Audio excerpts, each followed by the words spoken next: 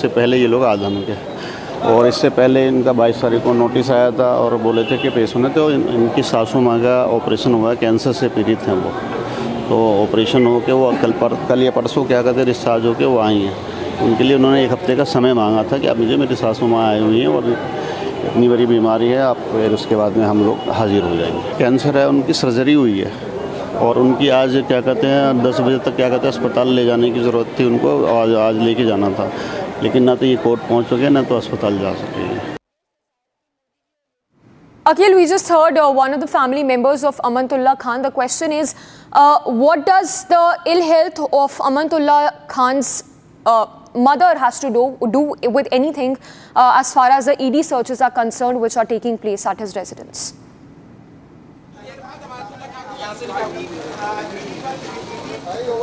Not sure if Akhil is still with us, but yes, that was the reaction that came in from one of the family members of Amanatullah Khan, who said that the mother of Amanatullah Khan has undergone a cancer treatment and that ED must cooperate while the latter has only been doing its job, carrying out searches in relation to a case that it has registered against the AAP MLA. In fact, before we go across to Akhil again, let's listen into the reactions coming in from the BJP leaders who maintain that, who say that let law take its course.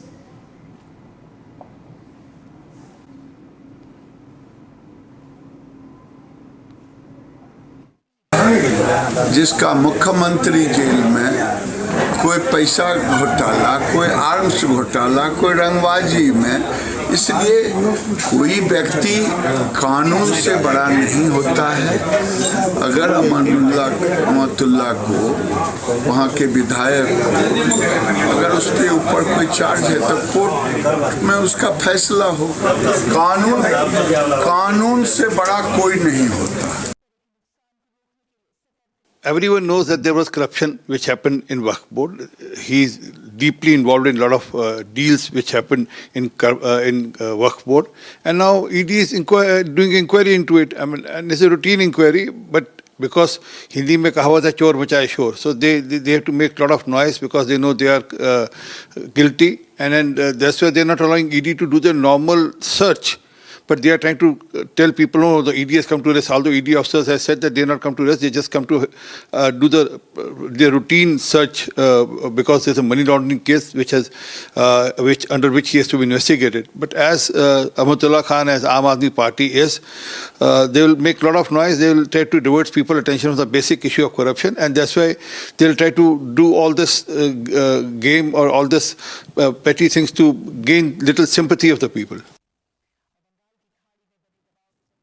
देखिए, आम आदमी party के पास अब एक ही card बचा है जो victim card है।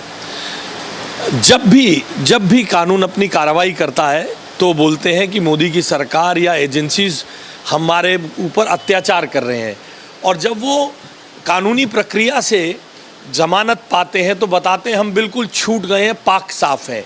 कानून का इतना ज़्यादा मजाक, इतना बड़ा मजाक संवैधानिक पदों पर बैठे हुए किन्हीं लोगों ने नहीं उठाया।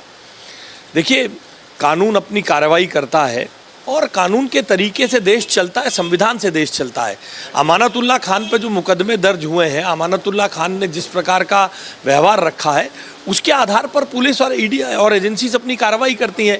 हर बात पर ये कहना कि हम बीमार हैं, हमारे रिश्तेदार बीमार हैं, हमें गिरफ्तार करने की कोशिश की जा रही है, ये डेमोक्रेसी में शोभा नहीं देता। जिसने 19 करोड़ रुपए की इमामों की तनख्वाह में गड़बड़ी की, जिसने फतेहपुरी में जो एमसीडी का स्कूल था, जो वक्फ बोर्ड की प्रॉपर्टी थी, उसको खाली करा के उस पर दुकानें बना के उससे लाखों करोड़ों रुपए इकट्ठे कर लिए इलीगल तरीके से। अमानतुल्लाह खान, जिस पर वक्फ बोर्ड के 7 में से 4 मेंबर्स ने उसके खिलाफ शिकायत की, भ्रष्टाचार की। अमानतुल्लाह खान ने 162 इलीगल भर्तियां की और उसमें भारी भ्रष्टाचार हुआ। अमानतुल्लाह खान, जिसकी बारे में आम आदमी पार्टी के लोग उसको ये बता रहे हैं, वो एक नोटोरियस भ्रष्टाचारी और एंटी सोशल एलिमेंट है। लेकिन जब हाई कोर्ट ने रिलीफ देने से मना कर दिया, हाई कोर्ट ने किसी भी प्रकार से ईडी की कार्रवाई पर रोक लगाने से मना कर दिया। इससे पहले भी एसीबी द्वारा गिरफ्तार किया गया, 11 दिन जेल में रहा और अब चूंकि कार्रवाई आगे बढ़ रही है, हाई को एक प्रकार से अगर हम ये कहें कि हाई कोर्ट के आदेश से सारी कार्रवाई हो रही है तो अतिशयोक्ति नहीं होगा। लेकिन मैं पूछना चाहता हूं आम आदमी पार्टी के लोगों से कि वो इस तरह की गुंडाई को, इस तरह के भ्रष्टाचार को, इस तरह से वक्फ की प्रॉपर्टीज में भ्रष्टाचार करने वालों को इस तरह वो अगर प्रस्तुत कर रहे हैं तो दिल्ली की जनता को, देश की जनता को किस तरह केजरीवाल की जो पॉलिटिक्स है वो गुमराह करती है, झूठ बोलती है, ये सच आज सबके सामने आ गया है। And let's go across to Akhil again. Akhil, we just heard the BJP leaders who remain adamant that there was rampant corruption while Amanatullah Khan served as the chairman of the Delhi Waqf Board.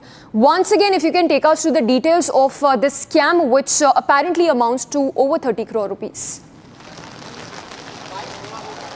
Well, absolutely. If you see what happened at that point in time, because Amanatullah Khan, the Aam Aadmi Party leader and MLA from Okhla constituency, used to be the chairman of Delhi Waqf Board between the period of 2018 to 2022.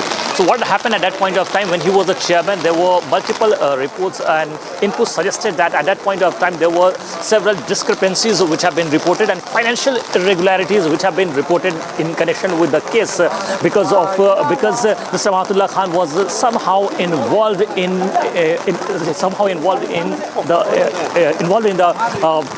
what we have seen that at that point of time Mr. Amanatullah Khan was involved with his personal aide and some members of his close aide in this case. And apart from that, what we have been seeing that right now, if you see what has happened, the ED team has arrived at his residence and the searches are still on at his residence at this very point in time, and the search has begun at around 7 a.m. and currently the search has been going on, and any time soon, because what we are expecting that the Delhi police vehicle has arrived at the just gate of Mr. Amanatullah Khan, and the ED car has also arrived at this point in time.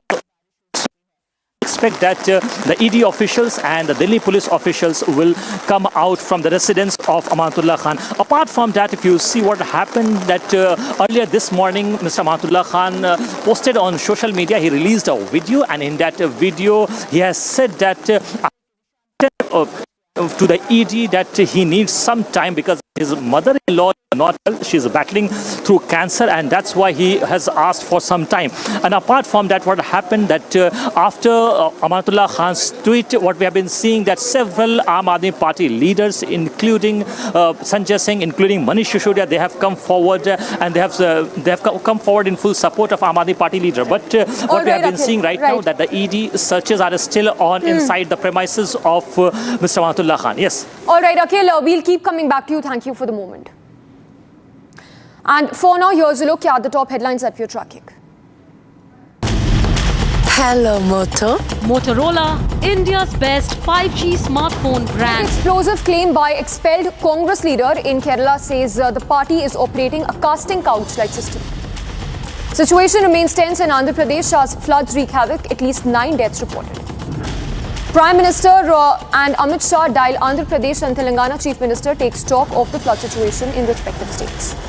Top sources tell BJP likely to release its first list of candidates for Haryana polls today. Rajasthan Minister takes a firm stand against Akbar Rossey's books glorifying the Mughal Emperor must be burnt. Let's now switch focus to news that we are tracking from Imphal West in Manipur, where drone attacks using drones were carried out which claimed lives of 2 people. Take a look at this report as Biren Singh has pledged swift action and probe in this incident. Fresh violence erupted in the state of Manipur as a shocking incident of drone-assisted attack took place in Kotark village of Imphal West. The incident, which occurred on Sunday morning, involved heavy firing followed by the dropping of bombs from a drone, resulting in the tragic loss of 2 lives. The first reports of heavy firing emerged from Kotark village, creating panic among the local residents. Following the gunfire, the assailants escalated the attack by using a drone to drop explosives, making a significant and alarming shift in the tactics being employed in the ongoing violence in the region. Manipur police have confirmed the use of drones in the attack, making it one of the first instances where such technology has been used to target civilians in the ongoing conflict. The identities of the deceased have not been disclosed as yet, and authorities are working to secure the area and provide aid to those affected. Reacting to the incident, Chief Minister N. Biren Singh has ordered an immediate intensification of operations against the terror groups suspected to be behind the attack. The Chief Minister also said that the heinous act will not go unpunished. Manipur Chief Minister also assured necessary measures to bring those responsible to justice and ensure the safety of our citizens. Security forces have also been mobilized across the region as tensions remain high, with additional measures being put in place to prevent further escalation. The use of drones in this attack have raised concerns about the evolving tactics of the groups involved in the ongoing violence, prompting calls for enhanced security and surveillance measures in the region. The situation in Manipur is tense, with authorities on high alert as they continue to monitor the area for any further incidents. Hello, Moto. Motorola, India's best 5G smartphone brand. And a quick look at this news that we are tracking, footage that has surfaced from Kunming, China, where entire block of 15 newly built houses was demolished using controlled explosions. After being unable to enter operation for 10 years, the drastic measure was necessary due to buildings' prolonged inactivity. So that's Kunming, China, where entire block was razed to the ground using controlled explosions.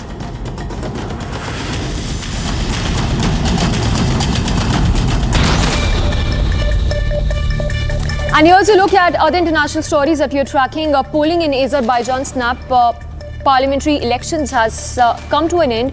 This marks the first elections since the country regained full control of a territory in an offensive that was launched last year. Previous elections since 1990 have not been regarded as fully free or fair, and the vote for Milli Mejlis parliament is not expected to bring significant changes to the body dominated by President Ilham Aliyev's party. Dozens of protesters rallied in London's Parliament Square to urge the Israeli government to secure the release of hostages still held in Gaza. Demonstrators in the UK capital held up a banner depicting Israeli Prime Minister with the message, "History shall not forgive you." Thousands of hotel workers, thronged US hotel chains to raise their issues. This comes a day before Labor Day, pressing owners to increase wages and benefits. So today is the first day of striking by hotel workers nationwide. We have over 10,000 workers that are striking in Boston. We have about a little bit over 900 just now. Mexican president delivered his last speech as president supporters waved the country's flag during the address. President López Obrador stated that he's retiring with a clear conscience and with happiness. He will leave office on 30th of September and will retire completely from politics. Two teenagers were shot outside the Michigan State Fair. One reported dead and the other was injured. The shooting took place in the fair's parking lot and was initially described as an active shooting situation, prompting several law enforcement agencies to respond swiftly. Officials stated that this was an isolated incident. Got outside, it was just tape, cops everywhere. Even came here last year, like I don't never seen anything like this happen at the state fair. Never expected anything happen because they have like really tight security to get in and things like that. As the stage is set for the first assembly polls in Jammu and Kashmir post abrogation of Article 370 and 35, Bharatiya Janata Party and Congress are expected to release their list of candidates today, as it is expected to announce the names of the bigwigs, including the BJP state chief, the former deputy chief minister, the Congress working presidents and other senior leaders in this list. For more, stay tuned to Republic TV right after this short break. The heartbeat of India's startup revolution, Bengaluru, is about to light up. With 20 visionaries and 4 insightful panels, uncover how the Union Budget 2024 shakes our emerging economy. Decode the impact only on Republic Digital Roundtable, Edition 1, Decoding the Budget Blueprint for Startups 2024, exclusively on Republic Digital.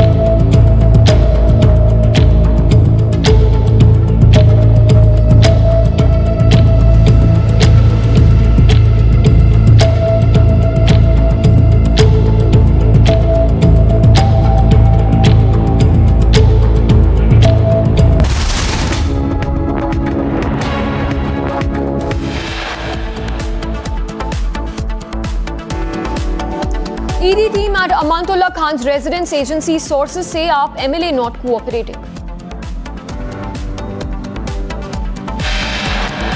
देखिए इस वक्त जो है 7 बजे हैं और ED वाले मेरे घर पे सर्च वारंट के नाम पर मुझे अरेस्ट करने के लिए आए हैं।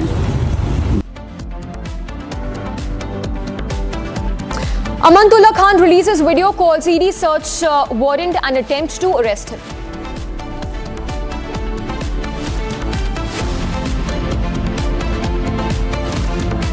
बार बार लताड़ मिल रही है, भले ही उनको बार बार चेताया जा रहा है कि आप दुर्भावना से जांच मत कीजिए, बावजूद इसके आज अमानतुल्लाह खान जो आम आदमी पार्टी के विधायक हैं, उनके घर पर ईडी सुबह सुबह छापा मारने के लिए पहुंच गई।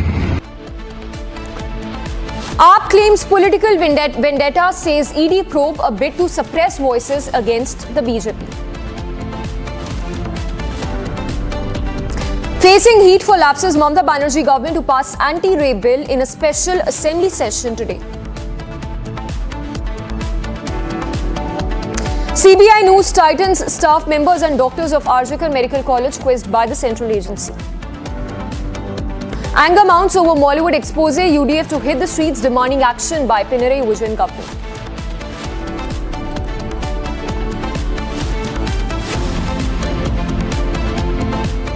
A very good morning. We begin this edition with the Me Too movement that's gripped the Mollywood world. It's Congress leader that's now called for action on part of the Pinarayi Vijayan government.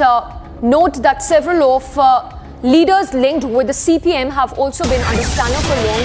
This is actor Mukesh, who's not just an actor by profession but an MLA as well, who's facing those sexual harassment charges. In the latest, V.D. Satheesan has sharply criticized the left government for its handling of the entire case, specifically after the HEMA panel report was released, calling for a thorough investigation into grave charges that have been outlined in this report. Meanwhile, Congress also remains notably silent on Simi John's allegations of a casting couch system within the party. The Congress' lack of response to these serious accusations have drawn significant criticism. Before we go across to Ashwin who's in Thiruvananthapuram, getting us all that's happening in this Me Too movement that's gripped the Mollywood world.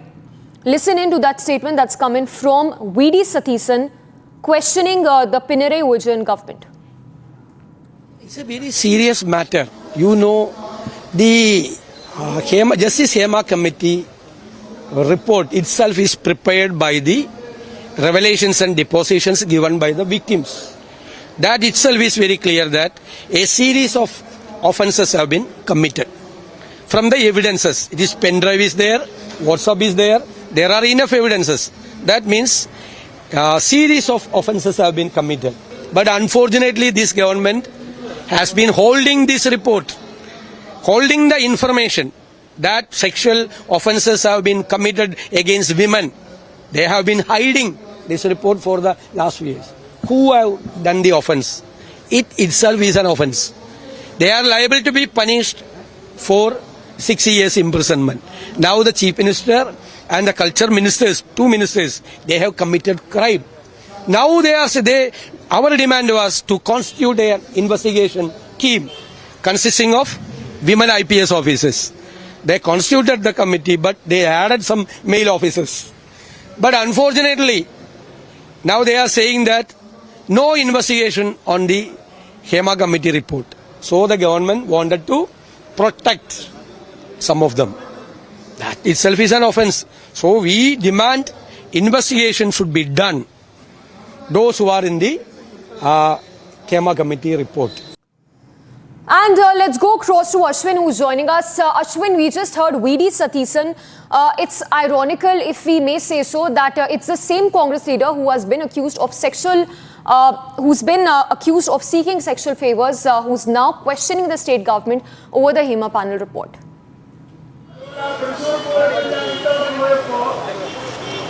The Congress certainly will have a lot to answer because behind me is Congress-led protest of the Congress-led UDF protest that is against the left government on multiple issues, including the way the left government worked on the Hema committee report itself and criticizing it. At the same time, one of the Congress party member was expelled from the party after she raised allegations that there is existence of a casting couch kind of situation even in the party, and that women in the party would need sponsorship. That's the word that was used, sponsorship, to rise in the ranks within the Congress party. After that, this particular statement was made that she had made. She was expelled from the party. This was confirmed by M. Liju, who is the General Secretary of the party as well. What M. Liju had in fact stated was that this particular statement that she has made completely brandishes every single woman who are working in the Congress party. And she has plainly said all the women who are in the top ranking have come via sponsorship. That is absolutely unfair. And M. Liju has also stated that it is the party has taken a decision because there has been it's a disciplinary action that has been taken against her for the statement that she has made. Certainly Congress will have to clarify further on how such an action was taken without even calling her to explain the situation, or without issuing a show cause notice, or without taking a due cognizance and asking her why she made that statement. In fact, we understand that she has not even been called to ask for this, basically. So certainly in an undemocratic manner, it seems like that is done by the Congress party. At the same time, here we see a large-scale protest that is building up, where V.D. Satishan, the leader of opposition, in a short while from now, will be speaking over here, will be also talking to the media as well with regard to the harassment that many women have faced as part of the Hema committee report as well. So V.D. Satishan is here. We will be trying to get in touch with him as well, and all the leaders will be trying to speak to them about the situation as well. But what we can definitely say is that certainly the Congress is in a tough spot. Certainly they will have to answer this question also while they are taking part in a protest against the left government for its lackadaisical attitude towards handling the Hema Commission report. Well, that's right, Ashwin. So V.D. Satishan of the Congress, who's accused of seeking sexual favors, this as Simi Rosewell has come forward accusing the Congress leader of seeking sexual favors. So it's not just the CPM who's accused of, who's facing backlash for not taking action against actor Mukesh. It's Congress also that will have a lot to answer when it comes to those charges against V.D. Satishan. In fact, the BJP has waded in, questioning both the CPM and the Congress. Listen in to those reactions. Now we see that the Congress party has itself shown its anti-woman character. They say, ladki hu, lad sakti hu. But Simi Rosewell John, a senior leader of the Congress party in Kerala, was sacked immediately when she said that similar things to casting couch happens within the Congress party, and that women are given the post based on the exploitation of those women done by the senior leaders of Congress party. This is not the first time the Congress party has done something like this to its women leaders. We know about Archana Gautam. We know about how other women leaders had to leave the party because of abuse. Priyanka Chaturvedi was one of them. Hello, Moto. Motorola, India's best 5G smartphone brand. And a quick alert that's coming in. Former Nationalist Congress Party corporator Vanraj Andekar was shot dead in Pune last night. Attackers fired 5 rounds at Vanraj. He was rushed to the hospital. However, he was declared dead. The investigation into the shooting incident has begun.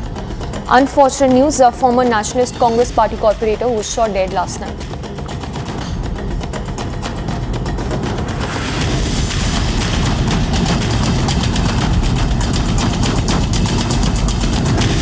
रात को 9:30 के आसपास इनामदार चौक में वनराज आंदेकर और उसका चचेरा भाई दोनों खड़े थे। उसी समय कुछ लोगों ने आके उन पे जो है सो अटैक किया है। इस अटैक के दरमियान 5 राउंड्स फायर हुए हैं। ऐसी जो है सो प्रथम दृष्टि में इंफॉर्मेशन मिली है और उनके ऊपर जो है सो धारदार शस्त्र से भी हमला किया गया है। इसके बारे में जो है सो हमारी क्राइम ब्रांच और बाकी जोन की टीम इस काम में लगा दी गई है। Now, in other news that you're tracking, violence in Manipur has taken a dangerous new turn in a shocking incident that's come to light from Imphal West, where a drone-assisted attack has claimed lives of 2 in a village. This is not one of the first instances where drones have been used in such a manner, raising serious concerns about the escalating tactics of terror groups who have been operating in this area. Fresh violence erupted in the state of Manipur as a shocking incident of drone-assisted attack took place in Kotark village of Imphal West. The incident, which occurred on Sunday morning, involved heavy firing followed by the dropping of bombs from a drone, resulting in the tragic loss of 2 lives. The first reports of heavy firing emerged from Kotark village, creating panic among the local residents. Following the gunfire, the assailants escalated the attack by using a drone to drop explosives, making a significant and alarming shift in the tactics being employed in the ongoing violence in the region. Manipur police have confirmed the use of drones in the attack, making it one of the first instances where such technology has been used to target civilians in the ongoing conflict. The identities of the deceased have not been disclosed as yet, and authorities are working to secure the area and provide aid to those affected. Reacting to the incident, Chief Minister N. Biren Singh has ordered an immediate intensification of operations against the terror groups suspected to be behind the attack. The Chief Minister also said that the heinous act will not go unpunished. Manipur Chief Minister also assured necessary measures to bring those responsible to justice and ensure the safety of our citizens. Security forces have also been mobilized across the region as tensions remain high, with additional measures being put in place to prevent further escalation. The use of drones in this attack have raised concerns about the evolving tactics of the groups involved in the ongoing violence, prompting calls for enhanced security and surveillance measures in the region. The situation in Manipur is tense, with authorities on high alert as they continue to monitor the area for any further incidents. Hello, Moto. Motorola, India's best 5G smartphone And a quick check of the top brand. headlines. Big explosive claim by expelled Congress leader in Kerala says the party is operating a casting couch-like system. Situation remains tense in Andhra Pradesh as floods wreak havoc, at least 9 deaths reported. Prime Minister Modi and Amit Shah dial Andhra Pradesh and Telangana Chief Minister assure of all possible help. Top sources say BJP is likely to release its first list of candidates for Haryana polls today. Rajasthan minister takes a firm stand against Akbar, says books glorifying the Mughal emperor must be burned.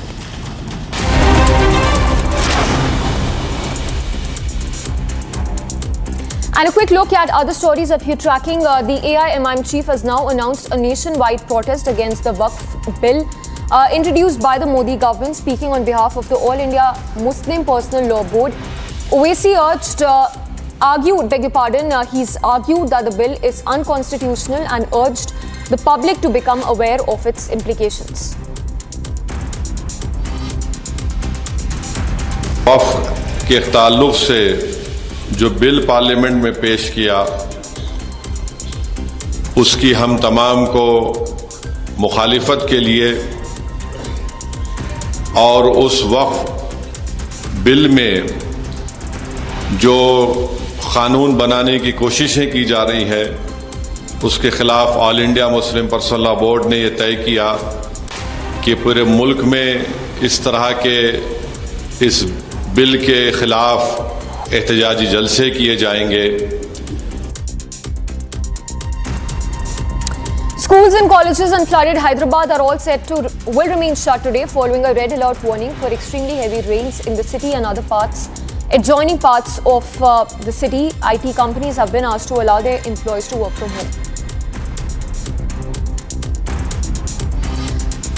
Inspector of the NDRF 6th Battalion Vadodara has reported that body of a homeguard Jawan who was swept away on 30th of August due to heavy rains has been recovered. The deceased 34-year-old has been the focus of the ongoing search operations. This comes after heavy rains continue to lash parts of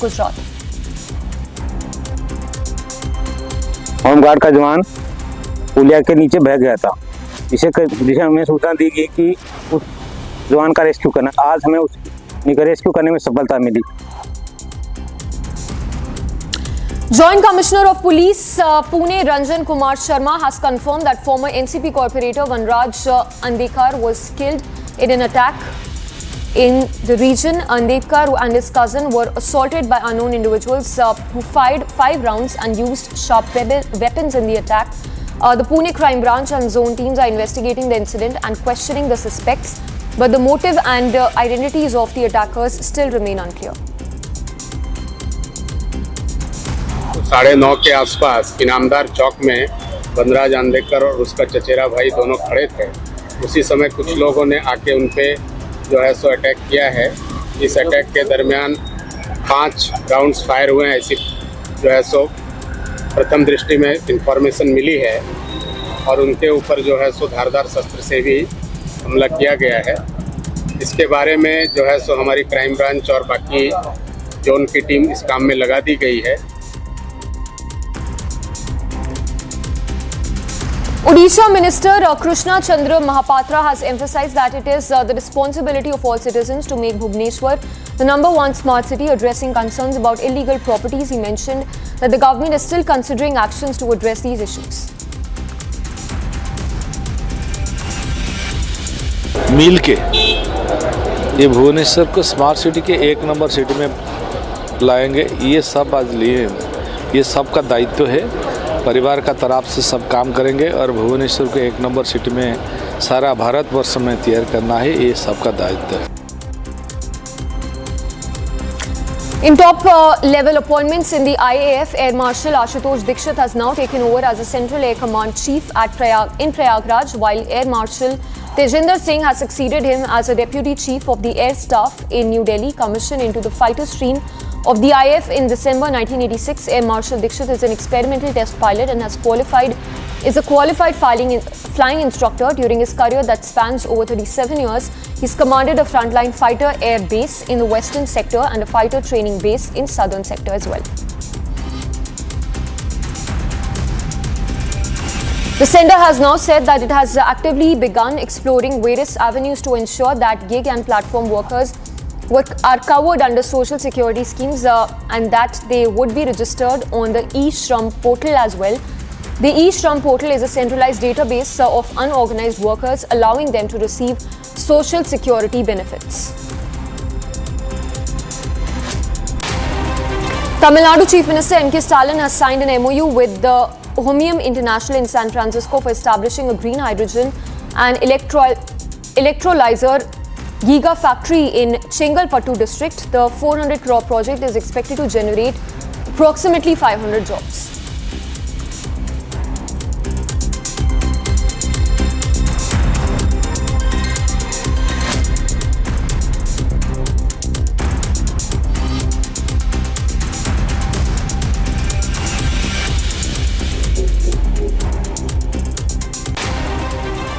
Now, rains have wrought a trail of destruction both in Andhra Pradesh and Telangana. As we speak, note that at least 9 deaths have been reported in the last 24 hours in these two states. Let's take a look at those visuals coming in of several of these regions that remain inundated as a result of heavy rains in both Andhra and Telangana. In fact, this is Vijayawada of Andhra Pradesh, which is one of the worst hit districts in Andhra Pradesh.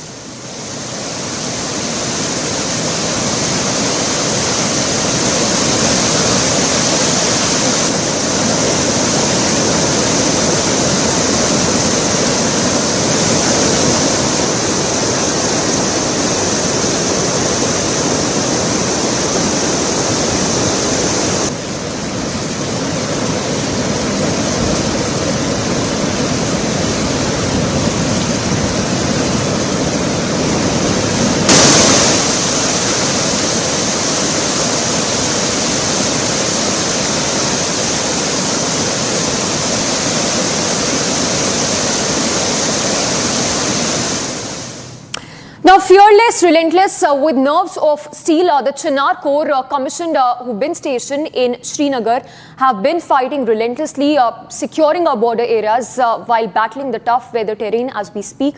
Let's take a look at this report as we see those heroes guarding India's border areas.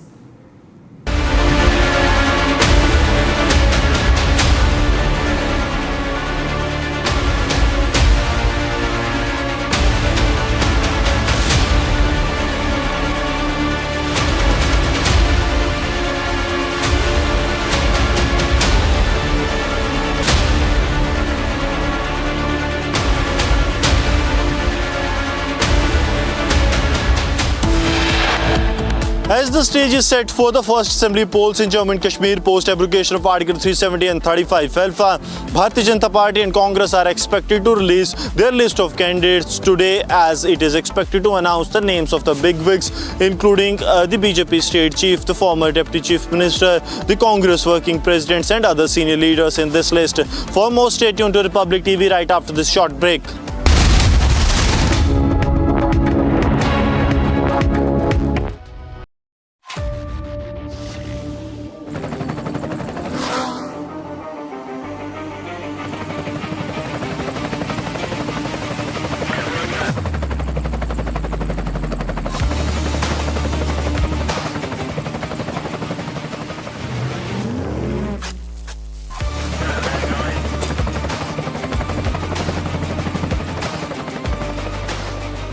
Director, the taste of success.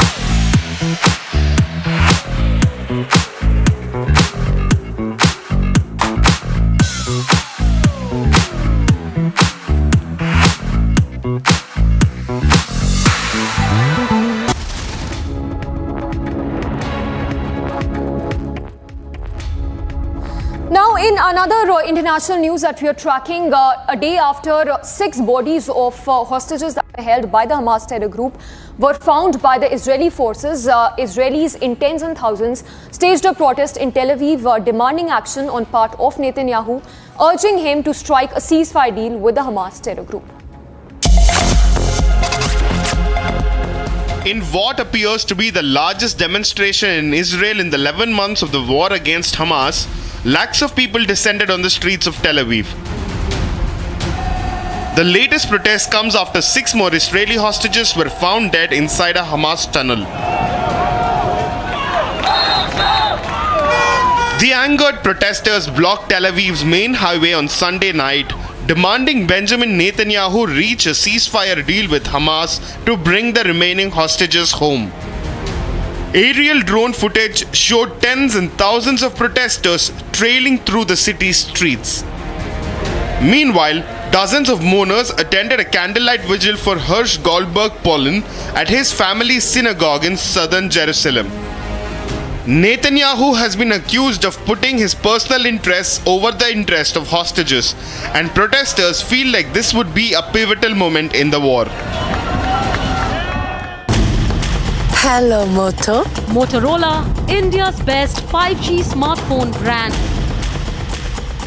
Now, internet giant Google has announced collaboration with government of Tamil Nadu. This comes after Google signed the memorandum of understanding with the visiting Chief Minister of Tamil Nadu. The collaborations would explore manufacturing of Pixel 8 phone rangers, upscale Tamil Nadu workforce with AI capabilities. It would also seek to enhance digital education in Tamil Nadu to build a future-ready workforce. On startups and innovation, Google said it would work with startup ecosystem in the state to offer mentorship and networking with Google experts and industry leaders.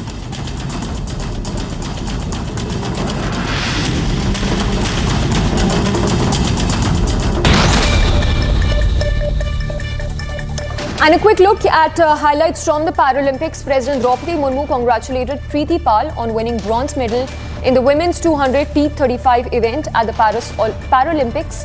This is note Preeti Pal's second medal at the Games, having previously won bronze in the 100-meter event. President Draupadi Murmu praised her exceptional achievement, noting that both of India's para-athletics medals in the event were won by Preeti Pal. She also expressed pride in Preeti's success and hoped that her accomplishments would inspire the youth and strengthen the sports culture in the country. Indian para-sprinter Preeti Pal clinched a bronze medal in the 200-meter 35, making history, for which she's now been congratulated by the president as well. She's become the first Indian woman athlete to win 2 medals in the track and win and field at the Paralympics. Indian para table tennis player Bhavina Ben Patil advanced to the quarterfinals of the women's singles WS4 category in 2024 Paris Paralympics. Nishad Kumar has now secured India's 7th medal at the Paris Paralympics by finishing second in the men's high jump T47 final on Sunday. Nishad cleared 204 meter but fell short at 208 meters. The gold was claimed by US Roderick Townsend, who cleared 2.12 meter on his first attempt. After attending the Indian Racing Festival 2024 at the Chennai Formula Racing Circuit, Tamil Nadu Sports and Youth Welfare Minister Udayanidhi Stalin showered praises at the event's success. Despite minor hiccups due to it being a new competition, the event was completed as planned. He highlighted a warm welcome from not only the people of Chennai but also from everyone who attended the event.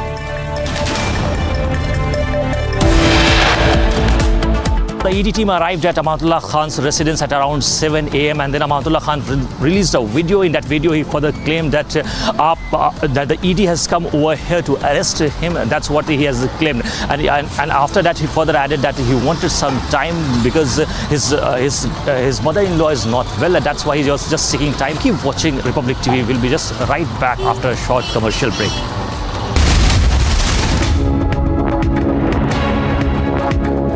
The heartbeat of India's startup revolution, Bengaluru, is about to light up.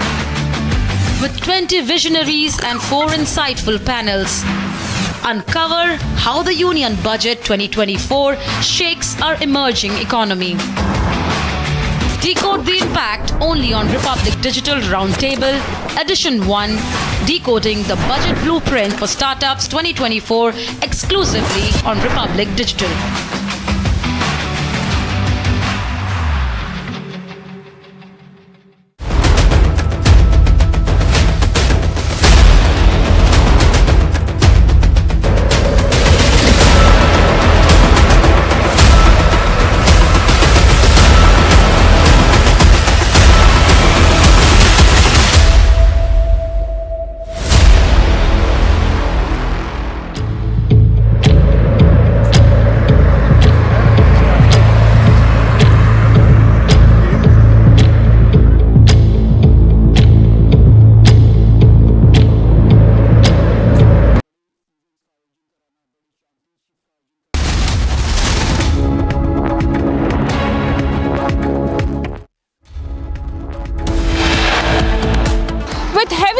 Across the state of Telangana and Andhra Pradesh, massive waterlogging was witnessed in some of the districts of Telangana and Andhra Pradesh, specifically in Vijayawada in Andhra Pradesh and Khammam in Telangana. We'll be right back after a short break. Keep watching Republic TV.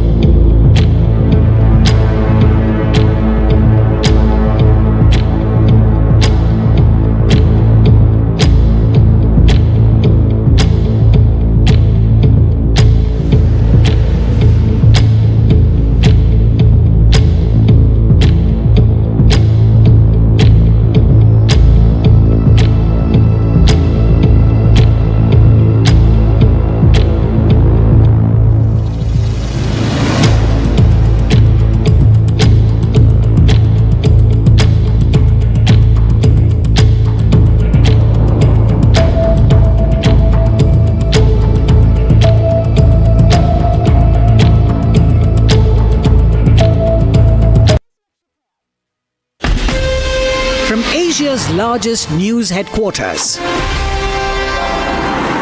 Setting the agenda for Bharat.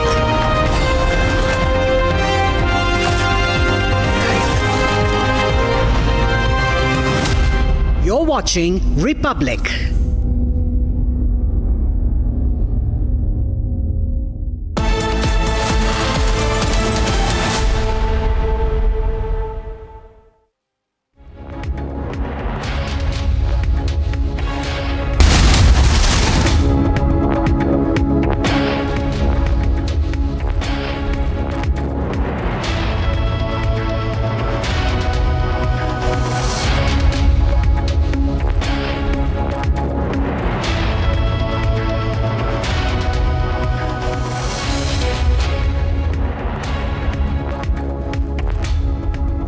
A very good morning. We are live and breaking. I'm Shivangi Shukla getting you the latest coming in this Monday. Our top story continues to be justice for Abhaya, where the CBI continues investigation into the brutal rape and murder of a Kolkata doctor. All this and much more coming up, and as usual, the headlines.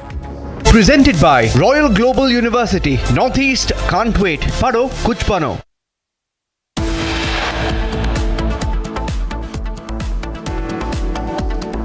ED team at Amanatullah Khan's residence. Agency sources say Aam Aadmi Party MLA not cooperating.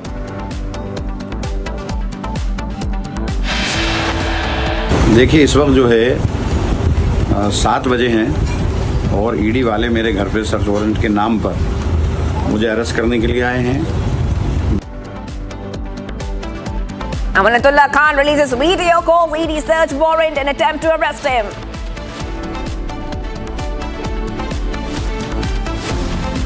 भले ही supreme court से ED को बार बार लताड़ मिल रही है, भले ही उनको बार बार चेताया जा रहा है कि आप दुर्भावना से जांच मत कीजिए, बावजूद इसके आज अमानतुल्लाह खान जो आम आदमी पार्टी के विधायक हैं, उनके घर पर ईडी सुबह सुबह छापा मारने के लिए पहुंच गई। Aam Aadmi Party says ED action is a BJP plot. BJP hits back, asks why is Aam Aadmi Party afraid of investigation. Senior leader Simi John expelled from party after alleging casting couch-like system in the Congress.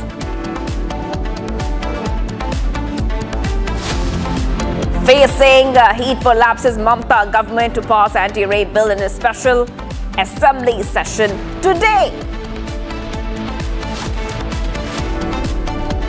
CBI News Titan staff members and doctors of RG Kar Medical College quizzed by the central agency.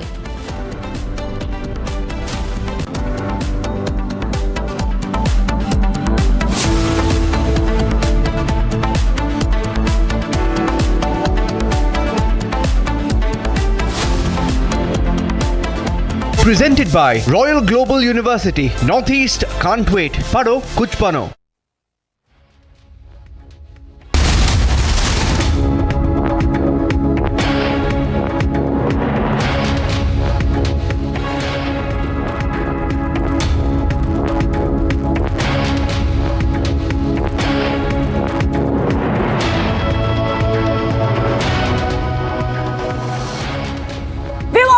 The top story coming in right now as we speak.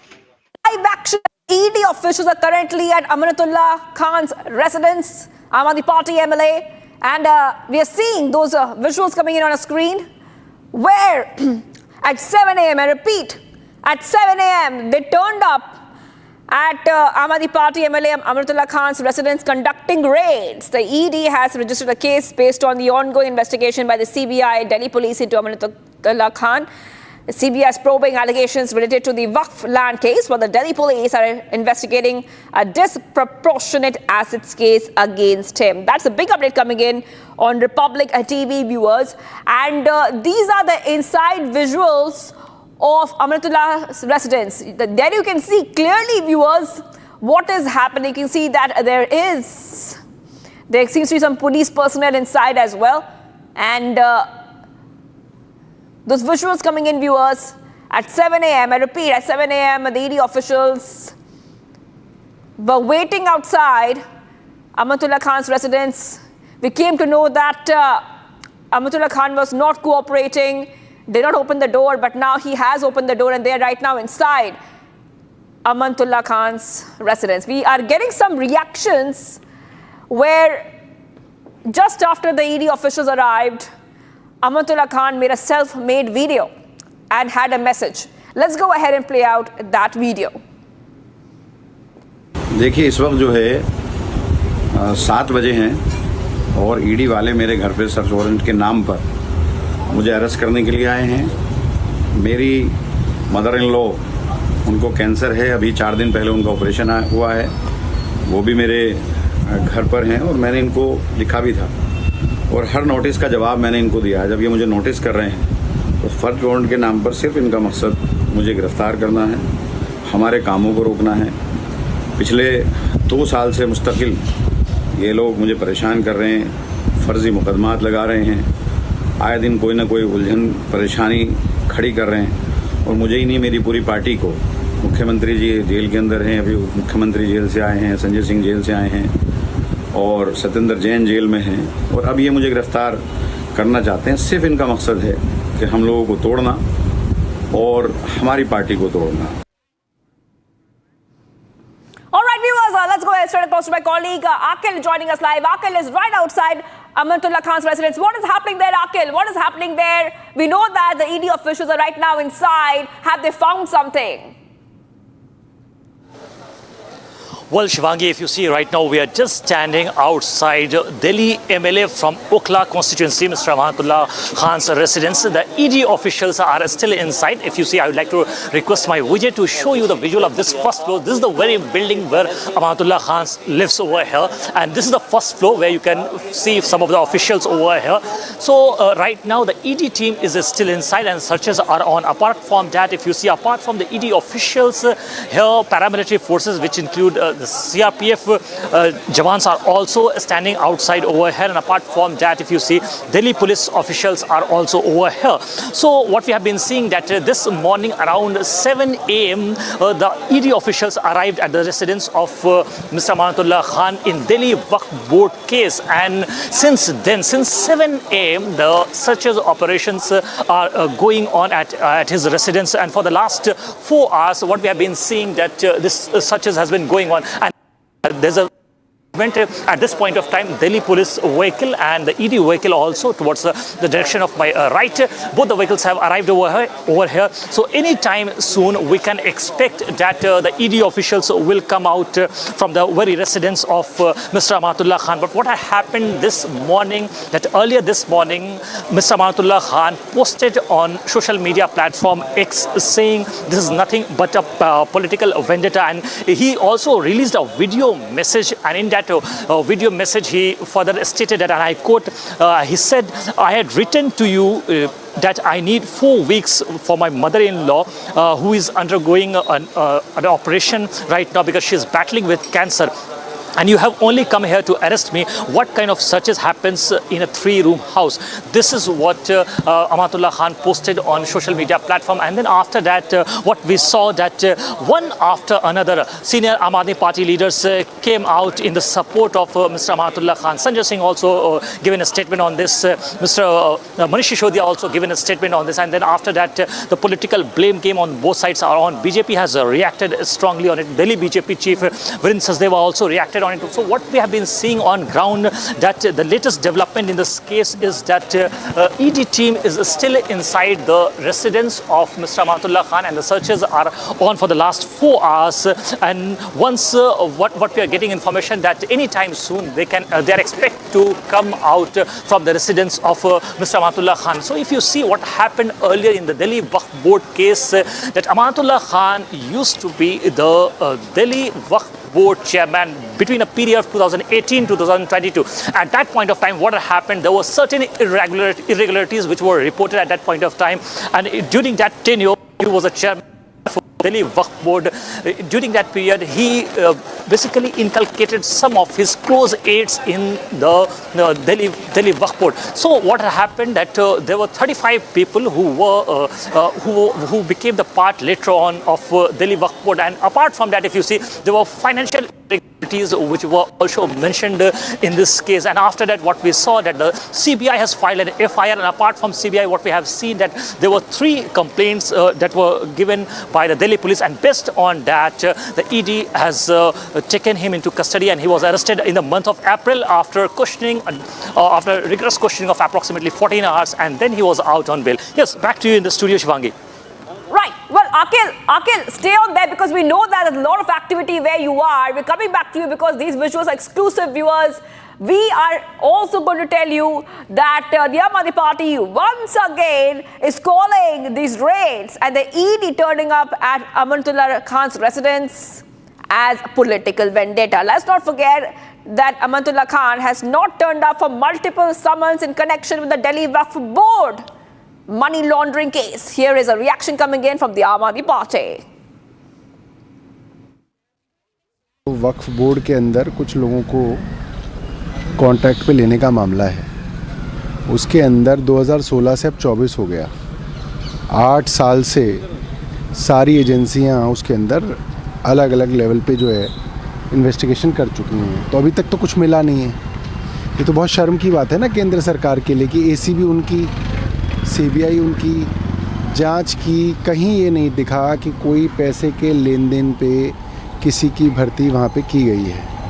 और केंद्र सरकार तो चाहती है कि दिल्ली के अंदर जितने भी सरकारी महकमे हैं वहाँ पे पद खाली रहें, वहाँ की खुद वो भर्ती करना नहीं चाहते, कोई और दूसरा भर्ती कर दे तो उसके ऊपर जो है आरोप लगाते हैं। इसका मतलब वो चाहते हैं कि दिल्ली के अंदर जो पूरा की पूरी जो सरकारी व्यवस्था है वो चरमरा जाए। यही अस्पतालों के अंदर भी कर रहे हैं, खुद लेंगे नहीं, दूसरे को लेने देंगे नहीं। तो सारा देश देख रहा है कि इस तरह से एजेंसियों का दुरुपयोग किया जा रहा है, और अब जैसे जैसे दिल्ली का चुनाव पास आ रहा है इस तरीके का दबाव और बढ़ाएंगे लोग। बीजेपी जांच करने देना चाहिए। कानून अपना काम कर रहा है नहीं कर रहा, वो तो सुप्रीम कोर्ट कई बार अब टिप्पणी कर चुका है। ईडी और सीबीआई के विषय में सुप्रीम कोर्ट ने कहा है कि जिसको मन करता है उसको जेल में डालते हैं, जिसको मन करता है उसको गवाह बनाते हैं, जिसको मन कर रहा है उसको अप्रूवर बना रहे हैं, जिसको मन कर रहा है आरोपी बना रहे हैं। तो कोई कानून नहीं देख रहे हैं, सिर्फ और सिर्फ जो है केंद्र सरकार की सियासत के हिसाब से जो है लोगों के ऊपर एक्शन किया जा रहा है। और ये कोई और नहीं, देश की सबसे बड़ी अदालत कई बार ईडी के विषय में एक्साइज मामले में कह चुकी है। In fact, viewers, we're getting reactions coming in from Amanatullah Khan's family members. Let's listen in to what they have to say as we keep getting you top updates. Surajpur court जाना था, इनकी जमानत लगी हुई थी, उससे पहले ये लोग आ जाएंगे। और इससे पहले इनका 22 तारीख को नोटिस आया था और बोले थे कि पेश होने थे। और इनकी सासू माँ का ऑपरेशन हुआ, कैंसर से पीड़ित हैं वो, तो ऑपरेशन हो के वो कल या परसों क्या कहते डिस्चार्ज हो के वो आई हैं। उनके लिए उन्होंने 1 हफ्ते का समय मांगा था कि आप मुझे, मेरी सासू माँ आई हुई हैं और इतनी बड़ी बीमारी है, आप फिर उसके बाद में हम लोग हाजिर हो जाएंगे। कैंसर है, उनकी सर्जरी हुई है और उनकी आज क्या कहते हैं 10 बजे तक क्या कहते हैं अस्पताल ले जाने की ज़रूरत थी उनको, आज लेके जाना था, लेकिन ना तो ये कोर्ट पहुंच सके ना तो अस्पताल जा सके। जिसका मुख्यमंत्री जेल में कोई पैसा घोटाला, कोई आर्म्स घोटाला, कोई रंगबाजी में, इसलिए कोई व्यक्ति कानून से बड़ा नहीं होता है। अगर अमानुल्लाह को, वहाँ के विधायक को, अगर उसके ऊपर कोई चार्ज है तो कोर्ट में उसका फैसला हो। कानून से बड़ा कोई नहीं होता। जिसका मुख्यमंत्री जेल में कोई पैसा घोटाला, कोई आर्म्स घोटाला, कोई रंगबाजी में, इसलिए कोई व्यक्ति कानून से बड़ा नहीं होता है। अगर अमानुल्लाह को, वहाँ के विधायक को, अगर उसके ऊपर कोई चार्ज है तो कोर्ट में उसका फैसला हो। कानून से बड़ा कोई नहीं होता। पार्टी की पुरानी आदत है कि वो प्रचार प्रसार और भ्रष्टाचार में लिप्त हैं, लोगों के लिए कोई काम नहीं कर रहे, अपनी जेबें भरने पे ध्यान जरूर दे रहे हैं और त्राहिमाम कर लोगों को भ्रमित कर रहे हैं। मैं ये ज़रूर कहना चाहूँगी, कोई भी व्यक्ति, वो कितना ही शक्तिशाली क्यों ना हो, वो कानून के दायरे के बाहर नहीं है और इसीलिए अमानतुल्लाह खान जी की जवाबदेही बनती है। ये रेड आज जो उनके घर पर हुई है, उनके प्रेमिसेस में हुई है, ये सिर्फ एक जायज लीगल स्टेप है। Hello, Moto. Motorola, India's best 5G smartphone brand. Viewers, top headlines. Big explosive claim by expelled Congress leader in Kerala says the party is operating a casting couch-like system. Situation remains tense in Andhra Pradesh as floods wreak havoc. At least 9 lives have been lost. Prime Minister and Shah dialed Andhra Pradesh and Telangana CM to take stock of the flood situation. Top sources say BJP is likely to release its first list of candidates for Haryana today. Rajasthan minister takes a firm stand against Akbar, says books glorifying the Mughal emperor must be burnt.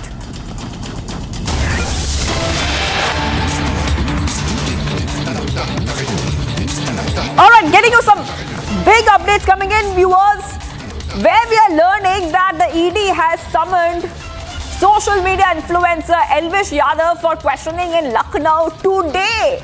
The summon is part of an ongoing investigation. And Yadav is expected to appear before the ED officials to provide information related to the case. All right, viewers, we're getting those big updates coming in where we're learning Elvish Yadav will be appearing before the ED in Lucknow. And as we keep getting more updates, let's tell you exactly what is happening. I just want to go across to my colleague Piyush. Now, we know that Elvish Yadav has been summoned by the ED in a money laundering case, and a lot of allegations have been leveled, Piyush, against Elvish Yadav. Now he has got fresh summons. If you could take our viewers through what the latest case is and what are the allegations this time around. Tell you is that the summons that have been given by the Enforcement Directorate is with regards to the supply of venom in several race parties, of which the Noida police had also registered an FIR on Elvish Yadav. In fact, it is interesting to note that Noida police had also arrested Elvish Yadav in this case. However, not only did the Noida police, but also the Enforcement Directorate stepped into it and began probing the matter. For this, Elvish Yadav had been summoned earlier also by the Enforcement Directorate. There have also been some summons that have been skipped by Elvish Yadav. However, it seems that the trouble does not seem to end for this famous social media influencer, as the Enforcement Directorate has summoned him again. It will be interesting to note that with the kind of attitude which this person has begun to reflect earlier by skipping some of the summons, what would his conduct be now with him being summoned again by the Enforcement Directorate? So yes, at the end of it, it's going to be interesting to see that at the end of the day, would the trouble only continue to mount for Elvish Yadav, the social media influencer, or will it end after the questioning, probably by the Enforcement Directorate, if he attends to the summons end? Back to the studio. Right, thank you, Piyush, for getting those details. We're coming back to you as we get more updates on this story. Elvish Yadav, YouTuber, influencer, once again has been sent fresh notices and summons. I want to go across to the big breaking update coming in right now, viewers. And we shift our focus to what's happening in Bangladesh, where the interim government of Bangladesh, led by Mohammad Yunus, is likely to review and possibly scrap several MOUs signed with India. Sources indicate that the new government believes that these agreements signed under former Prime Minister Sheikh Hasina may have favored India and are not necessarily beneficial to Bangladesh. Very big update coming in right now, Republic TV viewers. And I want to go across to my colleague, Senior Executive Editor Abhishek Kapoor. Abhishek, what exactly does this mean? And this clearly points towards that it looks like Bangladesh wants to change its foreign policy, especially towards India.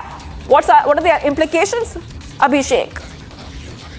Well, the foreign policy of Bangladesh has already seen a shift, Shivangi, and obviously away from India. They are seeing Sheikh Hasina, India as the protector of Sheikh Hasina. Remember the intemperate use of language by one of the BNP leaders yesterday, where she said that Sheikh Hasina ran in a single piece of clothing and that India provided her clothes and that India is the in-laws place for Sheikh Hasina. And that sentiment obviously is effectively guiding the foreign policy position of this interim government, which has no constitutional mandate and has no constitutional authority. They are obviously, they have been para-dropped by a regime change project.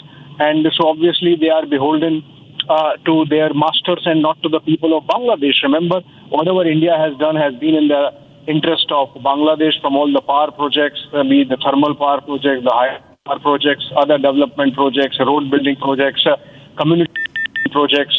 In fact, one project to ameliorate the Rohingya migrant crisis which Bangladesh faces to the maximum in the Chittagong, Chattogang area. And despite that, if there are some people in the interim government who fancy that they have the wherewithal, they have the understanding, they have the resources to stymie projects, those development projects, just because they are guided by a hate India project and the sentiments of the Bangladesh National Party, which is really coming out openly in its hate India campaign. I think Godspeed to them, but it seems that these sentiments are misplaced. It's possible that the foreign policy advisor Tawheed Hussain has made that comment under pressure. We don't know whether it is just the pressure of the BNP, which has been very vocal about and critical about India for protecting, shielding, or saving the life of Sheikh Hasina, or whether Tawheed Hussain has said this at the instructions of some other powers. Because remember, he has just yesterday returned from a 2-day trip abroad. I believe he was in the United States. So if you connect the dots, there is a clear case of a project going on to isolate Bangladesh from India to the detriment of the benefit of the people of Bangladesh. Right. Okay, thank you so much, Abhishek, for getting in those details. Abhishek Kapoor, our senior executive editor, getting us top updates coming in as it looks like Bangladesh interim government will be reviewing all the MOUs with India and possibly maybe even scrap them. We'll keep our viewers updated on that story. Let's move ahead, viewers, to a quick news alert coming in. Hello, Moto. Motorola, India's best 5G smartphone brand. Shri Satish Kumar is officially taking charge as chairman of the Chief Executive Officer of the Railway Board and a distinguished officer from the 1986 batch of the Indian Railway Service.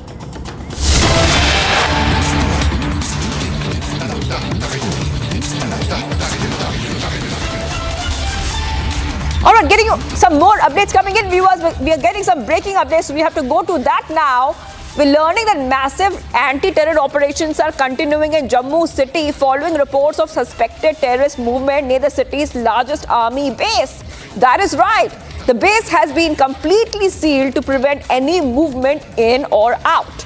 The Special Operation Group has been called in to assist with the ongoing operation as security forces intensify efforts to neutralize the threat. That is right. Operation launched after terror suspects spotted in Jammu, and there seems to be something very suspicious happening there. Suspicious terrorist activity has been spotted, viewers.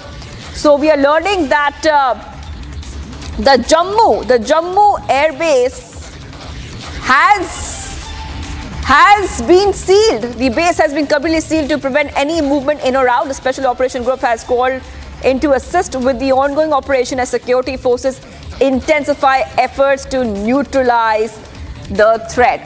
I want to go across to my colleague who's joining us live, Gursimran.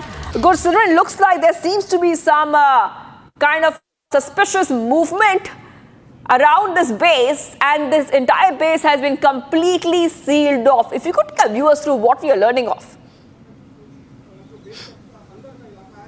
See, this is the largest base of the Indian Army in the Jammu city that has now been secured after suspected terrorist movement was spotted as per the information that you see. I'll request Sarjeevan to come this way so that he can show you the movement of the Special Operations Group troops. These are the SOG Jawans that are moving inside the building. They have also been deployed on the high-rise building, and also there are the bulletproof bunkers of the Indian Army that have been pressed in the action inside the base as well. This is the one of the base of the Indian Army, and this has now been secured. There was report report of a suspected terrorist movement, and even the Indian Army opened fire. There have been a couple of fires that has been opened by the Indian Army. See, these are the visuals of the Special Operations Group team that has been deployed here, and they are keeping a strict vigil from the upper side. The entire base has been sealed by the security forces, keeping in view the sensitivity of the area. On the stairs, you will see the Special Operations Group deployed. That deployment is to get the deployment on the high-rise buildings so that they can see what is happening outside, because in the internal side there has been a complete coordinated search operation that has been launched by the Indian Army, and they are ensuring that if there is some suspected movement inside the base, that can be thwarted, but from outside it is the Special Operations Group. We are told that roughly around 11 there was a movement of there was reports of the movement of suspected terrorists that was spotted by the Indian Army, and soon after getting that information there was an operation that was launched in the entire area. This entire area is the suspected area. Now more teams of the Special Operations Group are being rushed to the spot. These are the visuals that we are showing you from the ground zero, from the largest base of the Indian Army, that more troops are being rushed to the operation site. These are the exclusive visuals that you are witnessing from the ground zero. Republic Media Network, without divulging any details of the operation, is showing you that we are not divulging any operational details, but the troops have been rushed as the massive search and cordon operation has been launched in the area. This entire area has been really concerning because this base has been attacked twice in the past as well. There have been an attack in 2018 as well. There has been an attack in 2000 prior to that as well. Now the Special Operations Group teams, including the senior officers, they are also at the spot carrying out the searches in the area, because what they were informed by the Indian Army that there has been a suspected movement, and there have been at least more than a couple of rounds of fire that we, when reached here, we also witnessed. And now the officials, they have arrived here at the ground. These police officials, the Special Operations Group, they have taken over the entire area. The outer grid is with the Special Operations Group, and the searches in the area are underway. Important to mention that this is a highly sensitive area, because this is the largest base of the Indian Army in the area, and this base has been on the radar of the terror groups. This has been hit twice earlier by the Jaish-e-Mohammed in the past. In 2018 also there was a Fidain attack, and now as the forces intensify the operation, Republic continues to report from the ground zero as the forces have fired upon the suspected movement near the Indian Army's largest base in the Sunjwa area of Jammu.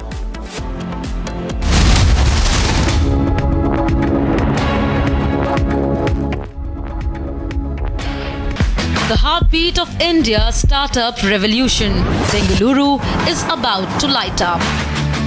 With 20 visionaries and 4 insightful panels, uncover how the Union Budget 2024 shakes our emerging economy.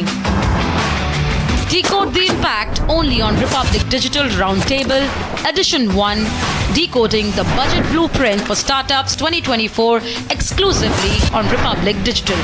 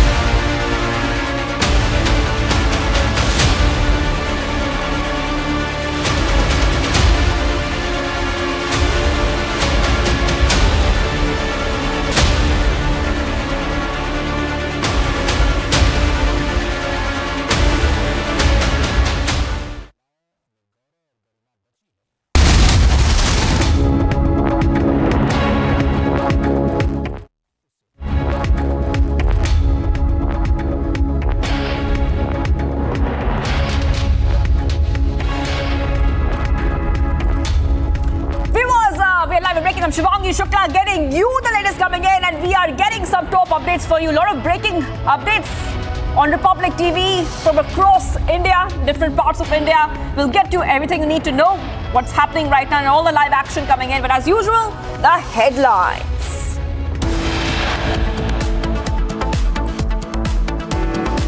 ED team at Amanatullah Khan's residence. Agency sources say the Aam Aadmi Party MLA not cooperating. देखिए इस वक्त जो है 7 बजे हैं और ED वाले मेरे घर पे सर्च वारंट के नाम पर मुझे अरेस्ट करने के लिए आए हैं।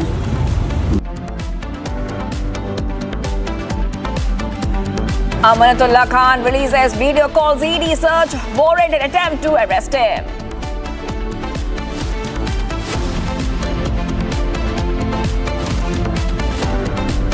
भले ही सुप्रीम कोर्ट से ईडी को बार बार लताड़ मिल रही है, भले ही उनको बार बार चेताया जा रहा है कि आप दुर्भावना से जांच मत कीजिए, बावजूद इसके आज अमानतुल्लाह खान जो आम आदमी पार्टी के विधायक हैं, उनके घर पर ईडी सुबह सुबह छापा मारने के लिए पहुंच गई।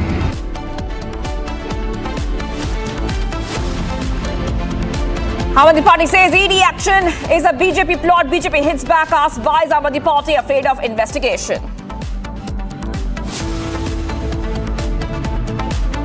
Senior leader Simi John expelled from party after alleging casting couch-like system in Congress.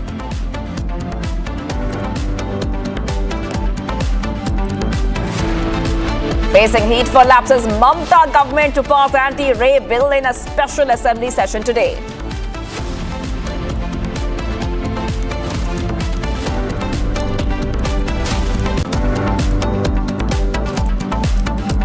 CBI News Titans, staff members and doctors at RG Khan Medical College quizzed by the central agency.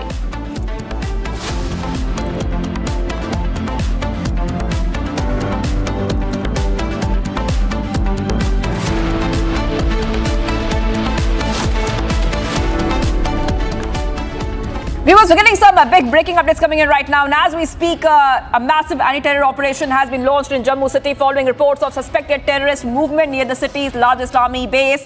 The base has been completely sealed to prevent any movement in or out. The Special Operation Group has been called in to assist with the ongoing operations as security forces intensify efforts to neutralize the threat.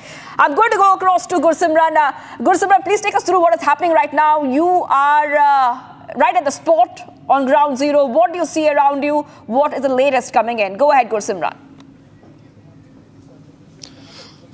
See, what we are picking up from the sources in the Indian Army, that there was a suspected movement that was challenged by the Indian Army, and even a couple of rounds were also fired by the Indian Army. This is the largest base of the Indian Army in the Jammu city, the Sunjwa base, that has been on the target of the terror groups. In the past also, there has been an attack on the this Indian Army base, and now that entire area has been sealed by the Special Operations Group. The base has also been secured. Reason being that no one is allowed to move in or out of the base.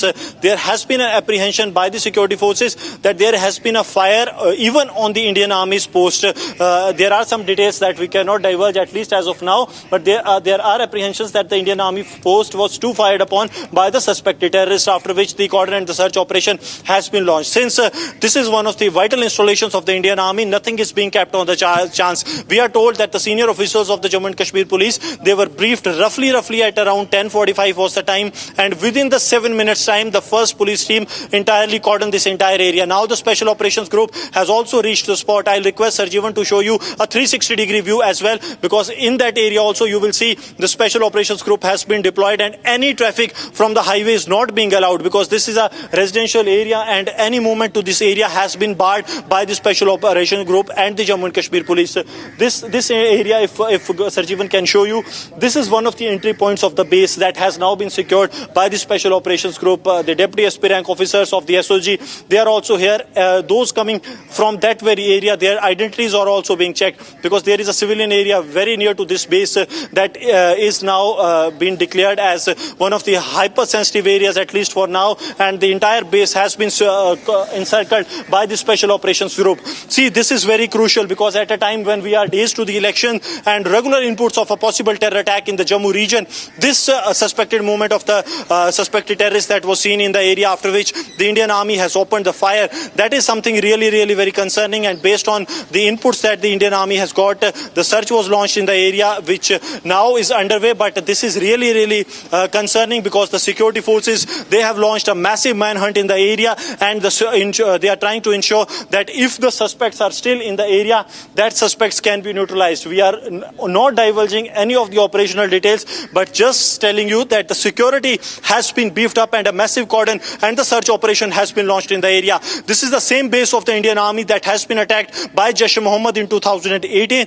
and previously also this has been attacked. So there have been two past incidents that this largest base of the Indian Army has been on the radar of the terror groups and has been attacked by the terror groups when the Fidayeen tried to enter this base of the Indian Army. No more details have been divulged by the Indian Army as of now, but yes, some suspected movement was seen, and there have been a couple of fires.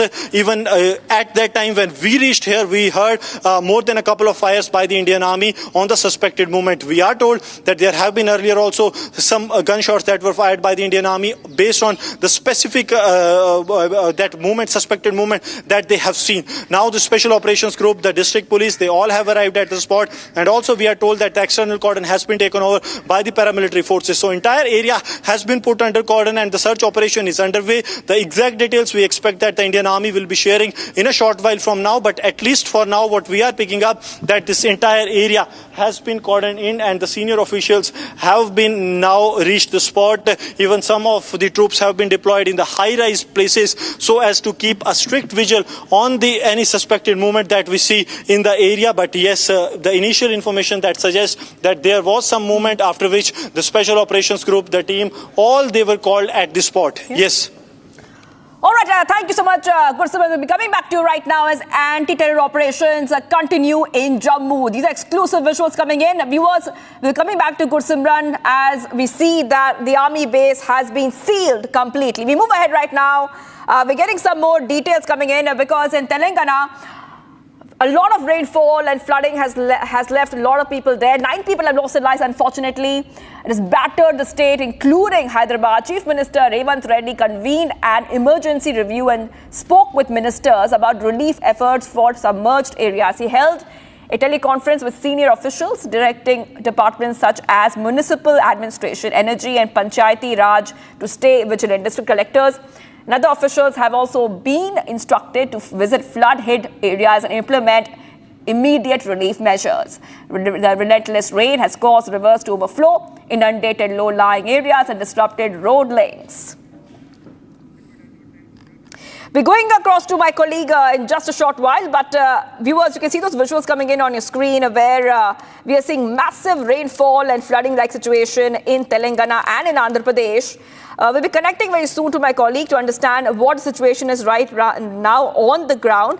But as of now, viewers, let's tell you exactly what is happening. The rain fury has led to many people losing their lives as rain has battered Telangana and Andhra Pradesh for the second consecutive day, causing flooding and waterlogging in several areas, disrupting road and rail traffic. We are seeing more than 100 trains have been cancelled, thousands have been evacuated. We are seeing that PM Modi has spoken to Andhra Pradesh CM N. Chandrababu Naidu and Telangana counterpart A. Revanth Reddy, assuring them of all possible help from the centre. I want to go across to my colleague who's joining us. Aneri is joining us live, and Aneri is on the ground. Aneri, you are tracking the story from the ground, so let's take us through what is happening. What do you see around you, Aneri? And what is the situation like? Because rescue and relief operations are the top priority of both the Telangana and the Andhra Pradesh government. Go ahead, Aneri. Well, that's right, Shivangi. What we have been seeing is that due to incessant rains in the last 2 days, which have been witnessed in Telangana and Andhra Pradesh, both the states, and now, as we are reporting right from Munner Vagu,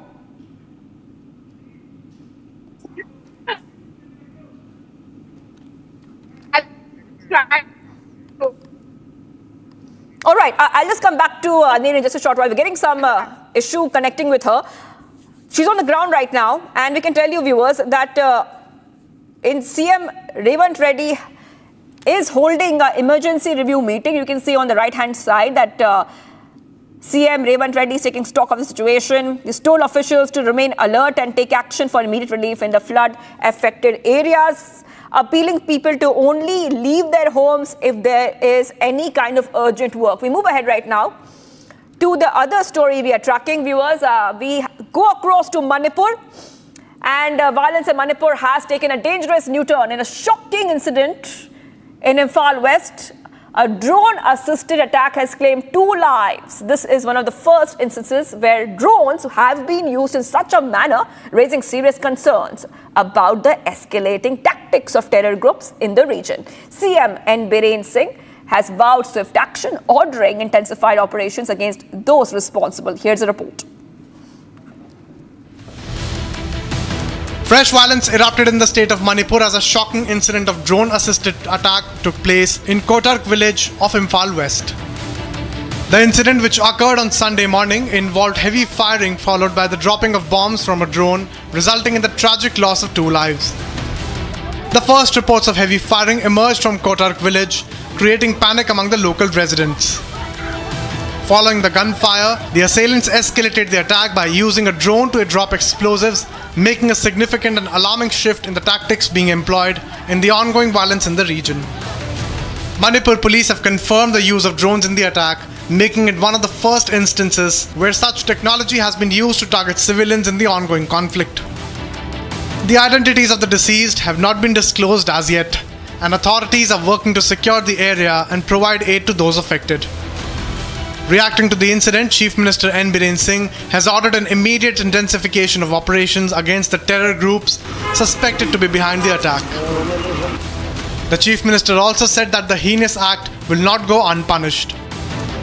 Manipur Chief Minister also assured necessary measures to bring those responsible to justice and ensure the safety of our citizens. Security forces have also been mobilized across the region as tensions remain high, with additional measures being put in place to prevent further escalation. The use of drones in this attack have raised concerns about the evolving tactics of the groups involved in the ongoing violence, prompting calls for enhanced security and surveillance measures in the region.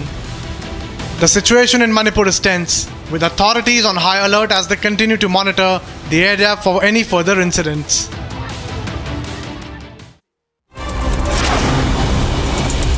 We're getting you some top updates coming in next segment, Bharat in 5 minutes. CBI has launched a detailed investigation into the RG Kar Medical College as part of the ongoing probe into the Kolkata rape and murder case.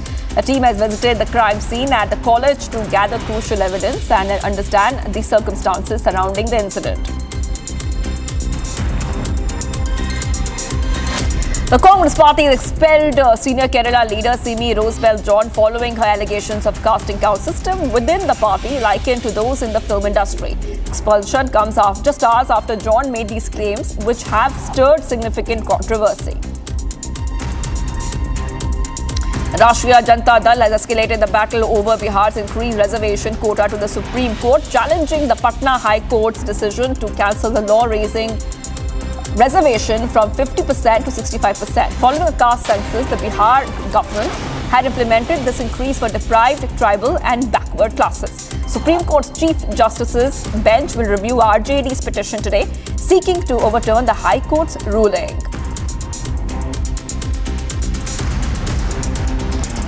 Vijayawada is experiencing severe waterlogging due to heavy rainfall, leading to a flood-like situation in various parts of the city. The intense rainfall has overwhelmed drainage systems, causing widespread disruption and inundation. Authorities are working to manage the situation and provide relief to affected residents as the city contends with these challenging conditions.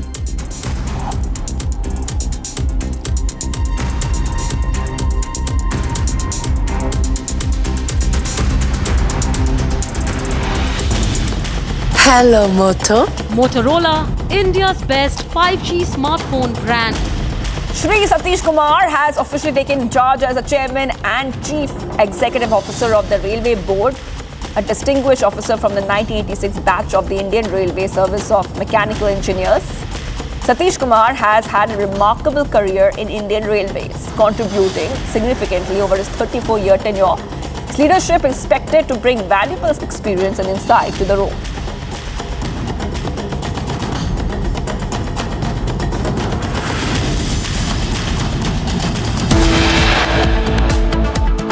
Amanatullah Khan is under the radar of the ED again in a Delhi Waqf case. The AAP maintains that the AAP MLA was given a clean sheet by the CBI and the ACB in 2016 itself, calling it nothing but a witch hunt against the AAP MLA. We'll get you the details of this very case after this very short break.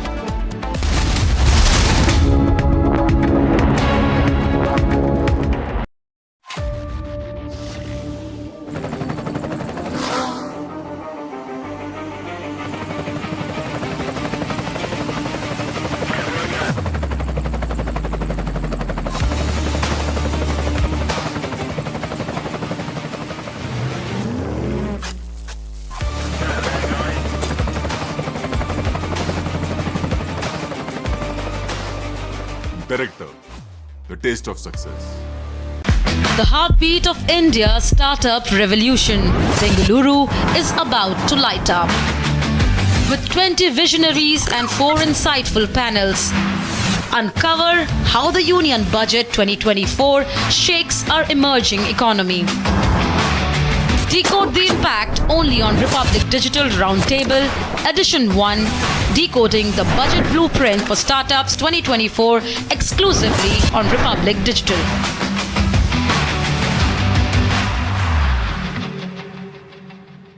आप लोग सुन लीजिए, असम में साइल marriage नहीं होने दूंगा जब तक मैं जिंदा हूँ। हम होने नहीं दूंगा जब तक हिमंत विश्व शर्मा जिंदा है, तब तक असम में साइल मैरिज नहीं होगा। आप सुन लीजिए। बहुत सुना गोटे बदलते डेमोग्राफी मेरे लिए, मैं असम से आया हूँ, ये मेरे लिए बहुत बड़ा मुद्दा है।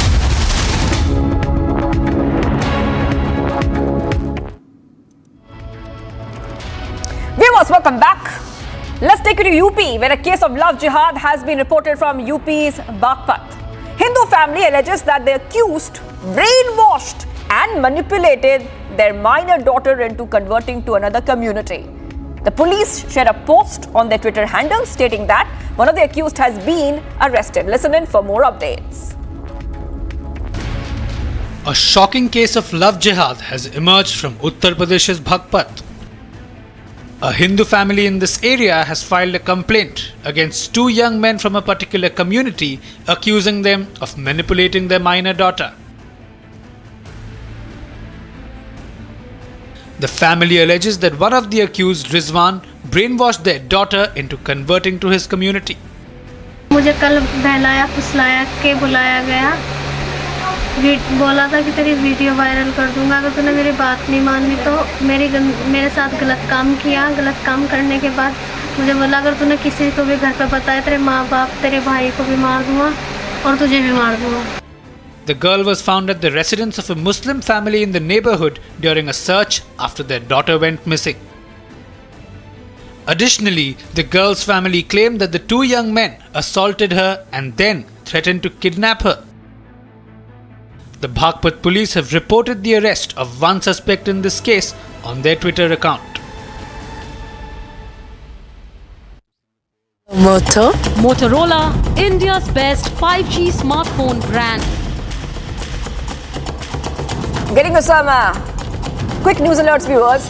The content head of Netflix has been summoned tomorrow over the controversial IC-814 series. This legal action comes as concerns mount regarding the portrayal of sensitive events from the 1999 hijacking. Authorities are scrutinizing the series, which has led to the formal summoning of Netflix's top content executive. The streaming platform is expected to address the issues raised in this summon.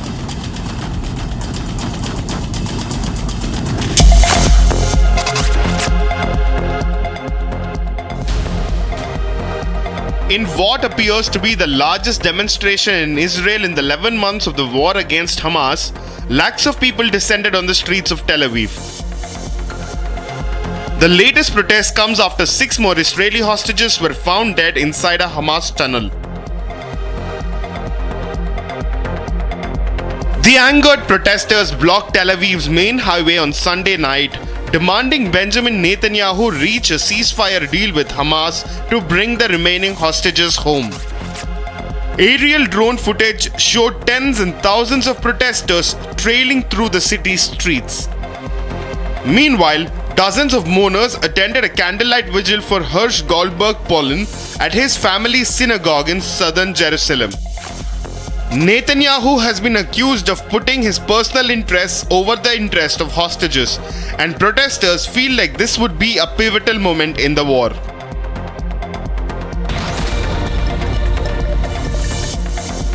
We're getting you some quick updates coming in from across the globe now. Polling in Azerbaijan's snap parliamentary election has come to an end. This marks the first election since the country regained full control of her territory in a lightning offensive last year. Previously, elections since 1990 have not been regarded as fully free or fair, and the vote for the parliament is not expected to bring significant changes to the body dominated by President Ilham Aliyev's party.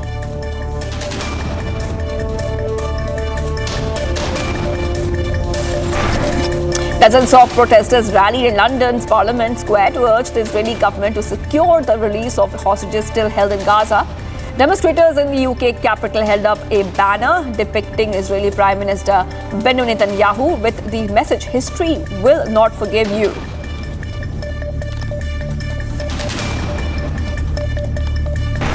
Thousands of hotel workers thronged to US hotel chains to raise their issues. This comes a day before Labor Day, pressing owners to increase wages and benefits. The dispute has taken center stage during tense contract negotiations in cities across the US.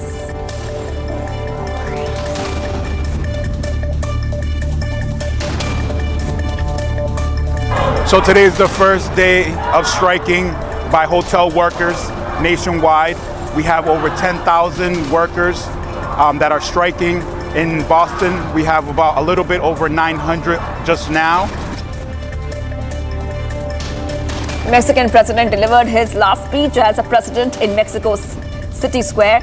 Supporters waved the country's flag during the address. President López Obrador stated that he's retiring with a clear conscience, and with happiness, López Obrador will leave office on September 30th and will retire completely from politics.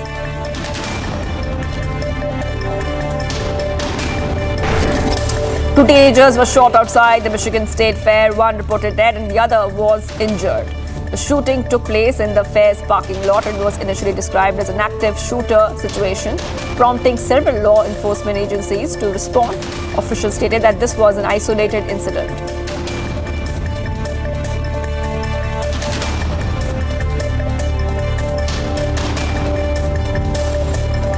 Got outside, it was just tape, cops, everyone. Even came here last year, like, I done never seen anything like this happen at the state fair. Never expected anything to happen, because they have like really tight security to get in and things like that.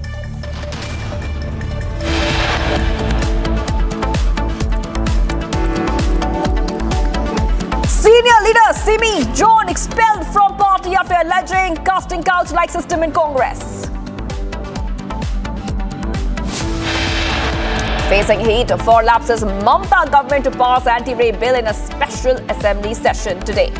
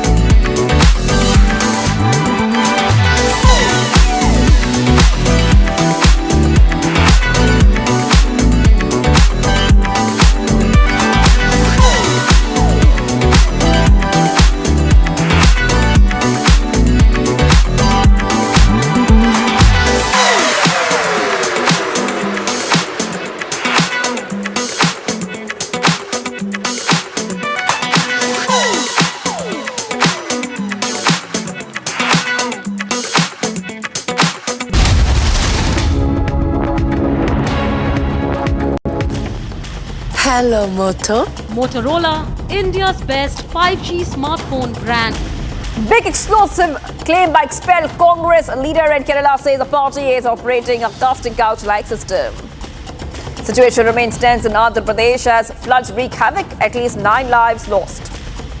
Prime Minister and Shah dial Andhra Pradesh and Telangana CMs taking stock of the flood situation. Top sources say BJP is likely to release its first list of candidates for Haryana polls today. Rajasthan minister takes a firm stand against Akbar, says books glorifying the Mughal emperor must be burned.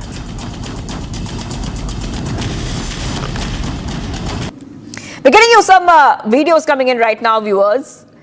Heavy rain has caused widespread devastation in Vijayawada and Guntur towns of Andhra Pradesh, flooding residential areas and disrupting normal life. The state has been lashed with non-stop rainfall due to a depression in the Bay of Bengal, which made landfall.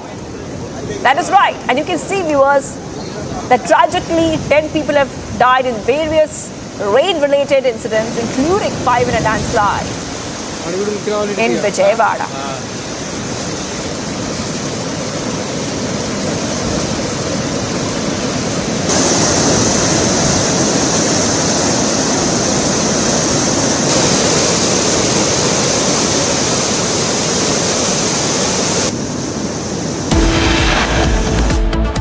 Amanatullah Khan is under the radar of the ED again in a Delhi Waqf case. The AAP maintains that the AAP MLA was given a clean sheet by the CBI and the ACB in 2016 itself, calling it nothing but a witch hunt against the AAP MLA. We'll get you the details of this very case after this very short break.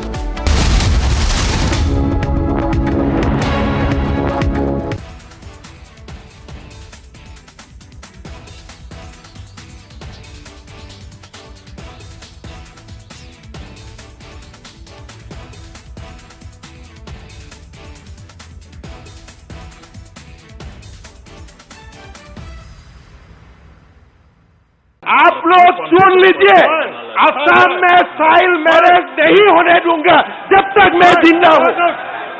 हम होने नहीं दूंगा जब तक हिमंता बिश्वा शर्मा जिंदा है, तब तक असम में साइल मैरिज नहीं होगा। आप सुन लीजिए, बहुत सुना गोटे। बदलते डेमोग्राफी मेरे लिए, मैं असम से आया हूँ, ये मेरे लिए बहुत बड़ा मुद्दा है। इसलिए मैं असम में, बंगाल में हर दिन, मेरा असम में मुस्लिम पॉपुलेशन 40% हो चुका है। 1951 में 12% था।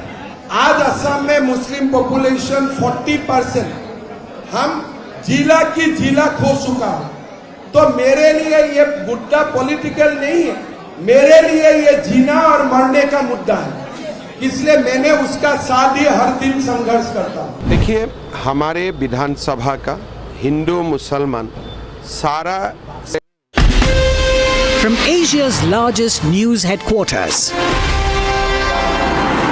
setting the agenda for Bharat.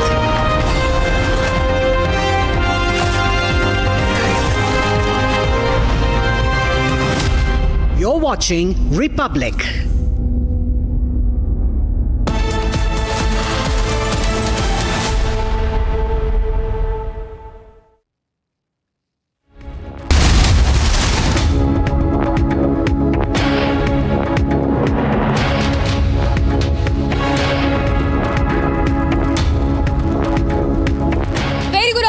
It's 12 p.m. We are live from our newsroom getting you the latest news breaks and our top stories. Let's begin first up with the headlines. Presented by Royal Global University, Northeast can't wait. Pado kuch bano.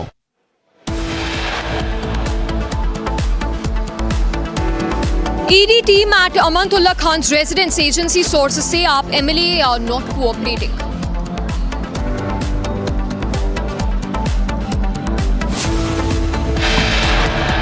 भले ही supreme court से ED को बार बार लताड़ मिल रही है, भले ही उनको बार बार चेताया जा रहा है कि आप दुर्भावना से जांच मत कीजिए, बावजूद इसके आज अमानतुल्लाह खान जो आम आदमी पार्टी के विधायक हैं, उनके घर पर ईडी सुबह सुबह छापा मारने के लिए पहुंच गई।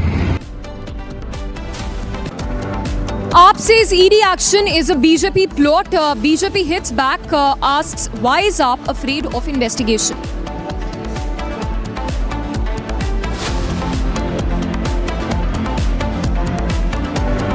Senior leader Simi John expelled from the Congress after alleging casting couch-like system in Kerala's Congress unit. Facing heat for lapses, Mamata government to pass anti-rape bill in a special assembly session today.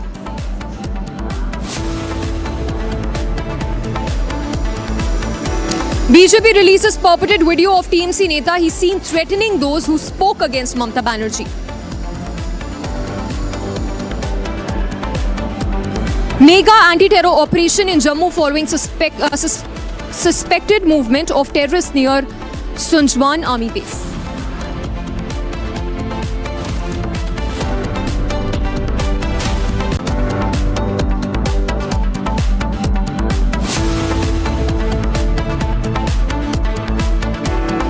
Presented by Royal Global University. Northeast can't wait. Pado kuch bano.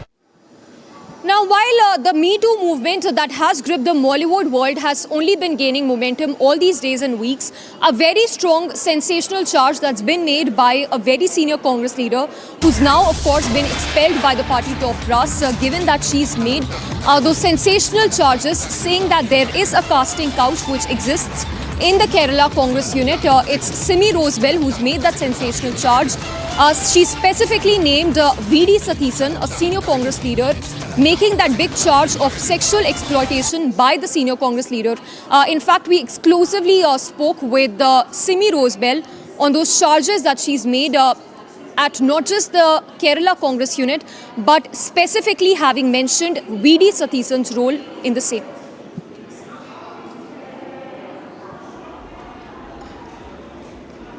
What is your allegation, Simi? Can you please explain? Because,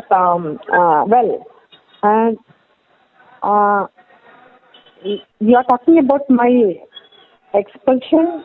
Yes. Why were you expelled from the party, basically? Okay. Yes, I believe my expulsion is a reaction to my criticism of certain factors within the party. Okay. Instead of addressing the issues I raised, they decided to remove me. Okay. Which seems like an attempt to silence me. You're saying this is an attempt to silence you. Yes. By whom? I think opposition leader. Okay, the leader of opposition. V.D. Sathisan. And why was he? Why do you think he is trying to silence you? What is the reason behind it? Because I was a grassroots worker. Okay. I was a KSU. I was a KSU unit secretary to the Maharajas College. I was a cultural forum convener to the KSU unit wing. Then I was also twice the university wing counselor to the Mahatma Gandhi University, and also I was twice a counselor to the Mahatma Gandhi University, and also I was a Senate member to Mahatma Gandhi University, and that was my NSA politics. After that, I become the youngest elected representative, and I won with a record majority to the district administration. So after that, I become the Youth Congress General Secretary to the Kerala State Youth Congress. So he was not accommodated that time. For 12 years, he couldn't work for the party. Okay. So he was sidelined, I think. Okay. I think so. And he couldn't work in the district committee also. He couldn't. Okay. So so he was not happy with me that time onwards. Is it? Okay. I think that might be the reason. And I'm a grassroots worker, and I think I did my job very well. And after my and this is my 37th year. of my party work, and I become a public service commission member. And that is the only post that they gave me, and she is not happy with that also. So he's telling everyone, she has become public service commission member. She has become the member to the public service commission. So that's why he is not allowing me to work for the party. So you are saying you are expelled only because of our personal issue that you have with? No, that is not. No. That is one. I think that is not the main reason. Okay. That's not the main reason. I spoke about. I can say that there seems to be a pattern where those who speak out against the party's biases are sidelined or expelled. I can say examples like my, especially women leaders like the Women Commission Chairperson Rosakuti teacher. She was one among the most powerful women leader in Kerala.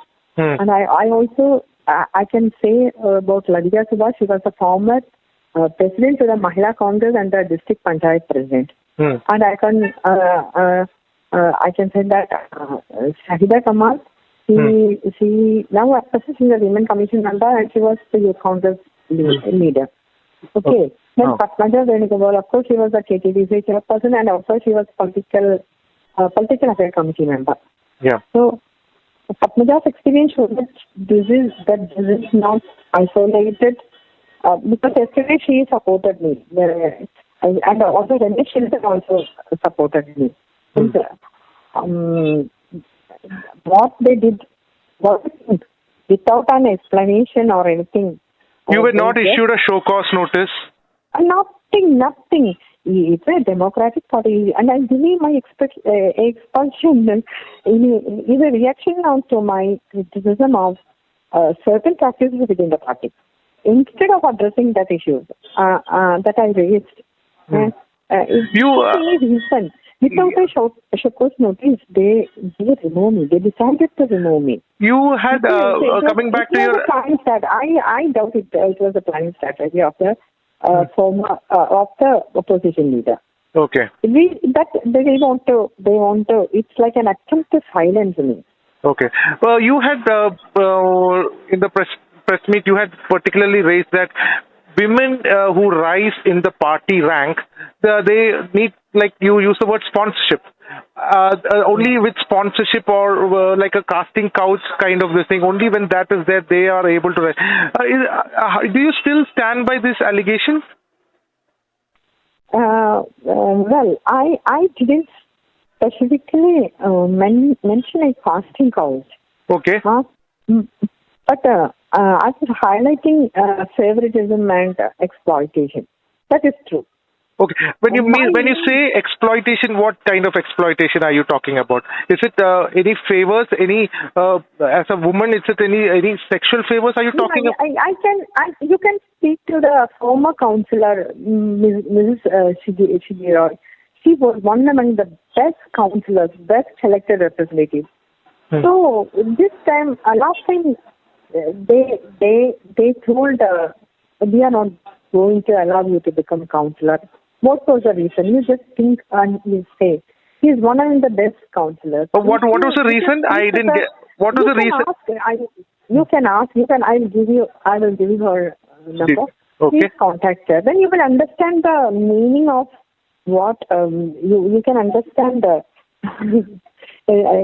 of the exploitation.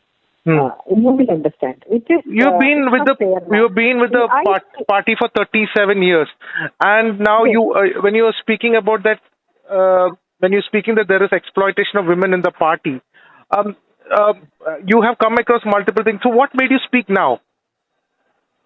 Pardon me?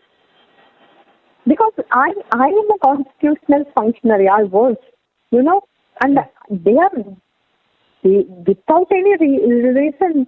They are not allowing me. They are telling you sit at home. We have new generation. That's not fair. Okay. Then I will work for my part. That is my right. No, Okay. So now that you have been expelled, what is your plan? Do you plan to move to some other political party, or what is it that you plan to do? My plan. Yeah. What is your? I will continue to advocate fairness, and transparency in politics. I will continue to advocate. You'll continue in politics, but in which party? Within the same party you are going to work? How are you planning? Yes. You will work from outside. I'm not a person. I don't want to become office bearer or any post to work for the party. I'm a sincere, dedicated grassroots worker. Of course, I can work for the party. I can work for the people. Now, I can do now that you're expelled from the party, stating there is a disciplinary action, which M. Liju had said, you are saying that you will still work for the welfare of the Congress party. Is that what you're trying to say? Yes. That is and at the same time, you also say there are men who are controlling this entire party, and women are not allowed to come up in the. Yeah, I am fighting against that cause. And how do you plan to do that when you are expelled from the party? Is what my question is. That's why. Yeah, that is the reason that now you are talking with me. That's why you are now. That is why I am answering to your questions. Okay. So do you think more women are also within the party ranks? They also experience the same, and many people have come forward in support of you from within the party also. Yeah, many. I can say. Okay. All right. Thank you so much, Simi, for speaking to Republic Now. We will connect with you again. We will come and meet you again, and we will we'll also. One more thing I would like to say that Mr. V.D. Satish says that I am colluding with the CPM. That is. I feel so bad about that these claims are false. Okay. My criticism of the Congress party is based on my own experiences. Okay. So you are very clear you will not join the CPM or the BJP? Yes. Okay. You will not join any. You will work from outside? Yeah. My criticism of the Congress party is based on my own experiences. Okay. And is not influenced by any other political party. That is my answer. All right, so these are very serious charges, claims that have been made by Simi John, who says that women leaders in Kerala's Congress unit are tortured, they are sexually exploited in lieu of certain positions in the party. Let's go across to Ashwin also, who I believe is joining us live on the broadcast. Ashwin, while the Congress has initiated action against Simi John, she's been sacked from the party. The question is that what has Congress done when it comes to taking action or taking note of those serious charges that she's made specifically against V.D. Satish?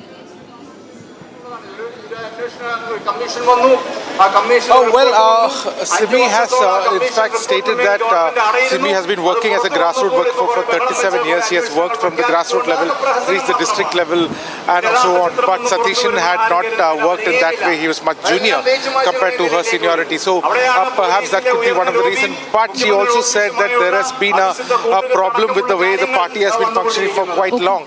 That women who are pretty bold and who are very vocal are either sidelined or expelled. She has also stated that it's so unfortunate the way she has been handled, because no show cause notice was given to her. They was not called her for any kind of explanation. In fact, she alleges that this entire plan of her explanation is the craftwork of leader of opposition V.D. Satish himself, and the party is just listened to what he has said. This is the allegation.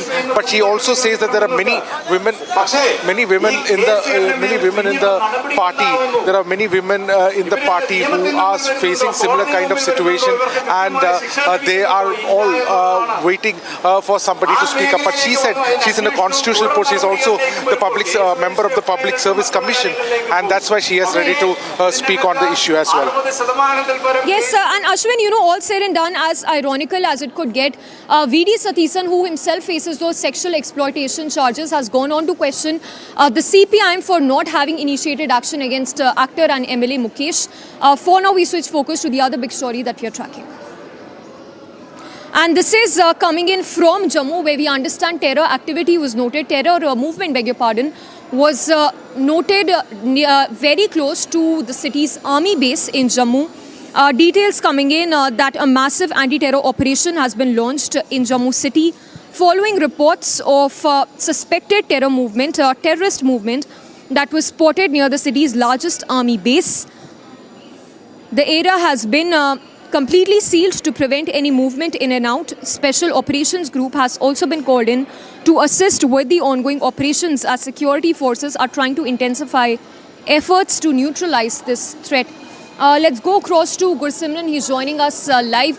Gursimran, it is a matter of concern. Largest army base in Jammu, where terrorist activities were noticed, movement was spotted. Anything you're learning from your sources as to who these terrorists could be? And of course, the operations that have been launched. See, Samiksha, we can confirm that it was a terror attack at the Indian Army's largest base in the Jammu city. The terrorists opened the fire at the sentry that was deployed at one of the two main gates of this base. Right now, one army jawan has been injured in the attack. That is what we are confirming. And the manhunt is launched for the suspected terrorists. Right now, we are at the Jammu-Pathankot National Highway, where the security has been beefed up. The CRPF has been pressed into the action. This area where the terror attack has taken place is at 100 to 150 meters distance from this very place right now where we are reporting, and the highway has been put on alert. And that gate that you see, I'll request Sir Jeevan to zoom in. That gate is the place there where the attack took place, where the terrorists have opened the fire. And soon after the incident, the special operations teams of the CRPF have also been deployed along with the sophisticated weapons, and they are thoroughly carrying out the searches in the area and also assisting in the ongoing anti-terror operations. The outer cordon is with the CRPF, followed by the Jammu and Kashmir Police in the layer 2 of the cordon, and then is the Indian Army that is carrying out the search operation inside the base. The base has been secured. That means no one is allowed to enter or leave from the base. That is what we are picking up. And these exclusive visuals that you are witnessing are from the very entrance of the base. That is the road that connects to the base from the national highway. This entire base has been put under the siege, and no one is being allowed to move in or out. The CRPF, Jammu and Kashmir Police and the Indian Army, they are carrying out the massive large-scale anti-terror operations in the area, and they are also trying to identify what could possibly be the high-rise buildings that probably would have been used by the terrorists to open fire at the security forces.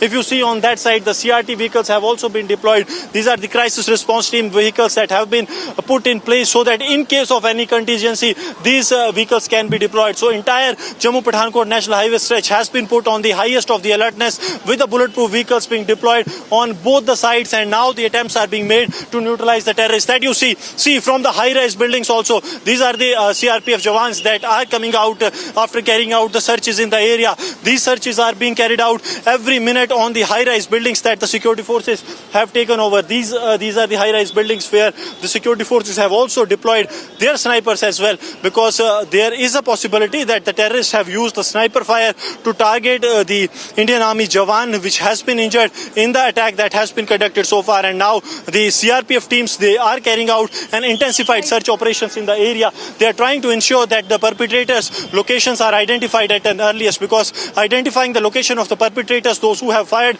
on the security forces, is more important to avert any similar kind of attack taking place, because one attack has taken place.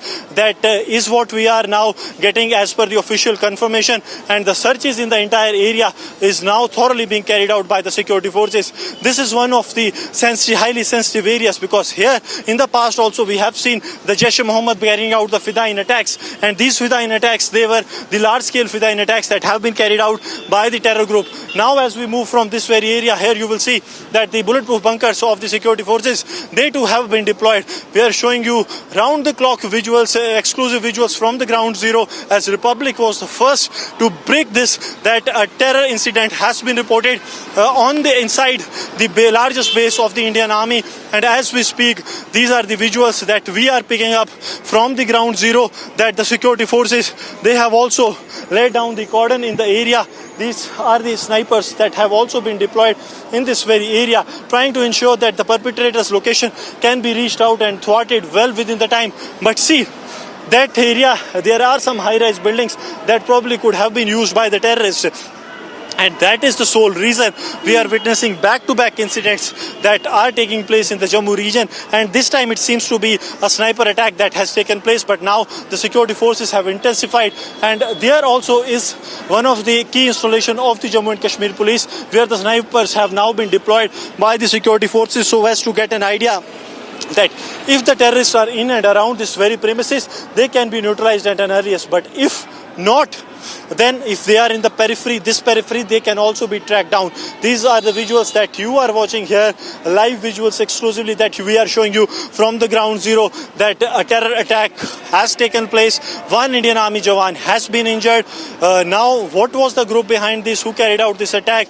Probably what it looking initially is a sniper attack, but the more details are yet to emerge as of now, that these details are too initial in nature, and these initial details suggest that this was an attack that was carried out roughly around 10:30 to 10:45 was the timing.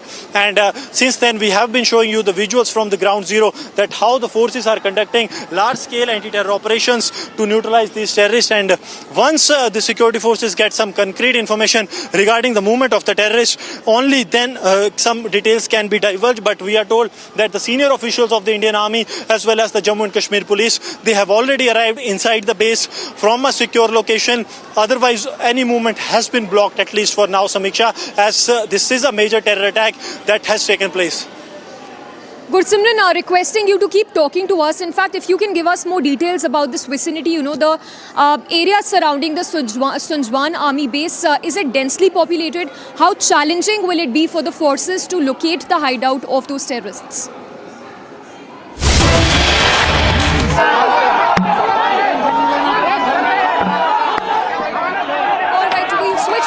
To news break that is just coming in. AAP MLA Amanatullah Khan, who's been detained as we speak after those searches were carried out at his residence by the ED officials this morning.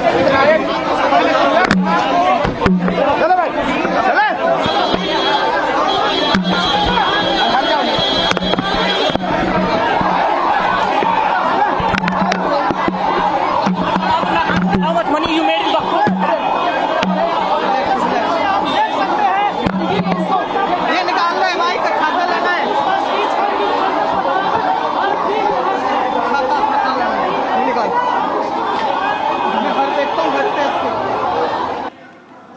He did not comment, but earlier today while he spoke to media, he said that this is nothing but vendetta politics by the central government. The big update coming in right now is Amanatullah Khan has been detained by the ED after those searches were carried out in relation to Delhi Waqf case. So it seems that the ED has got its hands on some crucial documents incriminating evidence against Amanatullah Khan in the Delhi Waqf case. In fact, note he had previously been summoned by the ED in the month of April.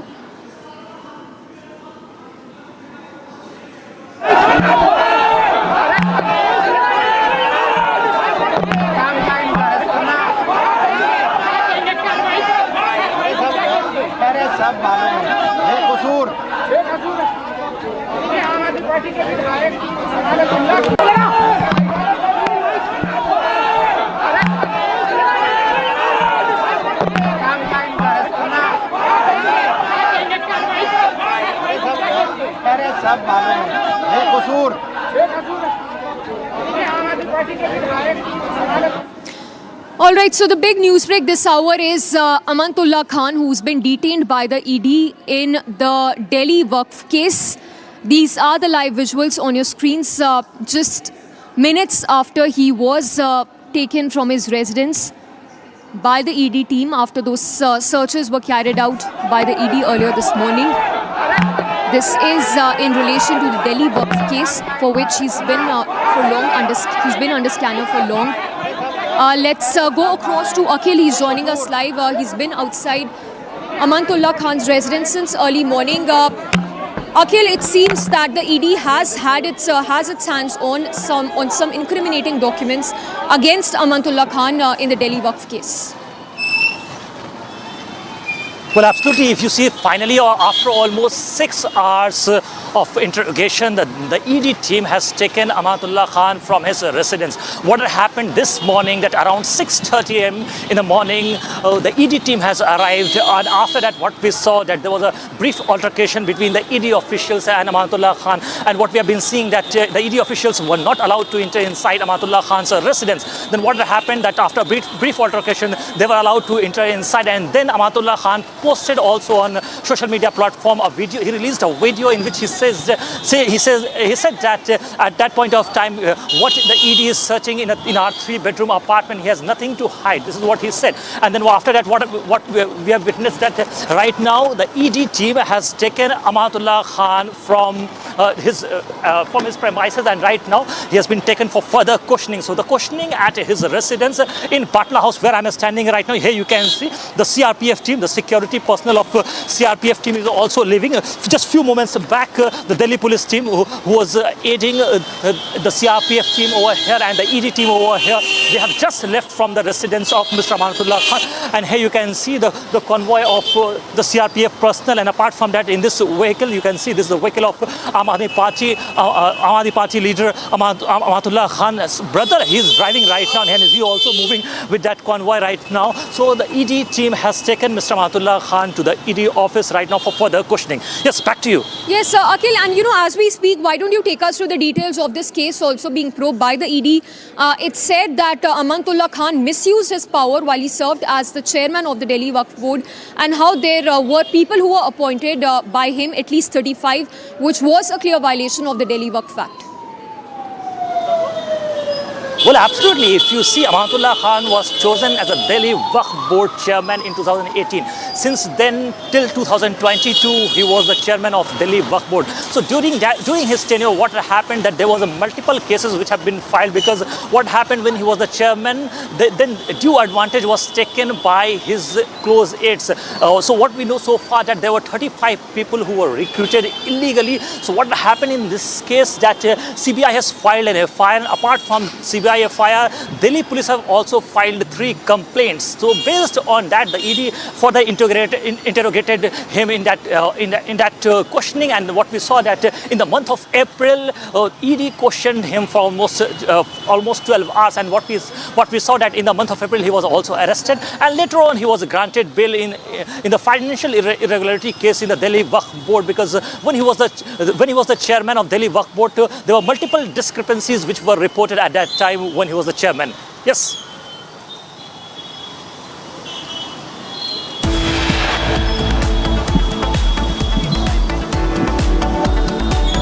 Alright, we'll head into a very short break for now, but the big news break coming in this hour, Amanatullah Khan, who's now been detained by the ED after 6 hours of searches that were carried out at his residence.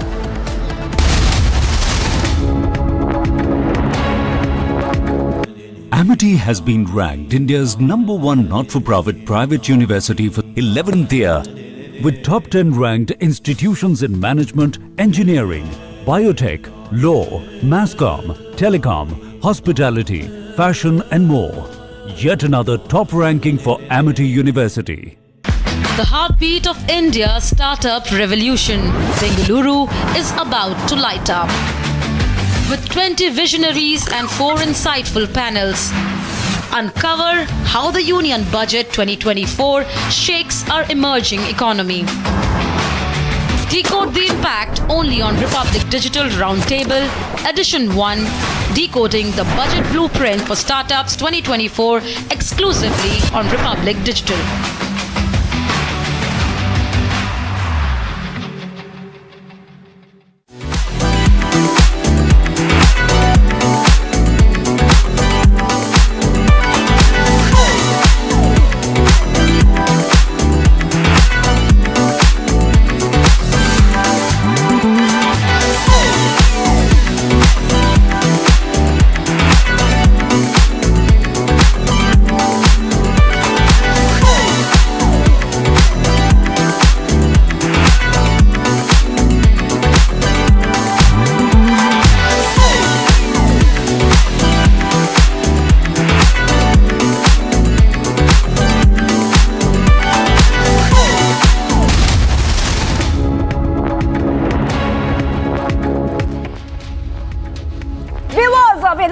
I'm Shivangi Shukla, getting you the latest coming in. The big story we're tracking right now.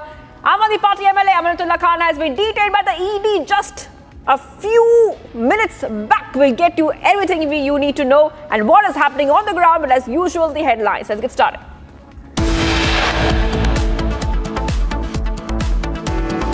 ED detains Aam Aadmi Party MLA Amanatullah Khan after 6-hour search operation at his residence.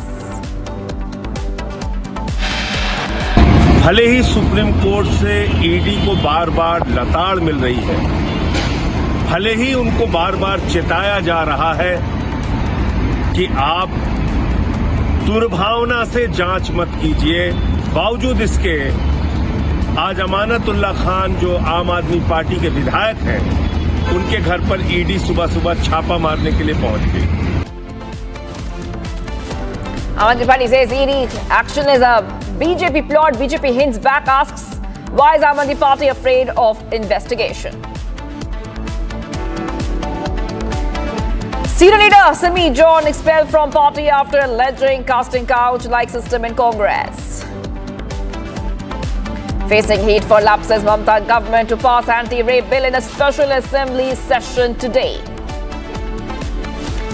BJP releases purported video of TMC Neta. He is seen threatening those who spoke against Mamata. Mega anti-terror operation in Jammu following suspected movement of terrorists near the army base camp.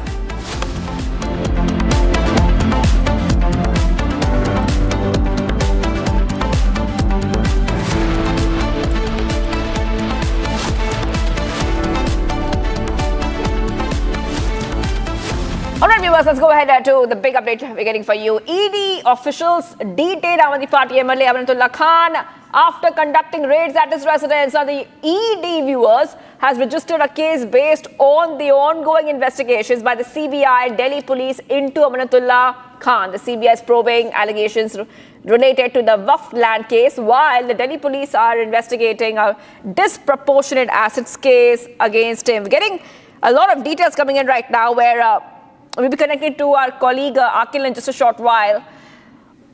At 7 a.m. today, the ED had landed up at the residence of Amanatullah Khan. While Khan is saying that the probe agency's aim is to just arrest and harass him. I just want to go straight across to the reaction we're getting of Amanatullah Khan, and then we'll go to our colleague.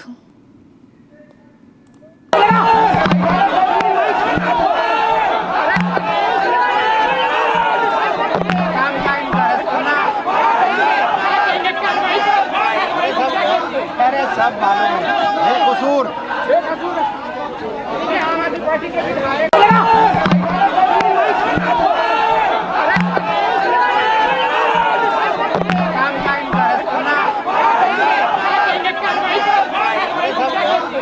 सब मालूम है कसूर Okay, let's go straight across to my colleague Akil is joining us. Akil, Republic TV confronts Amanatullah Khan. What did he say? And where is he heading to next now?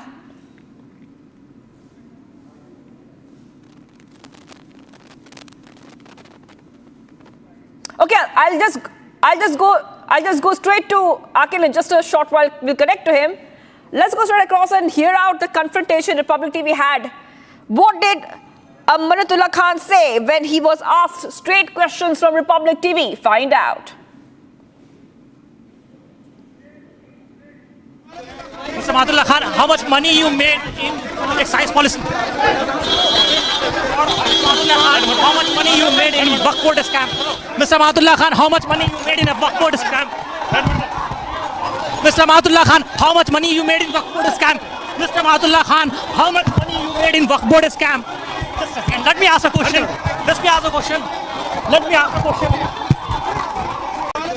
Mr. Amanatullah Khan, how much money you made in excise policy?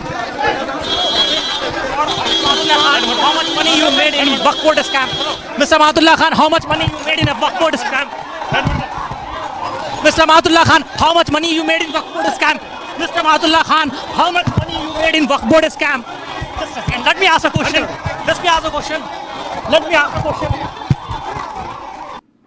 All right, let's go straight across to Akhil. Akhil, if you can hear me right now, we just heard you trying to ask some straight questions to Amanatullah Khan. What did he say? Did he reply to you? Just regard what we have been seeing, that while we were trying to speak to Amanatullah Khan, that how much money he made during that scam, but he didn't respond to our straight and direct question. But what will happen this morning? Let me just encapsulate everything what happened this morning around 6:30 a.m. Around 6:30 a.m. the ED team arrived at the very residence of Mr. Amanatullah Khan. Here you can see behind me the visual of Amanatullah Khan's residence. This is a 4-floor building on which, if you see, on the first floor, Amanatullah Khan lives with his family members, and here this is the basement. In the basement, if you'll go, this is the Amanatullah Khan's office. So what happened this morning, that the team arrived and there was a brief altercation between Amanatullah Khan and the ED officials, because ED officials were facing a little bit of trouble over here to get inside because they were not allowing. After a brief altercation, what we have seen, that security were beefed up at the residence of Mr. Amanatullah Khan's. Delhi police team has arrived. One more unit of CRPF was had arrived at that point in time, and then what we saw, that the ED team went inside and the questioning were going on for almost 6 hours. So if you see, in the morning they came, and just few moments back, just 5 minutes ago, the ED. All right, getting some big update coming in, and this is big update coming in right now. Akhil, Aam Aadmi Party MLA Amanatullah Khan has been arrested by the ED. That is right, viewers. Big update coming in right now. If I can go back to my colleague Akhil, take us through the latest coming in. Aam Aadmi Party MLA has been arrested by the Enforcement Directorate after almost 6 hours of raids. They ended up at his house around 7 a.m. today. Big update coming in. Go ahead, Akhil. Well, absolutely. If you see, the ED team has arrested Amanatullah Khan just few moments back, and they have taken him for further questioning, because what we have been seeing, that the ED team were inside Amanatullah Khan's premises, and then what happened, that few moments back they have taken him for further questioning to the ED headquarters. And right now you can see behind me the visuals of Amanatullah Khan's residence. So we were trying to speak to his family members as well, but they were not ready to speak at this moment right now, because they were devastated. And apart from that, if you see, while we have been speaking to some of his relatives, they were saying that he wanted some time in this regard because his mother-in-law is not well. That's why he was taking some time. But if you see, the entire Delhi Waqf Board case is in this case, a case was filed, an FIR was filed by the CBI, and 3 cases were filed by the Delhi police, and based on which the ED had alleged in a statement that illegal recruitment of a staff took place in the Waqf Board, and illegal personal gains were also made, unfairly leashing the Waqf Board properties during Amanatullah Khan's tenure. Because if you see what happened, that Amanatullah Khan was the Delhi Waqf Board chairman between a period of 2018 to 2022. So when he was the chairman of Delhi Waqf Board, there were multiple discrepancies, there were financial irregularities that was found during that period. And after that, what happened, that CBI has filed an FIR, and there were 3 complaints also in this case, which was filed by the Delhi police, and based on that, the ED has filed a case. And later on, what has happened, that the ED has called him for several times, 6 to 7 summons were given to Amanatullah Khan, and he was rigorously questioned for almost 12 hours as well. And then what we saw, that he was arrested, and later on he was given bail. So for what we have been seeing, that there were several times when Amanatullah Khan was called for questioning in this Delhi Waqf Board scam. And right now, what has happened this morning, that around 6:30 a.m. in the morning,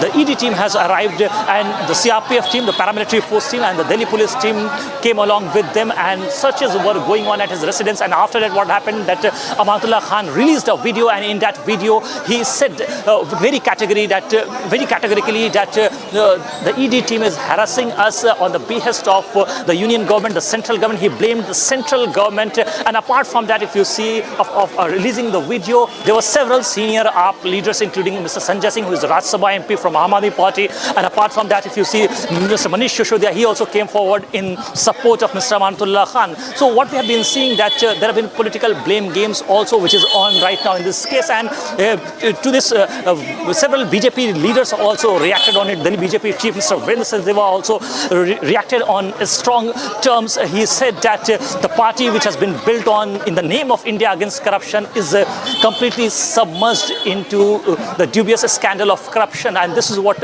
we have been seeing, that several Aam Aadmi Party leaders right now are in jail. If you talk about Satyendra Jain, he is still in jail. If you talk about Manish Sisodiya, he has just come out on bail. If you talk about Mr. Arvind Kejriwal, he is still in jail, but in a different case, in Delhi excise policy case. But right now in Delhi Waqf Board case, the latest update is that Mr. Amanatullah Khan, who is an MLA from Okhla constituency, has been taken by the ED team. The Enforcement Directorate team has taken him, and he has been arrested by the ED team, has been taken to the ED headquarters right now for further questioning in this regard. Yes, back to you, Shivangi. Right, that is right. Akhil, if you could take a viewer through, what have you seen around you since you have been there since morning? 7 a.m. is when the ED officials had turned up at the residence of Amanatullah Khan.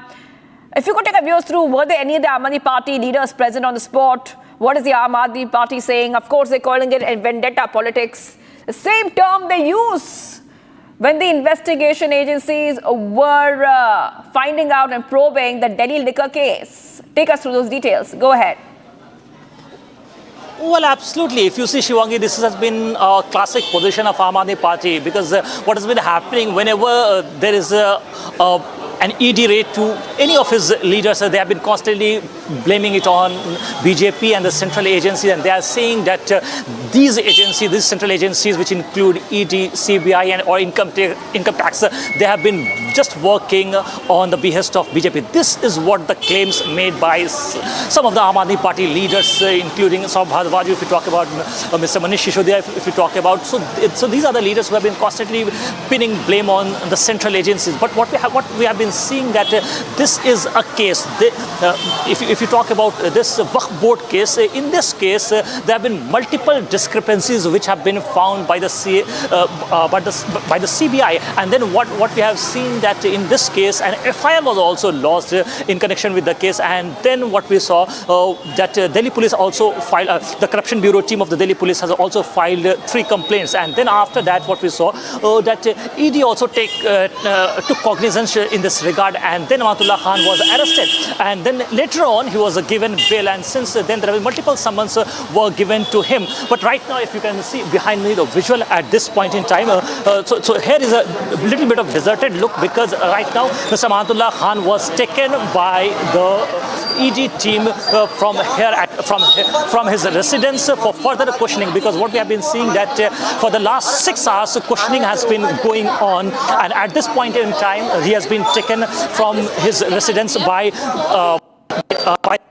team, and there were 5 to 6 ED officials who have arrived this morning at his residence for questioning. And once the questioning got completed, and during that period, what we saw that a printer, a laptop was also brought in over here. There was several reports that were being prepared at that time, and then after that, what we saw that the ED team took him from his residence, and then right now, if you see, the CRPF team is also moving from his residence right now. So if you just talk about the case, this was the case in which the ED has claimed that illegal recruitment was done by the Waqf Board when Amanatullah Khan was the chairman, and during a period of 2018 to 2022, Amanatullah Khan was the chairman of, and during that period, improper hiring was done, improper recruitment was done at the behest of someone whose name has not been identified. Because if you see, Amanatullah Khan is not the main accused in this case, but there have been several complaints which have been filed, because he was the chairman of the Delhi Waqf Board during that period, and during that period there was properties which was leased out, and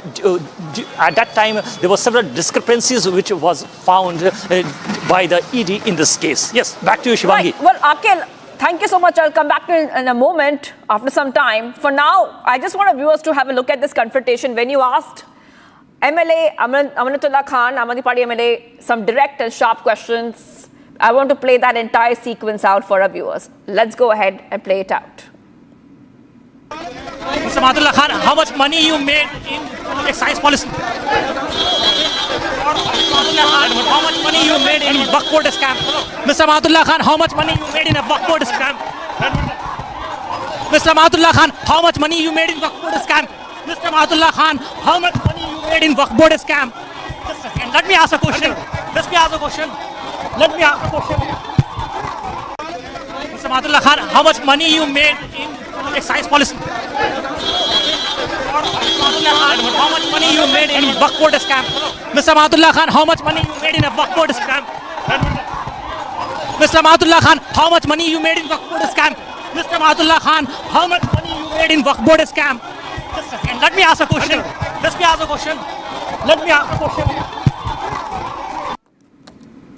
And viewers, let's have a look at some of the other stories we're tracking. Let's get started. Hello, Moto. Motorola, India's best 5G smartphone brand. Situation remains tense in Andhra Pradesh as floods wreak havoc. At least 9 lives are lost, unfortunately. Prime Minister and Shah dial Andhra Pradesh and Telangana CMs take stock of the flood situation. Top sources say BJP is likely to release its first list of candidates for Haryana polls today. ED summons YouTuber Elvish Yadav in a snake venom case.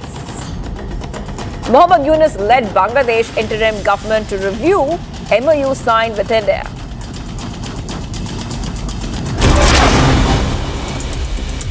And we will just give you some more updates coming in right now in the next segment. Andhra Pradesh CM Chandrababu Naidu, accompanied by other ministers, visited the flood-affected areas in Andhra Pradesh to review the relief measures being provided. For the past 2 days, more than 15 people have unfortunately lost their lives. Due to the floods, 26 NDRF teams are engaged in relief and rescue operations.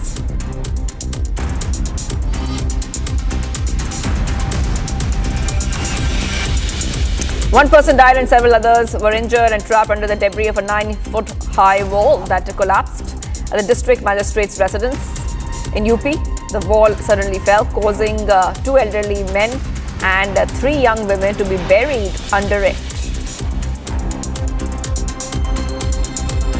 Amid ongoing protests regarding the RG Card doctor's death case, another incident of molestation has emerged at Havra District Hospital.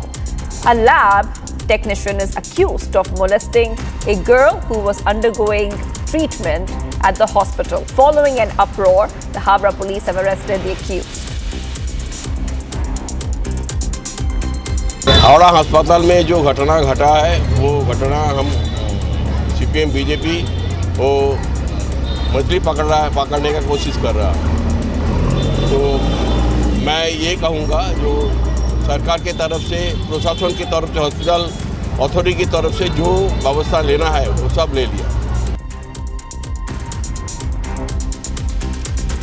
Prashant Kishore stated that his Jan Suraj will field a significant number of Muslim candidates in Bihar assembly polls due to next year.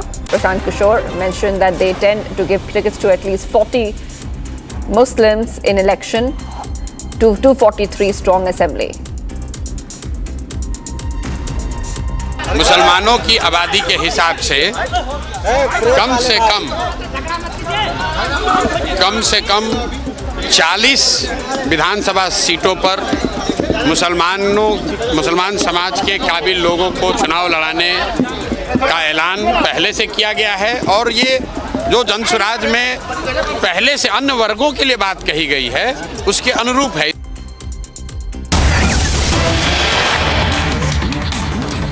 There is some big updates coming in right now because we're tracking what is happening in Jammu. We're coming to know that US-made M4 rifle used by terrorists to attack Indian Army Jawan at Indian Army base in Jammu. This comes as a massive anti-terror operation has been launched in Jammu city following reports of suspected terrorist movement near the city's largest army base. The base has been completely sealed to prevent any movement in or out. A special operation group has been called in to assist with the ongoing operation as security forces intensify efforts to neutralize the threat. Let's go to Gursimran joining us live, and Gursimran is exactly on the ground and he's getting us top updates. Gursimran, please take us through what we're learning of. Terrorists are using a US-made rifle. That's what we're learning of, Gursimran. Please take us through the latest coming in. Go ahead. Yes, what we are picking from the sources within the Indian Army that it was an M4 rifle that has been used by the terrorists to attack the security establishment, the Sunjwan Army base. Apart from this, there is a possibility that some more rounds were fired by the terrorists, but the presence of an M4 carbine rifle has been confirmed to us by the officials, and as we speak, the entire area has been put under the cordon. This is the base, and if Sarjivan can move 90-degree angle to it, you will be in a position to see the snipers of the Special Operations Group of Jammu and Kashmir Police that has also been deployed on the ground. Here you will see that the Indian Army has also deployed their special forces on the security of the camp soon after the incident that has taken place, and the officials from the Jammu and Kashmir Police, they are also coming at the spot. The entire area has been converted into a cantonment. The heavy deployment of the security forces has taken place, and what we are picking up that at around 10:50 the suspected terrorist opened the fire at the army, in which one Jawan of the Indian Army got critically injured, and he has been moved to the military hospital in Satwari. That is what we are picking up. But the major development that for now we have is that the use of M4 carbine rifle, the US-made rifle, was used in this terror attack. There is a possibility that other weapons were also with the terrorists and they fired with them as well. But one weapon that has been identified so far is the M4 rifle that has been identified. So probably using the scope, there lies a probability of a sniping attempt at the Indian Army's base, the largest base of the Indian Army, which has been attacked in the past as well. In 2018 also, Jaish-e-Mohammed attacked this base. Today also an attempt was made. Now the searches are on in the entire area. But this is really concerning because in the heart of the Jammu city, this attack taking place means that the security forces, they are looking at the possibility of terrorists being active in this very area. And that's why these intensified operations are underway in the region to neutralize these terrorists that are active and have carried out this act of terror. All right, thank you so much for joining us there, Gursimran. Massive anti-terror operations have been launched in Jammu. I'll come back to you, Gursimran, as we keep getting more updates. With heavy rains across the state of Telangana and Andhra Pradesh, massive waterlogging was witnessed in some of the districts of Telangana and Andhra Pradesh, specifically in Vijayawada in Andhra Pradesh and Khammam in Telangana. We'll be right back after a short break. Keep watching Republic TV.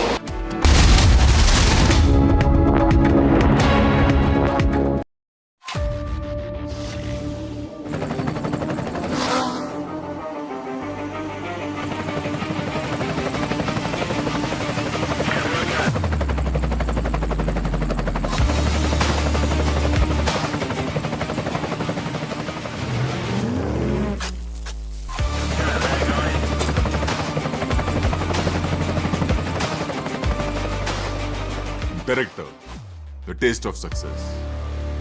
The heartbeat of India's startup revolution, Bengaluru, is about to light up. With 20 visionaries and 4 insightful panels, uncover how the Union Budget 2024 shakes our emerging economy. Decode the impact only on Republic Digital Roundtable, Edition 1, Decoding the Budget Blueprint for Startups 2024, exclusively on Republic Digital.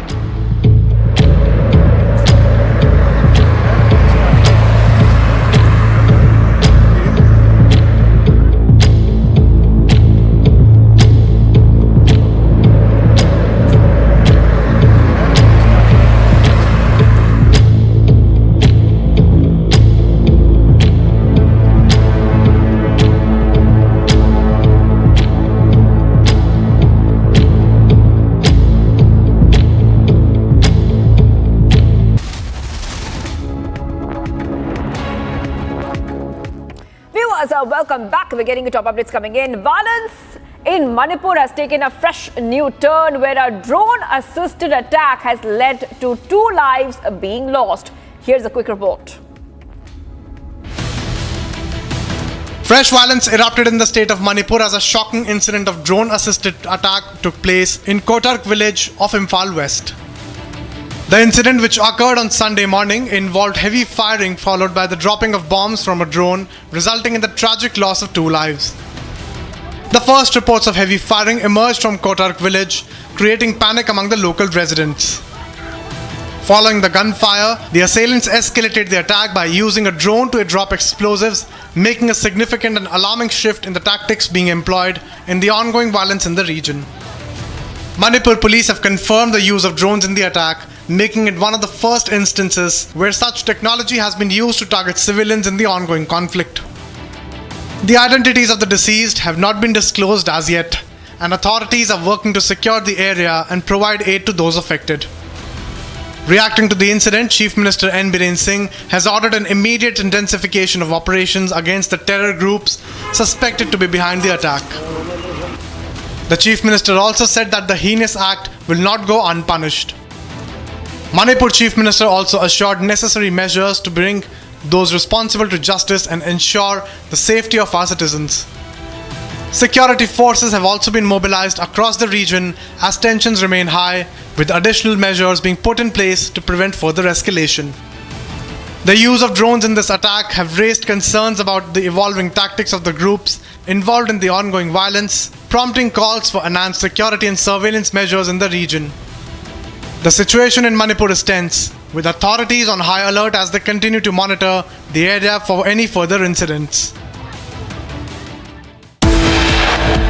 As the stage is set for the first assembly polls in Jammu and Kashmir post abrogation of Article 370 and 35 alpha, Bharatiya Janata Party and Congress are expected to release their list of candidates today, as it is expected to announce the names of the bigwigs, including the BJP state chief, the former deputy chief minister, the Congress working presidents and other senior leaders in this list. For more, stay tuned to Republic TV right after this short break.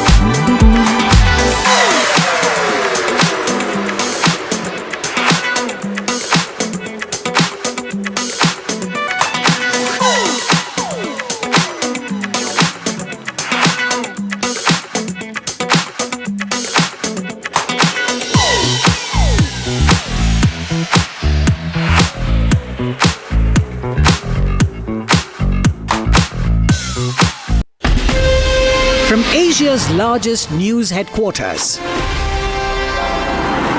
setting the agenda for Bharat.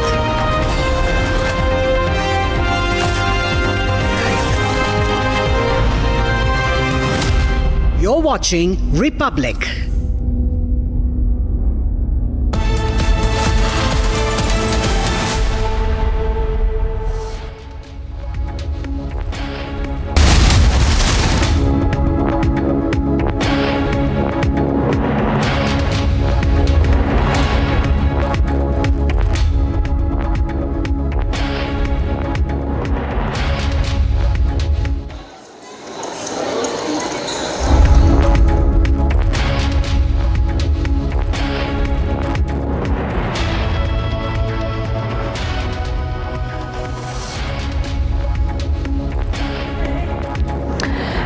afternoon and thank you for tuning in. You're watching Live and Breaking at 1 p.m. I'm Suesha Sawant. As we get you all the top stories we are tracking for you this Monday afternoon, ED's crackdown on Amanatullah Khan happens to be our focus this minute. We'll also take a quick check of the headlines we are tracking. Presented by Royal Global University, Northeast can't wait. Pado kuch bano.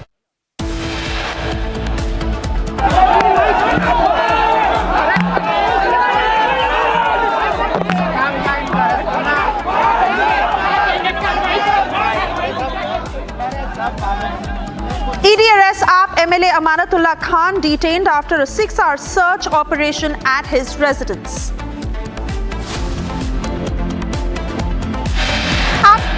भले ही supreme court से ED को बार बार लताड़ मिल रही है, भले ही उनको बार बार चेताया जा रहा है कि आप दुर्भावना से जांच मत कीजिए, बावजूद इसके आज अमानतुल्लाह खान जो आम आदमी पार्टी के विधायक हैं, उनके घर पर ईडी सुबह सुबह छापा मारने के लिए पहुंच गई। AAP says ED action is a BJP plot. BJP hits back, asks why is AAP afraid of investigation? Senior leader Simi John expelled from party after alleging casting couch-like system in the Congress party. Facing heat for lapses, Mamata government to pass anti-rape bill in a special assembly session today. BJP releases purported video of TMC Neta. He is seen threatening those who speak against Mamata. Mega anti-terror operation in Jammu following suspected movement of terrorists near Sunjwan Army base camp.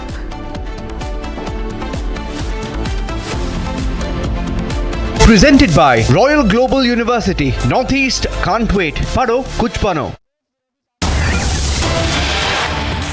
And first up, we get to a controversy that has spurred within the TMC. Yes, this was after a speech by TMC leader Atish Sarkar, who is the husband of Ashok Nagar Kalyangarh Municipal Councillor. He sparked a massive controversy after he was seen threatening those who protested against the injustice by Mamata government. He went on to say that he will hang distorted pictures of their mothers and sisters on the walls of their homes if they speak against Mamata. The video was shared by BJP leader Shukanta Majumdar, and this video has drawn massive criticism. We have seen several incidents of how TMC leaders have been threatening people of all those who demand Mamata's resignation or criticize Mamata in any which way, and this is one such video forwarded by the BJP that has furthered this controversy. We also have more reactions on this. Let's listen in.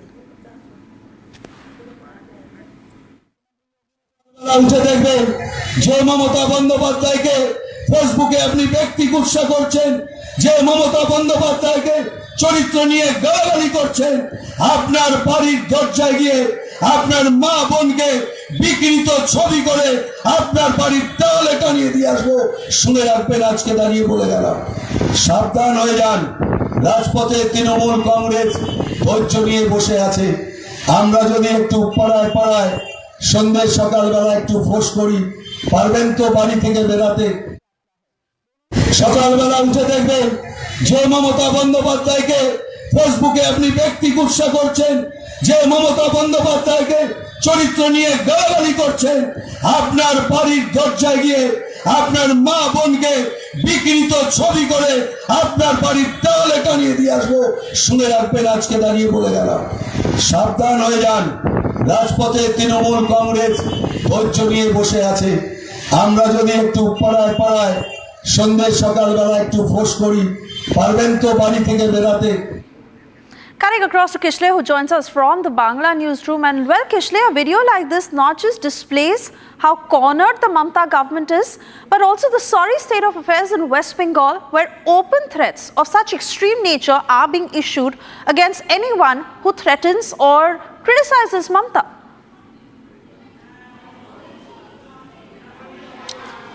Well, this is not just a threat. This is a comment that sends chill through the spines of everyone who hears this.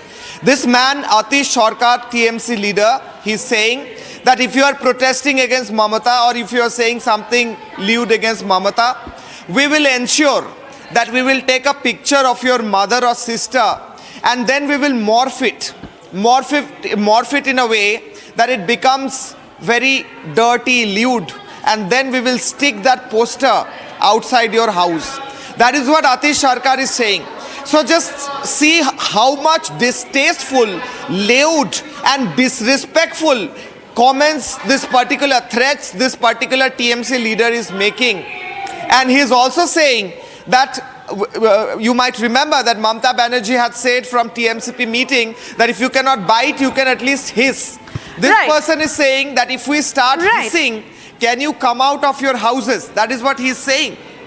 Right. Kishale, I'm sorry I'm interrupting you here, but do stay on with us as I ask you my next question, because we are receiving inputs of how this TMC leader, Atish Sarkar, has been suspended. He's been served a show cause notice. However, people are asking as to why he won't be arrested after he openly threatened to morph pictures of women.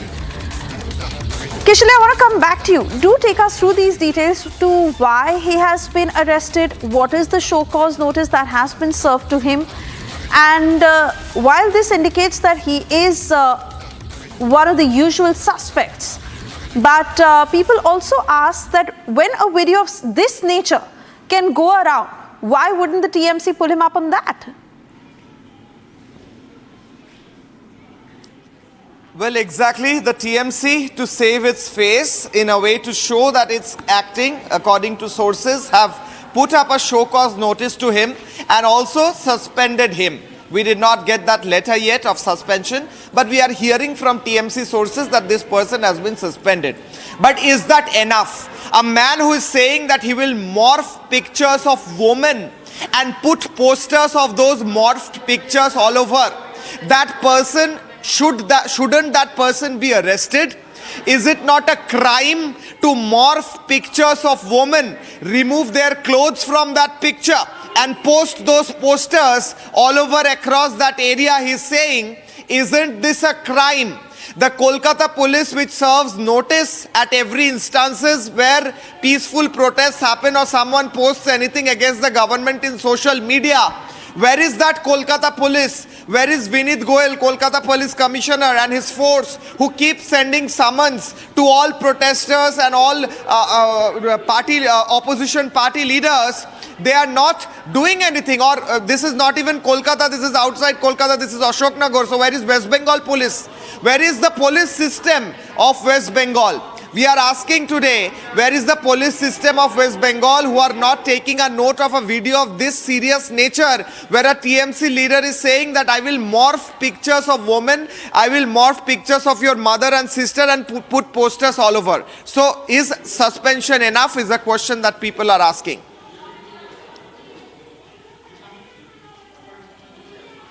All right, so this is the latest development that has just come in. Atish Sarkar has been suspended though, but what exactly is the action that will be taken further is something we continue to track closely. Kishale, thank you for joining us as we move on to other news.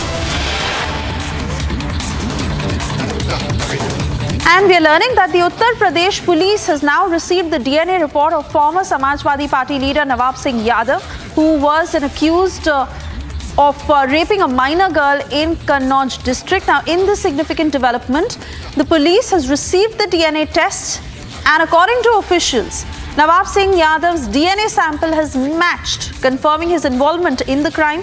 Further legal proceedings are expected to follow basis this evidence. Listen in to what the Kannauj SP has said.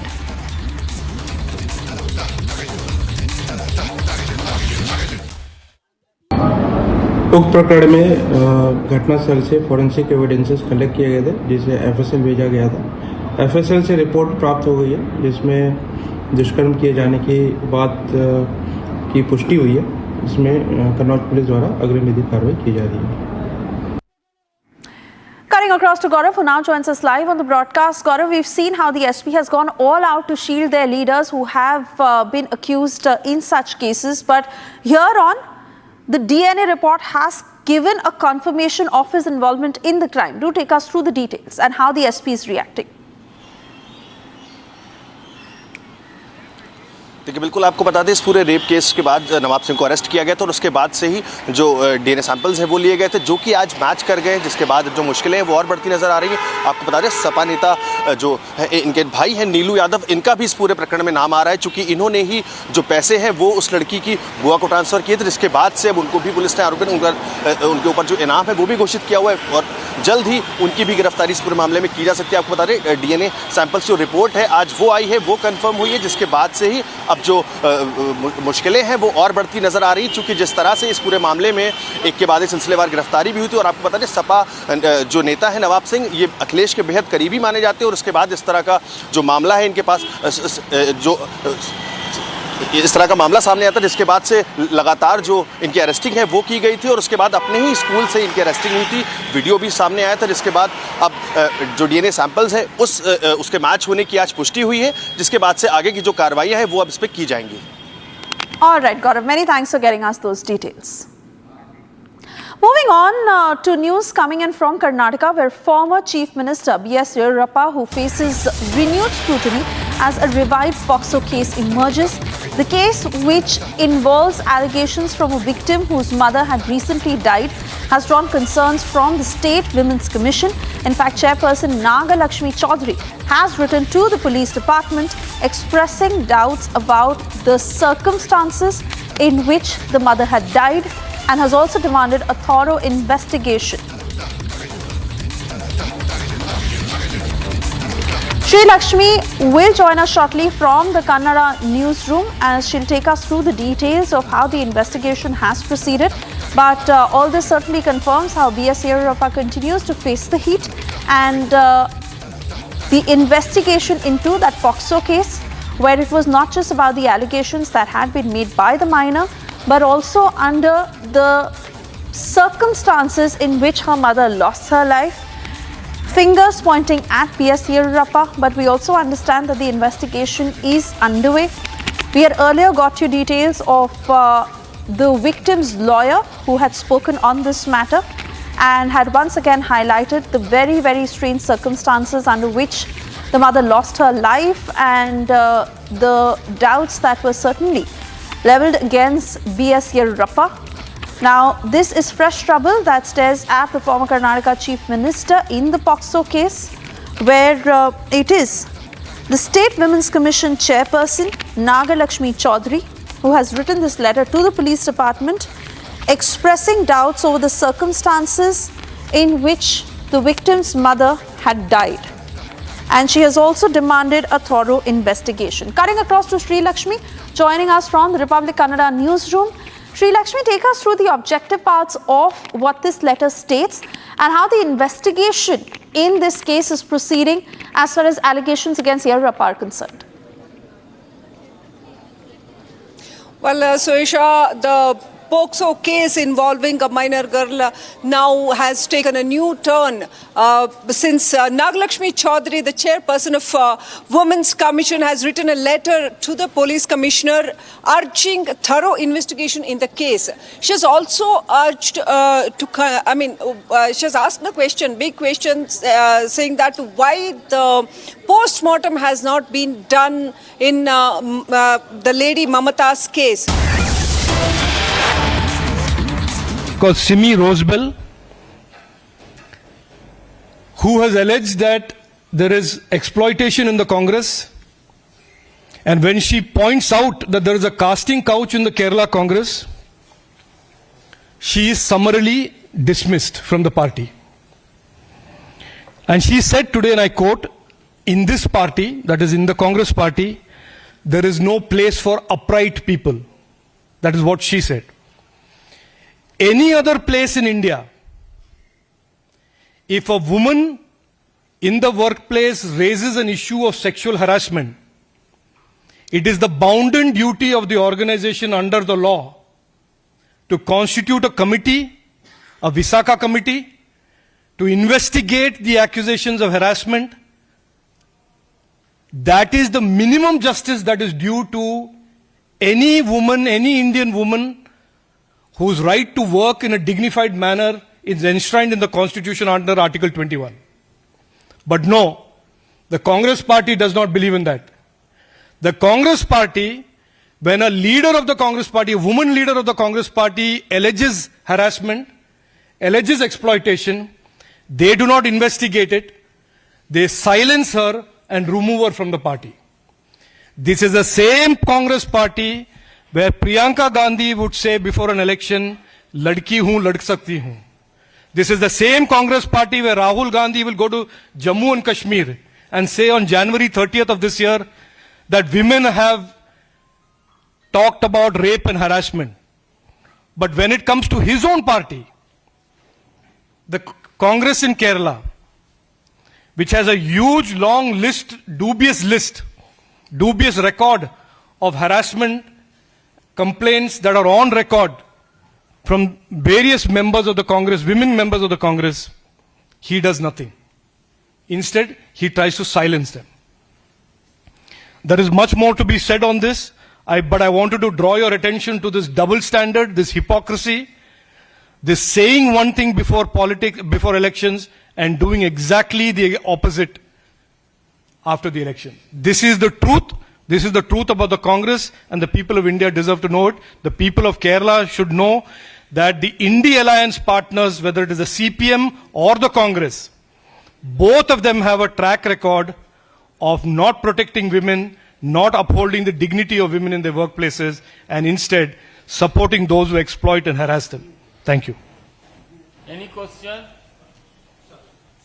Mohit, but time's now. Sir, the question that you have raised, and then Simi came out and she spoke about this, she's been shunted out. And as you rightly said, there has not been a comment coming in from Rahul Gandhi and Priyanka Gandhi Vadra. And when it comes to the other India Alliance parties too, they have not said anything on this particular issue. As soon as she raised her voice, as soon as she talked about the casting couch in Congress, from Bollywood to it has come to Congress party, she has been shunted out, and the other India Alliance partners are completely silent on this. No, there is a pattern here, and I don't need to tell you this. You know it. You are all very wise people.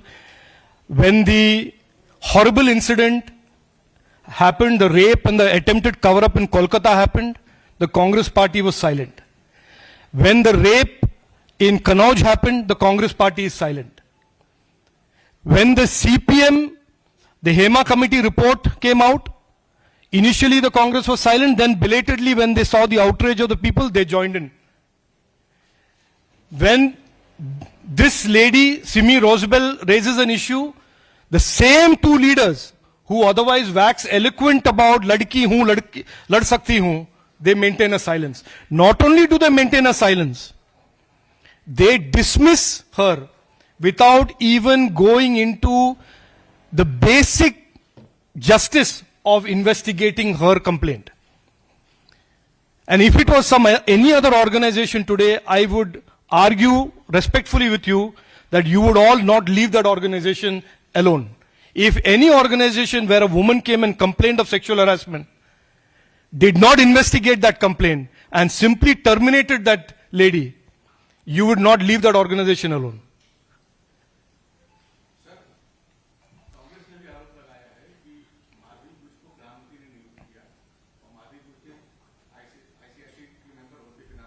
इसके लिए अलग से हम लोग बैठेंगे। आप विपक्षी पार्टियों पे आरोप लगा रहे हैं क्योंकि कथनी और करनी में अंतर है, लेकिन विपक्षी पार्टियां भी आप पे आरोप लगा रही हैं कि अमानतुल्लाह की जिससे गिरफ्तारी हुई है, उनका साफ तौर पे कहना है कि सरकार जो है उत्पीड़न कर रही है विपक्षी पार्टियों को। देखिए, मैं ये इश्यू पहले भी मुझसे इस व्यक्ति के बारे में नहीं लेकिन पूछा गया है, और मैं साफ तौर पे ये कहना चाहता हूं कि आज इस देश में कानून से कोई नहीं बच सकता. The law of the land will catch up with whoever you are, however big or small you are, if you have committed a crime. That is New India. That is the India today that we live in. Anand Pandey.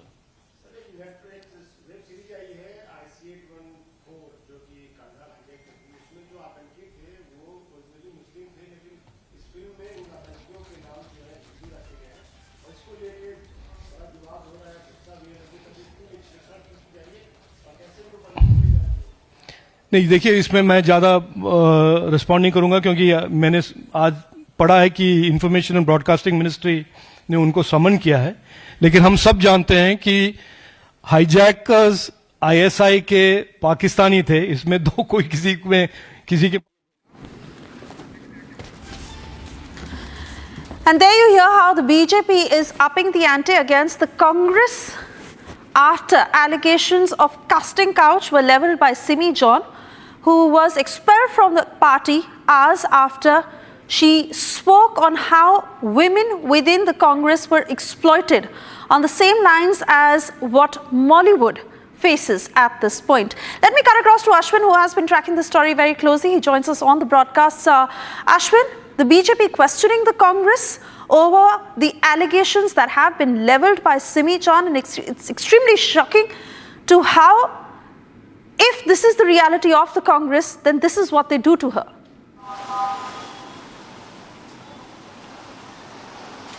Well, Simi John is somebody who has been associated with the Congress environment, the ecosystem for 37 years. Somebody who was the youngest electoral to win during the NSU days, and then becoming the district administrator, then becoming, various positions she has held in the party, and for 37 years. In fact, somebody who's more senior than V.D. Satishan himself has leveled these charges. She is basically trying to give this entire shocking news that women who climbs up the ladder, they are getting exploited, and because when they have given more responsibility, that is the situation of women over there. Now she has also leveled charges that this situation that she is undergoing is only primarily because of leader of opposition V.D. Satishan, who does not like her, is what she has also stated. She went on to say that when she had raised these allegations, she was expelled without even giving a show cause notice. She has called us extremely undemocratic in nature, and she's shocked by the way she's been treated, and she also swears in that she will work even outside the confines, and she also says she's not working at the behest of any other political parties which are they're popular in the state as well. It is not the CPM or the BJP she's batting for, but she wants to ensure that this kind of thing does not happen within the Congress party itself. Oh yes, absolutely. And while the Congress must explain her expulsion, Ashwin, do stay on with us.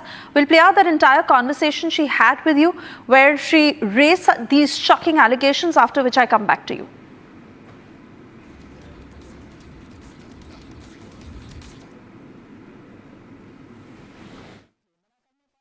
What is your allegation, Simi? Can you please explain? Because,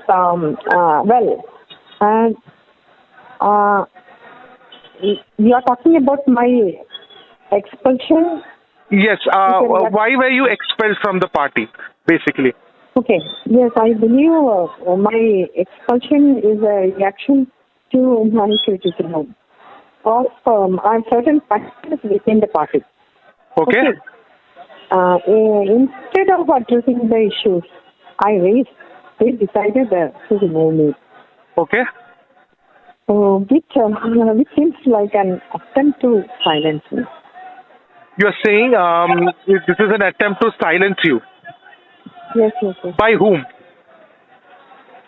I think opposition leader.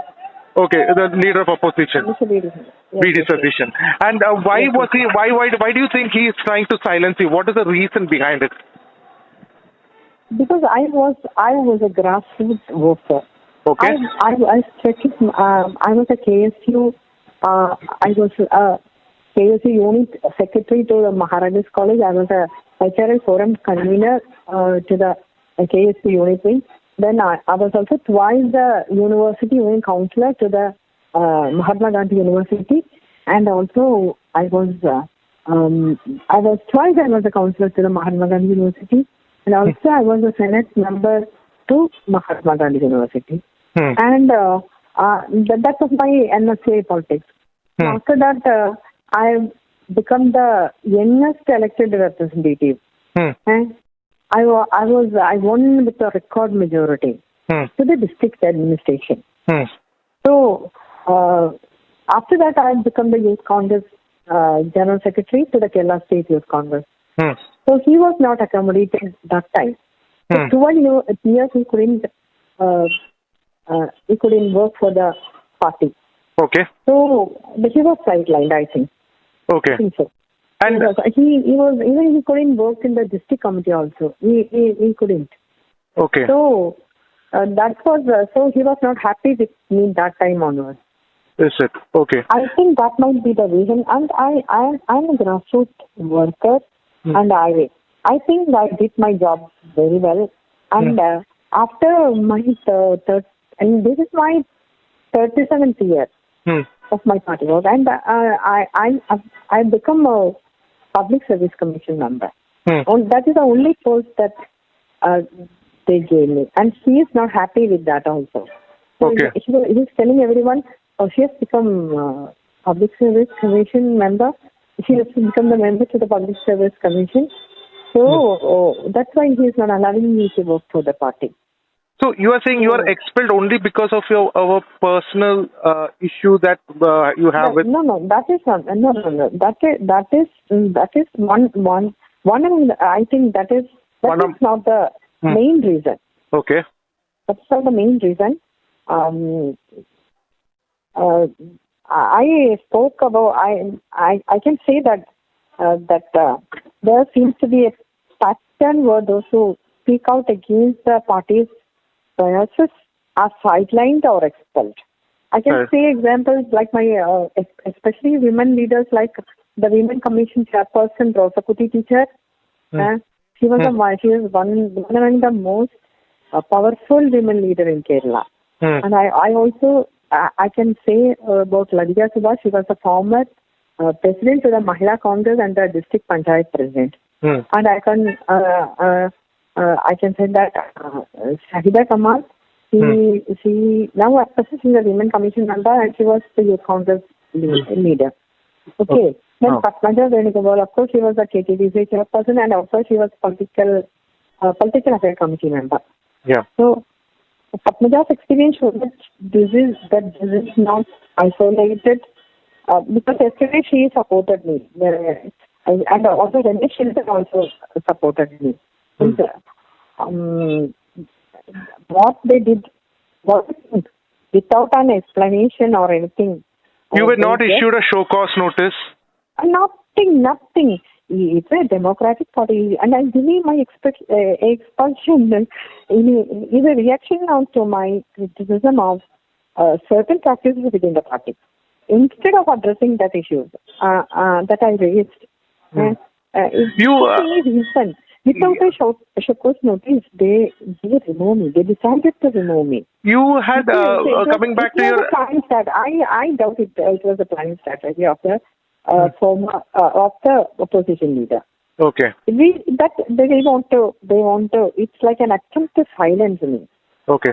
Well, you had in the press meet, you had particularly raised that women who rise in the party rank, they need, like you use the word sponsorship.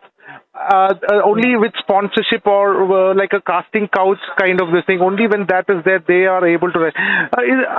Do you still stand by this allegation?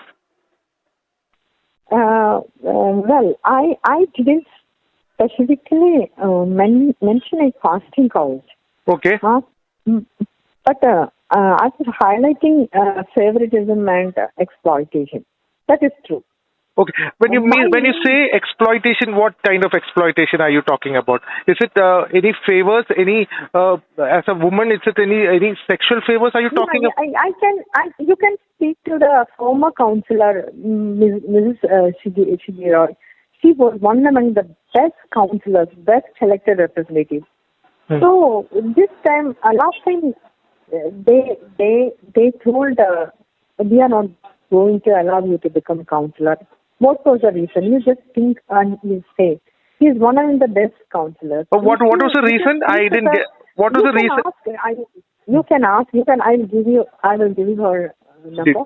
Okay. Please contact her. Then you will understand the meaning of what you can understand the of the exploitation.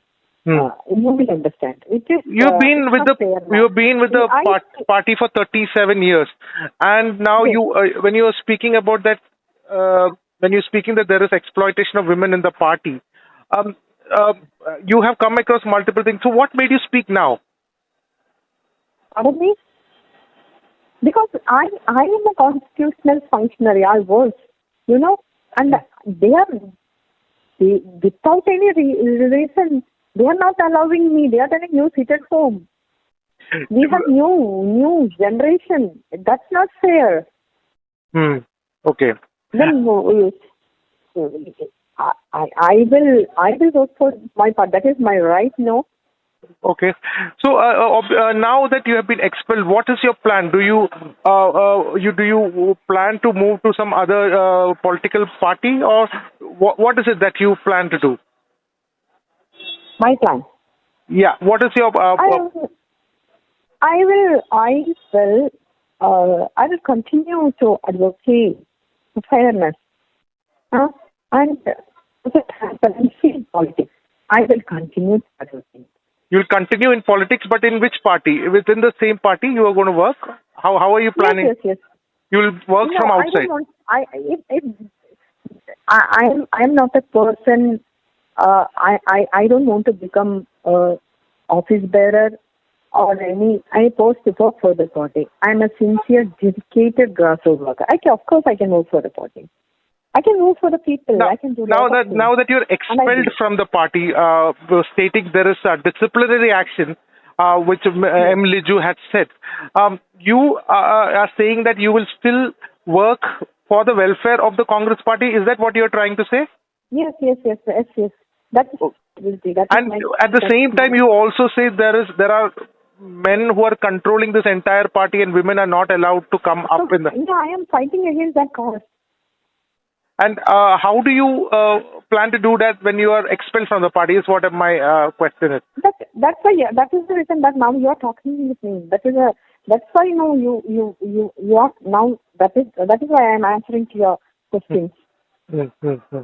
Okay. So do you think more women are also within the party ranks? They also experience the same, and many people have come forward in support of you from within the party also. Yeah, many. I can say. Okay. All right. Thank you so much, Simi, for speaking to Republic Now.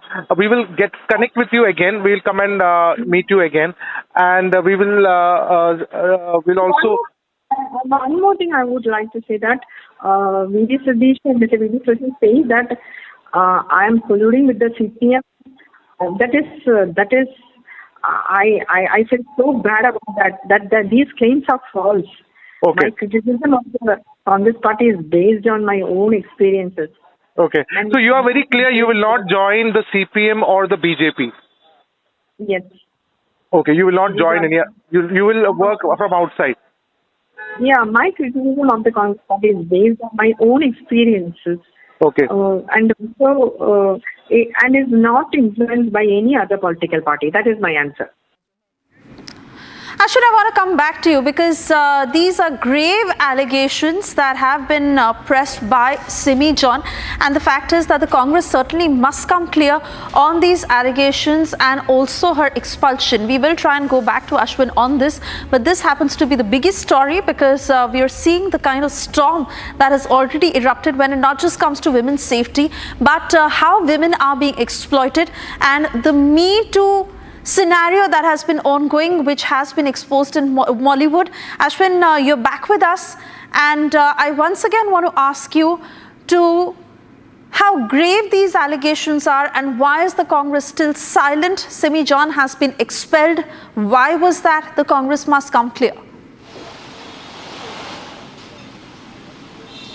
Suisha, ironically, this comes at a time when the Congress has been waxing eloquent about and criticizing the power groups in the Malayalam film industry, the mafia of men working in the industry. At this time, a similar kind of allegation coming where a grassroots worker who has been working for 37 years in the party, right from the rank of the KSU, then as a youth Congress worker, and even becoming the executive secretary of the Youth Congress, somebody like that saying that if women have to rise up within the ranks of the Congress party, they need to be in the good books of some men, and that is something which is extremely scandalous, and this also exposes the exposes the Congress party, also the doublespeak of the Congress party. Just a while ago, in fact, V.D. Satishan also, we did try to speak to him, and he said he does not want to comment on it, and he feels that this is a way to deflect from real topics that matter. That is the response that V.D. Satishan has also given. In fact, Ms. John, who has spoken to us, who will also be speaking to us again, was very interestingly pointed out some very, very important things. She has also come forward to say there are many women in the party who feels that it is the same way things are going in the party. There is a powerhouse of male. In fact, when you look at the prima facie, when we had just had a very big Congress-led UDF protest over here, there was a large number of gathering. There was not even a single woman who was sitting in the front row. Around 40 men were sitting over there. So everybody in the media also noticed that when women are not there in the top ranks within the Congress party in the state. Certainly a woman who has been associated for 37 years, stating that she has not been given any role, any important role, just because she's not within the good books of Mr. V.D. Satishan. Again, points out that there is power group which is working within the Congress party itself, and that is something that is unfortunate to say, but she has spoken her heart out. She is quite heartbroken. She said she will work from outside the party. She will not join any other party, and she also strongly condemned that she is colluding with the opposition, which include, the opposing parties to the Congress, which includes the CPM and the BJP as well. Suesha. Oh yes, absolutely, Ashwin, and by the looks of it, it may turn into a huge political storm, but we continue to track the story closely. Yes, the BJP having launched a scathing attack on the Congress over the recent casting couch controversy, seizing on allegations made by expelled Kerala leader Simi Rosewell John, who has accused the party of having a casting couch system similar to that in Mollywood. Take a look. Senior leader of the Congress in Kerala called Simi Rosewell, who has alleged that there is exploitation in the Congress, and when she points out that there is a casting couch in the Kerala Congress, she is summarily dismissed from the party. And she said today, and I quote, "In this party, that is in the Congress party, there is no place for upright people." That is what she said. Any other place in India, if a woman in the workplace raises an issue of sexual harassment, it is the bounden duty of the organization under the law to constitute a committee, a Visakha committee. And a quick check of the other top stories. CBI has launched a detailed investigation into the RG Medical College as part of the ongoing probe into the Kolkata rape and murder case. The team visited the crime scene at the college to gather crucial evidence and understanding of the circumstances surrounding the incident. Congress party expelled senior Kerala leader Simi Rosewell John following allegations of casting couch within the party likened to those in the film industry. The expulsion comes just hours after John made these claims, which has stirred a significant controversy.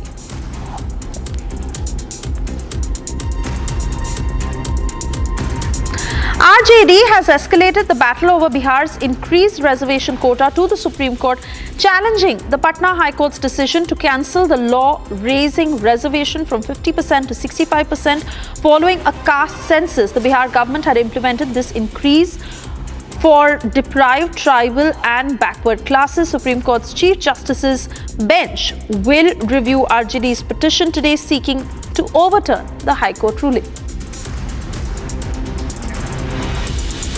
Vijayawada is experiencing severe waterlogging due to heavy rainfall leading to a flood-like situation in various parts of the city. The intense rainfall has overwhelmed drainage systems, causing widespread disruption and inundation. Authorities are working to manage the situation and provide relief to affected residents as the city contends with these challenging conditions.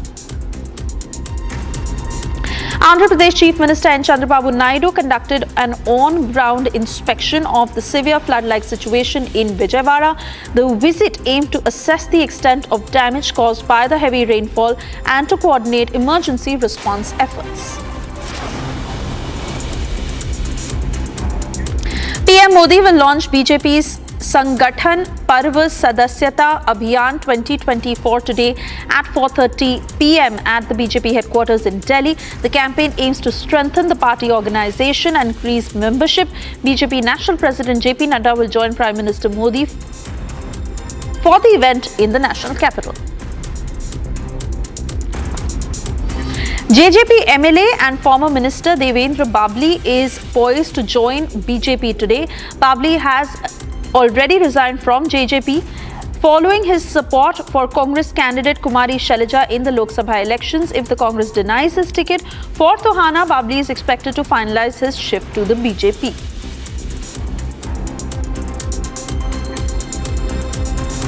Hundreds of farmers led by Bharatiya Kisan Union have set up a camp at Sector 34 Chandigarh. They plan to march towards the Punjab Vidhan Sabha around 2 p.m. The farmers will remain in Chandigarh until the 5th of September and will decide their next steps based on the developments. Former NCP corporator Vanraj Andekar was shot dead in Pune last night. Attackers fired 5 rounds at Vanraj. He was rushed to KEM hospital but was declared dead upon arrival. The investigation into the shooting is underway. In Vanasthalipuram, a young woman sustained serious injuries after being struck by a car driver recklessly near Vivekanand Park. The injured woman was promptly taken to a hospital for treatment and authorities are investigating the incident.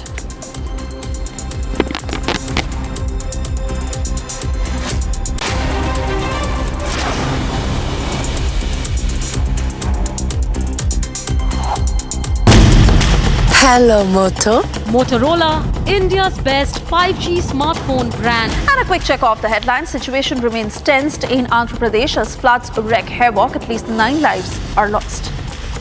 Prime Minister Modi and Home Minister Amit Shah dialed Andhra Pradesh and Telangana chief ministers to take stock of the flood situation. Top sources say BJP is likely to release its first list of candidates for Haryana today. ED summons YouTuber Elvish Yadav in snake venom case. Mohammad Yunus led Bangladesh interim government to review MOUs signed with India. Moving on, Uttar Pradesh police has received the DNA report of former Samajwadi Party leader Nawab Singh Yadav, who is accused of raping a minor girl in Kannauj district. Now, in a significant development in this case, the police has received the DNA test report and officials have confirmed that Nawab Singh Yadav's DNA sample has matched, hence confirming his involvement in the crime. Further legal proceedings are expected to follow basis this evidence. Top SP reactions coming in on this. Let's listen in.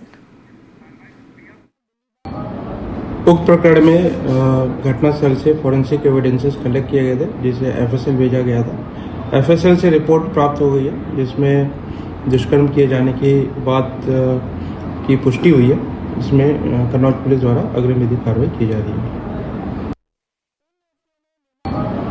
उक्त प्रकरण में घटनास्थल से forensic evidences collect किए गए थे जिसे FSL भेजा गया था। एफएसएल से रिपोर्ट प्राप्त हो गई है जिसमें दुष्कर्म किए जाने की बात की पुष्टि हुई है। इसमें कन्नौज पुलिस द्वारा अग्रिम विधिक कार्रवाई की जा रही है। Across to Gaurav, who joins us on the broadcast. Gaurav, while you take us through the latest details as far as the confirmation on the DNA report and further investigation is concerned, this certainly is a big shame for the Samajwadi Party, who has gone on to shield its leaders when such allegations have been levelled against them. देखिए बिल्कुल Samajwadi party के जो नेता हैं अखिलेश यादव, उनके बेहद करीबी थे नवाब सिंह, और साफ तौर पर उन पर इस तरह का एलिगेशन लगा था, जिसके बाद कई रिएक्शंस भी आए थे समाजवादी पार्टी की तरफ से कि इस तरह के जो आरोप है निराधार है। लेकिन उसके बाद आज जिस तरह से डीएनए सैंपल्स मैच हुए हैं, जो रिपोर्ट आई उसके बाद ये कंफर्म हुआ है कि नाबालिग बच्ची का जो रेप है वो नवाब सिंह ने किया था। और अपने ही स्कूल में जिस दौरान एक वीडियो भी वायरल हुआ था, उसके बाद से लगातार समाजवादी पार्टी कई रिएक्शन अपने डिफेंस में दे चुकी थी। लेकिन अब आज इस बात की पुष्टि हो चुकी है कि नवाब सिंह उस पूरे रेप प्रकरण में आरोपी हैं, और साफ तौर पर इस रिपोर्ट से कंफर्म होता है कि ये आरोप को अंजाम भी उन्होंने दिया था। इसके बाद आपको बता दें, जो नवाब सिंह के भाई हैं नीलू यादव, उनका भी इन्वॉल्वमेंट इस पूरे मामले में, उन पर इनाम भी पुलिस ने घोषित किया है। जिस तरह से हमने देखा कि जो बच्ची थी उसकी बुआ को दूसरे अकाउंट्स के जरिए पैसे ट्रांसफर कराए गए थे अपने बयान बदलाने के लिए, तो कहीं ना कहीं नीलू यादव की जो मुश्किलें वो भी अब बढ़ती नजर आ रही है। और इस पूरे प्रकरण में बता दें, जो पुलिस है वो एक बार जिस तरह से एक के बाद एक लगातार कड़ी से कड़ी अगर देखी जाए इस पूरे मामले की, जिस तरह से नवाब सिंह की अरेस्टिंग होती है, उसके बाद साफ तौर पर अब जो सैंपल्स हैं डीएनए के वो लिए गए थे और वो आज मैच हो चुके हैं, जिसकी पुष्टि हुई है। उसके बाद से अब जो आरोप थे वो एक तरह से सिद्ध होते हैं कि नवाब सिंह का पूरी तरह से इन्वॉल्वमेंट था इस पूरे रेप केस में। और कैसे अब समाजवादी पार्टी इस पर क्या रिएक्शन देती है, ये अब गौरतलब देखने की बात होगी।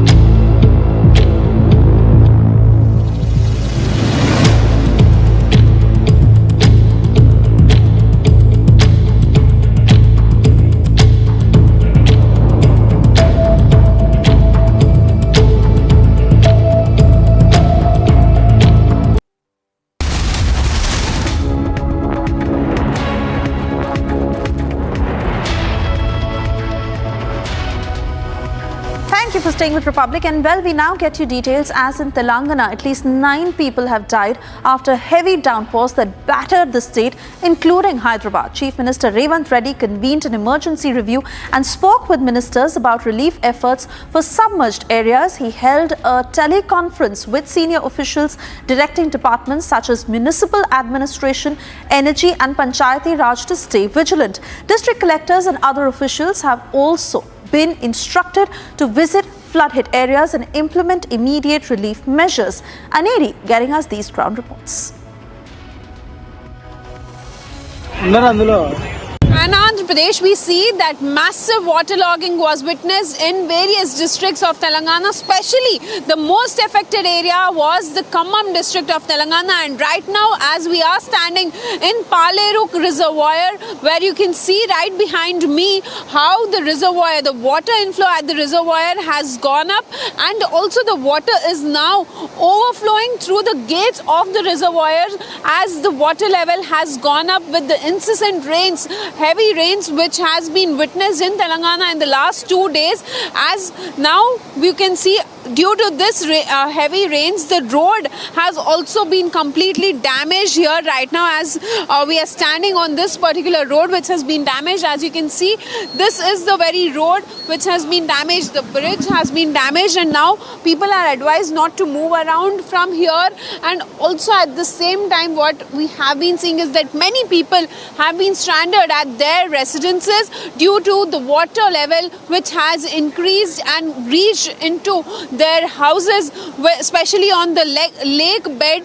People residing there have been most affected due to heavy rains and water level going inside the houses. People have been stranded. However, the rescue operations are underway. Chief Minister of Telangana has been closely monitoring the situation over this particular area, especially the Khammam area, which has been most affected due to the heavy rains in the state of Telangana. This is Aneri Shabat, video journalist for Republic TV. As the stage is set for the first assembly polls in Jammu and Kashmir post abrogation of Article 370 and 35 alpha, Bharatiya Janata Party and Congress are expected to release their list of candidates today, as it is expected to announce the names of the bigwigs, including the BJP state chief, the former deputy chief minister, the Congress working presidents and other senior leaders in this list. For more, stay tuned to Republic TV right after this short break.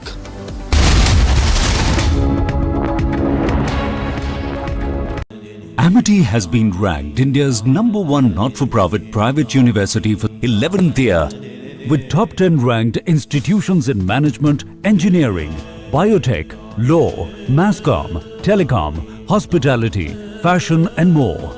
Yet another top ranking for Amity University. The heartbeat of India's startup revolution, Bengaluru, is about to light up. With 20 visionaries and 4 insightful panels, uncover how the Union Budget 2024 shakes our emerging economy. Decode the impact only on Republic Digital Roundtable, Edition 1, Decoding the Budget Blueprint for Startups 2024, exclusively on Republic Digital.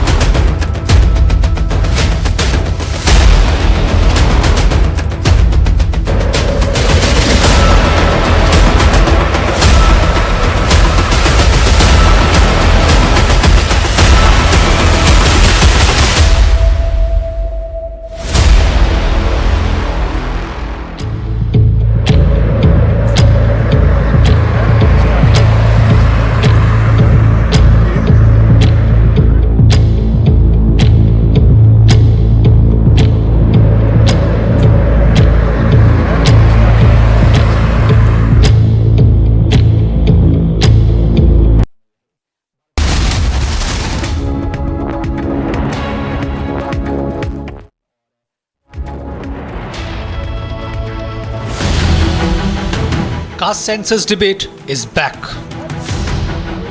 After Rahul Gandhi, now RJD leader Tejashwi Yadav has called for a nationwide caste census and a 65% increase in quotas.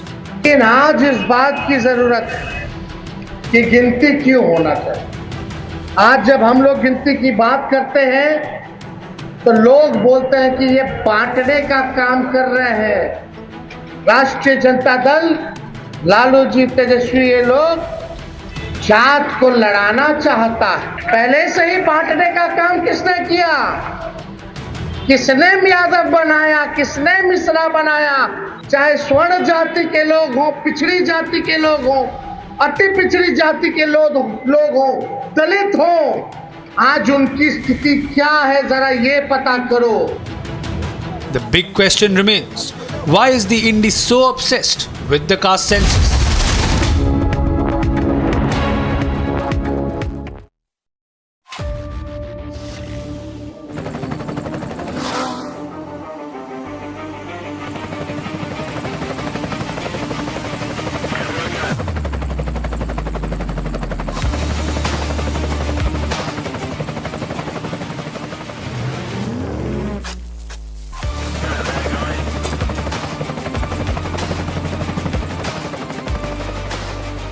Director, the taste of success.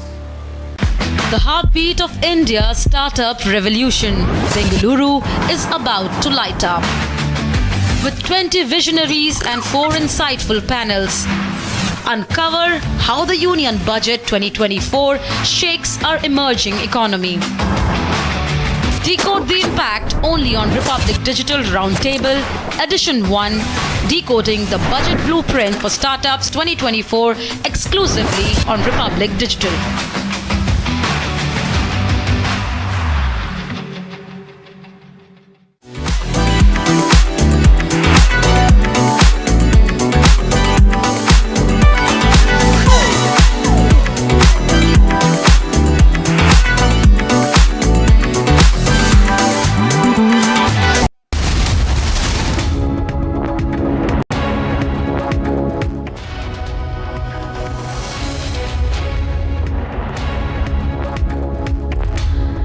Thank you for staying with Republic, and we now get you this raw footage where dozens of protesters had gathered in London's Parliament Square to demand the Israeli government to ensure the release of hostages that are held in Gaza. The demonstration that featured a banner accusing Israeli Prime Minister Benjamin Netanyahu with the message, "History will not forgive you," unquote. This protest occurred in the context of heightened anger in Israel following the confirmation of 6 more hostages' deaths who were captured during the Hamas attack on the 7th of October.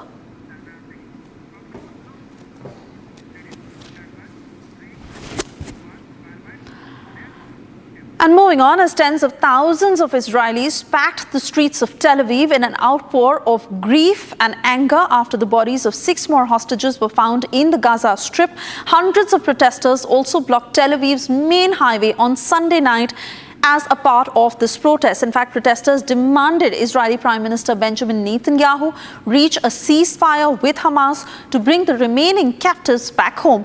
More about all this in this next report. In what appears to be the largest demonstration in Israel in the 11 months of the war against Hamas, lakhs of people descended on the streets of Tel Aviv. The latest protest comes after 6 more Israeli hostages were found dead inside a Hamas tunnel. The angered protesters blocked Tel Aviv's main highway on Sunday night, demanding Benjamin Netanyahu reach a ceasefire deal with Hamas to bring the remaining hostages home. Aerial drone footage showed tens and thousands of protesters trailing through the city's streets. Meanwhile, dozens of mourners attended a candlelight vigil for Hirsch Goldberg Polin at his family's synagogue in southern Jerusalem. Netanyahu has been accused of putting his personal interests over the interest of hostages, and protesters feel like this would be a pivotal moment in the war.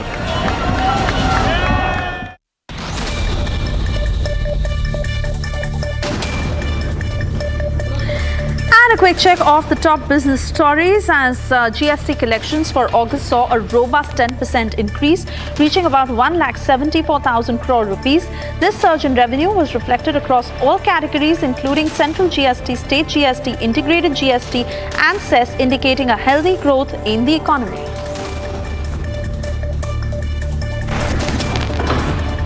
According to a statement from Tata Group, FMCG arm TCPL has merged its wholly owned subsidiaries Tata Consumer Soulful Private Limited, Nourishco Beverages Limited and Tata Smart Foods Limited with the company. US stocks surged as investors anticipate the Federal Reserve's next policy decision. The rally reflects optimism that the Fed may pause or slow down interest rate hikes, fueling market gains. All eyes are now on the Fed's upcoming move, which could shape the market's trajectory in the coming weeks.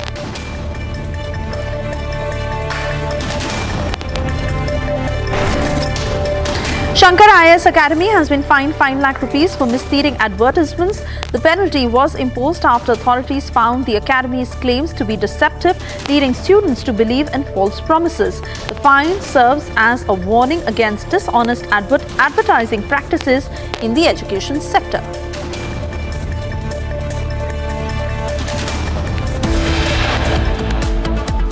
As the stage is set for the first assembly polls in Jammu and Kashmir post abrogation of Article 370 and 35 alpha, Bharatiya Janata Party and Congress are expected to release their list of candidates today, as it is expected to announce the names of the bigwigs, including the BJP state chief, the former deputy chief minister, the Congress working presidents and other senior leaders in this list. For more, stay tuned to Republic TV right after this short break.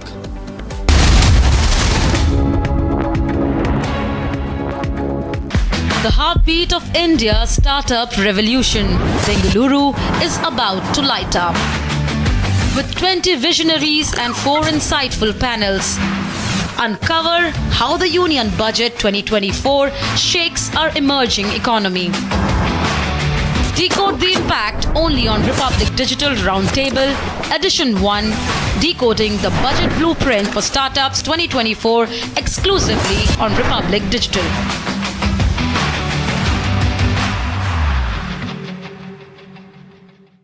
Amity has been ranked India's #1 not-for-profit private university for 11th year, with top 10 ranked institute. Asia's largest news headquarters,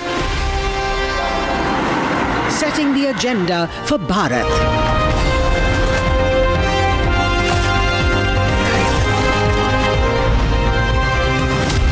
You're watching Republic.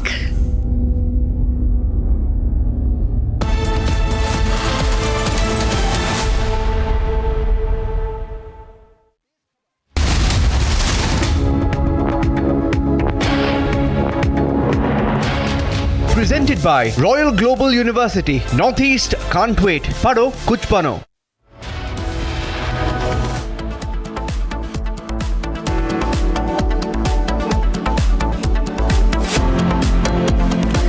Casting couch controversy hits Congress senior leader Simi John expelled for speaking up.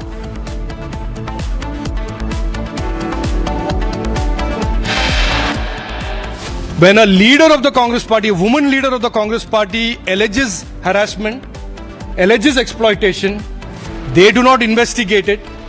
They silence her and remove her from the party. BJP ups the ante against Congress, asks why is the ladki hu lad sakti hu lobby silent now? ED arrests AAP MLA Amanatullah Khan, detained after a 6-hour search operation at his residence.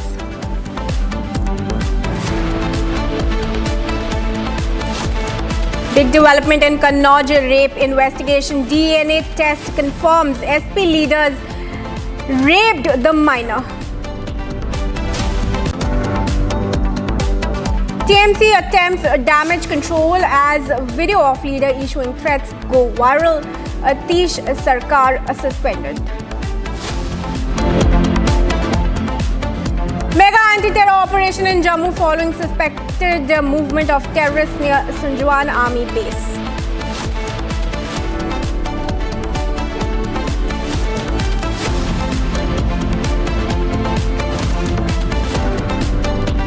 Presented by Royal Global University, Northeast, can't wait, Pado, kuch bano. Well, a very good afternoon to all of viewers watching Republic TV. I'm Kriti Mehta. We're live and breaking at 2 p.m. viewers. Now, senior Congress leader from Kerala, Simi Rosebell John, has been expelled from the party just hours after she alleged that the Congress operates a casting couch system akin to that in the film industry. Her expulsion follows her accusations of exploitation of women within the Congress party in Kerala. She spoke to my colleague Ashwin earlier today on the matter. Let's listen in to that exclusive first. Why were you expelled from the party, basically? Okay. Yes, I believe my expulsion is a reaction to my criticism of certain factors within the party. Okay. Instead of addressing the issues I raised, they decided to remove me. Okay. Which seems like an attempt to silence me. You're saying this is an attempt to silence you. Yes. By whom? I think opposition leader. Okay, the leader of opposition. You had in the press meet, you had particularly raised that women who rise in the party rank, they need, like you use the word sponsorship. Only with sponsorship or like a casting couch kind of this thing, only when that is there, they are able to rise. Do you still stand by this allegation? Well, I didn't specifically mention a casting couch. Okay. But I was highlighting favoritism and exploitation. That is true. Okay. When you say exploitation, what kind of exploitation are you talking about? Is it any favors? Any as a woman, is it any sexual favors? Are you talking about? You can speak to the former councillor, Mrs. Shigi Roy. She was one among the best councillors, best elected representatives. So this time, last time, they told we are not going to allow you to become councillor. What was the reason? You just think and you say he is one of the best councillors. But what was the reason? I didn't get. What was the reason? You can ask. I will give you her number. Okay. Please contact her. Then you will understand the meaning of what you can understand the of the exploitation. You will understand. You've been with the party for 37 years, and now when you are speaking about that, when you're speaking that there is exploitation of women in the party, you have come across multiple things. So what made you speak now? Pardon me? Because I am a constitutional functionary. I was, and they are without any reason. They are not allowing me. They are telling you sit at home. We have new generation. That's not fair. Okay. Then I will vote for my part. That is my right. No. Okay. So now that you have been expelled, what is your plan? Do you plan to move to some other political party, or what is it that you plan to do? My plan. Yeah. What is your? I will continue to advocate fairness, and transparency in politics. I will continue to advocate. You will continue in politics, but in which party? Within the same party, you are going to work. How are you planning? Yes. You will work from outside. I'm not a person. I don't want to become office bearer or any post to work for the party. I'm a sincere, dedicated grassroots worker. Of course, I can work for the party. And viewers, the Congress party has remained conspicuously silent on the explosive allegations made by Kerala leader Simi John, who has accused the party of harboring a casting couch system similar to that in the film industry. And despite the seriousness of these claims, the Congress has evaded questions. Let's listen.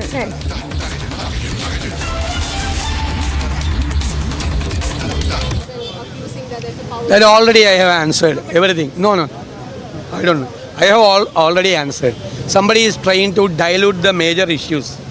I am not ready to answer. I have answered to the media yesterday. Nothing more. So she said she needs the reason why she's expelled from the party. That you ask the PCC president. He is the person who took action against her. There's no show cause notice also given to her. I don't know.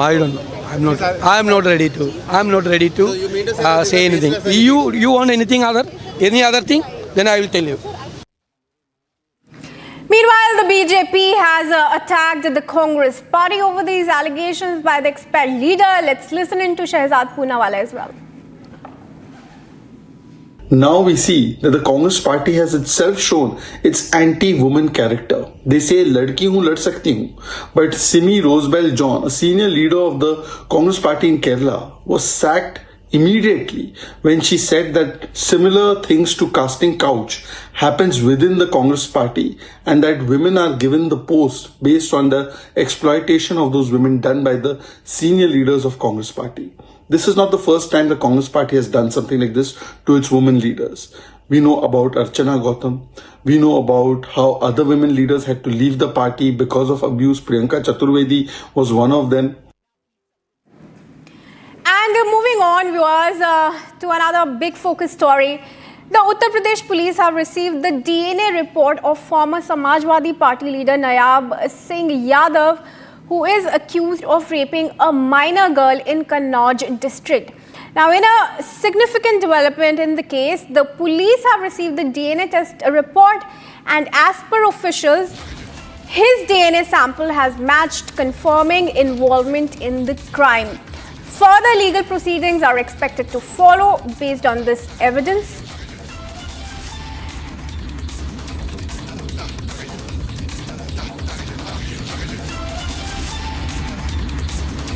So this is a big development that we are bringing you in connection with the Kannauj rape horror of a minor girl involving Samajwadi Party leader Nayab Singh Yadav.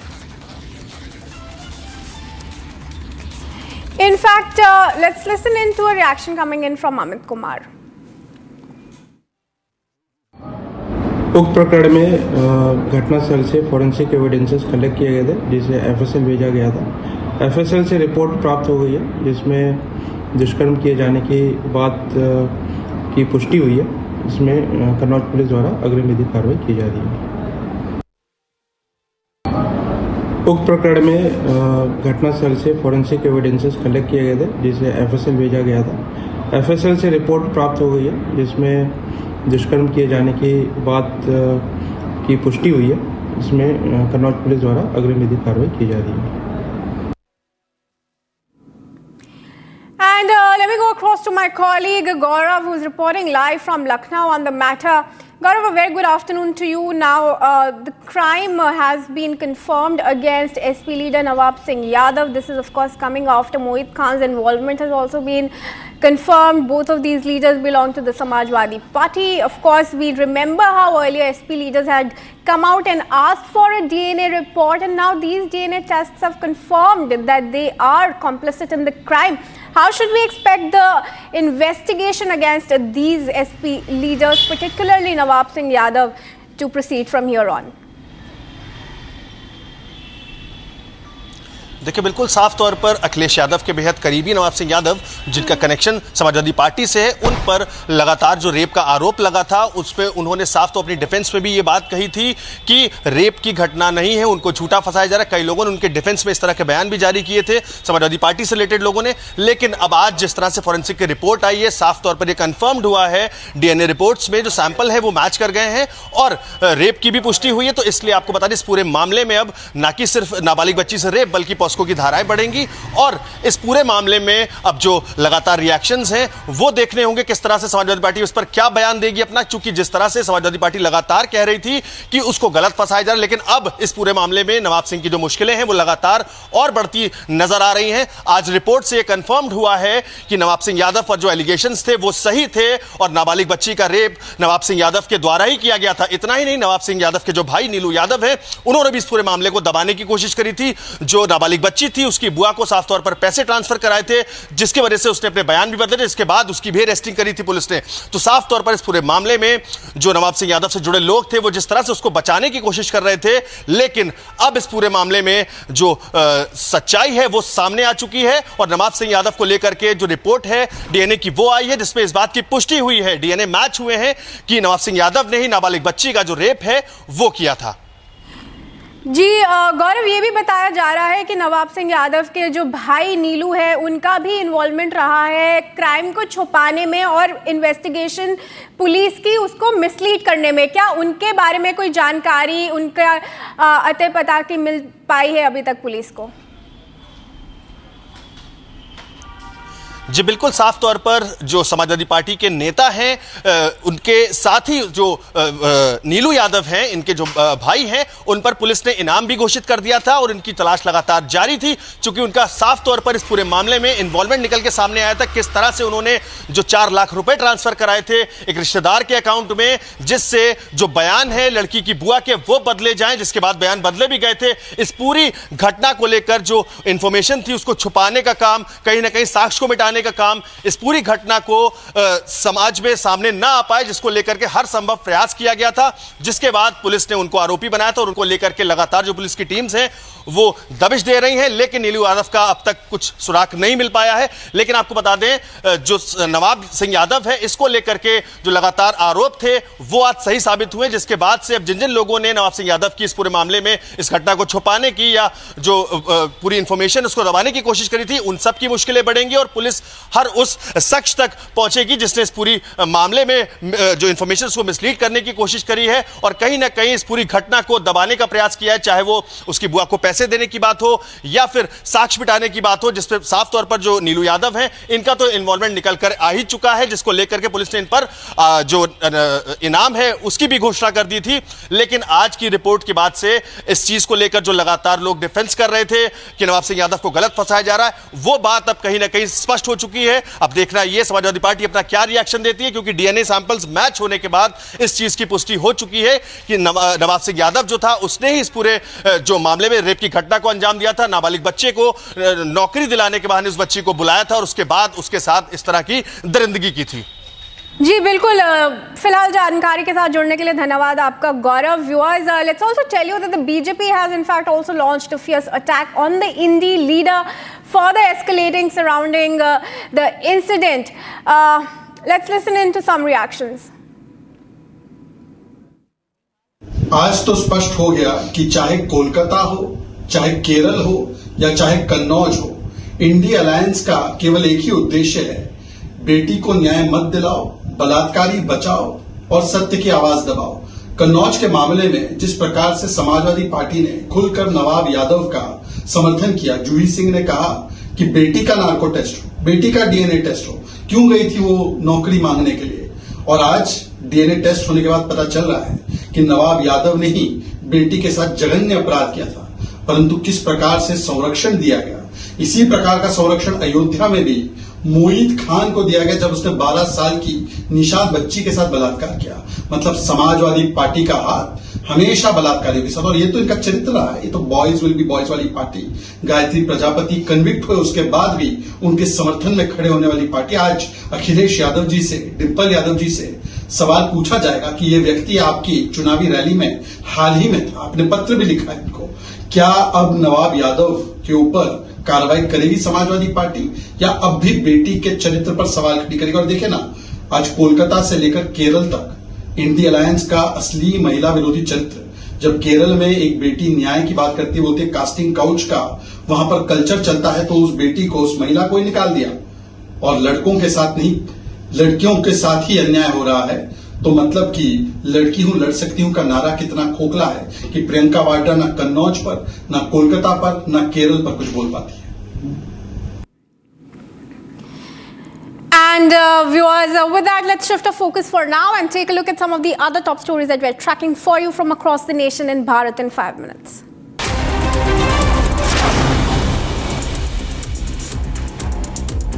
TMC leader Chas has been suspended and served a show cause notice in response to threats involving the morphing of women's photos. Despite the suspension, there is growing public demand for his arrest, questioning why legal action has not been taken against him yet.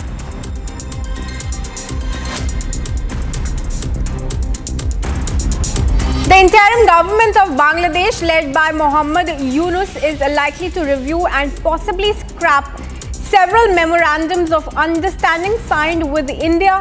Sources indicate that the new government believes these agreements, signed under former Prime Minister Sheikh Hasina, may have favored India excessively and are not necessarily beneficial to Bangladesh.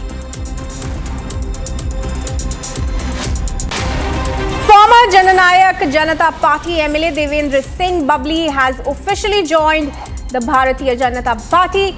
Bubbly, who had resigned from his previous party positions and supported Congress in the past elections, made the switch after resigning from JJP. His move comes as the BJP gears up for the upcoming elections.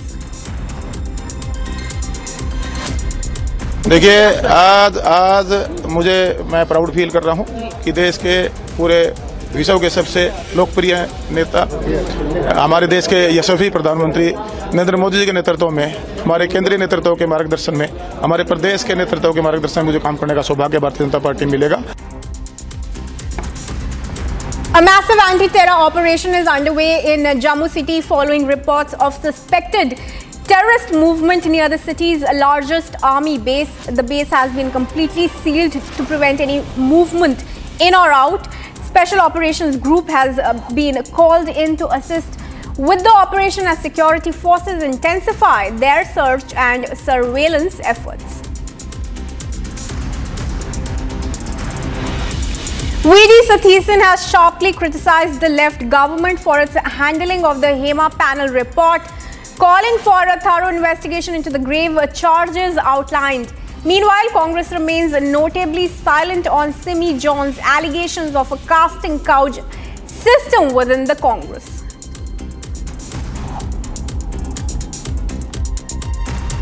Unfortunately, this government has been holding this report, holding the information that sexual offences have been committed against women. They have been hiding this report for the last few years. Who have done the offence? It itself is an offence. The revived POXO case involving former Chief Minister of Karnataka B.S. Yediyurappa has taken a new turn with the recent death of the victim's mother. The State Women's Commission, led by Chief Nagalakshmi Chaudhary, has expressed doubts over the circumstances of the victim's mother's death and has formally requested a thorough investigation by the police.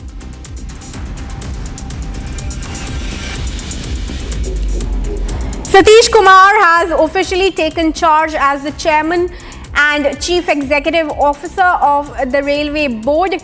Kumar's appointment follows the retirement of Jaya Varma Sinha, who superannuated on August 31.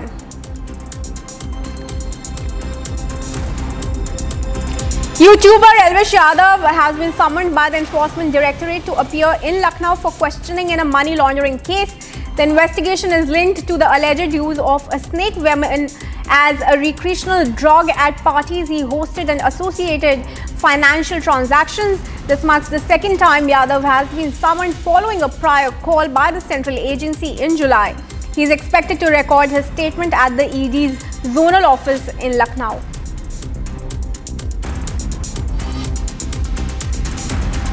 Opposition parties, including the BRS and the BJP, have launched a sharp criticism on Telangana Chief Minister Revanth Reddy for his handling of the severe flood situation in the state.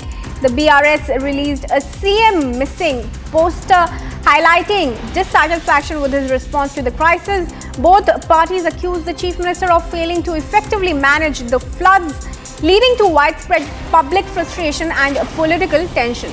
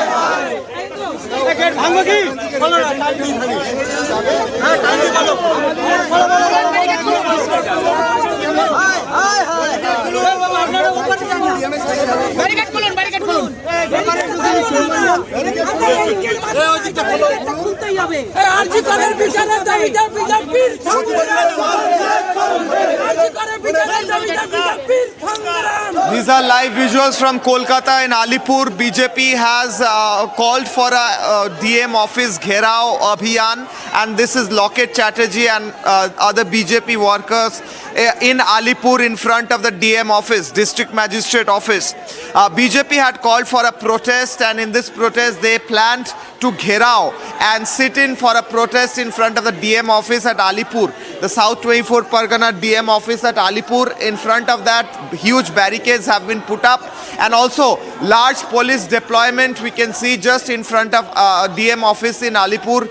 BJP leader Loket Chatterjee along with other BJP workers in protest of RG Kar incident and to demand justice for Abhaya, and also to demand the resignation of Chief Minister Mamata Banerjee. They are protesting in front of the District Magistrate office at Alipur in Kolkata. This is a very important spot and one of the busiest locations in the city, one of the posh, busiest location in the city, where we can see Loket Chatterjee trying to push the barricades in order to move forward. The barricades have been put about a few kilometers before the DM office, about 1 kilometer or 800 meter before the DM office, and that's the way that leads to DM office. Right now, BJP leader Loket Chatterjee along with other BJP workers are pushing the barricades in order to enter that area where the DM office, the way towards DM office starts. And we can see these live visuals live from Kolkata, Alipur. The protest against RG Kar incident intensifies even as the barricades, they have crossed the barricades, I believe, and now, it's very close, not even 800 meters. They are close to the gates of the DM office. This is the gate of the Alipur DM office. We could see the signboard right there. Loket Chatterjee and other BJP leader, they were pushing the barricades. They crossed 2 barricades and now came in front of the DM office. The barricades were pushed, and I think Loket Chatterjee is saying something. We'll try to hear if it's audible.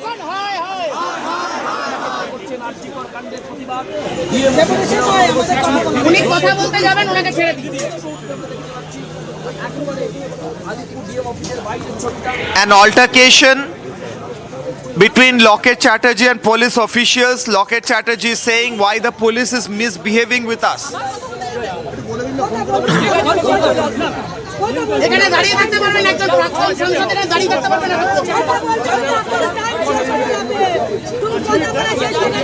Loket Chatterjee and the police officials in an altercation, verbal spat. Loket Chatterjee is saying that we should be allowed to enter.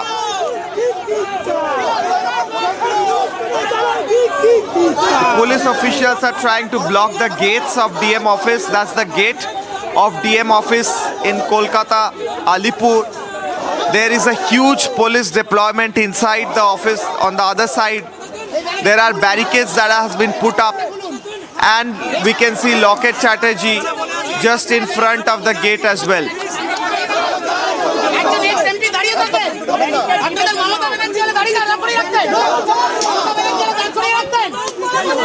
Loket Chatterjee is saying, if Mamata Banerjee would have come here, would you have stopped her?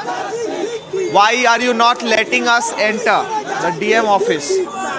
We want to enter the DM office in order to demand justice for Abhaya, and also they are demanding the resignation of Mamata Banerjee. A huge BJP protest happening on the same day that there is a doctors' protest planned and a Lal Bazaar Abhijan planned. So this is a DM office Abhiyan at Alipur, and there is another one planned at Lal Bazaar where junior doctors are going to protest. BJP workers are trying to open the barricades. There were ropes that were holding the barricades together. We can see BJP workers opening, and Loket Chatterjee already entered, almost entered. In front of the gate she is, and she is demanding that she should be entered. She should be allowed to enter. the DM office. Now we see even the police officials are opening the gates. Probably some of them got permission to enter DM office.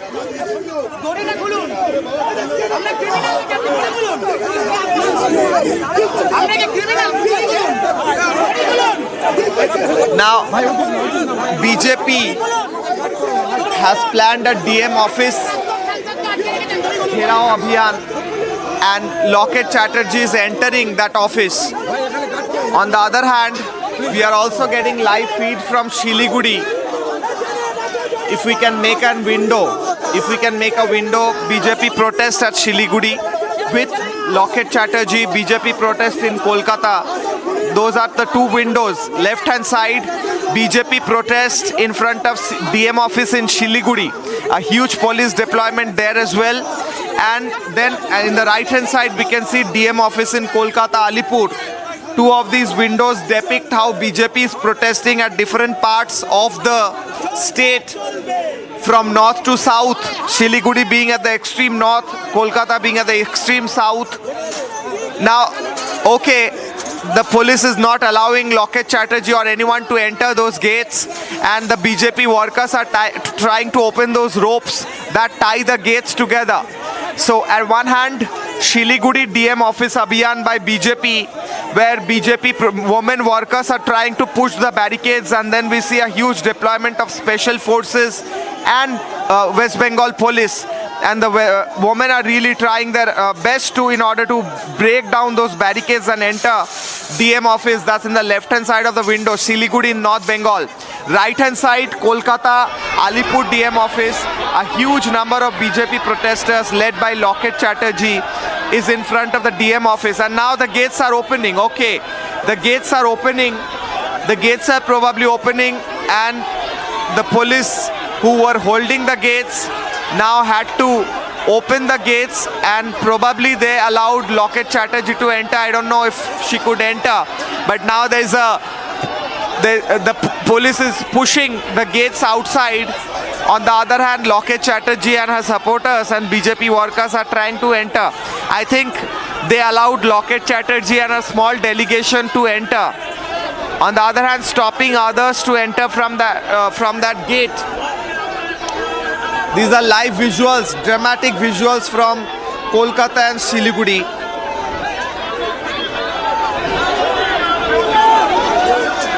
Live visuals from north of Bengal and south of Bengal. North of Bengal, Shiliguri, a huge BJP protest in front of DM office, district magistrate office. On the other hand, right hand side, we can see Loket Chatterjee still outside. Okay, so she was not allowed to enter, and the police is tying back the gates. The ropes were untied, and now the police is trying to tie those ropes back. Visuals from BJP protest at Alipur, Loket Chatterjee present. And on the other hand, BJP protest in Shiliguri. BJP protest in Shiliguri as well. BJP protesters are raising slogans and demanding justice for Abhaya. Even on the same day that one of the TMC leaders, Ashit Sarkar, he threatened that anyone who is protesting against the government, the pictures of women of their house, mothers and sisters, would be morphed and put as posters in front of their house. Such heinous words. Now we can see symbolic protest by BJP workers in front of DM office in Alipur, where they are using the ropes and trying to demand that the killers and rapists should be hanged, punished. BJP workers are demanding, women workers are demanding that the killers should be hanged. That's why they are wearing ropes in their neck and trying to make their demand that killers and rapists should be hanged.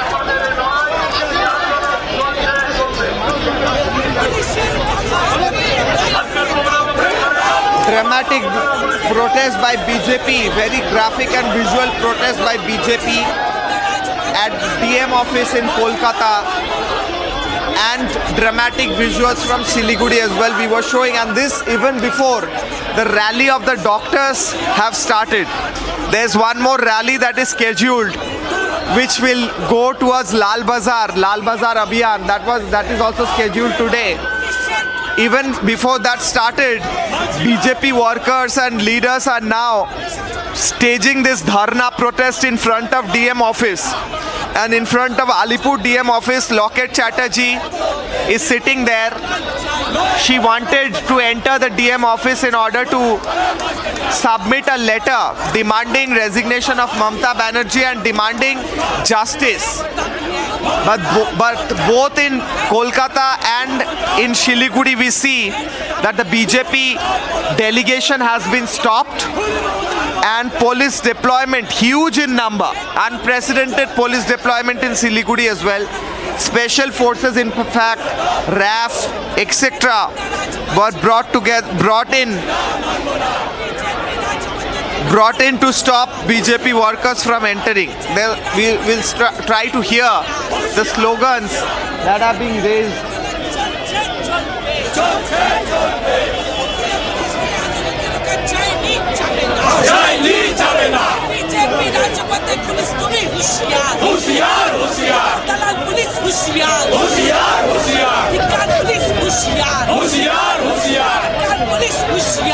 If we can cut to Bangla as well, we are showing live visuals of Shubhendu Adhikari, Ognimitra Paul walking in West Bengal Assembly, inside the Assembly.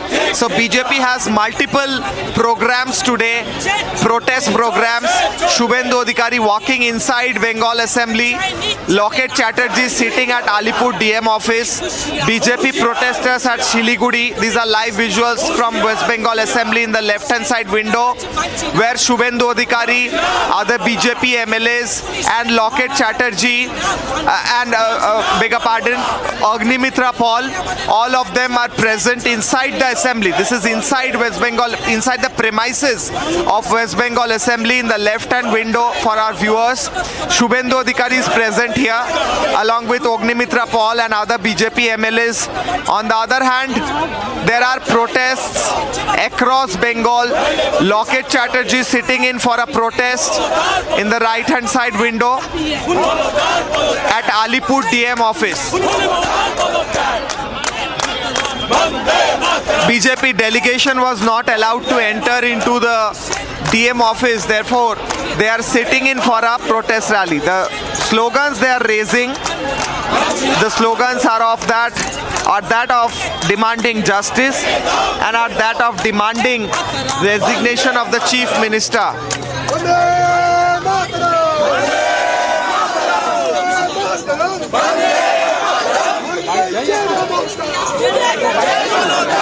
Also, if you cut to Bangla, in Coach Bihar, BJP protests, police is using water cannons on protesters at Coach Bihar. Again water cannon, protests and water cannon, same visuals every time there is a protest. This is Coach Bihar, Coach Bihar, BJP protest, police is using water cannons.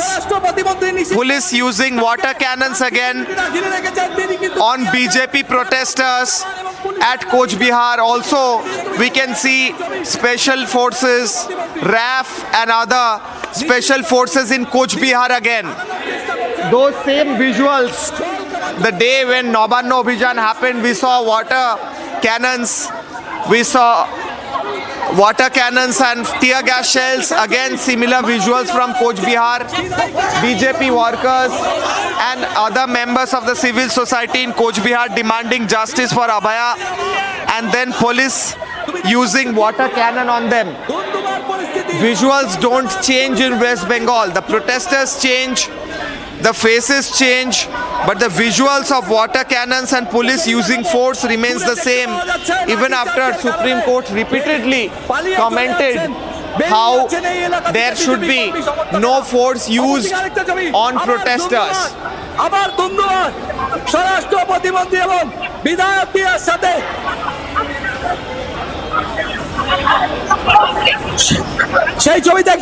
So we see that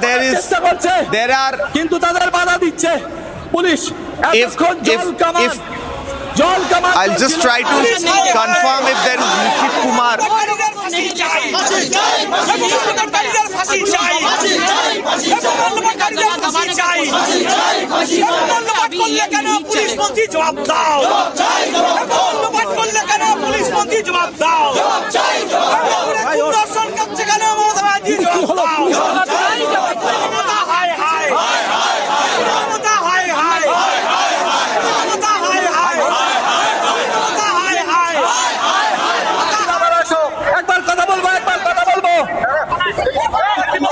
ভেঙে দেওয়া হয়েছে।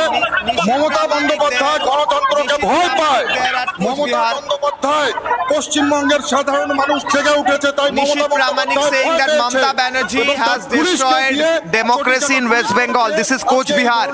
Police used water cannon on Nishit Pramanik and other BJP leaders. সাধারণ মানুষের যে আজকে দাবি, সেই দাবিতে আমরা একসঙ্গে পায়ে পা মিলিয়েছি। আপনারা দেখুন কিভাবে পুলিশ কিভাবে আপনারা We are supporting the cause of the people and therefore we are here, but Mamata Banerjee is using all force on us. রীতিমতো ধুমধুমা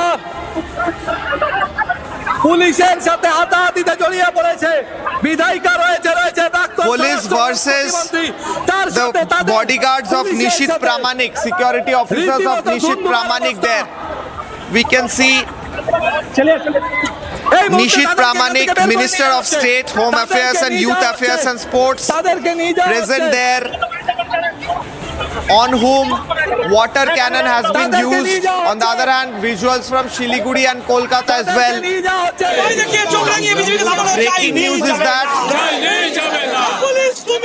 water cannons has been used by West Bengal Police on the Minister of State, Home Affairs and Youth Affairs and Sports, Government of India, Nishit Pramanik. Water cannons used on Nishit Pramanik. On the other hand, visuals from Shiliguri and Kolkata, where BJP workers has been stopped in front of DM office.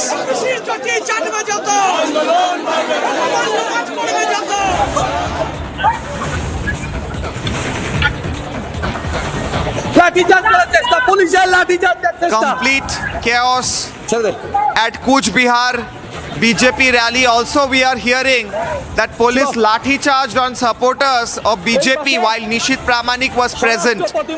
Unprecedented situation as a state minister of state of the government of India has been water cannon today, and also lathi charge on the BJP workers at Kuch Bihar. মহিলাদের আটক Protesters, রীতিমতো ধুমধুমার মহিলাদের আটক। we can see protesters are being detained.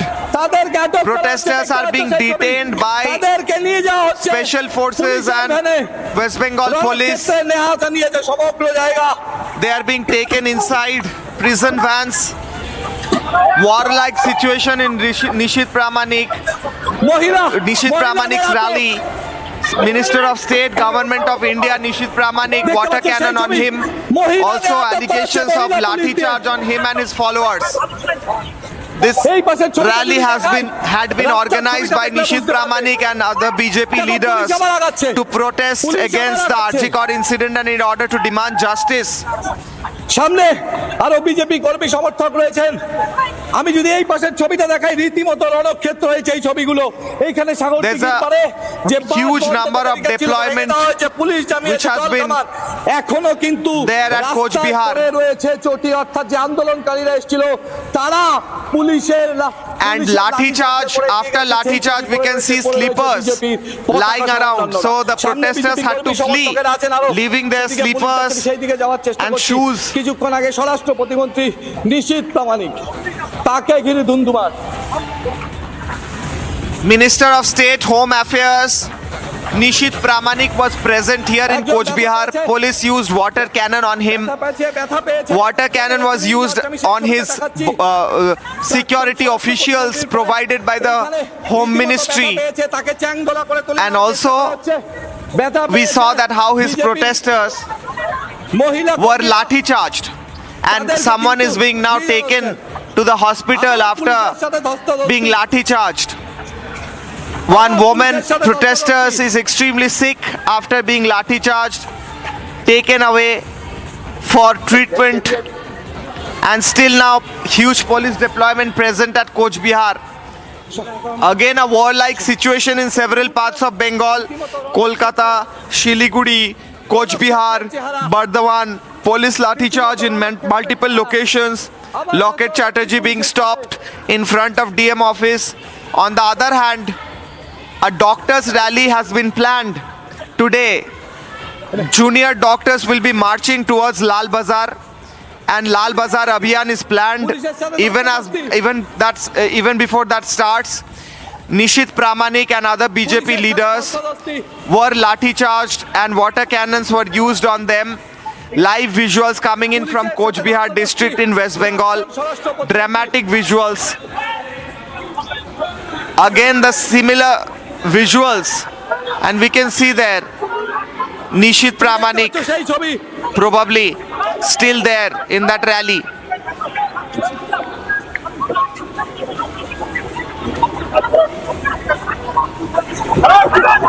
So I'll remind the viewers that this is West Bengal and this is Coach Bihar, where again Supreme Court instructions were flouted. Supreme Court had repeatedly said that the West Bengal government, West Bengal state should not use its power on the protesters, unleash its power on the protesters, and that instruction is again clearly flouted as Nishit Pramanik and his protester and his other BJP supporters were lathi charged at Coach Bihar, and I believe this is also in front of the DM office in Coach Bihar. There were several DM office abhiyans at several parts of the state, and even as that happens, we are seeing live visuals from Coach Bihar where probably some of them were taken inside this particular. Is this a police station or not? I'll just confirm. I believe this is a police station or a DM office or the DM office. I believe I'll just confirm that. But we see that rapid action forces are using lathi.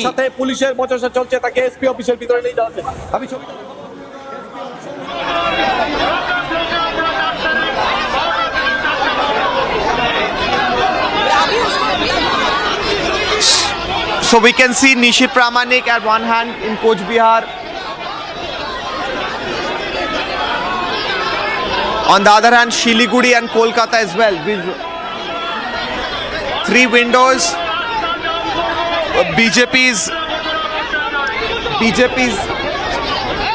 BJP DM office Abhiyan at Coach Bihar in Kolkata and Shiliguri. Three locations. In Kolkata, DM office Abhiyan by Locket Chatterjee, who was stopped by the police, and she is sitting just outside the DM office at Alipur in Kolkata. In Shiliguri again DM office Abhiyan, and we are showing those visuals where police deployment, police stopping BJP workers. On the other hand, Coach Bihar, where a warlike situation happened, where Nishit Pramanik, the state minister of Home Affairs of the government of India, was present, and water cannons were used on him. Water cannons used even on ministers, central ministers. Water cannons used even on central ministers, which clearly show that what the West Bengal police, Mamata police, is up to. And water cannon visuals as well. And this even before. This is happening even before the march of the doctors started. The doctors' march didn't even start yet.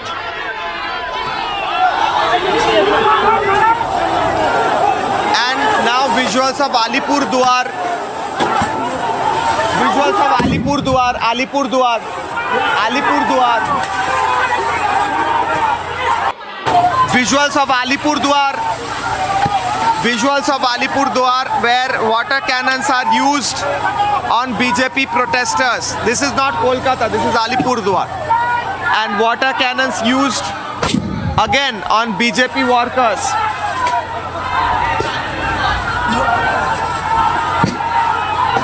Alipur, this is Alipur Duar, not even Coach Bihar. Alipurduar visuals where water cannons are being used on BJP workers again. So Coach Bihar, we saw water cannons. Alipurduar as well, we saw water cannon being used at several locations. Water cannons are being used on BJP workers. Water cannons on BJP workers across West Bengal at several locations.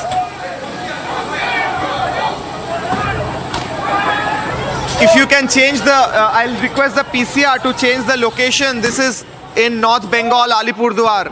Okay, so that's Alipurduar where water cannons are being used. On the other hand, Coach Bihar also a while back, we saw tear gas shells are also being used according to sources at Alipurduar. Tear gas shells are also used. So the similar situations of complete chaos and mayhem all over Bengal in the DM office Abhiyan of BJP at several locations. We can see women protesters are injured. Lathi charged.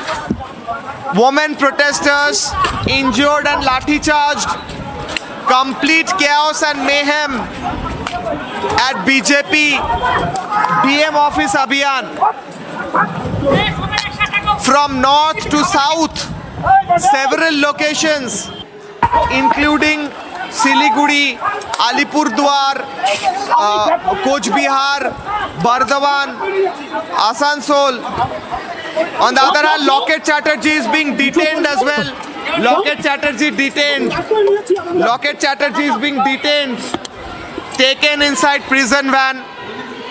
Locket Chatterjee taken inside prison van as well. On the other hand, complete mayhem at Alipurduar in West Bengal, where BJP is holding protest. And lathi charge has happened. On the other hand, Locket Chatterjee has been detained again from Kolkata. BJP protest in front of DM office at Alipur in Kolkata. This is Alipur. And in Kolkata, Locket Chatterjee has been detained again, taken away in prison van, even as at several locations of Bengal, including Alipurduar, including Coach Bihar, there has been complete chaos and breakdown of all law and order, even as police lathi charges on BJP workers.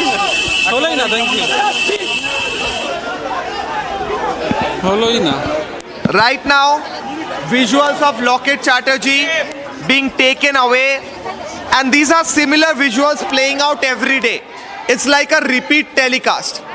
Every day we see protests happening across the state. BJP workers or others are protesting at several locations, and then we see complete mayhem even as the demand for protest grows louder. Police continues to use all kind of force at its disposal, including water cannons, lathi charges and tear gas shells. And these are visuals of Alipurduar where BJP protesters who are also protesting in front of their DM office are facing water cannons.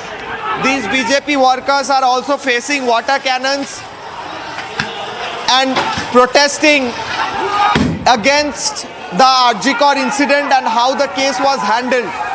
They are demanding justice for Abhaya, dramatic visuals, and they are demanding justice and also resignation of the chief minister. But every time we see there is a demand for justice, and every time we see that there is a demand for the resignation, the only thing that the police can do is lathi charge. That's the only thing we see every time playing out, or using of water cannons.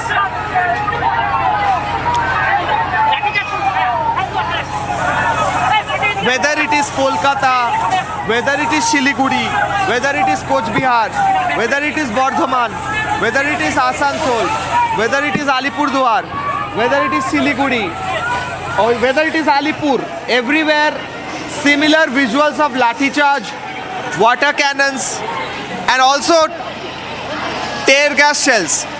So that is what we see every time there is a protest, and it's no different this time. It's no different this time. Every time a protest happens, this is what the only thing that the West Bengal police or the Kolkata police can do. So big questions about how the police doesn't take any action on people like Ashit, TMC leader Ashit, a while back, Ashit Sarkar, a while back, who said that he will be morphing images of women and put up posters. So he's not yet arrested. He's not yet arrested, but we see that police action is prompt on protesters, on the protesters who peacefully try to demand for justice. TMC leader Ashit Sarkar openly threatens to morph pictures of women, and then we don't see that, and we don't see any police action. But we see water cannon on BJP leaders such as Nishit Pramanik, who is also the state minister of the government of India. So even government of India, ministers from the central government are being water cannoned and lathi charged. But we don't see similar action against goons. RG Kor goons, we remember.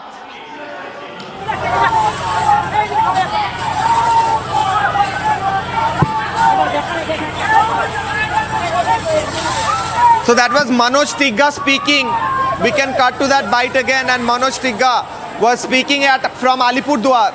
He is the local MP. आप भी स्वास्थ्य मंत्री हैं, आप भी police मंत्री, किससे विचार चाहिए? हम लोग विचार मांग रहे हैं कि जिस अभया का वहाँ पर रेप और मर्डर हुआ है उसको विचार देना पड़ेगा। उसी का समर्थन में और जो कांड हुआ उसका प्रतिवाद में हम लोगों ने यहाँ पर डीएम को शांतिपूर्ण तरीके से मिছিল करके यहाँ पर डीएम से मिलने के लिए आए थे। लेकिन आप लोगों ने देखा कि किस प्रकार यहाँ का दलदास पुलिस जो है हमारा शांतिपूर्ण मिছিল में जिस प्रकार से यहाँ पर पानी का फुहारा छोड़ा और जिस प्रकार से यहाँ पर टीयर गैस छोड़ा, उससे हमारे कई कर्मी घायल हुए हैं और यहाँ पर अभी और पता चलेगा कि कितने लोग घायल हुए हैं। लाठीचार्ज हुआ है। देखिए लाठीचार्ज करने का तो वो लोग तत्पर थे, ठीक है। लाठीचार्ज में एक दो जगह हुआ, एक दो महिला को वहाँ पर उन्होंने पीटा भी है हमारा यहाँ पर। तो हम लोग इसका विरोध में हम इसका प्रतिवाद करते हैं। जिस प्रकार से महिला के ऊपर में लाठीचार्ज हुआ और भी लाठीचार्ज हुआ, इसका प्रतिवाद करते हैं। ऐसा नहीं होना चाहिए क्योंकि हम शांतिपूर्ण ढंग से मिছিল कर रहे थे और उसमें ये लोग जिस प्रकार से लाठीचार्ज किया, जिस प्रकार से आंसू गैस छोड़ा, जिस प्रकार से यहाँ पर पानी छोड़ा, ये ठीक नहीं है। गणतंत्र में सभी को विरोध करने का अधिकार है। ये हमारा प्रदर्शन फुल आउट चलेगा। हम लोग का प्रदर्शन जब तक निर्भया जो वहाँ पर अभया है उसका विचार के लिए यहाँ पर हमारा आंदोलन और आगे तक चलेगा।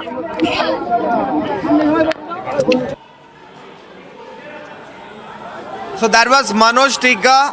He is the BJP MLA from Madarihat in Alipurduar.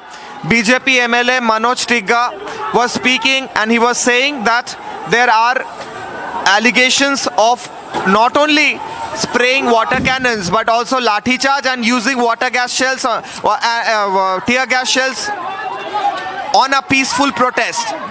Manoj Tigga is saying that it was a very peaceful protest that was happening, and suddenly the police crackdown happened. Water cannons were used, tear gas shells were fired, and lathi charge happened on women police officers, on women supporters by police.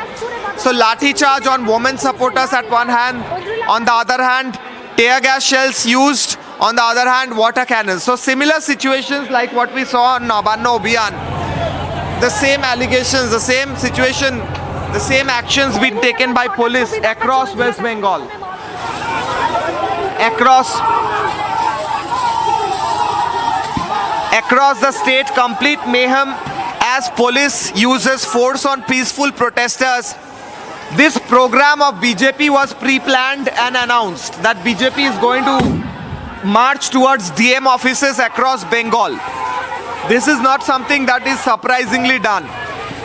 And in order to demand justice and demand the resignation of Chief Minister, BJP leaders prepared BJP leaders decided to visit DM office. So these visuals, all the windows that we are showing, this clearly show that how in different parts, including Coach Bihar, Kolkata, Siliguri and Alipurduar, similar action by the police, West Bengal police or Kolkata police, portray and expose what is the intent of this government and how they want to handle peaceful protests. Every time there has been a peaceful protest after the Abhaya incident, every time there were BJP workers or common citizens or junior doctors, there were similar instances of lathi charge, water cannons and tear gas shells and detention. These are the 4 actions that is always taken by the police department in West Bengal under Mamata Banerjee. So we will be coming back with more visuals, more updates, even as we wait for the doctors' protest to start in a while, where they will be visiting Lal Bazaar, and police is ready to stop that as well. So more visuals are coming in after a short break. Keep watching Republic TV.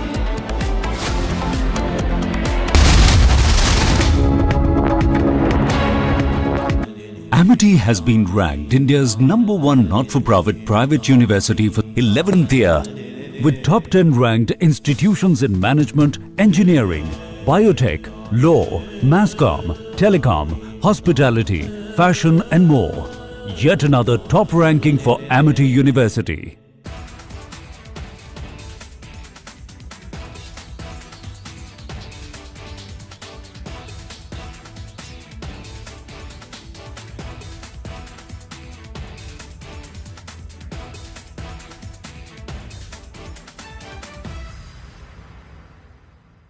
आप लोग सुन लीजिए, असम में साइल marriage नहीं होने दूंगा जब तक मैं जिंदा हूँ। हम होने नहीं दूंगा जब तक हिमंत विश्व शर्मा जिंदा है, तब तक असम में साइल मैरिज नहीं होगा। ये आप सुन लीजिए। আপোনালোকে बहुत सुना गोटे। बदलते डेमोग्राफी मेरे लिए, मैं असम से आया हूँ। From Asia's largest news headquarters, setting the agenda for Bharat.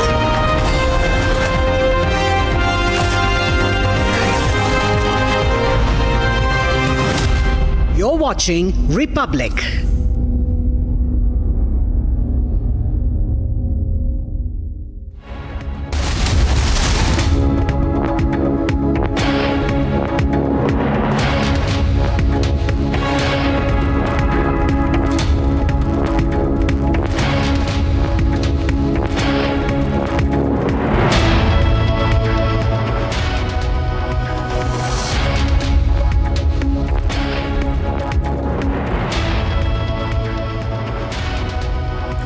Amidst the Me Too controversy in Bollywood, a casting couch row has hit the Congress.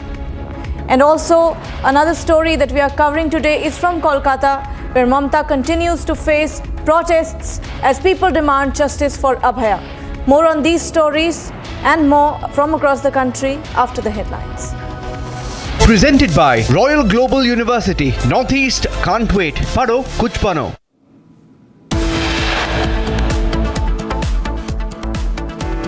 Casting couch controversy hits Congress party. Congress expels Kerala leader who alleged exploitation of women in the party.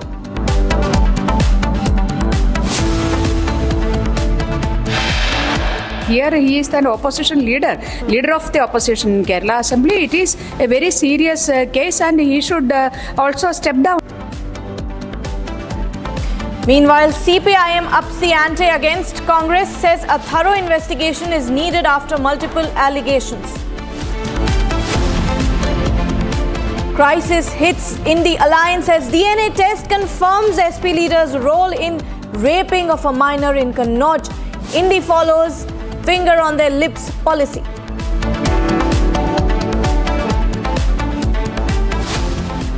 Two killed, 10 injured as suspected Kuki insurgents use drones to drop bombs in Manipur. Is there a foreign hand at play?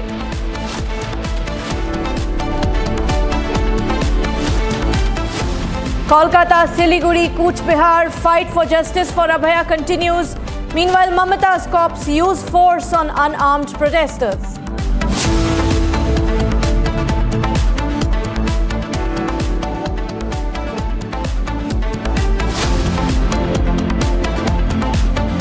ED arrests AAP MLA Amanatullah Khan, detained after a 6-hour search operation at his residence.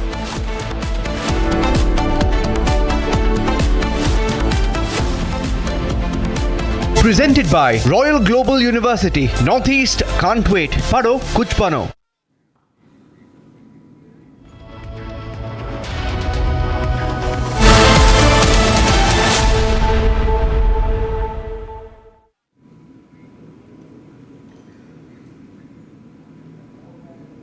There are protests underway in Kolkata right now. In the Abhaya rape and murder case, Mamata continues to face the fury of the people. We are going across to those visuals coming in from Kolkata, where doctors are staging protest against the Mamata government.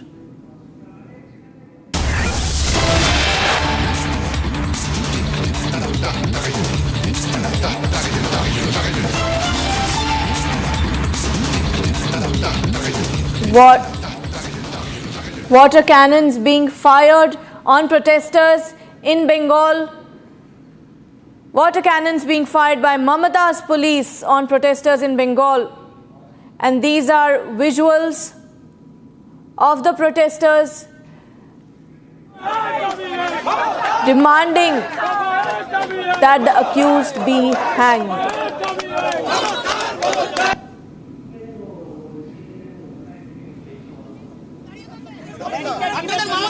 I'm being joined by my colleague Kishale from Republic Bangla.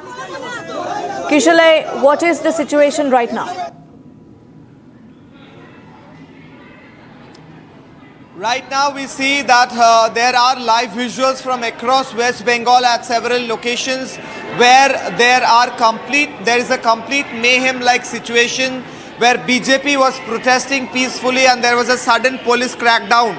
We see visuals from Alipurduar where there's a large-scale police crackdown, use of water cannons, use of tear gas shells and use of lathi charge, after which the BJP workers were detained.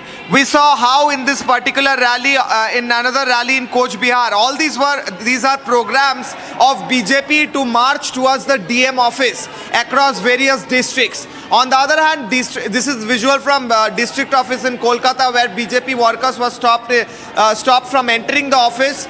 Loket Chatterjee was detained. Loket Chatterjee was detained from Alipur in Kolkata. On the other hand, there were visuals from Cooch Behar where we saw State Minister of the Home Affairs of Government of India, Nishit Pramanik, and BJP leader Nishit Pramanik.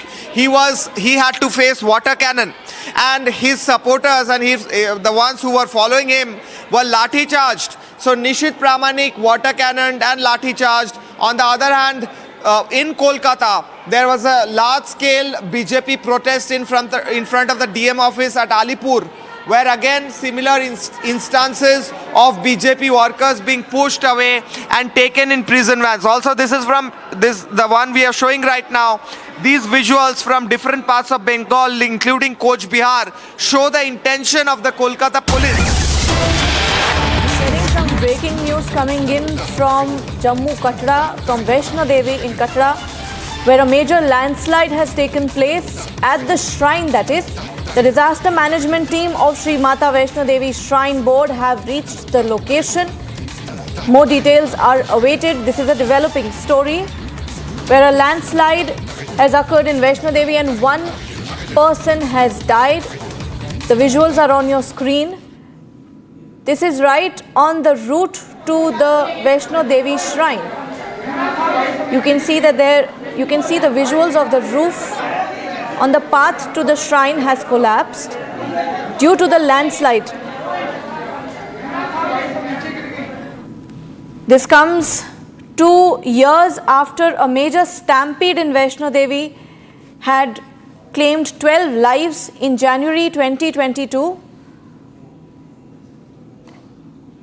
And now we are receiving news of a landslide on the route to the Vaishno Devi Shrine in Katra, Jammu. It's a developing story. We are waiting for more developments on this story, more updates on this story. Meanwhile, visuals on your screens show that a roof of the path to the Vaishno Devi shrine has fallen because as a result of the landslide.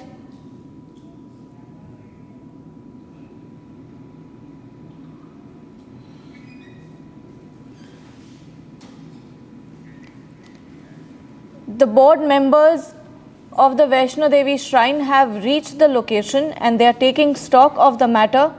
I am being joined by my colleague Gursimran. Gursimran, what is the latest update? See, one pilgrim has lost the life in the incident, landslide incident that has been reported in the Panchi area of the new track. And apart from this, that we are getting to know that 2 to 3 pilgrims have been injured so far. Now the rescue and relief operation is underway in the area, and the authorities are trying to ensure that those who have been injured, their life can be saved. When coming to this incident, this has been reported somewhere around 2:30 to 2:30 was the time where this incident was reported. And soon after the incident, the Jammu and Kashmir police, along with the local authorities and the Shri Mata Vaishno Devi Shrine Board, they have swung into the action, and they have tried to ensure that the rescue operation is carried out at an pace. Since this was a massive landslide, it is taking time. One dead body has been recovered, that is of a woman. Now there are 2 to 3 injured that can be seen. However, their situation cannot be ascertained till the time the bodies are recovered. So once the bodies are recovered, only then their fate will be disclosed by the authorities. But for now, 1 casualty and 2 to 3 injuries is what we are picking up from the officials in the Jammu and Kashmir police as well as in the Sri Mataji Shrine Board. Gursimran, has the pilgrimage been halted because of this, or is it is the situation back in control and the pilgrimage is still underway? What is the status? The pilgrimage is underway from the old route. The new route has been halted for the time being. Reason being that there has been a massive landslide that has covered the entire stretch, the 12 to 12 feet road that heads towards the track from the base of the Shri Mata Vaishno Devi Ji pilgrimage. That is what the officials are telling as of now. But the old route, it is functional, though there are some additional security and the maintenance checkups that are being done to ensure that there is no similar incident in the old track. But for now, the pilgrimage has not been fully halted. It is being now working or undergoing from the old route. Right, thank you for that update, Gursimran. We are actually going to stay with you on this. What kind of security arrangement has been made there? Who are the officials that are present on the spot? We heard that earlier that the board members of the shrine are there. See, yes, not only the board members of the shrine, but also the Jammu and Kashmir police officials. That includes a deputy SP rank officer along with the SHO of the Bhavan. That all are there, and they are trying to ensure that the rescue operations are completed at an earliest. Since this area directly is connected via ambulances to the base of the Katra, so that is being used to ensure that the injured are shifted at an earliest. But for now, the rescue operation is on, and there has not been any update that we are getting from the Jammu and Kashmir police. The latest update that the police officials are telling us that 1 casualty and 3 injuries so far to the pilgrims, and the operations, the relief and rescue operations are underway in the area. Thank you for that update, Gursimran. We will keep coming back to you. Please keep us updated on the developments on the story.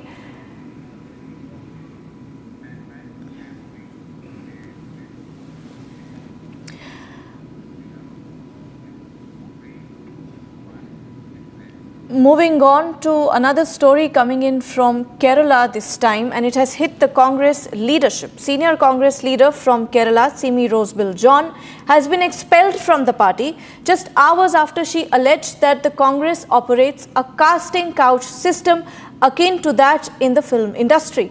Her expulsion follows her accusations of exploitation of women within the party. She spoke to my colleague Ashwin earlier on the matter. Let's listen in to that exclusive statement.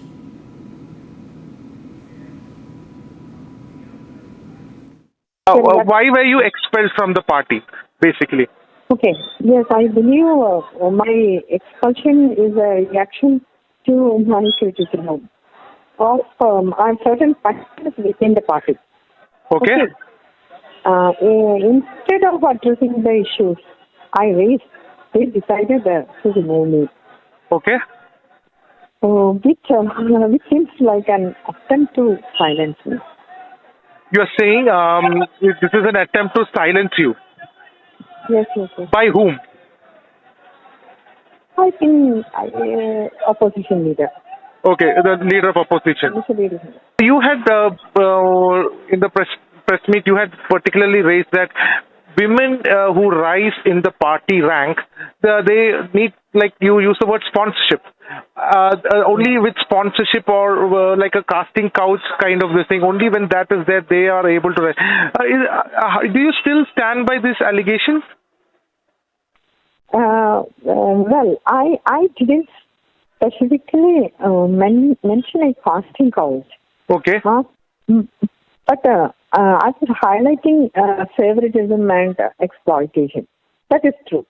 Okay. When you say exploitation, what kind of exploitation are you talking about? Is it any favors? Any as a woman? Is it any sexual favors? Are you talking about? You can speak to the former councillor, Mrs. Shigi Roy. She was one among the best councillors, best elected representatives. So this time, last time, they told we are not going to allow you to become councillor. What was the reason? You just think and you say. He is one of the best councillors. But what was the reason? I didn't get. What was the reason? You can ask. I will give you her number. Okay. Please contact her. Then you will understand the meaning of what you can understand of the exploitation. You will understand. You've been with the party for 37 years, and now when you are speaking about that, when you're speaking that there is exploitation of women in the party, you have come across multiple things. So what made you speak now? Pardon me? Because I am a constitutional functionary. I was, and they are without any reason. They are not allowing me. They are telling you sit at home. We have new generation. That's not fair. Okay. Then I will vote for my part. That is my right. No. Okay. So now that you have been expelled, what is your plan? Do you plan to move to some other political party, or what is it that you plan to do? My plan. Yeah. What is your? I will continue to advocate fairness, and transparency in politics. I will continue to advocate. You'll continue in politics, but in which party? Within the same party you are going to work? How are you planning? Yes. You will work from outside. I'm not a person. I don't want to become office bearer or any post to work for the party. I'm a sincere, dedicated grassroots worker. Of course, I can work for the party. Remember, ladies and gentlemen, Simi isn't the only one who has made these allegations against the Congress party. Let's take you back in time. This leader on your screen, her name is Radhika Kheda. Once a Congress loyalist, she quit from the party after she alleged that some leaders in the Vadra Congress harassed her. Back then she had said, and I quote, "People suffering from male chauvinistic mentality are still trying to crush daughters under their feet." Not just that, she had also gone on to allege that she was locked, abused and manhandled by some leaders in the Chhattisgarh Congress. And now this allegation coming in from Simi John. I'm being joined by my colleague Ashwin from Kerala, Thiruvananthapuram. Ashwin, it is quite ironic that just a few days ago, the Congress was protesting against the Kerala government over the Me Too allegations, and today the Congress is in the dock itself.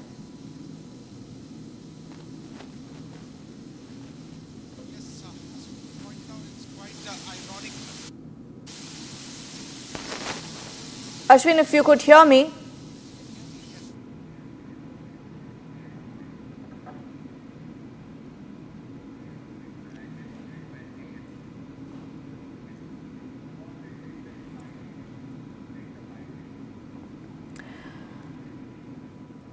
Some technical issue there. We are going to try and connect to Ashwin once again. Meanwhile, the Congress party has remained conspicuously silent on the explosive allegations made by Kerala leader Simi John, who accused the party of harboring a casting couch system similar to that in the film industry. Despite the seriousness of these claims, Congress has evaded question and has rather expelled the leader. Let's take a listen. That already I have answered everything. No, I don't know. I have already answered. Somebody is trying to dilute the major issues. I am not ready to answer. I have answered to the media yesterday. Nothing more. So she said she needs the reason why she's expelled from the party. That you ask the PCC president. He is the person took action against her. There's no show cause notice also given to I don't know. I'm not ready to say anything. You want any other thing? Then I will tell you. The BJP has hit out at the Congress party. Listen in to the reactions coming in.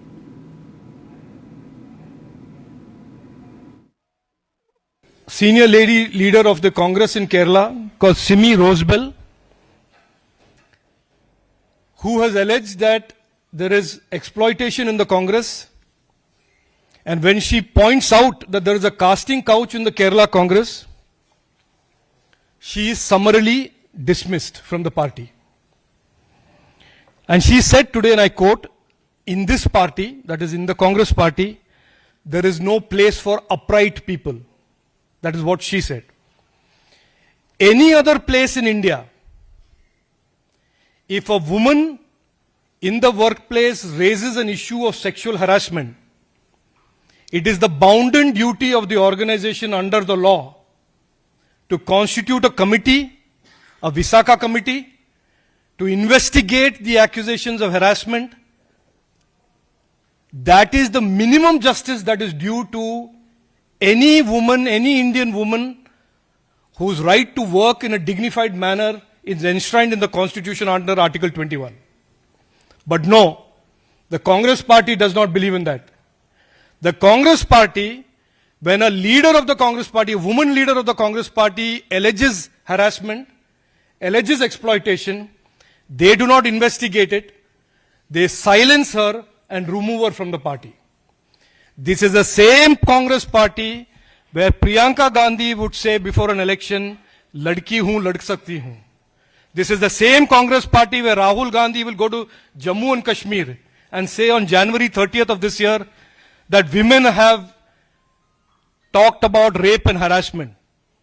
But when it comes to his own party, the Congress in Kerala, which has a huge, long list, dubious record of harassment complaints that are on record from various members of the Congress, women members of the Congress, he does nothing. Instead, he tries to silence them. The CPI, meanwhile, has upped the ante, saying that a thorough investigation is needed and that investigation should take place against UDF as well. Let's take a listen. It is again when in all over the country, if you look at the women in power and position, whether it is in assembly or in parliament, it's very few women are there. And in such a situation, when such allegations come and that lady openly says that casting couch thing is there, that is so serious. And I think she leveled this allegation against the opposition leader of Kerala Assembly. So that also makes more serious that issue. Yes. And when we are demanding the resignation of Mukesh for a free and fair investigation, here he is the opposition leader of the opposition in Kerala Assembly. It is a very serious case, and he should also step down. What is there to after saying such things by his own colleague? then that I think he has lost that moral right to Kerala opposition leader. An explosive development is coming in from Uttar Pradesh. The police have received the DNA report of former Samajwadi Party leader Nawab Singh Yadav, who is accused of raping a minor girl in Kannauj district. In a significant development in the case, the police have received the DNA test report. As per officials, Nawab Singh Yadav's DNA sample has matched, confirming his involvement in the crime. Further legal proceedings are expected to follow based on this evidence. On your screens is the visual of the SP leader, and the DNA test has confirmed his role in the crime. Let's listen in to this reaction coming in from Samajwadi Party. उक्त प्रकरण में घटनास्थल से forensic evidences collect किए गए थे, जिसे FSL भेजा गया था। एफएसएल से रिपोर्ट प्राप्त हो गई है, जिसमें दुष्कर्म किए जाने की बात की पुष्टि हुई है। इसमें कन्नौज पुलिस द्वारा अग्रिम विधिक कार्रवाई की जा रही है। उक्त प्रकरण में घटनास्थल से फॉरेंसिक एविडेंसेस कलेक्ट किए गए थे, जिसे एफएसएल भेजा गया था। एफएसएल से रिपोर्ट प्राप्त हो गई है, जिसमें दुष्कर्म किए जाने की बात की पुष्टि हुई है। इसमें कन्नौज पुलिस द्वारा अग्रिम विधिक कार्रवाई की जा रही है।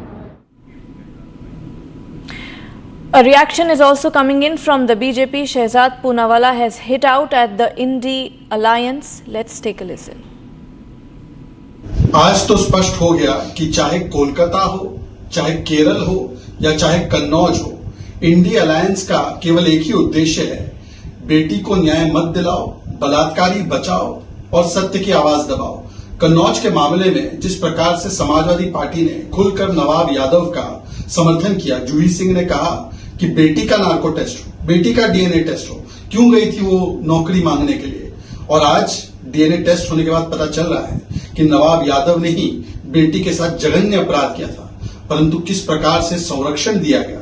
इसी प्रकार का संरक्षण अयोध्या में भी मोईद खान को दिया गया, जब उसने 12 साल की निषाद बच्ची के साथ बलात्कार किया। मतलब समाजवादी पार्टी का हाथ हमेशा बलात्कारियों के साथ, और ये तो इनका चरित्र रहा है। ये तो बॉयज विल बी बॉयज वाली पार्टी। गायत्री प्रजापति कन्विक्ट हुए, उसके बाद भी उनके समर्थन में खड़े होने वाली पार्टी। आज अखिलेश यादव जी से, डिम्पल यादव जी से सवाल पूछा जाएगा कि ये व्यक्ति आपकी चुनावी रैली में हाल ही में था, आपने पत्र भी लिखा है इनको, क्या अब नवाब यादव के ऊपर कार्रवाई करेगी समाजवादी पार्टी, या अब भी बेटी के चरित्र पर सवाल खड़ी करेगी। और देखिए ना, आज कोलकाता से लेकर केरल तक इंडी अलायंस का असली महिला विरोधी चरित्र। जब केरल में एक बेटी न्याय की बात करती है, बोलती है कास्टिंग काउच का वहां पर कल्चर चलता है, तो उस बेटी को, उस महिला को ही निकाल दिया। और लड़कों के साथ नहीं, लड़कियों के साथ ही अन्याय हो रहा है। तो मतलब कि लड़की हूं लड़ सकती हूं का नारा कितना खोखला है कि प्रियंका वाड्रा ना कन्नौज पर, ना कोलकाता पर, ना केरल पर कुछ बोल पाती है। Was expelled following an allegation that there is some kind of a sponsorship and exploitation and favoritism within the Congress party. This comes at a time when the Congress-led UDF is taking out a protest march against the Hema Committee report in Thiruvananthapuram. Stay tuned to Republic TV. We'll bring you the latest update on all the stories, comprehensive stories from Kerala after a break.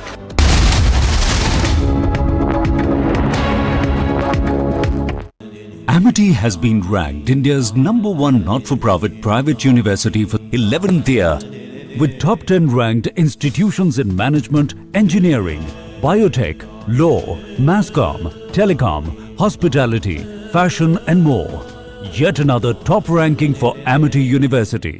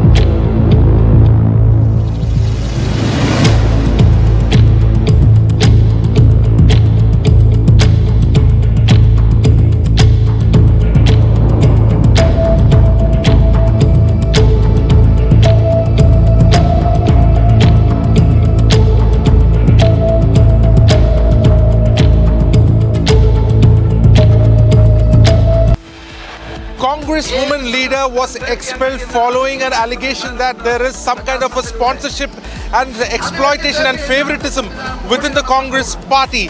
This comes at a time when the Congress-led UDF is taking out a protest march against the Hema Committee report in Thiruvananthapuram. Stay tuned to Republic TV. We'll bring you the latest update on all the stories, comprehensive stories from Kerala after a break.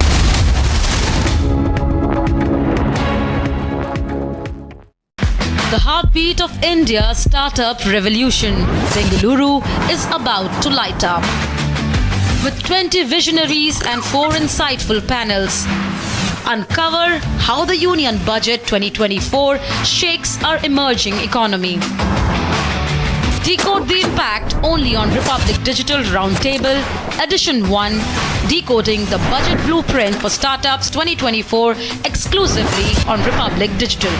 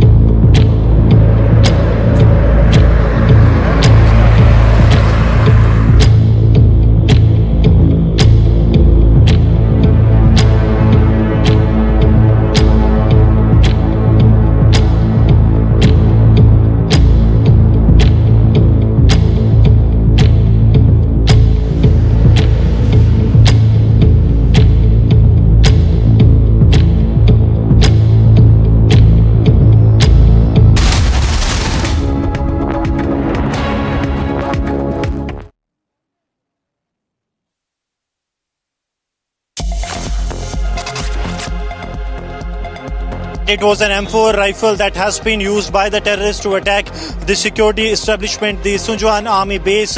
Apart from this, there is a possibility that some more rounds were fired by the terrorists, but the presence of M4 carbine rifle has been confirmed to us by the officials, and as we speak, the entire area has been put under the cordon. This is the base, and if Sarjivan can move 90-degree angle to it, you will be in a position to see the snipers of the Special Operations Group of Jammu and Kashmir Police that has also been deployed on the ground. Here you will see that the Indian Army has also deployed their special forces on the security of the camp soon after the incident that has taken place, and the officials from the Jammu and Kashmir Police, they are also coming at the spot. The entire area, one Jawan of the Indian Army got critically injured and he has been moved to the military hospital in Satwari. That is what we are picking up. But the major development that for now we have is that the use of M4 carbine rifle, the US made rifle, was used in this terror attack. There is a possibility that other weapons were also with the terrorists and they fired with them as well. But one weapon that has been identified so far. Presented by Royal Global University. Northeast can't wait. Pado kuch bano. Casting couch controversy hits Congress party. Congress expels Kerala leader who alleged exploitation of women in party.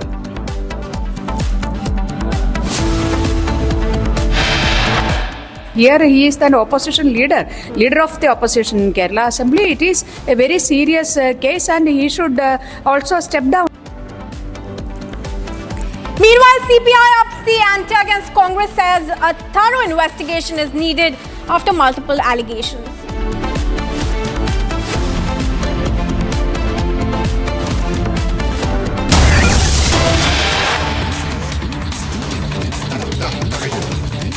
And viewers, we're straight cutting across to visuals coming in from Cooch Behar in Bengal. These are protests that are being staged in our Justice for Abhya campaign and the demand for justice for the king of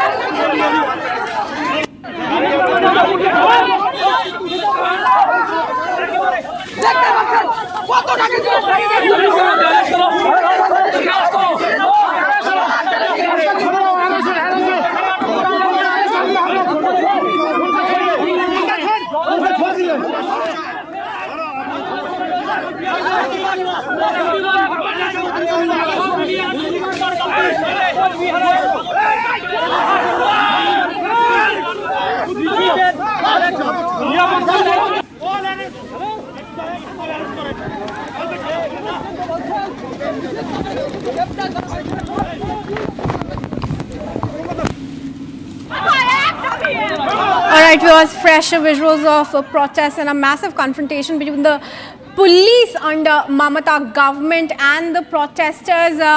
These are BJP workers who are staging protests, not just in Cooch Behar, from where we are bringing you visuals right now. We've also showed you just a while ago how protests are breaking out in several parts of West Bengal, in Alidwarpur, in Cooch Behar, of course. Massive marches being led by BJP workers. All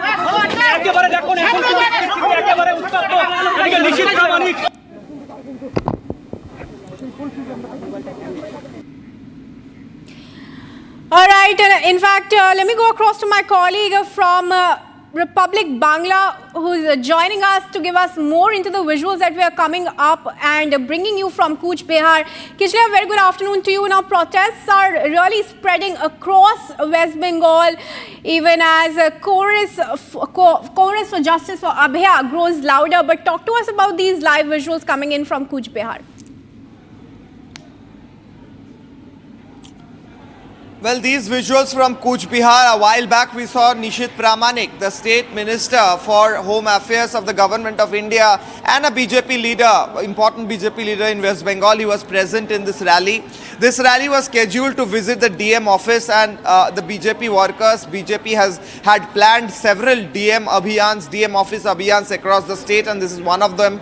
One of those rallies in Cooch Behar where the situation turned like a war zone, where the police openly started lathi charging and also using water cannons on protesters.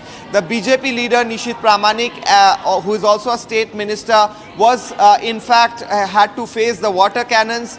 There were allegations of widespread lathi charge on protesters, including women protesters. Also, on other parts of West Bengal, including Shiliguri and parts like Alipurduar, places like Alipurduar, we saw water cannons were used. Lathi charge was happening. Apart from that, also use of tear gas shells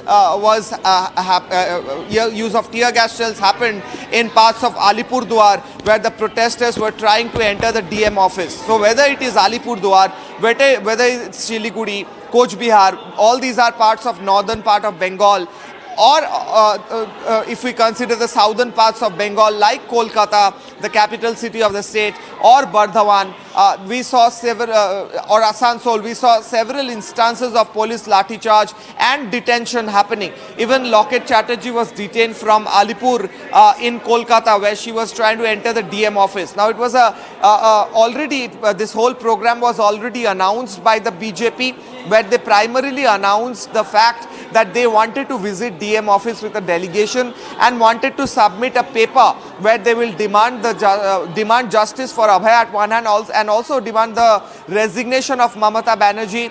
So all these demands were there, and BJP was marching towards these DM offices, where they were stopped by huge police force in all of these locations, and there were presence of special forces as well as RAF and other forces of West Bengal police and Kolkata police.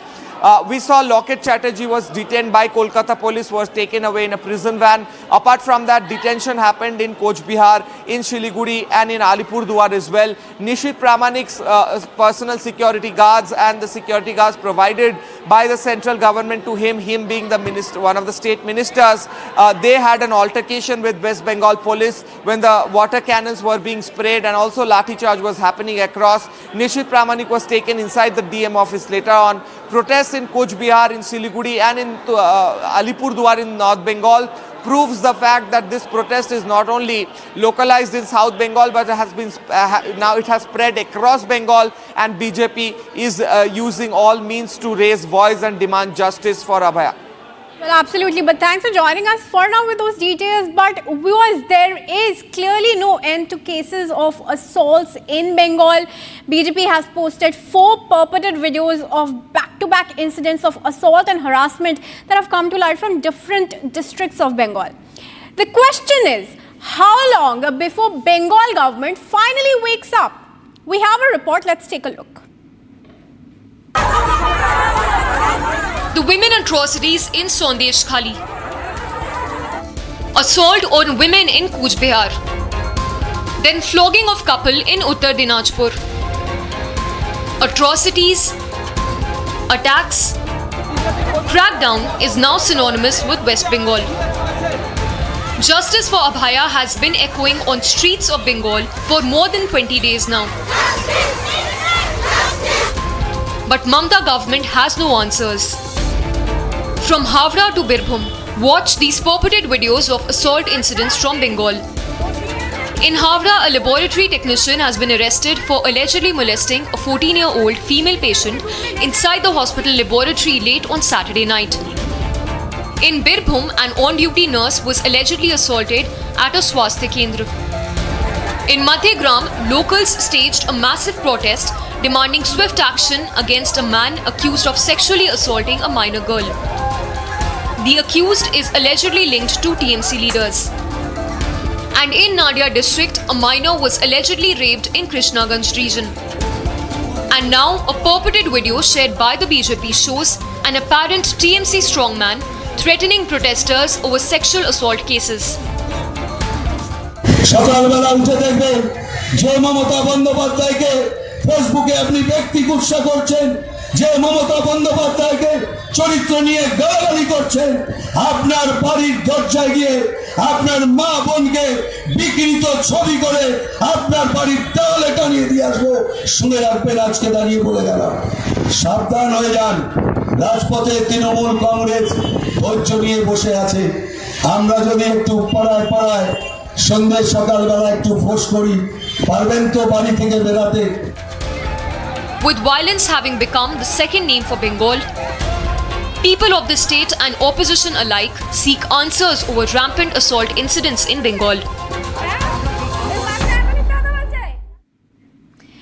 And viewers, moving on to our other big story that we're tracking at the moment, a major landslide has taken place at the Vaishno Devi Shrine. The disaster management team of the Shrine Board have reached the spot. We're learning that one person has died, unfortunately, in the landslide, and at least 3 have been injured. Teams are at the spot for rescue and relief operations. Meanwhile, the yatra, as of now, continues uninterrupted on the old Sanji Chat track. Let me go across to my colleague Gursimran, who's joining us to give us more details into the landslide that has taken place in the Shrine route. Gursimran, a very good afternoon to you. We're learning 1 has died so far and 3 have been injured. What is the condition of those injured as of now, and how is the yatra proceeding on the track where the landslide has broken out? See, Kriti, there has been an update to this incident. 2 pilgrims have lost their life, both are women, while a minor has been injured in this incident that has taken place of landslide taking place in the Panchi area of the new track. The yatra continues from the old track, and now the update that has been shared by the Chief Executive Officer of the Shrine Board, Mr. Anshul Garg, that the relief and the rescue operations have been completed. 2 persons have unfortunately lost their life, 1 has been injured, and now the debris are being removed from the spot so that yatra can be restored from the new track as well. The yatra is continuing from the old track, and it is expected that in next couple of minutes or hours time, the yatra will...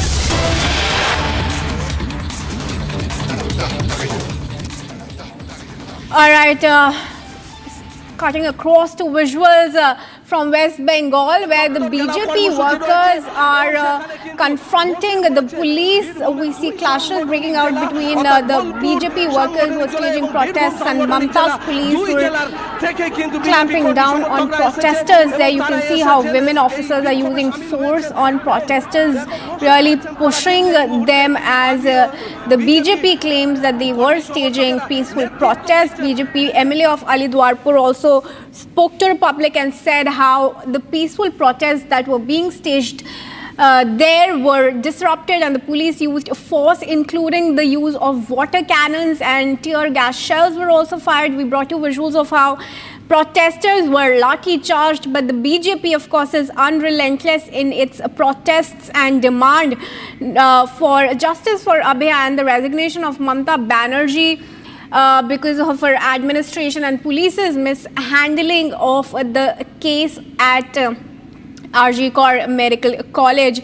Remember, viewers, protests are breaking out in different parts of West Bengal. We've brought you visuals from Alidwarpur, Kuch Behar, of course Kolkata, that remains the epicenter of protests. These are live visuals from Birbhum on your screens.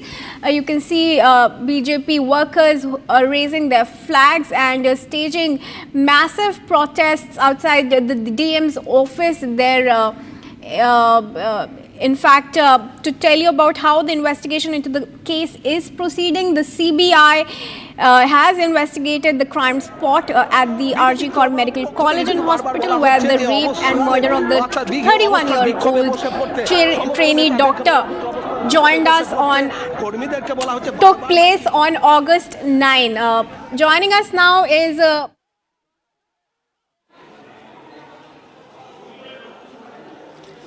These are live visuals from Shiudi of Birbhum district in West Bengal, where we see similar situations where BJP workers had planned a DM office abhiyan and they were stopped just in front of the DM office, and they some of them broke the barricade that was placed. A huge police force is present.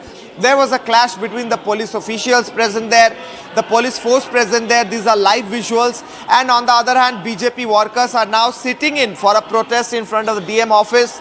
After they were not allowed to enter the DM office, they are now sitting in outside, sitting against demanding for justice for Abhay, and also against the whole situation and how the situation was handled by the state police, by the state government as well.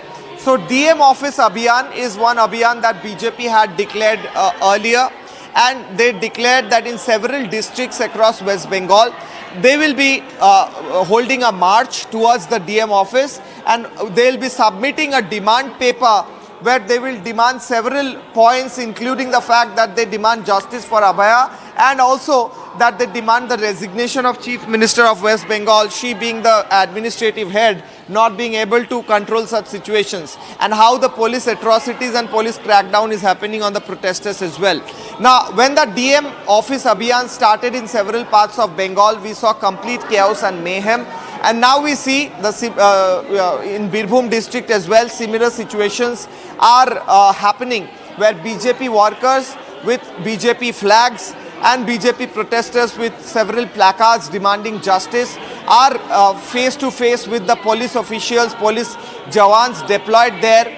Special forces have also been brought in, and there are those barricades which were broken by the BJP workers who were trying to enter the DM office. We saw similar situations in Kolkata, Alipur, where in front of the DM office, Locket Chatterjee and other BJP workers were present. Later on, Locket was detained.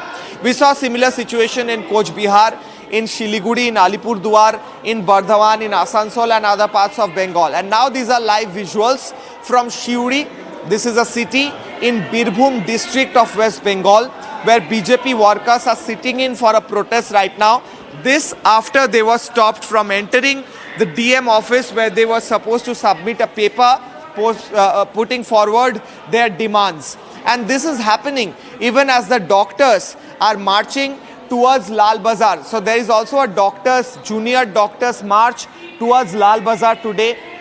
And even if, as that march is going on, even as that march is continuously happening, we are seeing live visuals of the BJP workers who are coming towards the DM office. They are being stopped. They are being stopped by West Bengal police, and Mamata's police administration is stopping and also using water cannons, also using several other means like tear gas shells and lathi charge in several parts of West Bengal. Here in Birbhum, we see that these BJP workers were stopped by a huge police deployment which was present just in front of the DM office in Birbhum.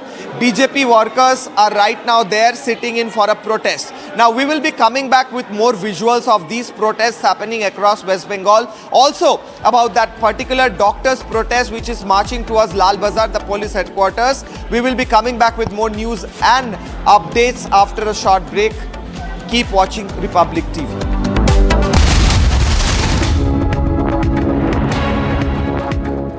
The heartbeat of India's startup revolution, Bengaluru, is about to light up. With 20 visionaries and 4 insightful panels, uncover how the Union Budget 2024 shakes our emerging economy. Decode the impact only on Republic Digital Roundtable, Edition 1, Decoding the Budget Blueprint for Startups 2024, exclusively on Republic Digital.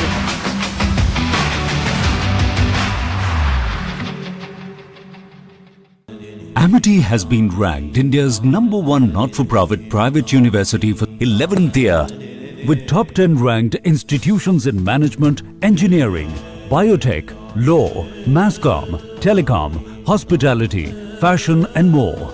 Yet another top ranking for Amity University.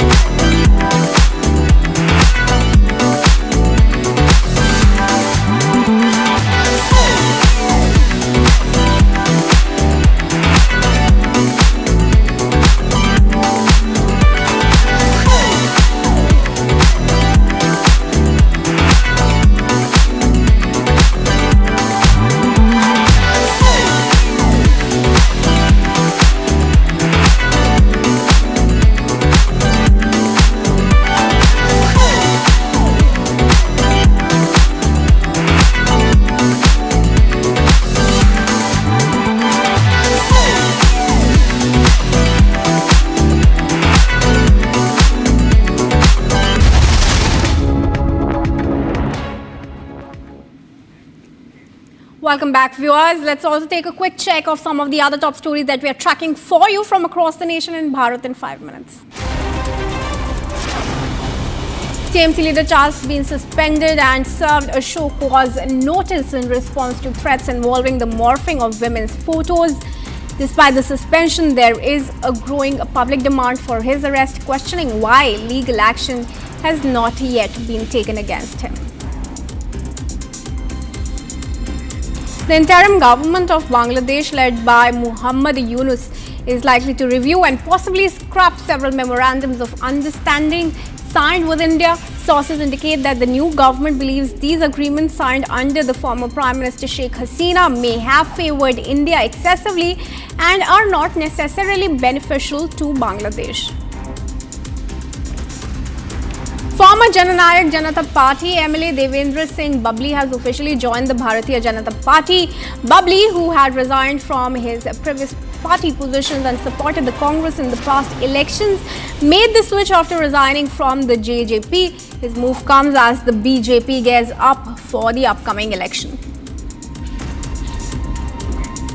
देखिए आज मैं proud feel कर रहा हूँ कि देश के पूरे विश्व के सबसे लोकप्रिय नेता हमारे देश के यशस्वी प्रधानमंत्री नरेंद्र मोदी जी के नेतृत्व में, हमारे केंद्रीय नेतृत्व के मार्गदर्शन में, हमारे प्रदेश के नेतृत्व के मार्गदर्शन में मुझे काम करने का सौभाग्य भारतीय जनता पार्टी मिलेगा. A massive anti-terror operation is underway in Jammu city following reports of suspected terrorist movement near the city's largest army base. The base has been completely sealed to prevent any movement in or out. Special Operations Group has been called in to assist with the operation as security forces intensified their search and surveillance efforts. VD Satheesan has sharply criticized the left government for its handling of the HEMA panel report, calling for a thorough investigation into the grave charges outlined. Meanwhile, the Congress remains notably silent on Simi John's allegations of a casting couch system within the party. Unfortunately, this government has been holding this report, holding the information that sexual offences have been committed against women. They have been hiding this report for the last few years. Who have done the offence? It itself is an offence. The revived POCSO case involving former Chief Minister B.S. Yediyurappa has taken a new turn with the recent death of the victim's mother. The State Women's Commission, led by Chief Nagalakshmi Chowdhury, has outlined doubts about the circumstances of the victim's mother's death and has formally requested a thorough investigation by the police. Satish Kumar has officially taken charge as the chairman and the chief executive officer of the Railways Board. Kumar's appointment follows the retirement of Jaya Verma Sinha, who superannuated on August 31. YouTuber Elvis Yadav has been summoned by the Enforcement Directorate to appear in Lucknow for questioning in a money laundering case.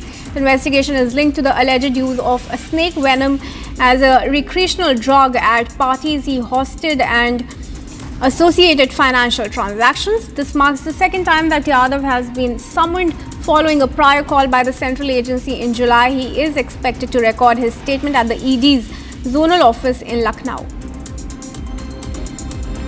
Opposition parties, including the BRS and the BJP, have launched sharp criticisms against on Telangana Chief Minister Revanth Reddy for his handling of the severe flood situation in the state.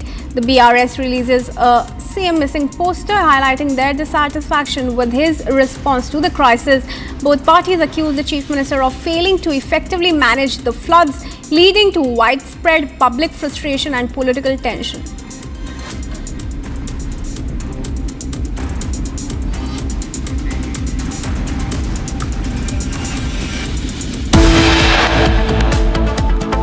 Insane trains in Telangana and Andhra Pradesh has hit the normalcy, and where we see that many people have been stranded at their residence and now rescue operations are underway. Well, the most affected areas are Khammam in Telangana and Vijayawada in Andhra Pradesh, where we see that the water levels have entered into the residences of the people and they have been stranded. Now rescue operations are underway at both the locations, and also the chief ministers of both the state have been closely monitoring the situation.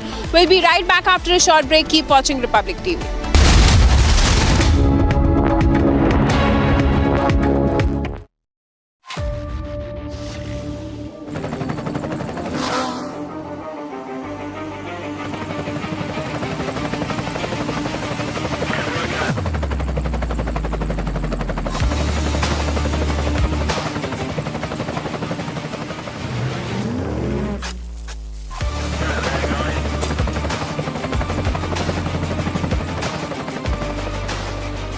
Director, the taste of success. आप लोग सुन लीजिए, असम में साइल marriage नहीं होने दूंगा जब तक मैं जिंदा हूँ। हम होने नहीं दूंगा जब तक हिमंता बिस्वा शर्मा जिंदा है, तब तक असम में साइल मैरिज नहीं होगा।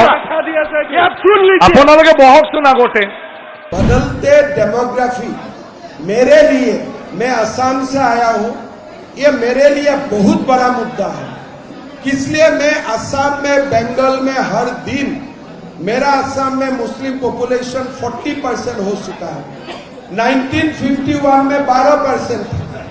आज असम में मुस्लिम पॉपुलेशन 40%। हम जिला की जिला खो चुका है। तो मेरे लिए ये मुद्दा पॉलिटिकल नहीं है, मेरे लिए ये जीना और मरने का मुद्दा है। इसलिए मैंने उसका साथ ही हर दिन संघर्ष करता हूँ। देखिए, हमारे विधानसभा का हिंदू मुसलमान सारे एमएलएज ने रूल कमेटी में बैठा और ये अनएनिमियसली रिजॉल्व किया कि हम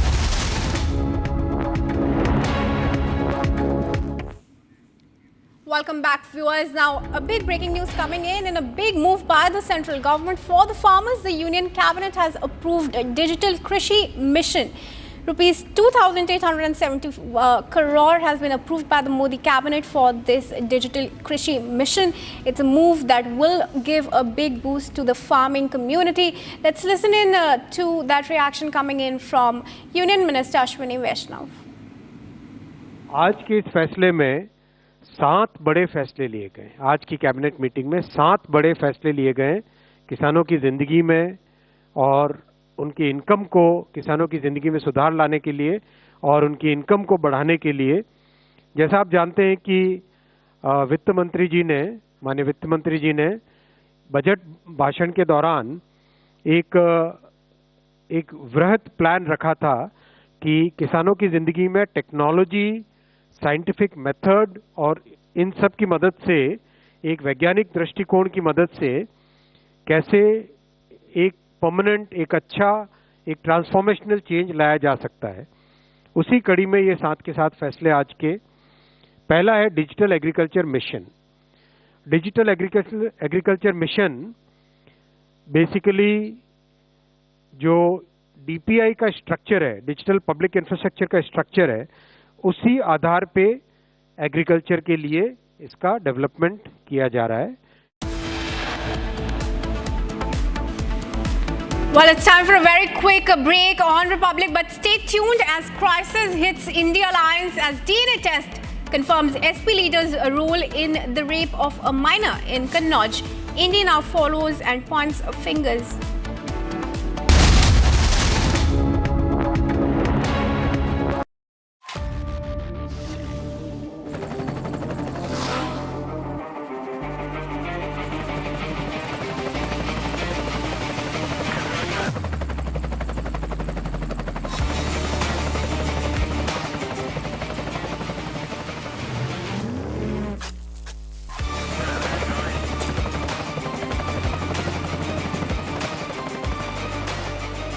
Director, the taste of success.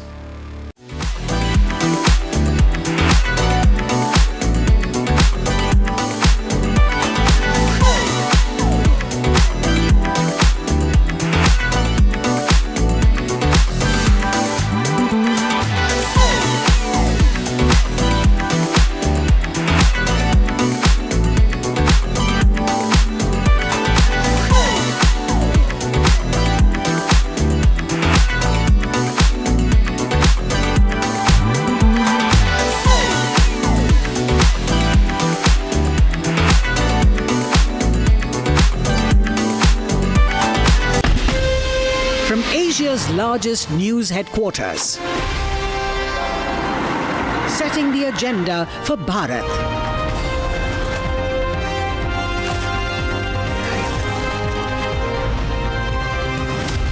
You're watching Republic.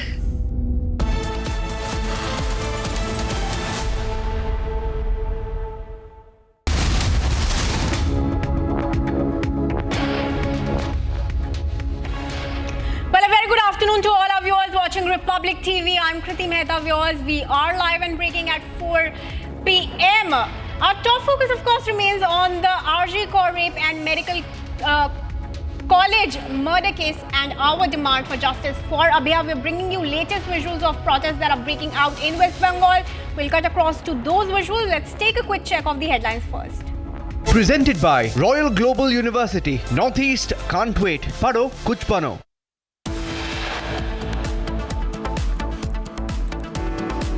Casting couch controversy hits Congress party. Congress expels Kerala leader who alleged exploitation of women in party. Here he is the opposition leader of the opposition in Kerala Assembly. It is a very serious case and he should also step down. Meanwhile, CPI ups the ante against Congress, says a thorough investigation is needed after multiple allegations. Crisis hits the India Alliance as DNA test confirms SP leader's role in the rape of a minor in Kannauj. India follows a finger on their lips policy. 2 killed, 10 injured as suspected Kuki insurgents use drones to drop bombs in Manipur. Is there a foreign hand at play? The big question.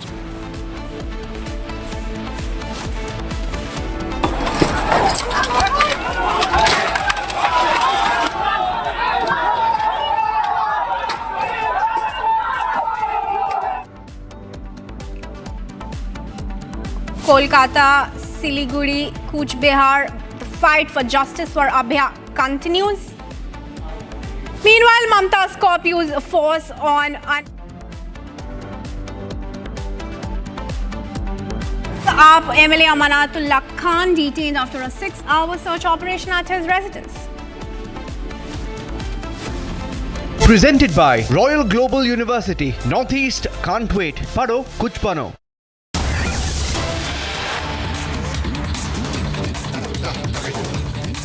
Getting in visuals now from Cooch Behar, where the BJP is holding protests against the RG Kaur rape and murder case. The police has detained Nishit Pramanik and other BJP leaders. You can see how Mamata's police is using water cannons at the BJP protesters. There in Cooch Behar, there is Nishit Pramanik being taken away by Mamata's police. In fact, let me go across to my colleague Ishan Deb, who's joining us from Republic Bangla newsroom. Ishan Deb, a very good afternoon to you. We're bringing our viewers visuals of protests breaking out in several parts of Bengal. These ones coming in from Cooch Behar. We're seeing how Nishit Pramanik is being taken away by Mamata's police. In fact, earlier, Loket Chatterjee has also been detained by the police. Their heavy force has been deployed there. Talk to us about these visuals coming in more depth. The visual which is coming in, that is from Cooch Behar, as you are mentioning, and Nishit Pramanik, who is the former MP of Cooch Behar and who is a former union minister. That Nishit Pramanik was leading this march, this protest march by BJP. Nishit Pramanik was taking part in the program announced by BJP, which is being observed, observed in all the districts of West Bengal. BJP is doing DM office Abhiyan in every district. Every DM office in West Bengal is being gheraud by BJP workers and activists today, and Nishit Pramanik was also taking part in the same program in his own district, that is Cooch Behar, and you can see that how police has used full force to curb down this protest there. Again and again, repeatedly, this reminder is being given to the police and to the administration of West Bengal that Supreme Court has said until a protest movement or a protest march or a rally is peaceful, you should not curb down, you should not use force against it. But this procession, this protest march which was there going on in Cooch Behar, you can see that police was not ready to move it forward towards DM office, and they used water cannon also. And Nishit Pramanik, the former union minister for state for home affairs, he himself also faced the water cannon, and after that he has been taken away from the place. He has been detained by police there, and you can see that how with which kind of a preparation police went to face this protest rally, with shields in their hands, with helmets on their heads, with all other equipments, and they were ready. They were in a combat ready manner to curb down this protest, to crack down on this protest march being organized by BJP in Cooch Behar. And the former union minister is also being detained. He is also being taken away. So the use of lathi, the use of force, the use of water cannons, and the former minister being detained by police, you can well understand that what the situation is going on there in Cooch Behar, and how West Bengal police and West Bengal administration is not ready to vent out the anger of the public after this horrific incident at RG Kaur Medical College. Oh, absolutely. Well, protests, of course, continuing, and demand for justice for Abhay continues. These are the doctors also who are staging protests demanding justice. Of course, there is a huge chorus demanding the resignation of Mamata Banerjee. We are bringing you these visuals. Let me go back to Ishan Deb. Ishan, we're now seeing how doctors are also out on the streets again, staging huge protests. Tell us more about these doctors coming out on streets now. Yes, side by side, this protest march by BJP in every district today in the name of DM office Abhiyan. The junior doctors in Kolkata, they are also hitting the streets today, and they have announced Lal Bazar Abhijan today. That means they are about to gherao the headquarter of Kolkata Police that is situated in Lal Bazar area. But well before the march, the protest rally of this junior doctors start, the Kolkata Police has started showing unprecedented activities. They have barricaded they have placed barricades at many places. They are ready with all kinds of combat readiness, and in Kolkata also, when the junior doctors want to march peacefully towards the Kolkata Police headquarters to protest and to register their demand that they want justice for Abhaya, and they want the full cooperation in this investigation in this CBI investigation from the end of Kolkata Police and Bengal Police and from West Bengal administration. Then also police is not ready to go them towards their destination. So this is the situation here. I'm repeatedly saying this thing that despite Supreme Court's instruction that peaceful protest should not be carved down, there should not be any crackdown on any peaceful protest. So when the junior doctors are going to hit the streets, at the time there is actually no scope of violence. No scope of violence, but still the preparations by police, seeing it seems that the police is trying to crack down on any kind of violent mob which we used to see once upon a time there in Kashmir.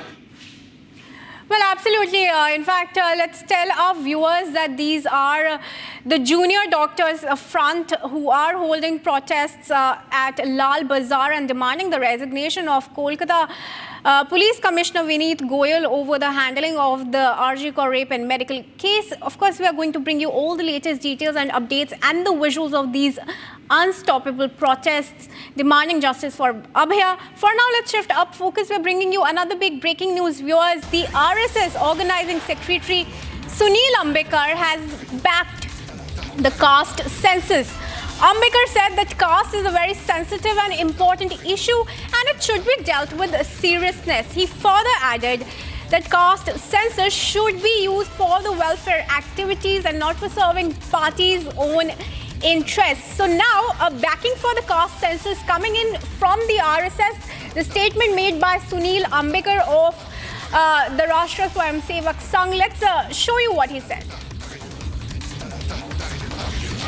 In fact, before we play out that bite for you, let's tell you that the RSS has hinted at support for caste census, saying it's a well-established practice for targeted welfare. Let's listen in.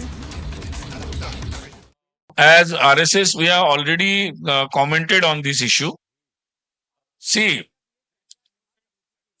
as our society, Hindu society, we have the sensitive issue of our caste and caste relations. That is a very sensitive issue. So, and of course, it is an important issue of our national unity and integrity. So, it should be dealt very seriously, not just on the basis of electioning or election practices or politics. So, I think as RSS think, yes, definitely for all welfare activities, particularly addressing to the particular community or caste which is lagging behind, and so which is the special attention is needed to some communities and caste. So for that, if sometime government needs the numbers, it is a very well practiced. So government needs the numbers, it takes, earlier also it has taken, so it can take it, no problem. But it should be only to address the welfare of those communities and caste. it should not be used as a political tool for electioneering. And so we put the caution line for everyone. And moving on, viewers, senior Congress leader from Kerala, Simi Rosebul John, has been expelled from the party just hours after she alleged that the Congress operates a casting couch system akin to that in the film industry. Now, her expulsion follows her accusations of exploitation of women within the party. She's spoken to my colleague Ashwin earlier today on the matter. Let's play out that exclusive conversation for you to listen in. Why were you expelled from the party, basically?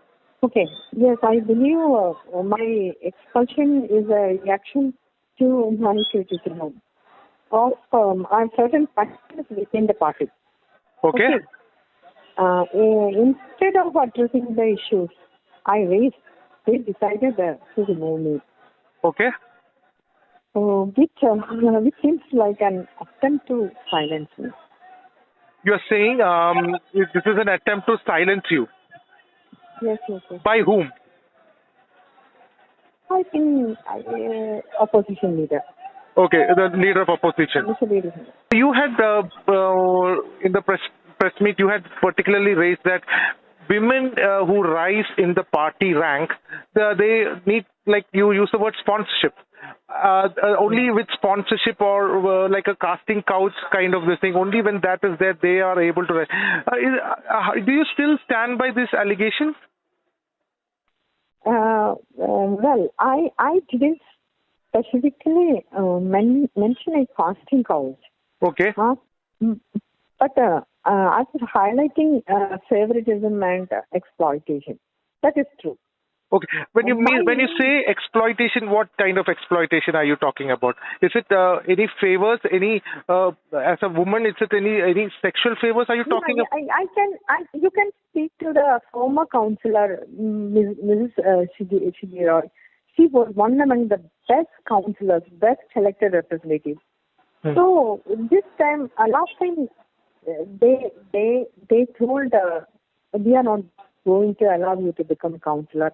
What was the reason? You just think and you say he is one of the best councillors. What was the reason? I didn't get. What was the reason? You can ask. I will give you her number. Okay. Please contact her. Then you will understand the meaning of what you can understand the of the exploitation. You will understand. You've been with the party for 37 years, and now when you are speaking about that, when you're speaking that there is exploitation of women in the party, you have come across multiple things. So what made you speak now? Pardon me? Because I am a constitutional functionary. I was, and they are without any reason. They are not allowing me. They are telling you sit at home. We have new generation. That's not fair. Okay. Then I will vote for my part. That is my right. No. Okay. So now that you have been expelled, what is your plan? Do you plan to move to some other political party, or what is it that you plan to do? My plan. Yeah. What is your? I will continue to advocate fairness and transparency in politics. I will continue to advocate. You'll continue in politics, but in which party? Within the same party you are going to work?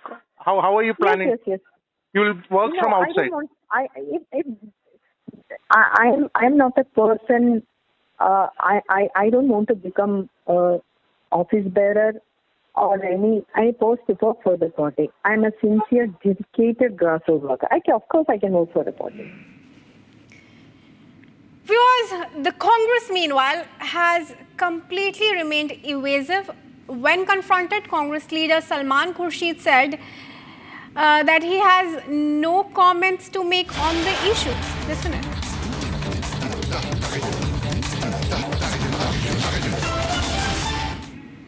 Expelled from a Congress party. I have no idea. Please.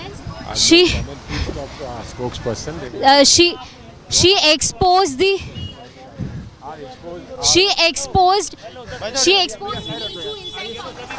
say something.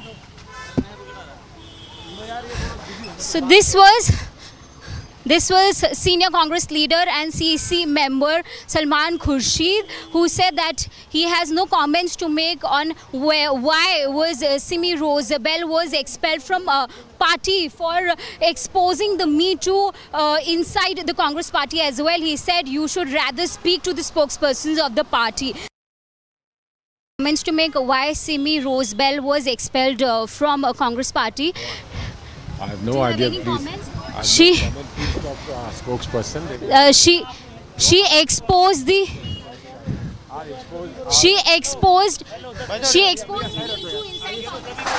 say something. So this was senior Congress leader and CEC member Salman Khurshid, who said that he has no comments to make on why was Simi Rosabelle was expelled from party for exposing the Me Too inside the Congress party as well. He said you should rather speak to the spokespersons of the party. Comments to make why Simi Rosabelle was expelled from a Congress party. I have no idea. Please. Spokesperson. She exposed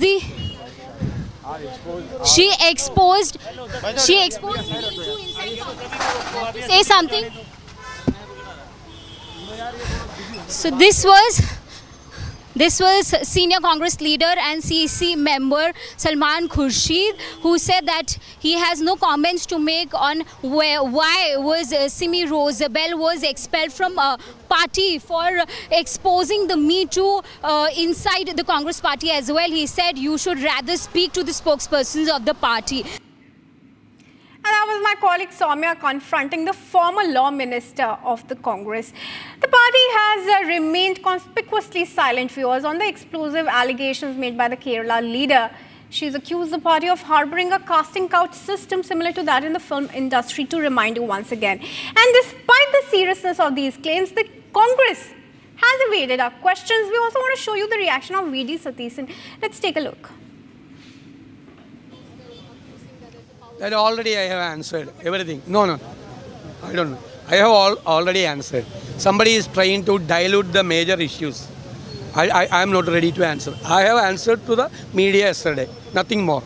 So she said she needs the reason why she's expelled from the party. That you ask the PCC president. He is the person took action against her. There's no show cause notice also given to I don't know. I'm not ready to say anything. You want any other thing? Then I will tell you. That already I have answered everything. No, I don't know. I have already answered. Somebody is trying to dilute the major issues. I am not ready to answer. I have answered to the media yesterday. Nothing more. So she said she needs the reason why she's expelled from the party. That you ask the PCC president. He is the person took action against her. There's no show cause notice also given to I don't know. I'm not ready to say anything. You want any other thing? Then I will tell you. Oh, hello.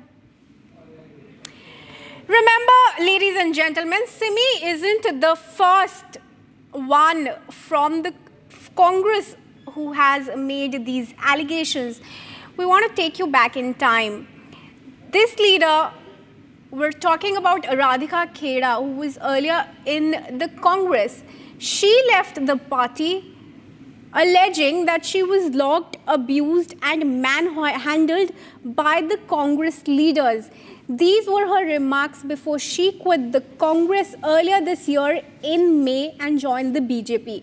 Now, a similar such statement has come in from Simi John, who has alleged that there is a casting couch-like system in the party, and this leader has also been expelled from the Congress party. Now, big questions are, of course, being raised on the mindset of the Congress party, which on one hand flags the constitution in parliament and on the other hand expels leaders who are coming out with these stunning allegations of a casting couch-like system and exploitation of women within the party.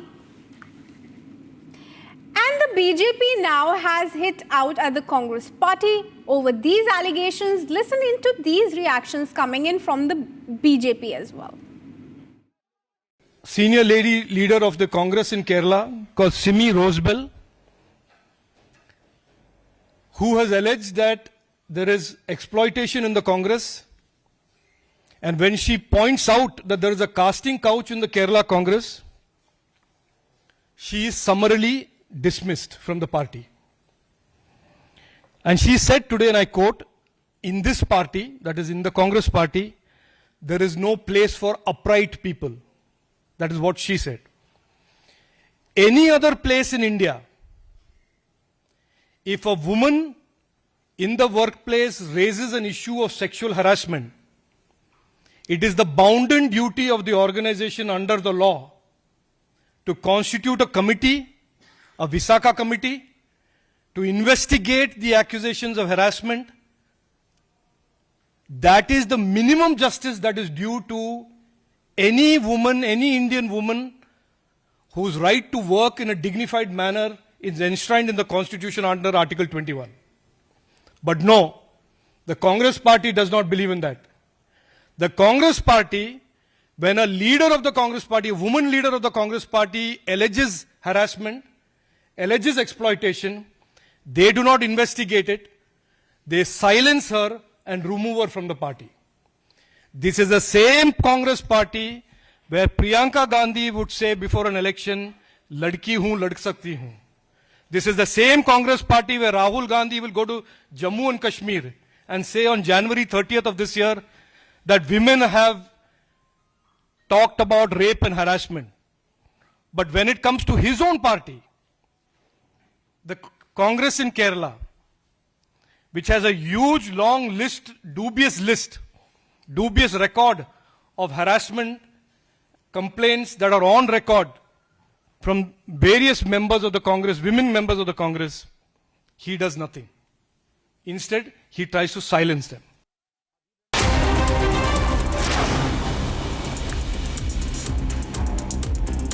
One army jawan was injured in the Sunjwan military station in Jammu after terrorists fired from a standoff a distance from outside the base. Search operations are underway while senior officers continue to patrol the region. Gun shots यहाँ पे जो हैं वो सुने गए, उसमें एक army जवान अभी इंजर्ड है और इस पूरे इंसिडेंट की तफ्तीश चल रही है. The Supreme Court has constituted a high-power committee headed by former Punjab and Haryana High Court judge to look into the issues of the agitating farmers at Shambhu border. Supreme Court has asked the high-power committee to frame the issues after meeting with the agitating farmers.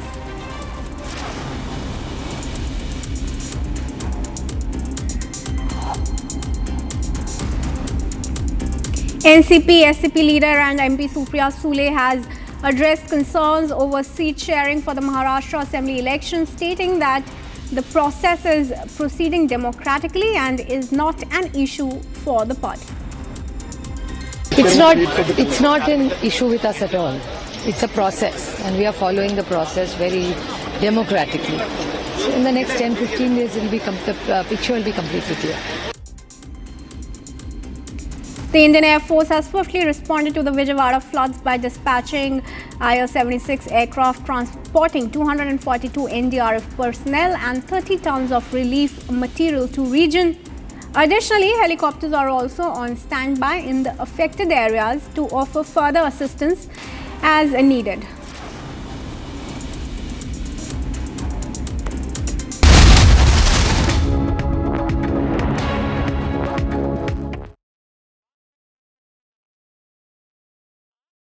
The heartbeat of India's startup revolution, Bengaluru, is about to light up. With 20 visionaries and 4 insightful panels, uncover how the Union Budget 2024 shakes our emerging economy. Decode the impact only on Republic Digital Roundtable, Edition 1, Decoding the Budget Blueprint for Startups 2024, exclusively on Republic Digital.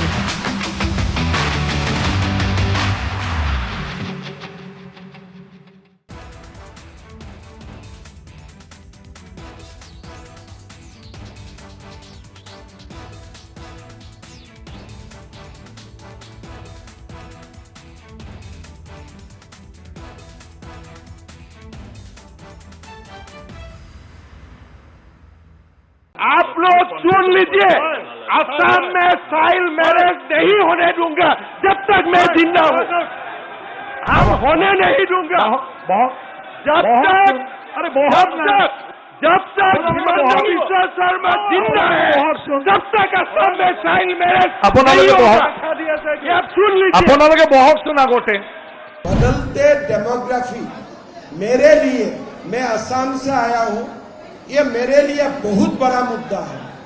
इसलिए मैं असम में, बंगाल में हर दिन, मेरा असम में Muslim population 40% हो चुका है। 1951 में 12% था। आज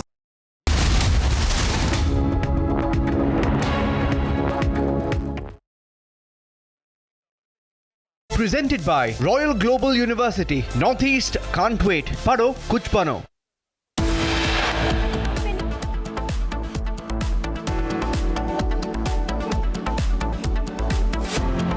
Couch controversy hits the Congress party. Congress expels Kerala leader who alleged exploitation of women in the party. Here he is the opposition leader of the opposition in Kerala Assembly. It is a very serious case and he should also step down. Meanwhile, CPI ups the ante against Congress, says a thorough investigation is needed after multiple allegations. Crisis hits India Alliance as DNA test confirms SP leader's role in rape of a minor in Kannauj. Indy follows finger on lips policy. 2 killed, 10 injured as suspected Kuki insurgents use drones to deploy bombs in Manipur. Is there a foreign hand at play is the big question now.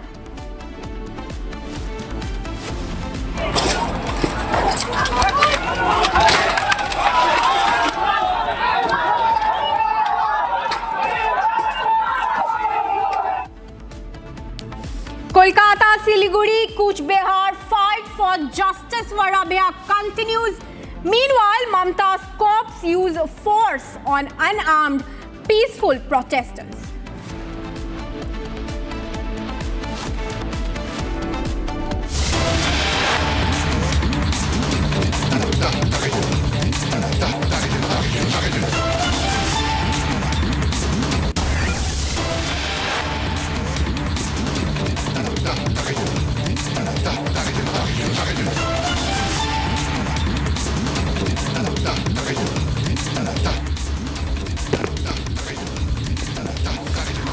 All right, viewers, we're bringing you breaking news now that's coming in. We are reporting a firing outside singer AP Dhillon's house in Canada.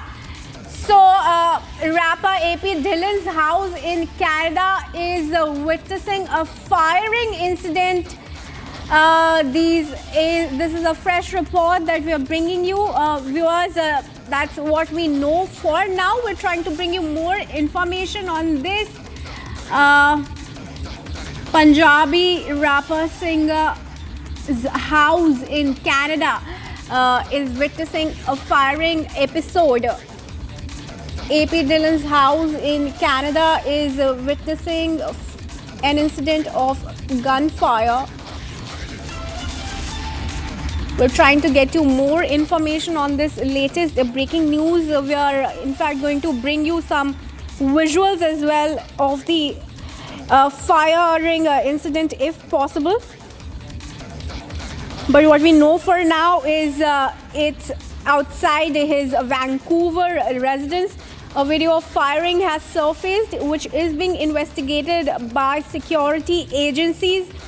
security agencies are suspecting that Goldie Brar gang has fired at AP Dillon's house. Let me go across to my colleague Suesha, who's joining from the Republic newsroom. Suesha, this is not the first time that a Punjabi singer has witnessed an incident of firing. In fact, Goldie Brar is the same gang, I believe, that also was involved in the incident of firing outside Salman Khan's house in Mumbai. Now we're learning about a firing incident outside AP Dillon's Vancouver house. What more information are you picking up?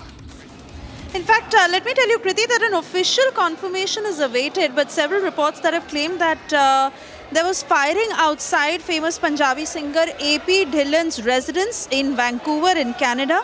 A video primarily that has surfaced of firing, which is being investigated by security agencies. In fact, security agencies suspect that Goldie Brar's gang is responsible for the firing. We have been able to access that video and we'll play that out in a short while from now. With several reports that claim that there was some firing outside famous Punjabi singer AP Dillon's residence in Vancouver in Canada.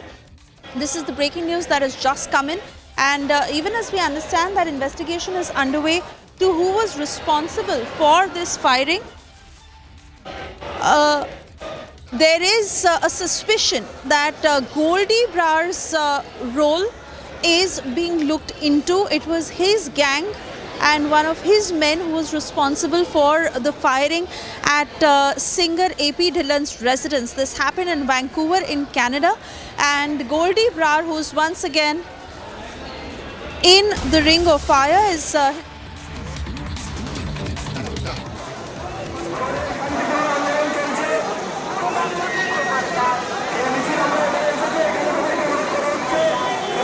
viewers more details, but for the moment we are also cutting across to these live pictures of protests that are happening across West Bengal. BJP upping the ante, demanding Mamata Banerjee's resignation, and many of those BJP leaders who have also been detained. Those are first pictures on Republic of the widespread protests that are underway. We got you pictures from Kolkata, from Siliguri, from Alipurdwar, where protests are on in full swing. And it is the TMC government that is cracking down on innocent protesters who go on to demand her resignation. Several videos have come to light of how those who raise their voice against Mamata have been openly threatened. And this is yet another example of a protest that is underway in Kolkata. You see the large numbers of protesters who are there on the ground. Now, Mamata Banerjee is projecting them as political protests, which is not the entire truth, as people from all walks of life have taken to the streets across West Bengal. And currently we are streaming these pictures of protests that are on in Kolkata. You see how the Indian flags are being waved, and these are protesters who are calling out the Mamata government for the mishandling of the RG Kar case, for how the crime scene was tampered with, and most importantly how women's safety has been at stake, and a woman chief minister who's failed at doing her job. We understand how the Mamata government has been attempting every possible cover-up, every possible move in order to save her government. But you see a sea of protesters who are on the ground in Kolkata demanding Mamata Banerjee's resignation. Remember, these are protests that have spanned across Kolkata to Alipurdwar to Siliguri, and these are protests that have been on for several days now. Key BJP leaders of the West Bengal unit who have also been detained by the cops. And I'd like to cut across to Ishan Dev joining us from the Bangla newsroom to take us through the details of these pictures that we are streaming live from Kolkata. Just the magnitude and the scale of these protests, Ishan Dev, is something that the Mamata government must realize, because it is not just about BJP upping the ante, but people from all walks of life who have taken to the streets and are demanding her resignation. Well, Suvesha, this is not at all a violent program. This is not at all a program which was going to break the peace in any way. And this is a program taken by the junior doctors mainly in Kolkata, and other senior doctors are also supporting them. They have also taken to the streets and they are marching completely in a peaceful manner towards Lal Bazar, that is the headquarters of Kolkata Police. But police is not ready to allow any kind of rally or march or procession to reach within a certain radius of the police headquarters, and that's why they are putting huge barricades.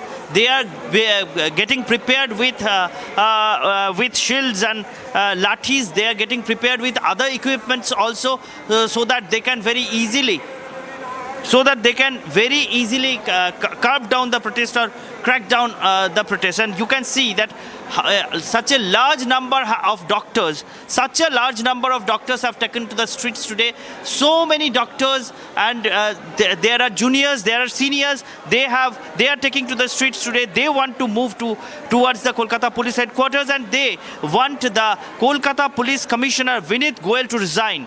They were moving towards the police headquarters with roses in their hands. They wanted to hand over those roses to the Kolkata Police Commissioner, bidding him farewell from the post of the Police Commissioner. The doctors are saying that Vinit Goyal is the person who has messed the whole thing. The doctors, these junior doctors who are taking to the streets today, their seniors, they all are claiming, they all are alleging that Vinit Goyal is the person who has messed the whole investigation. And that's why CBI is also facing many difficulties in gathering evidences against the perpetrators of this horrific crime, and that's why they demand the resignation or the removal of Vinit Goyal from his post. And with this demand, they were marching peacefully towards Lal Bazar. Swesha, you can well understand that they cannot create, the doctors who are taking to the street, they cannot create any kind of violent activities. They are just going to make symbolic protests with roses in their hands, which they want to hand over to the CP.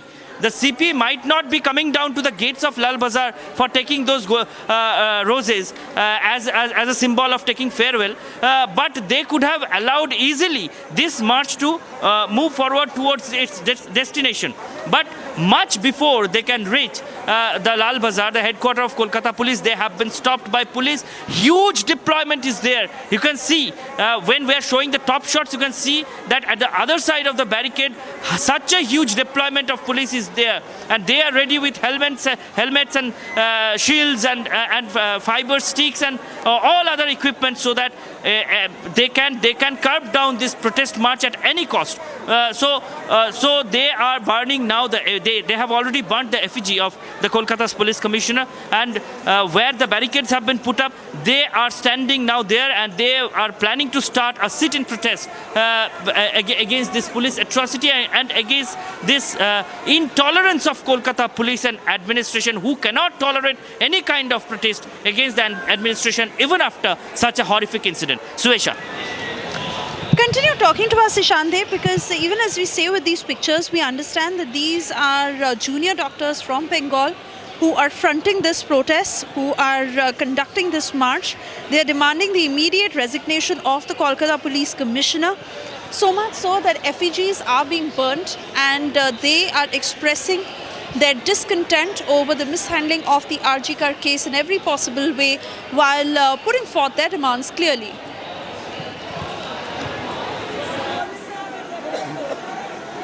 Would you please repeat your question once specifically?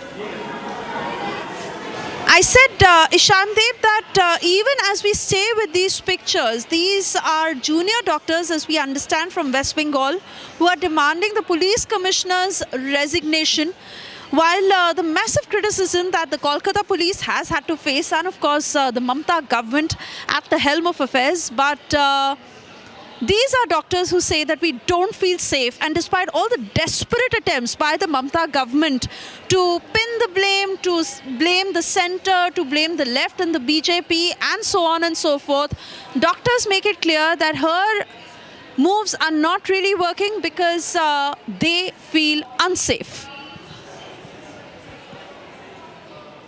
Yes, you're right, Suesha. Many kinds of fake narratives are being tried to spread. and these are the narratives which are such narratives which the West Bengal government and even the West Bengal police is also resorting to. West Bengal police is now being compelled by some authority, I don't know who is he or she. They are now posting counter slogans against the sloganeerings of the protesters. When the protest movement is going on in full boom, people from all the walks of life, they are coming down to the streets and they are protesting in their own ways, and they are also creating new slogans against this administration, against this crime. At that time, police is creating counter slogans. I have never in my life seen Suesha, that police is creating counter slogans against a movement, and in a movement where people from only the political outfits or organizations are not there, but many social organizations have taken part. People without any banner, just holding the national flags, they are coming down to the streets. And at the same time, the government of West Bengal, they are also saying that the current dispensation TMC, they are also saying that we also want justice to be done. But if the government, the current dispensation, the ruling party, they are also unanimous with these protesters, then why are they putting so much of force against these processions or protest rallies? Why are they trying to crack down on these protest rallies? This is a very miraculous thing, and at the same time, police is coming down to the social media for creating counter narratives, for spreading counter slogans. This is also completely an unprecedented new scenario in West Bengal. So not only the ruling party in West Bengal, but the government of West Bengal also, even the chief minister herself, they are trying to put the onus on someone else. As CBI is investigating the matter right now, so she wants to put up the onus on CBI right now, that if justice is not done, then the CBI or the central government, they will be responsible. But doctors and people from other walks of life, no one are trusting this kind of narratives being sprayed by the government and the dispensation. And that's why you can see that how many people, how many doctors they have taken to the streets today. These protest rally towards Lal Bazar, this call has been given by the junior doctors today. But their seniors, their professors, their teachers, and very senior doctors in West Bengal, they are also supporting this. And today again they have came down to the streets. This is not the first time, Subesha.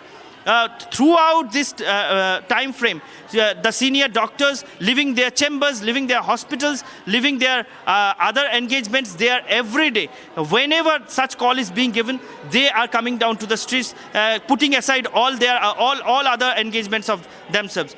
So you can see that how spontaneous support this protest march is receiving, because the junior doctors are not only there, at the same time seniors in their support, they are also coming down to the streets, and they are thousands in number. The gathering itself is saying, the visual which we are showing, the visual is saying that how much in number they are, who are moving towards the Kolkata police headquarters today. And at the same time, the common people, they are also standing around the barricades which are put up by the side of the roads, around the footpaths, and around the roofs and terraces of the houses which are around this route.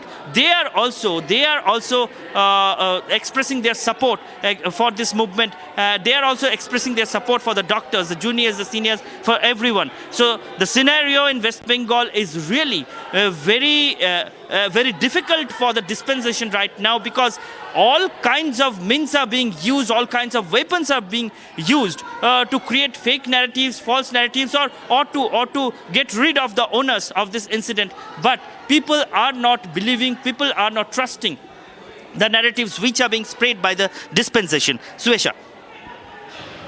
Oh yes, absolutely, and which is why the Mamata government must watch all that is happening, as much as they try and pin the blame and of the moves that are being made in order to defend themselves, but it's not really working. Ishandeb is what we understand, because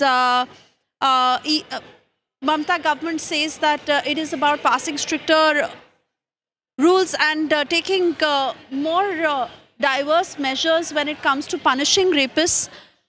However, the reality is so visible. It is on the streets of Kolkata, where doctors continue to protest, And as much as the Mamata government may try and pass them off as political protests and blame the left and the BJP for it, but the fact is that civilians, doctors, women in Bengal feel unsafe, and they say that the police commissioner must resign. They say that the Mamata government must take responsibility.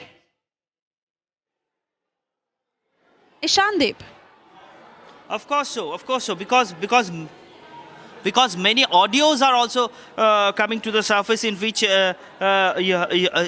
can have the discussions going on that the police commissioner Vinit Goyal will handle the situation. No need to worry. After the horrific incident happened, there was a discussion between some responsible people allegedly who were discussing that there is no need to hurry, no need to worry because Vinit Goyal will handle the whole situation. Though we do not vouch the authenticity of this audio, but these kinds of audios, sometimes some videos, sometimes some fake images being sprayed, all are being busted by common people and by the doctors themselves, by the functionaries functioning in the health department of West Bengal itself. So the doctors, the health department, which is being run by a handful of close aides to Mamata Banerjee, they are trying to create some narratives every day, create some new narrative every day. But every day,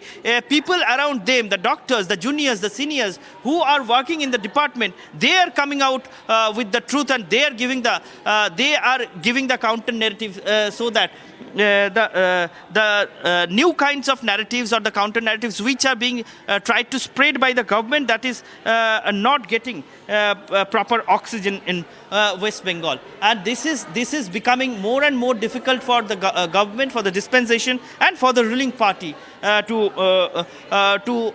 deal with the situation. And that's why you can see the frustration of the administration is coming out everywhere. Whenever they see any protest march, any rally, they are coming down heavily on everything.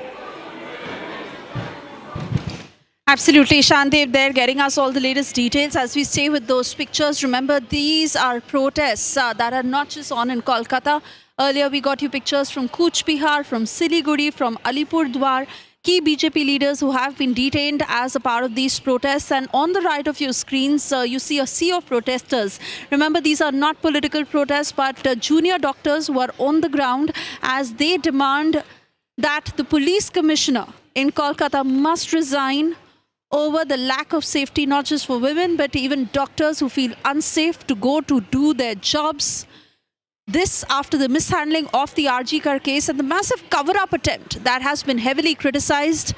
Even as the investigation is continuing, it is the CBI that is focusing on the angle of how evidence was tampered with and how there was an attempt to shield the rapists, the connection of the prime accused, and how he was given leeway by the Kolkata police. And these are junior doctors out there in huge numbers on the streets of Kolkata as they say that Mamata Banerjee must resign. We've seen how Mamata Banerjee had also written to the centre and has been trying every possible attempt to call these political protests, to pin the blame on the BJP and the left over the uprising against Mamata Banerjee. But the truth is out there for everyone to watch, because these are junior doctors, Ishandev, after so many days of the RG Kar incident, who continue to demand the resignation of the Commissioner of Police, Vinit Goyal. Well, Suesha, as you were mentioning, that Mamata Banerjee have already written to the central government in more than one occasion, and the central government, the union government, has also replied back to Mamata Banerjee on those matters. And as Mamata Banerjee herself is trying to say that she wants a very strict and very stern law against rapists. In that time, this question is being raised from the union government that for the first and foremost for bringing first and foremost justice to the rape victims, as it has been approved that too many fast track courts should be constituted in West Bengal, but that is not being constituted. Central government, the union government, has already approved a particular number of fast track courts to be set up in West Bengal, especially for the justice or for these kinds of cases like rapes or molestation of the minors and cases like that. But that step is not being properly followed up by the West Bengal government. But Mamata Banerjee is now saying that she wants even more strict and stern law. So whatever weapons, legal weapons you have in your hand to combat with such a menace, you are not using any of them, but now you are saying that you want something more stern. So this is actually all the opposition parties and the protesters, whoever taking part in this protest, they all are saying that these kinds of narratives being set up by Mamata Banerjee, that she wants a very stern law. Such speeches are also being delivered by Abhishek Banerjee, who is the second in command in the party, that they want a very stern law. They will pass a new law in West Bengal Assembly. We don't know that which kind of law that will be, and if that is not within Bharatiya Nyaya Sanhita or the Nagrik Suraksha Sanhita, in that case that law will be valid or not. That is also a very big question. But they are trying to say all these things as a for doing some kind of eyewash. These are the allegations being made by the protesters in West Bengal, and these protesters are not inclined to any political party always. They are common people who are taking to the streets, and they are saying that they do not believe in such crocodile tears. They don't believe in such crocodile tears, and they don't believe that this government, this dispensation wants a very strict step, because if they want a strict step, if they want fast justice for the rape victims, then they should have set up the fast track courts first, but they have not set up the fast track courts even after getting the approvals from the union. Suesha. All right, Ishande, many thanks for getting us those details. And of course, we continue to keep reeling such protests that are on in West Bengal. The sign is very clear. People are dissatisfied with not just the Kolkata police, but the very fact that the Mamata government has failed to keep them protected. For the moment, we'll move on to more business news coming in, but we keep coming back to this story. Yes, we're getting you these details as the Sensex has now climbed up 194.07 points to settle at an all-time closing high of 82,559.84. In fact, the Nifty is up by 42.8 points to hit a fresh record peak of 25,278.70. We are witnessing a high, and this is a fresh record that has been set. Let me also bring in Priyanka from the business desk, who has more details on the same. Thanks, Yasha. Yes, indeed, the record-winning streak for the Nifty has continued as it logged its 13th winning streak this session. This is from the inception in 1996 that has continued the winning streak of the 13th session this time around. The National Stock Exchange benchmark Nifty 50 index rose as much as 98 points to hit a record of 25,333.65, and the 30 share of the Bombay Stock Exchange Sensex climbed to 359 points to an all-time high of 82,725.28. Analysts are citing the upward market movement to the rally in the US and also the interest of the foreign investors, foreign institutional investors in the Indian market. This follows even as the US market is closed for the day, but there are anticipation that the US Federal will be making the rate cut soon enough later in the month, and that is something that's optimistic for the investors all around. And just to end it off, the National Stock Exchange ended on the high, supported largely by the FMCG, the banking and the IT sector. All right, so certainly an optimistic sign for all investors. And on that note, Priyanka, many thanks for getting us those details. So this is the latest as we see. that the Sensex has climbed to a new high, and this of course has had the NSE benchmark Nifty 50 index that has risen. This is Nifty gains for the 13th session in a row, where Nifty 50 index has clocked the longest winning streak. On that note, we step into a short commercial break. On the other side, we'll continue to get you these latest pictures from Kolkata, where protests are on in full swing. These are junior doctors who have taken to the streets. They demand the resignation of the Kolkata Police Commissioner, as there has been an uprising against the Mamata government.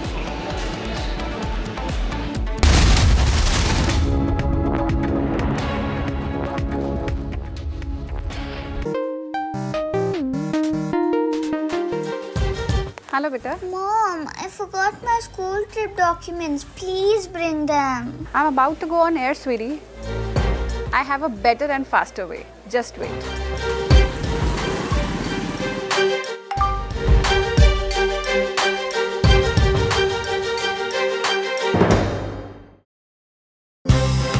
Journey of 1,000 miles begins with a strong foundation. As we proudly rejoice our 68th anniversary, we celebrate trusting relationships together, wherein we secure joy during your lifelong journey. LIC, हर पल आपके साथ.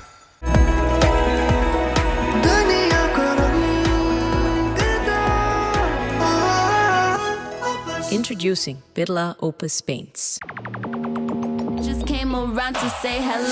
When I'm so fly, you took a nosedive. Careful when you play on my level. For you it's so. Hey, hello. Motorola Razr 50 Ultra. Flip the script. Hello, Moto.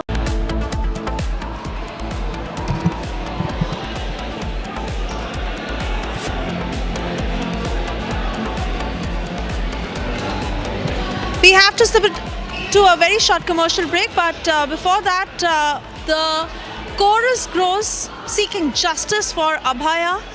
A sea of protesters on the ground in Kolkata demanding the resignation of Kolkata Police Commissioner. More on that after the short breather. Stay with us.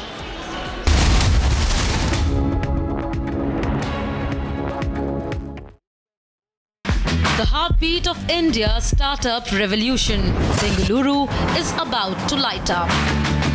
With 20 visionaries and 4 insightful panels, uncover how the Union Budget 2024 shakes our emerging economy. Decode the impact only on Republic Digital Roundtable, Edition 1, Decoding the Budget Blueprint for Startups 2024, exclusively on Republic Digital.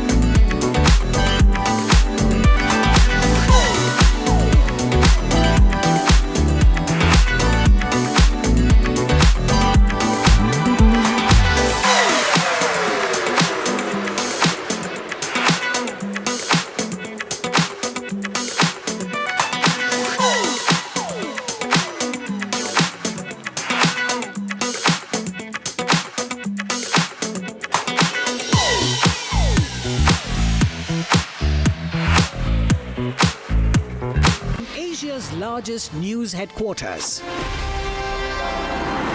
setting the agenda for Bharat.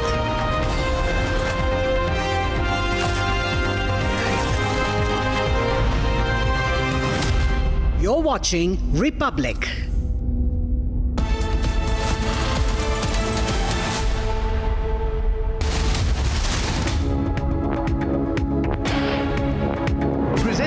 Royal Global University, Northeast can't wait. Pado kuch bano. Casting couch controversy hits Congress party. Congress expels Kerala leader who alleged exploitation of women in the party. Here he is an opposition leader of the opposition in Kerala Assembly. It is a very serious case and he should also step down. Meanwhile, CPI ups the ante against Congress, says a thorough investigation is needed after multiple allegations.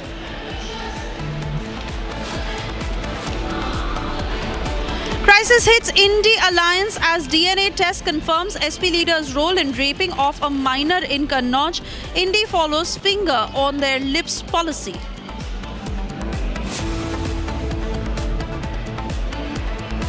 Two killed, 10 injured as suspected Kuki insurgents used drones to drop bombs in Manipur. Is there a foreign hand at play?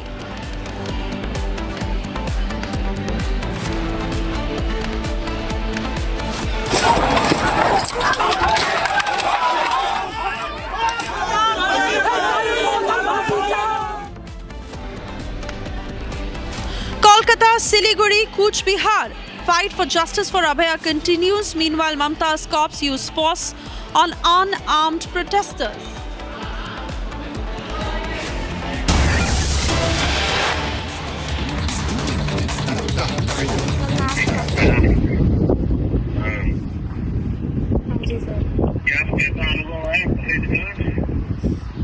काफ़ी अच्छा लग रहा है sir.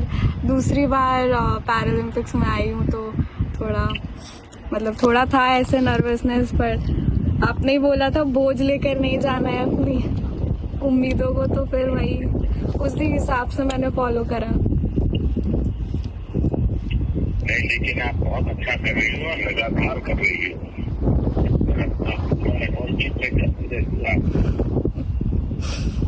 Thank you sir. मेरी तरफ से बहुत बधाई है. आप बहुत प्रगति करो और बिल्कुल मौका करना मत पकड़िए. मेहनत करोगे और अच्छे परिणाम मिलने वाले हैं. बहुत बहुत आशीर्वाद. Thank you sir. आपका आशीर्वाद ऐसे ही बना रहे. Thank you sir. परमात्मा के आशीर्वाद है और आपको प्रगति होनी है आपकी. Thank you sir. अच्छा जी. अच्छा बेटा. नमस्कार.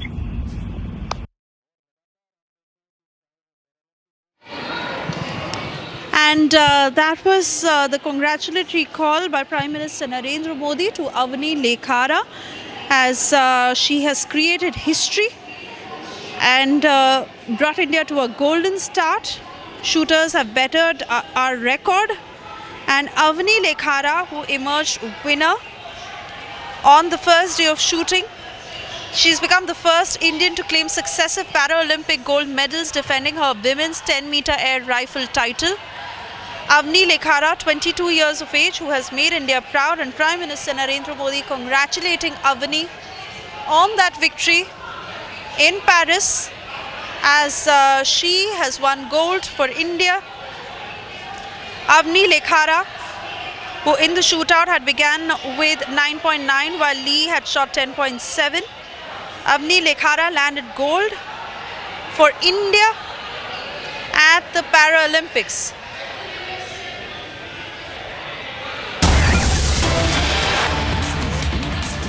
And more breaking news coming in. A video that has emerged of firing outside the house of famous singer AAP Dhillon in Vancouver in Canada. A very dramatic video of firing that is surfaced.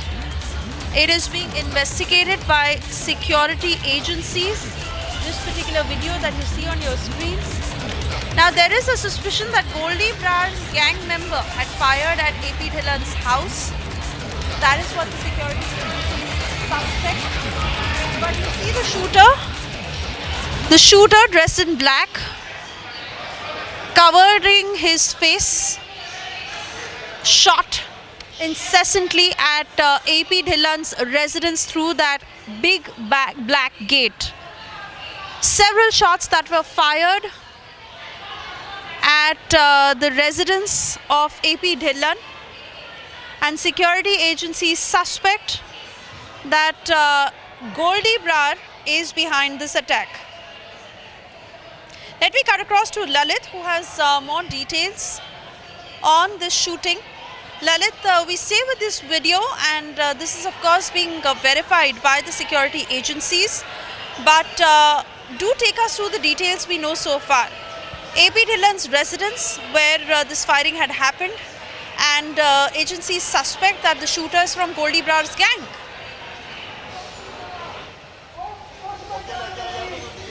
Right now what we are getting is that on September 1st, heavy firing have been reported outside the Punjabi origin singer AP Dhillon's house residence. So right now the investigating agencies are looking out what are the possible angles, but as per the input what we are getting, that the notorious gangster Goldie Brar and Godara have taken the responsibility of this shooting. And right now what we are also learning from our learned sources is that 3 weeks before a song, album song of AP Dhillon was released, in which Salman Khan was in the lead role. And as you know that the Lawrence Bishnoi has been against the Bollywood actor Salman Khan, and the way AP Dhillon's album Salman Khan has been seen. So that might also be one angle in which the Lawrence Bishnoi gang has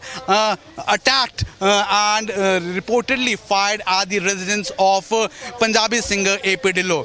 Right now the investigating agencies are checking out all possible angles, whether it could be the extortion angle or it could be the Lawrence Bishnoi angle, in which they have a lot of anger against Salman Khan. As you know, it's a gang which has been already reporting, and number of time threats have been given to Bollywood actor Salman Khan. So there are many possible angles on which the investigating agencies are investigating the whole issue. One angle it could be, but right now what we are getting, that heavy firing has been reported outside the residence of the Punjabi origin singer AP Dhillon, who is basically from Gurdaspur and who has done his civil engineering from Amritsar.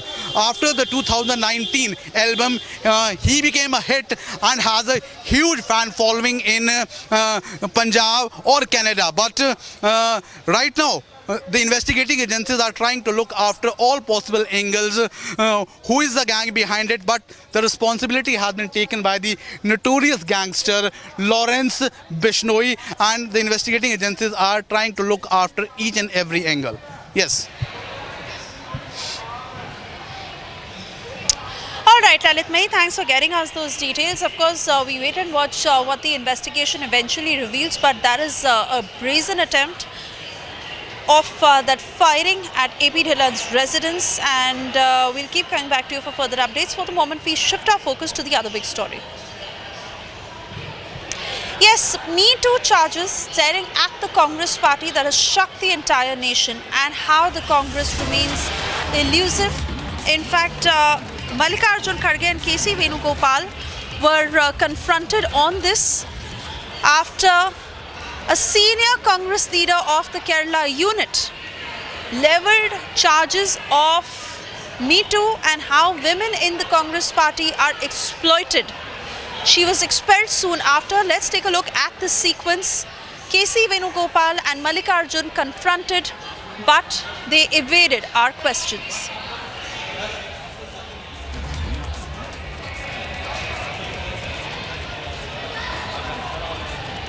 About the removal of Simi Rosabelle, she has highlighted the issue of casting couch in Kerala.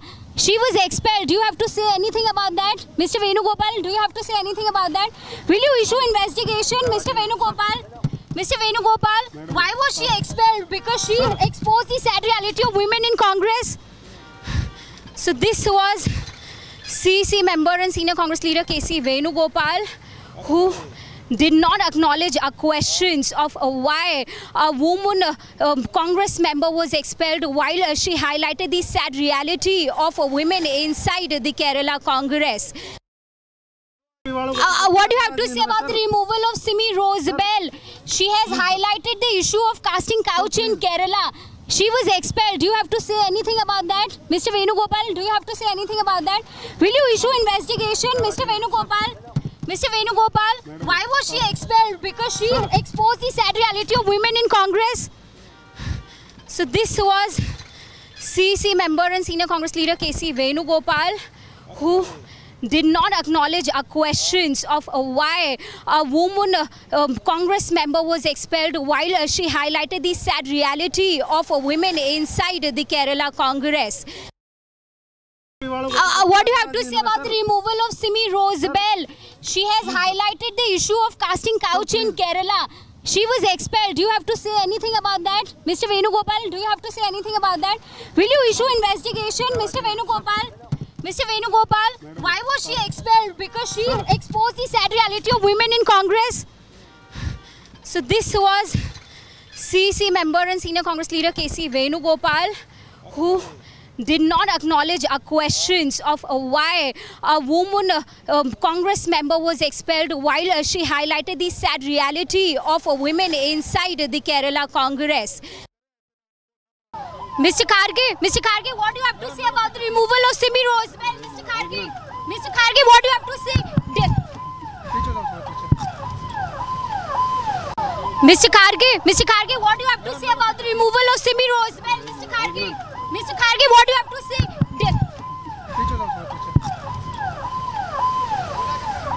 Mr. Kharge, what do you have to say about the removal of Simi Rosabel? Mr. Kharge, what do you have to say?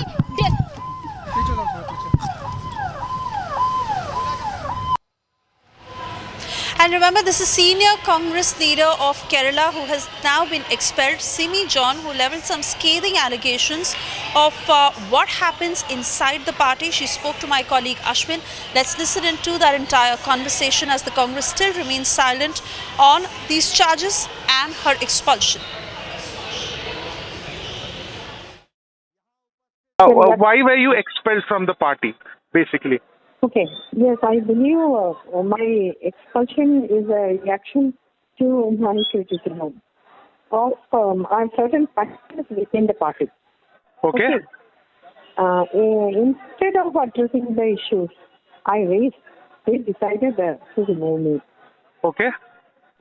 Which seems like an attempt to silence me. You are saying this is an attempt to silence you. Yes. By whom? I think opposition leader. Okay, the leader of opposition. You had in the press meet, you had particularly raised that women who rise in the party rank, they need, like you use the word sponsorship. Only with sponsorship or like a casting couch kind of this thing, only when that is there, they are able to rise. Do you still stand by this allegation? Well, I didn't specifically mention a casting couch. Okay. But I was highlighting favoritism and exploitation. That is true. Okay. When you say exploitation, what kind of exploitation are you talking about? Is it any favors? Any as a woman? Is it any sexual favors? Are you talking about? You can speak to the former councillor, Mrs. Shigi Roy. She was one among the best councillors, best elected representatives. So this time, last time, they told we are not going to allow you to become councillor. What was the reason? You just think and you say. He is one of the best councillors. What was the reason? I didn't get. What was the reason? You can ask. I will give you her number. Okay. Please contact her. Then you will understand the meaning of what you can understand of the exploitation. You will understand. You've been with the party for 37 years, and now when you are speaking about that, when you're speaking that there is exploitation of women in the party, you have come across multiple things. So what made you speak now? Pardon me? Because I am a constitutional functionary. I was, and they are without any reason. They are not allowing me. They are telling you sit at home. We have new generation. That's not fair. Okay. Then I will vote for my part. That is my right. No. Okay. So now that you have been expelled, what is your plan? Do you plan to move to some other political party, or what is it that you plan to do? My plan. Yeah. What is your? I will continue to advocate fairness and transparency in politics. I will continue to advocate. You'll continue in politics, but in which party? Within the same party you are going to work? How are you planning? Yes. You will work from outside. I'm not a person. I don't want to become office bearer or any post to work for the party. I'm a sincere, dedicated grassroots worker. Of course, I can work for the party. And while these are the scathing allegations that have been levelled by Simi John, where the Congress remains silent, but political parties that are upping the ante against the Congress, from BJP to CPI, questioning the Congress over these allegations. Listen in. It is again when in all over the country, if you look at the women in power and position, whether it is in assembly or in parliament, it's very few women are there.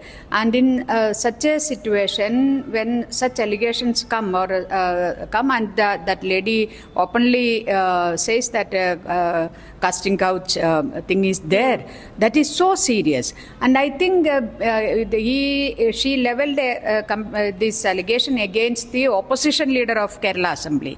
So that also makes more serious that issue. Yes. And when we are demanding the resignation of Mukesh for a free and fair investigation, here he is an opposition leader of the opposition in Kerala Assembly. It is a very serious case, and he should also step down. What is there to, after saying such things by his own colleague, then that I think he has lost that moral right to Kerala opposition leader.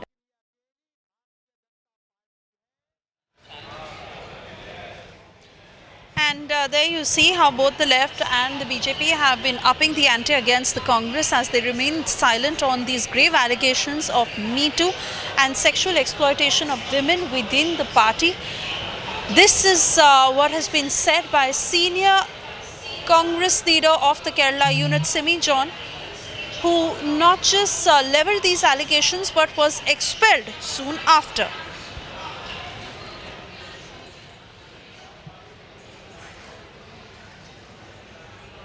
And remember, the other indie party that faces the ire of how women are being targeted, and you would remember that case where a minor was raped, SP leader Nawab Singh, and his involvement in this crime has been confirmed as through the DNA test that was performed, and so is the statement that is coming from the SP of Kannauj, who has gone on to say that Nawab Singh was behind that crime.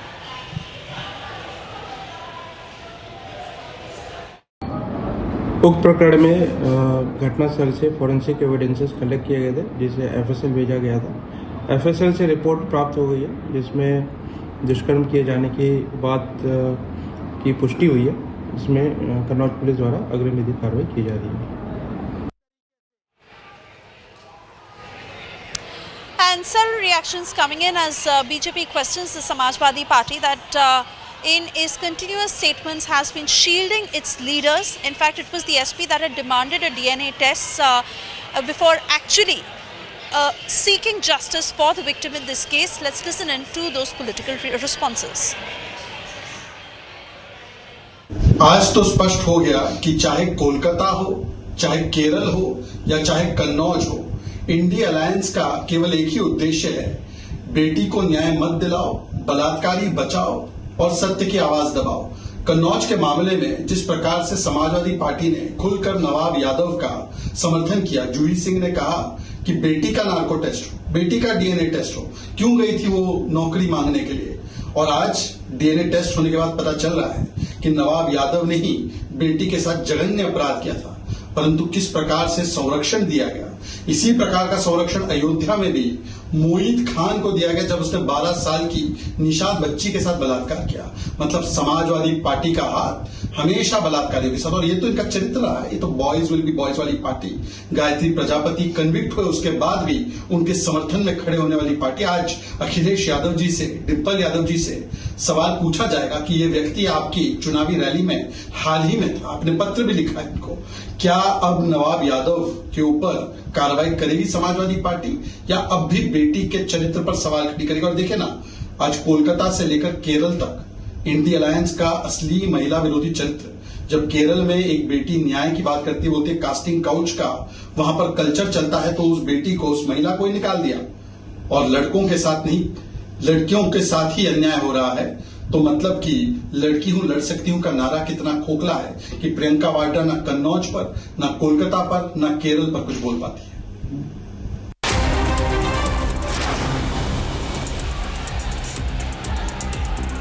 One army jawan was injured in the Sunjwan military station camp in Jammu after terrorists fired from a standoff distance from outside the base. Search operations are underway while senior officials continue to patrol the region. दो gun shots यहाँ पे जो हैं वो सुने गए, उसमें एक आर्मी जवान अभी इंजर्ड है। और इस पूरे इंसिडेंट की तफ्तीश चल रही है। Supreme Court has constituted a high-power committee headed by former Punjab and Haryana High Court judge to look into the issues of agitating farmers at Shambhu border. SC has asked the high-power committee to frame the issues after meeting with the agitating farmers. NCP SCP leader and MP Supriya Sule, has addressed concerns over seat sharing for the Maharashtra Assembly elections, stating that the process is proceeding democratically and is not an issue for the party. It's not an issue with us at all. It's a process, and we are following the process very democratically. So in the next 10-15 days, the picture will be completely clear. Indian Air Force has responded swiftly to the Vijayawada floods by dispatching IL-76 aircrafts, transporting 242 NDRF personnel and 30 tons of relief material to the region. Additionally, helicopters are also on standby in the affected areas to offer further assistance as needed.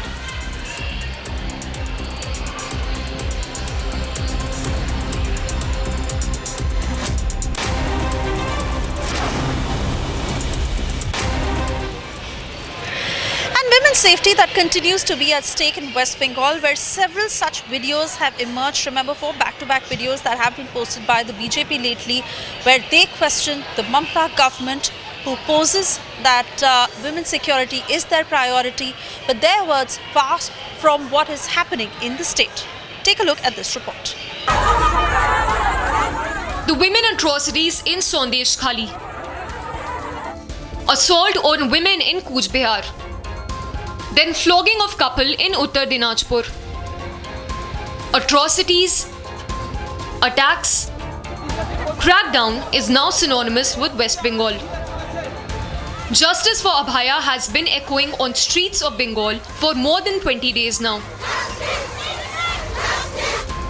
But Mamta government has no answers. From Havra to Birbhum, watch these purported videos of assault incidents from Bengal. In Havra, a laboratory technician has been arrested for allegedly molesting a 14-year-old female patient inside the hospital laboratory late on Saturday night. In Birbhum, an on-duty nurse was allegedly assaulted at a Swasthya Kendra. In Madhyagram, locals staged a massive protest demanding swift action against a man accused of sexually assaulting a minor girl. The accused is allegedly linked to TMC leaders. And in Nadia district, a minor was allegedly raped in Krishnaganj region. And now, a purported video shared by the BJP shows an apparent TMC strongman threatening protesters over sexual assault cases. সকালবেলা উঠে দেখবেন যে মমতা বন্দ্যোপাধ্যায়কে ফেসবুকে আপনি ব্যক্তি গুৎসা করছেন, যে মমতা বন্দ্যোপাধ্যায়কে চরিত্র নিয়ে গালাগালি করছেন, আপনার বাড়ির দরজায় গিয়ে আপনার মা বোনকে বিকৃত ছবি করে আপনার বাড়ির দেওয়ালে টানিয়ে দিয়ে আসবো।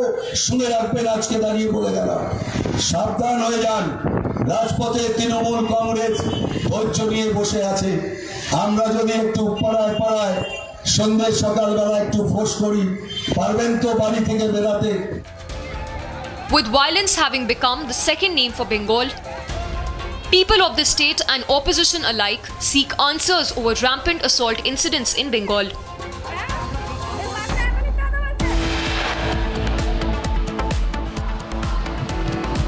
Time now for a short commercial break. On the other side, 2 killed, 10 injured as suspected cookie insurgents used drones to drop bombs in Manipur. Is there a foreign play at hand?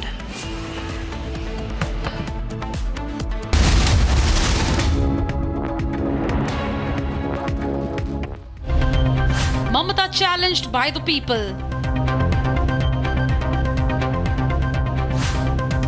Shocking casting couch charge on Indi in Kerala.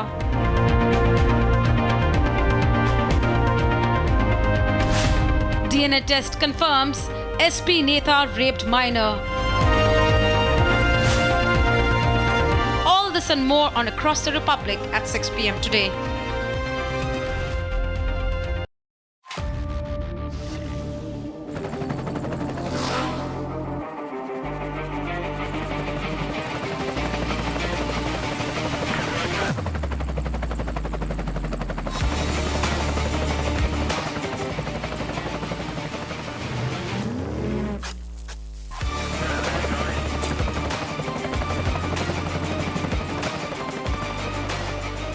Director, the taste of success.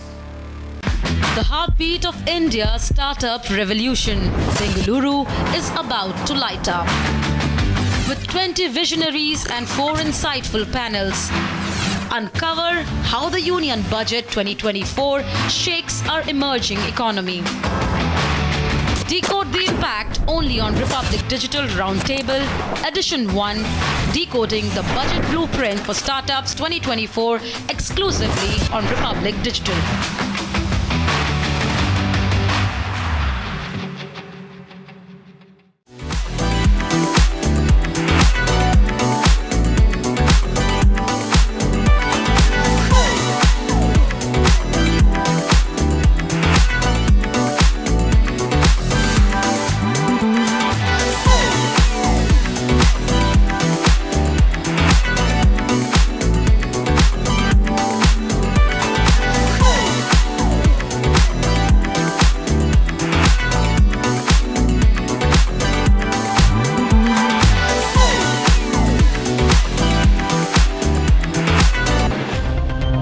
Mamata challenged by the people. Shocking casting couch charge on Indi in Kerala.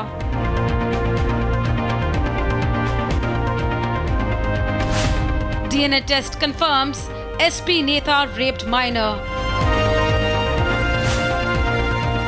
All this and more on Across the Republic at 6 p.m. today.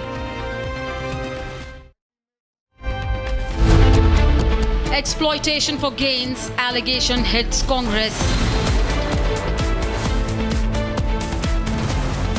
Rahul and KC Venugopal silent on Kerala leaders' claims. Systemic oppression of women in Congress, debating tonight at 8 p.m.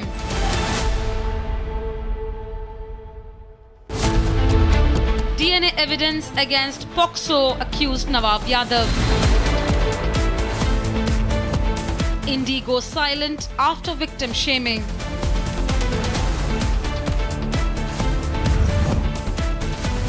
When will Indi act against its rape-accused leaders? Debating tonight at 8:30 p.m.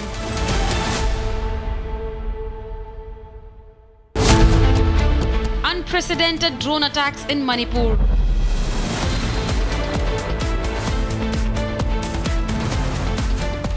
2 dead, 11 injured amid drone bombing.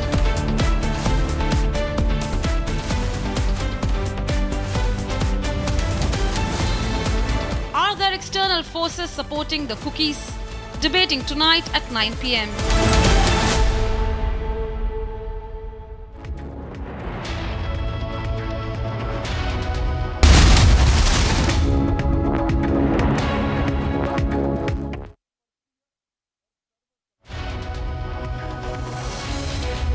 Presented by Royal Global University, Northeast can't wait. Pado kuch bano.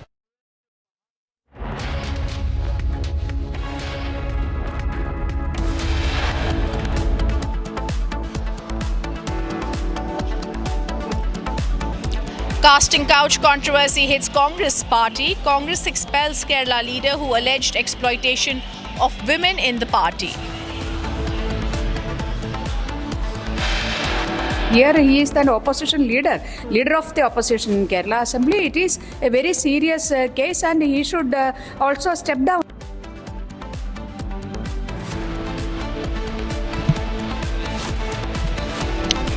Meanwhile, CPI ups the ante against Congress, says a thorough investigation is needed after multiple allegations. Crisis hits India. Alliance's DNA test confirms SP leader's role in raping of a minor in Kannauj. Indy follows fingers on their lips policy.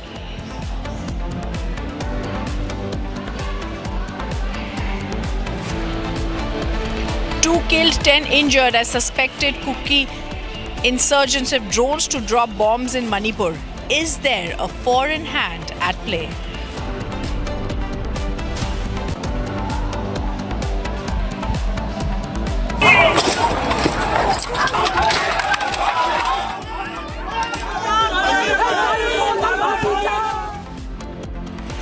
Kolkata, Siliguri, Kuchbehar fight for justice for Abhaya continues. Meanwhile, Mamta's cops use force on unarmed protesters. And ED arrests Aam Aadmi Party MLA Amanatullah Khan, detained after a 6-hour search operation at his residence.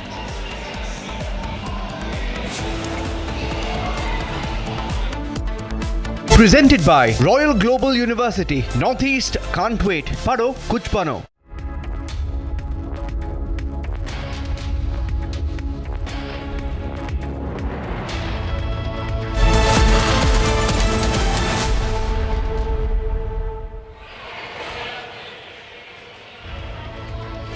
Viewers, violence in Manipur has taken a dangerous turn.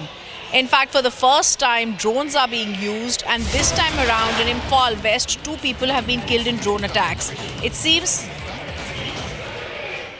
UCC का आगाज करना हो, triple तलाक को समाप्त करना हो या काशी विश्वनाथ में कॉरिडोर बनाना हो, ये सारा काम भी मोदी जी के नेतृत्व में ही 10 साल में पूरा हुआ है। मैं भी गुजरात से आता हूं। आज देश भर के कार्यकर्ता सुन रहे हैं। मेरा एक अनुभव मोदी जी का संगठन के प्रति दृष्टि और संगठन के प्रति विश्वास कैसा होता है बताना चाहता हूं। मित्रों, पूरे देश भर में भारतीय जनता पार्टी के इतिहास में कार्यकर्ता को इंस्टीट्यूशन बनाना का काम और सदस्यता को इंस्टीट्यूशनलाइज करने का काम, संस्थागत करने का काम अगर किसी एक व्यक्ति ने किया है तो नरेंद्र मोदी जी। लेट 80 के दशक में मोदी जी संगठन मंत्री बने गुजरात के। हमारी पर्चियां तो पहले ही भी कटती थी और ढेरों कार्यालय में पड़ी रहती थी, कभी इसके रजिस्टर नहीं होते थे। मैं उस अभियान का हिस्सा था, मैं सह इंचार्ज था, आनंदीबेन हमारी इंचार्ज थी। मुझे आज भी याद है कि मोदी जी ने दिन रात अहर्ष निश 45 दिन पूरी रात गाड़ी में ट्रैवल करते हुए सदस्यता अभियान को इंस्टीट्यूशनलाइज करा। न केवल हर सदस्य का डाटा रजिस्टर में रजिस्टर हुआ, इसका कंप्यूटराइजेशन हुआ। कितने किसान हैं, कितने युवा हैं, कितने ग्रेजुएट हैं, कितने महिलाएं हैं, कितने ग्रामीण हैं, कितना शहरी है, और एक सुंदर संगठन का दृश्य बनाया और उसमें से गुजरात का संगठन नया बना। मित्रों, हम सब के लिए ये संगठन के अंदर जान डालने का काम हम सब का बनता है। आज यहां पर आए हैं हम सब, तब हमारी सदस्यता का लक्ष्यांक नड्डा जी ने हमारे सामने रखा है और सदस्यता अभियान को पूर्ण कर कर संगठन पर्व होगा, नया संगठन बनेगा और फिर एक बार भारत विजय, भाजपा विजय का अभियान यहीं से शुरू होगा। भाई और बहनों, मोदी जी ने हम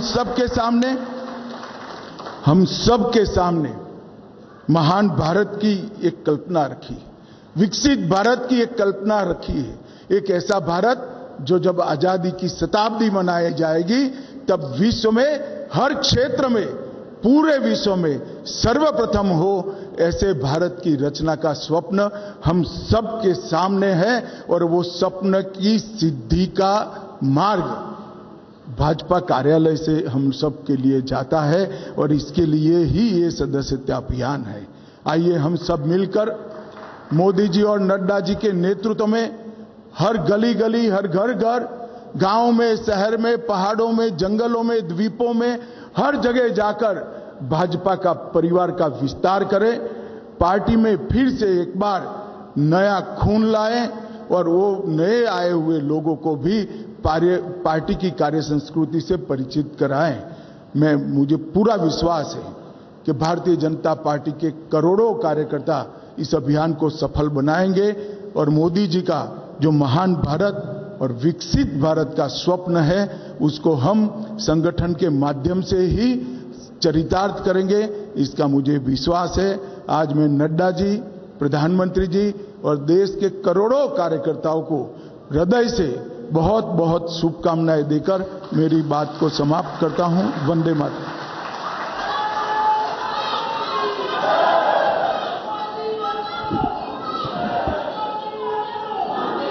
2014 के लोकसभा चुनाव जिनकी अध्यक्षता में हम सब कार्यकर्ता लड़े, ऐसे हमारे मार्गदर्शक रक्षा मंत्री आदरणीय राजनाथ सिंह जी हम सबको संबोधित करेंगे।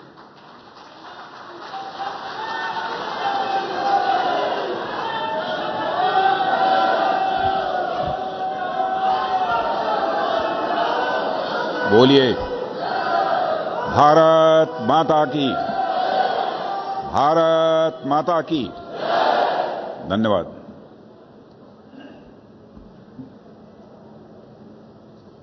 भारत के प्रधानमंत्री, आदरणीय प्रधानमंत्री श्री नरेंद्र मोदी जी, भारतीय जनता पार्टी के राष्ट्रीय अध्यक्ष जी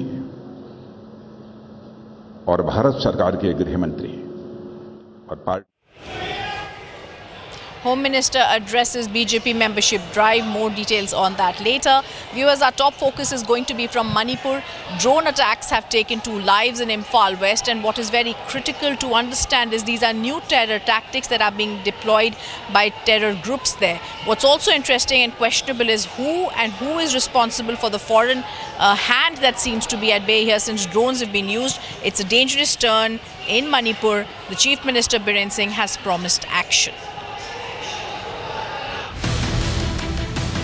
Fresh violence erupted in the state of Manipur as a shocking incident of drone-assisted attack took place in Kotark village of Imphal West. The incident, which occurred on Sunday morning, involved heavy firing followed by the dropping of bombs from a drone, resulting in the tragic loss of 2 lives. The first reports of heavy firing emerged from Kotark village, creating panic among the local residents. Following the gunfire, the assailants escalated the attack by using a drone to drop explosives, making a significant and alarming shift in the tactics being employed in the ongoing violence in the region. Manipur police have confirmed the use of drones in the attack, making it one of the first instances where such technology has been used to target civilians in the ongoing conflict. The identities of the deceased have not been disclosed as yet, and authorities are working to secure the area and provide aid to those affected.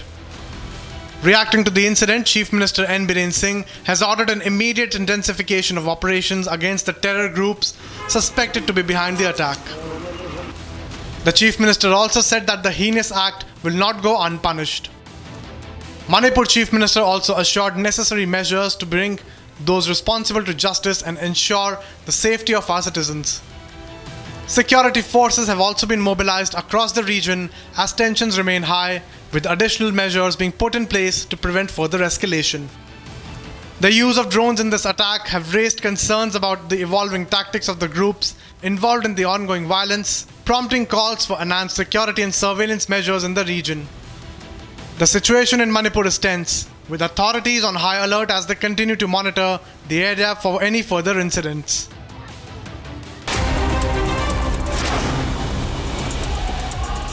News from around the nation. Delhi BJP President Virendra Sachdeva stated that the entire health system in Delhi has collapsed. He slammed the Delhi government, pointing out they wash their hands of responsibility every time a new scam comes to light. He stated the reason for the delay in the Delhi government's health scheme is corruption. नकली दवाइयों का मामला हो, मोहल्ला clinic में जो नकली test हुए उसका विषय हो, और LNJP हॉस्पिटल में जिस तरह से एक ब्लॉक बनना है और उसका जो एस्केलेशन हुआ है 670 करोड़ का, वो अपने आप में बड़ा भ्रष्टाचार का केंद्र है। लेकिन उनके मंत्री जो जिम्मेदारी से भागते हैं और सिर्फ प्रेस कॉन्फ्रेंस करके अपने काम की टिशरी कर लेते हैं, हर बार नया घोटाला आने पर अपना पल्ला झाड़ते हुए वो सरकारी विभाग के अधिकारियों की तरफ उंगली उठा देते हैं। Indian Navy's P-81 aircraft touched down at Air Base 125 Istris-Lutube, marking its first ever deployment in Europe for the 22nd edition of Exercise Varuna with the French Navy. This deployment comes more than 50 years after the Indian Navy Alizé aircraft operating from the old INS Vikrant last flew at High-Res Air Base. Farmers from Kisan Union Karya in Punjab's Moga and Faridikot district have left for Chandigarh. Farmers from various parts of Punjab arrived in Chandigarh to participate in a 5-day protest. The court of the SDM issued arrest warrants against 2 union leaders. The warrants dated were received by them yesterday, and the name of Rajendra Singh Duda's name is also mentioned.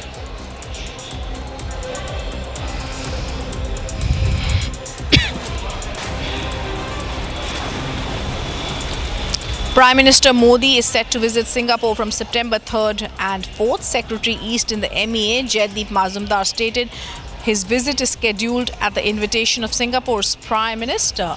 Prime Minister Modi's Brunei visit will be the first ever bilateral visit by an Indian Prime Minister. Prime Minister is undertaking a visit to Brunei and to Singapore.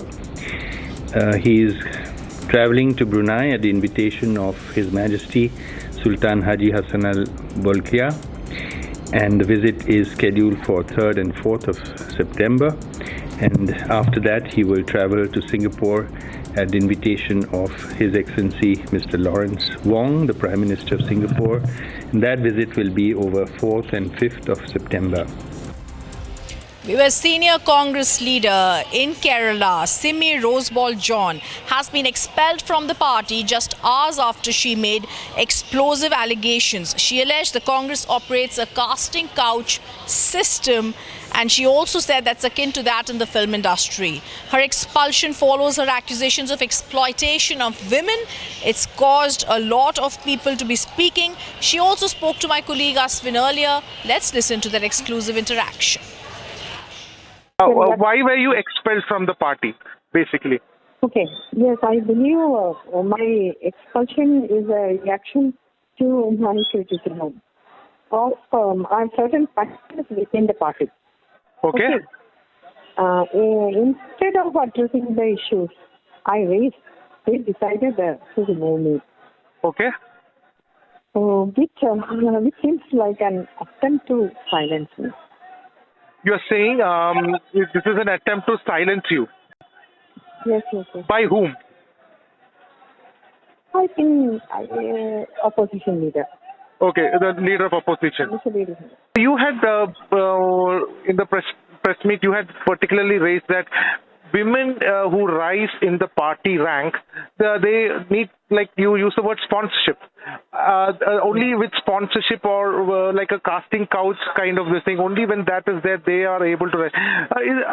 Do you still stand by this allegation? Well, I didn't specifically mention a casting couch. Okay. But I was highlighting favoritism and exploitation. That is true. Okay. When you say exploitation, what kind of exploitation are you talking about? Is it any favors? Any as a woman? Is it any sexual favors? Are you talking about? You can speak to the former councillor, Mrs. Shigi Roy. She was one among the best councillors, best elected representatives. So this time, last time, they told we are not going to allow you to become councillor.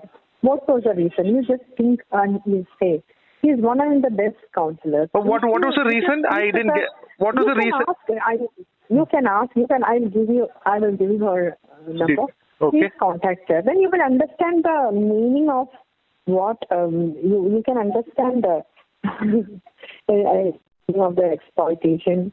You will understand. You've been with the party for 37 years, and now when you are speaking about that, when you're speaking that there is exploitation of women in the party, you have come across multiple things. So what made you speak now? Pardon me? Because I am a constitutional functionary. I was, and they are without any reason. They are not allowing me. They are telling you sit at home. We have new generation. That's not fair. Okay.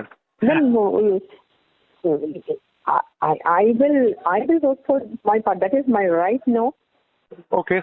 So now that you have been expelled, what is your plan? Do you plan to move to some other political party, or what is it that you plan to do? My plan. Yeah. What is your? I will continue to advocate fairness and transparency in politics. I will continue to advocate. You will continue in politics, but in which party? Within the same party you are going to work? How are you planning? Yes. You will work from outside. I'm not a person. I don't want to become office bearer or any post to work for the party. I'm a sincere, dedicated grassroots worker. Of course, I can work for the party. Congress completely evasive on the Me Too comments. Mallikarjun Kharge, leaders of the Congress party, K.K. Venugopal, completely silent when confronted. Take a look. What do you have to say about the removal of Simi Rosabel? She has highlighted the issue of casting couch in Kerala. She was expelled. Do you have to say anything about that? Mr. Venugopal, do you have to say anything about that? Will you issue investigation, Mr. Venugopal? Mr. Venugopal, why was she expelled? Because she exposed the sad reality of women in Congress. So this was CC member and senior Congress leader K.C. Venugopal, who did not acknowledge our questions of why a woman Congress member was expelled, while she highlighted the sad reality of women inside the Kerala Congress. Mr. Kharge, what do you have to say about the removal of Simi Rosabel? Mr. Kharge, what do you have to say?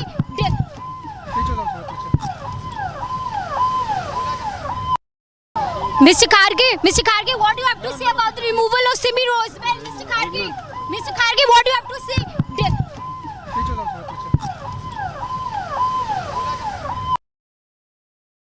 It is again when in all over the country, if you look at the women in power and position, whether it is in assembly or in parliament, it's very few women are there. And in such a situation, when such allegations come and that lady openly says that casting couch thing is there, that is so serious. And I think she leveled this allegation against the opposition leader of Kerala Assembly.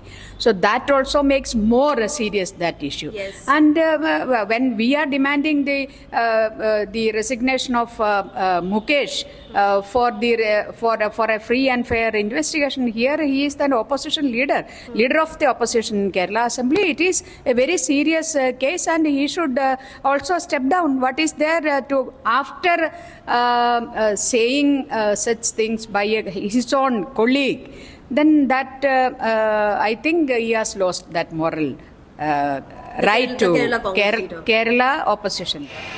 In a significant breakthrough in the Kannauj rape case now, Nawab Yadav, former Samajwadi Party leader's DNA has matched the DNA. This has been confirmed by the Uttar Pradesh police, and this clearly shows that there is going to be action now taken against the former Samajwadi Party leader. A fresh crisis has now hit the India alliance. In a series of misogynistic actions, there seems to be another setback for the national opposition. First, Congress expels senior Kerala leader Simi John for spilling the beans on the casting couch-like practice within the Congress party.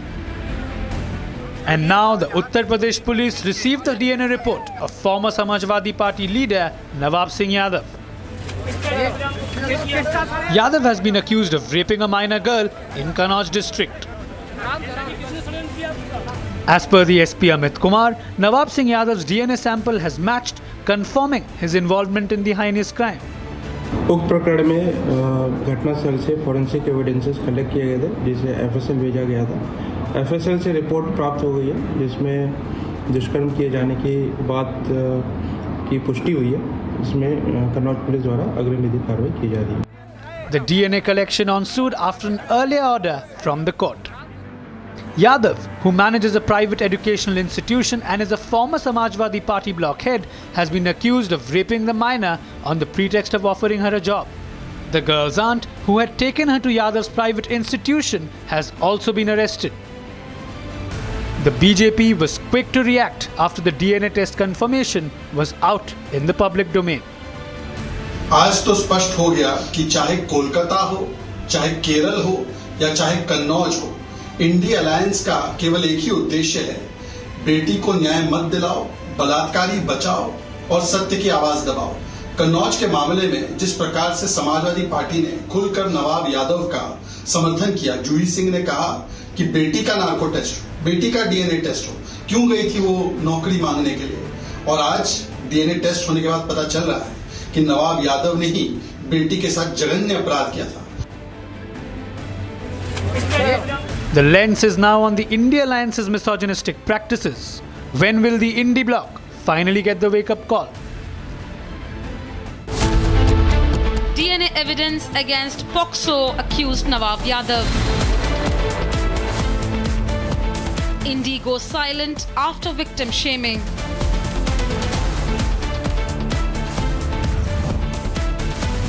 When will Indie act against its rape-accused leaders?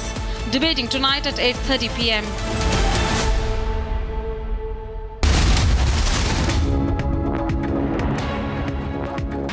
The heartbeat of India's startup revolution, Bengaluru, is about to light up. With 20 visionaries and 4 insightful panels, uncover how the Union Budget 2024 shakes our emerging economy.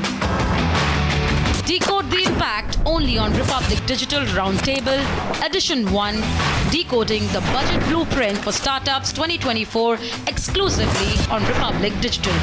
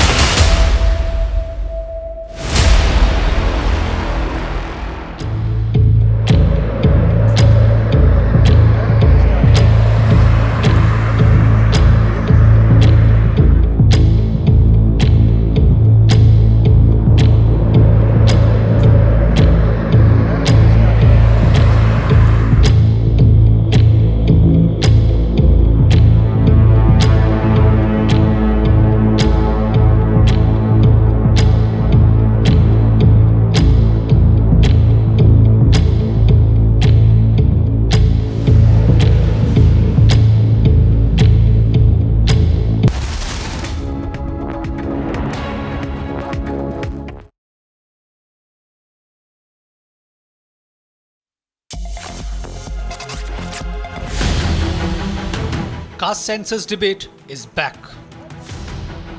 After Rahul Gandhi, now RJD leader Tejashwi Yadav has called for a nationwide caste census and a 65% increase in quotas. लेकिन आज इस बात की जरूरत है कि गिनती क्यों होना चाहिए। आज जब हम लोग गिनती की बात करते हैं तो लोग बोलते हैं कि ये बांटने का काम कर रहे हैं। राष्ट्रीय जनता दल, लालू जी, तेजस्वी, ये लोग जात को लड़ाना चाहता है। पहले से ही बांटने का काम किसने किया? किसने यादव बनाया, किसने मिश्रा बनाया? चाहे स्वर्ण जाति के लोग हों, पिछड़ी जाति के लोग हों, अति पिछड़ी जाति के लोग हों, दलित हों, आज उनकी स्थिति क्या है जरा ये पता करो। The big question remains, why is the Indi so obsessed with the caste census?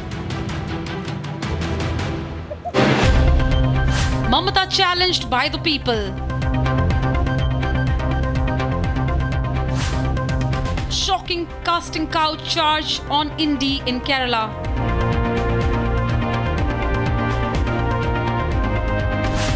DNA test confirms SP Neta raped minor. All this and more on Across the Republic at 6 p.m. today.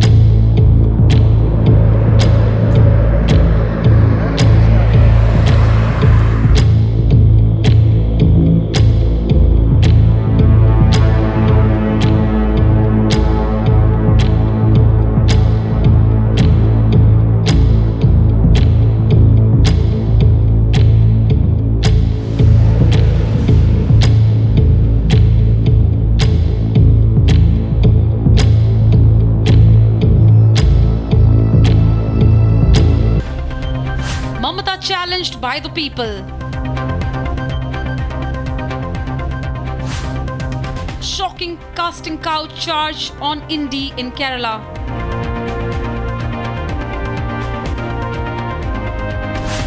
DNA test confirms SP Neta raped minor. All this and more on Across the Republic at 6 p.m. today.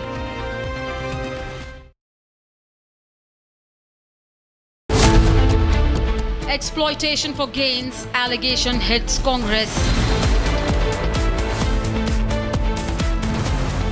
Rahul and KC Venugopal silent on Kerala leaders' claims.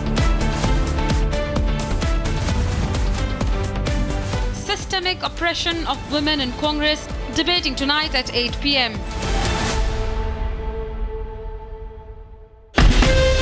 From Asia's largest news headquarters, setting the agenda for Bharat.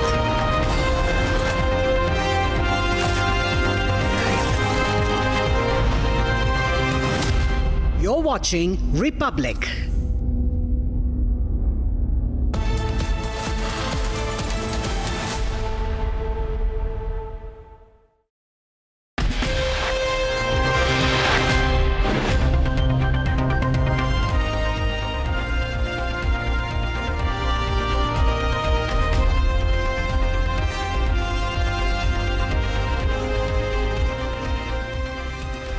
The person you just saw on your screens is an SP-linked leader, Nawab Yadav, who has been accused of rape, and now after the DNA test, it has been confirmed that he raped a minor in Kannauj. This is a story from Uttar Pradesh. Another story we are getting to you is from Kolkata, where Mamata won't stop cracking down on protesters. Is she nervous? Another story that we are tracking today is from Andhra Pradesh, where floods have ravaged Telangana and the state. The next story that we are getting to you is from Jammu, where an attack has been conducted on forces on an army base in Jammu. More on that and a lot more stories coming from across the country after the headlines. Presented by Royal Global University. Northeast can't wait. Pado kuch bano.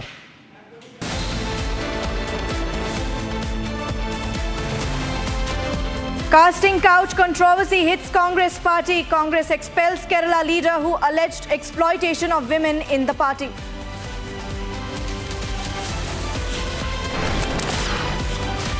Indy comes under fire. DNA test confirms SP leader's role in raping of a minor in Kannauj. Party keeps mum.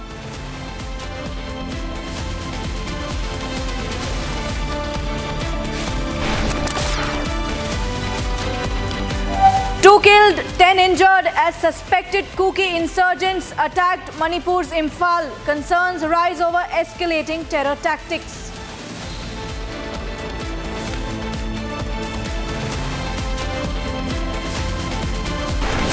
Back-to-back violence plagues Bengal. BJP posts 4 purported videos of 4 incidents of assault and harassment. Mamta remains silent.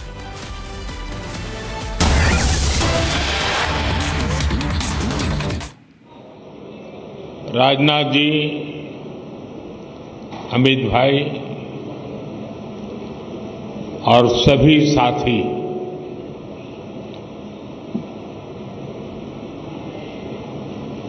आज सदस्यता अभियान का एक और दौर प्रारंभ हो रहा है।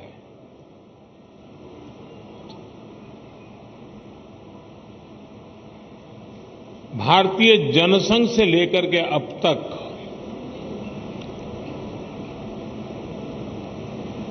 हमने देश में एक नई राजनीतिक संस्कृति लाने का भरसक प्रयास किया है।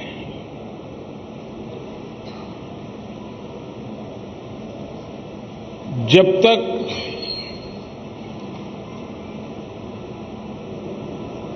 जिस संगठन के माध्यम से या जिस राजनीतिक दल के माध्यम से देश की जनता सत्ता सुपुर्द करती है, वो इकाई, वो संगठन, वो दल अगर लोकतांत्रिक मूल्यों को नहीं जीता है, आंतरिक लोकतंत्र निरंतर उसमें पनपता नहीं है, तो वैसी स्थिति बनती है जो आज देश के कई दलों की हम देख रहे हैं।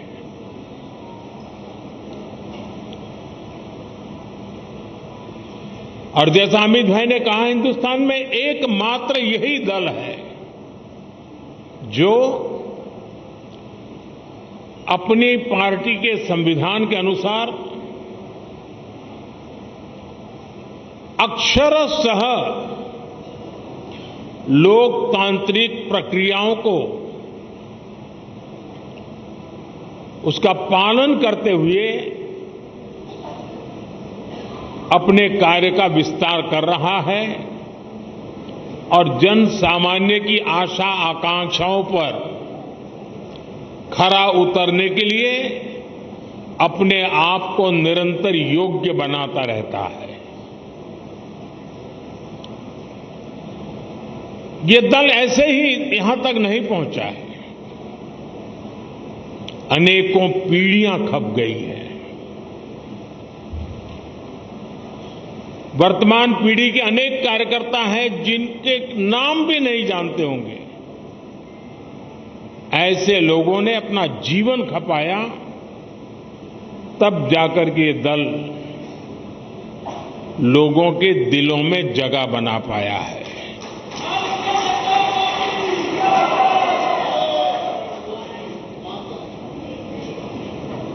मैं जब राजनीति में नहीं था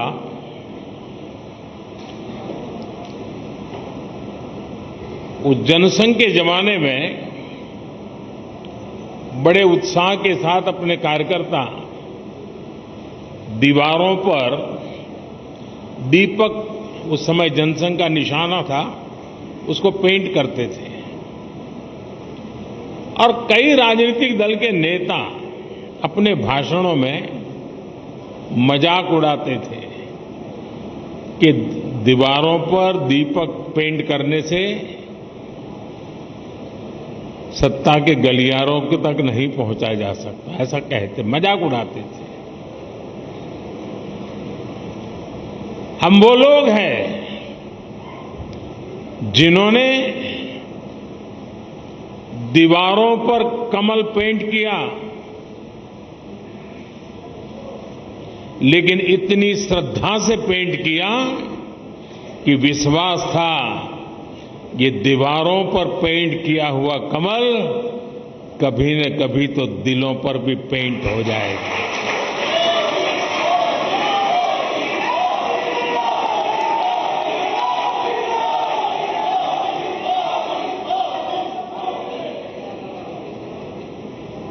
और कुछ लोग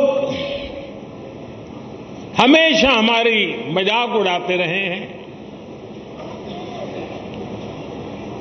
जब संसद में हमारे 2 सदस्य थे, तब भी इतना भद्दा मजाक हमारे लिए उड़ाया गया था। कुछ लोगों का चरित्र ही ऐसा होता है और उनको लगता है कि ऐसा करने से वो बड़े बन जाते हैं। लेकिन ऐसी सब प्रकार की आलोचनाओं को झेलते हुए जन सामान्य के कल्याण के लिए समर्पित होकर के नेशन फर्स्ट की भावना को जीते हुए हम चलते ही रहे। और पंडित दीनदयाल उपाध्याय जी ने हमें मंत्र दिया था, चरैवेति चरैवेति चरैवेति, चलते रहो। एक समय था जब जनसंघ और भाजपा के कार्यकर्ता की पहचान, और आज भी कुछ राज्यों में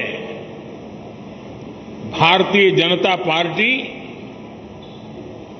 उसी जीवन को जीते हैं और अपने आदर्शों के लिए जूझते हैं। हमारे कार्यकर्ताओं के लिए क्या कहा जाता था, चाहे वो जनसंघ का कार्यकर्ता हो या भाजपा का, उसका एक पैर रेल में होता है और दूसरा पैर जेल में होता है।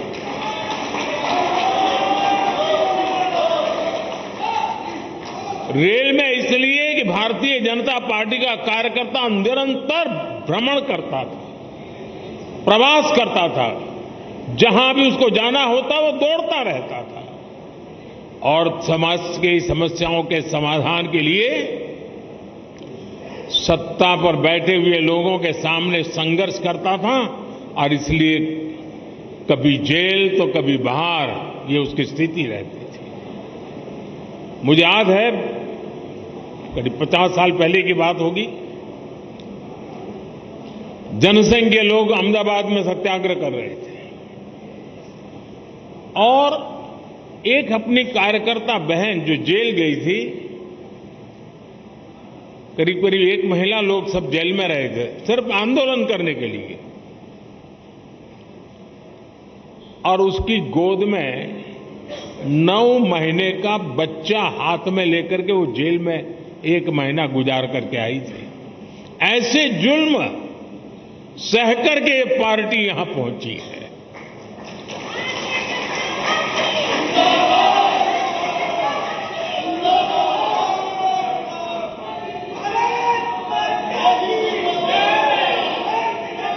और ये जुल्म करने वाले लोग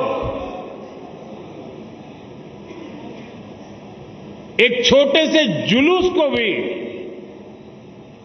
स्वीकार करने को तैयार नहीं होते थे, जेल में बंद कर देते थे। सत्ता का नशा उतना था उनको। साथियों, मैंने सालों तक संगठन में ही काम किया है। मैं भी कभी इसी प्रकार की बैठकें लिया करता था, दौरा किया करता था, सदस्यता अभियान का हिसाब किताब किया करता था। और मेरी ट्रेनिंग इस काम के लिए प्रमुख रूप से हमारे माननीय सुंदर सिंह जी भंडारी जी ने की थी। और वे इस विषय में बहुत आग्रही रहते थे। थोड़ा सा भी वो इधर उधर स्वीकार नहीं करते थे।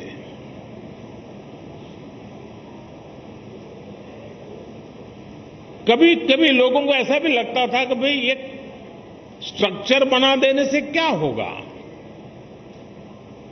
लेकिन आज हम देख रहे हैं कि उसी स्ट्रक्चर ने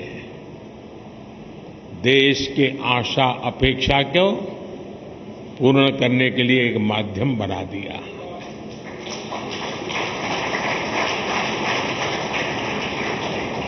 अब हम सदस्यता के लिए जाएंगे। साथियों, ये सदस्यता कर्मकांड नहीं है। हमारे लिए सदस्यता यानी अपने परिवार का विस्तार है। हमारे परिवार में अगर किसी का जन्म होता है तो जितनी खुशी होती है, हमारे परिवार में शादी कर करके कोई बहू आती है तो परिवार के विस्तार का जो आनंद होता है, वो आनंद बीजेपी में जो कोई नया सदस्य बनता है, परिवार के विस्तार का आनंद होता है।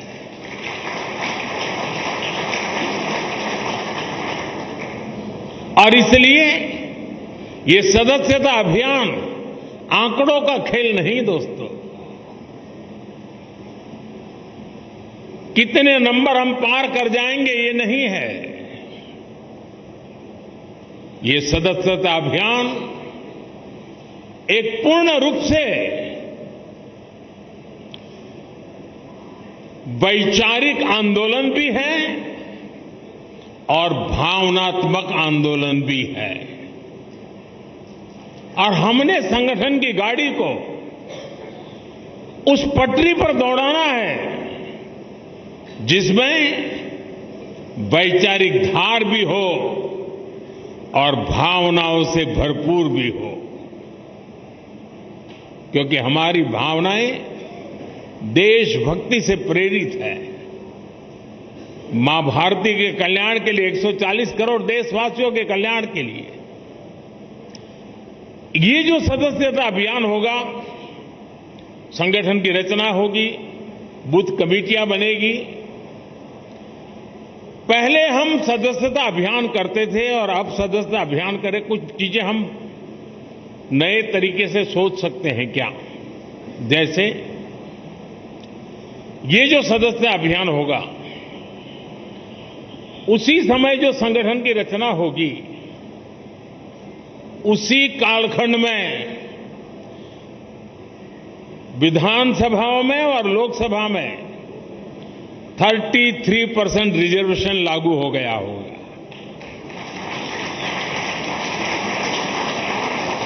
महिलाओं के लिए अगर ये 33% रिजर्वेशन इसी कालखंड में आने वाला है, तो क्या मेरी सदस्यता अभियान में मैं ऐसे सभी लोगों को जोड़ूंगा जो मेरे पार्टी के इतने महत्वपूर्ण निर्णय में अधिकतम महिलाओं को विजयी बना करके एमएलए एमपी बना सके?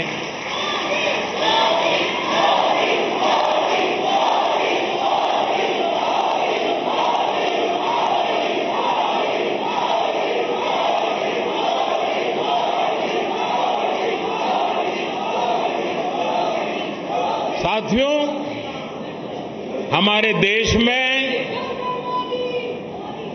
पूरे विश्व के लिए, खास करके ग्लोबल साउथ के देशों के लिए, डेवलपिंग कंट्रीज के लिए एक मॉडल रूप काम हमने किया है, और वो है एस्पिरेशनल डिस्ट्रिक्ट, एस्पिरेशनल ब्लॉक।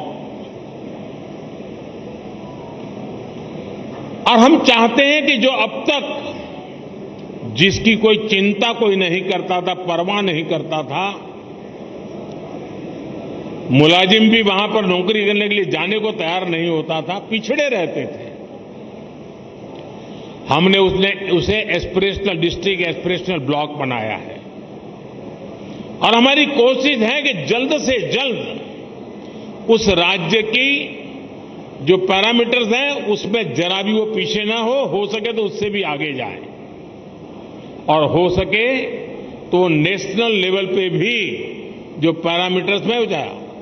और इतना सुखद अनुभव रहा है कि एस्पिरेशनल डिस्ट्रिक्ट में गवर्नेंस पर फोकस करने के कारण, जन भागीदारी के कारण, जन सामान्य की आकांक्षा और अपेक्षाओं को चिन्हित कर उस पर काम करने के कारण आज देश की एस्पिरेशनल डिस्ट्रिक्ट, एस्पिरेशनल ब्लॉक करीब स्टेट में टॉप की बराबरी करने लग गए हैं। क्या हम अपना संगठन की रचना करते समय ये एस्पिरेशनल डिस्ट्रिक्ट, एस्पिरेशनल ब्लॉक, उसमें विशेष अभियान चला करके वहां के हर पोलिंग बूथ में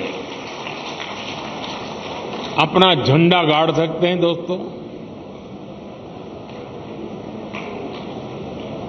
और हमें कागज लेके बैठना पड़ेगा, भाई मेरे इलाके में ये एस्पिरेशनल ब्लॉक है, उन एस्पिरेशनल ब्लॉक के अंदर इतने पोलिंग बूथ है, उस पोलिंग बूथ के अंदर मुझे इतनी मेंबरशिप का टारगेट है, मैं उसको करूंगा। हम प्रयास करें। आपने देखा होगा कि हमने एक बहुत बड़ा आमूलचूल परिवर्तन किया है।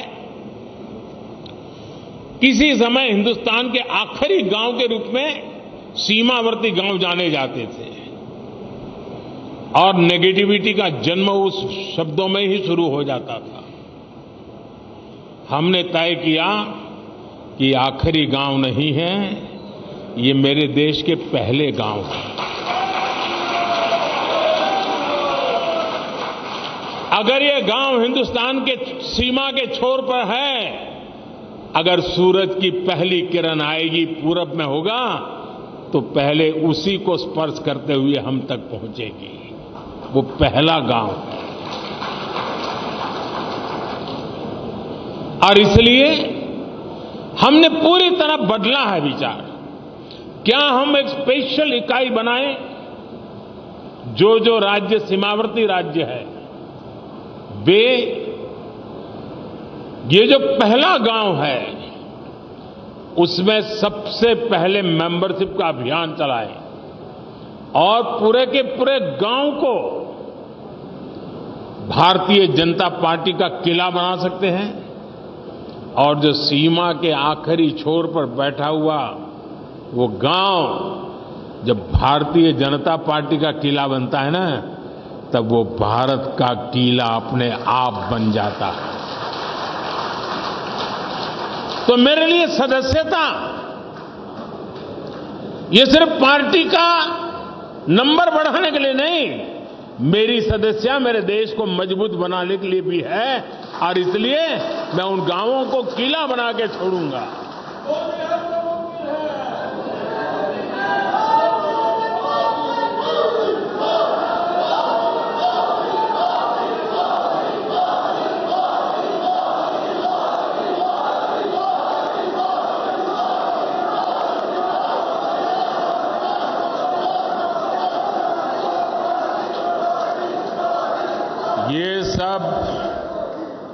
ये सब मुमकिन है लाखों कार्यकर्ताओं के तपस्या के कारण।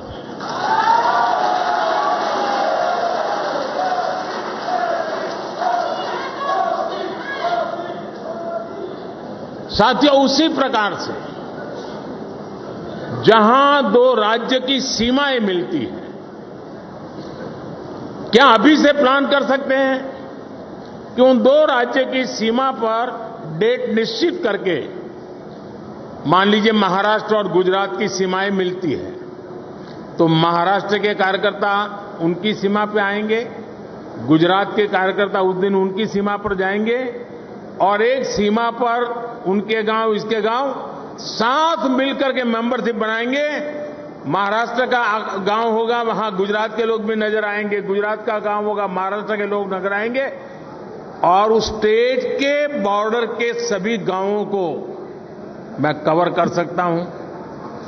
जब मैं कहता हूं एक भारत श्रेष्ठ भारत, मेरे एक भारत श्रेष्ठ भारत की ये जो रेखाएं बनी हुई है नक्शे पर, मेंबरशिप के द्वारा मैं महाराष्ट्र के गांव को, गुजरात के गांव को, वहां के दिलों को जोड़ने के लिए मैं मेरा कमल खिला सकता हूं क्या? और इसलिए मैं कहता हूं साथियों, ये सदस्यता अभियान मेरे देश का सामर्थ्य बढ़ाने के लिए है। हमने हमारे ट्राइबल इलाके, मुझे याद है एक सदस्यता अभियान के समय मैं हिमाचल में मेरा दौरा था, ये नड्डा जी के इलाके में, और मैं पहाड़ी क्षेत्रों में जाना चाहता था। एक पोलिंग बूथ पर जाने में मेरा एक दिन लगता था, पहाड़ों पे चढ़ना पड़ता था और वहां जाकर के 20-22 लोगों की मीटिंग करके मैं नीचे उतरता था। पूरा दिन मेरा चला जाता था, लेकिन मुझे आनंद होता था कि वहां कोई तो होता था जो पूछता था कि साहब ठंड बहुत है, पहले चाय पी लीजिए।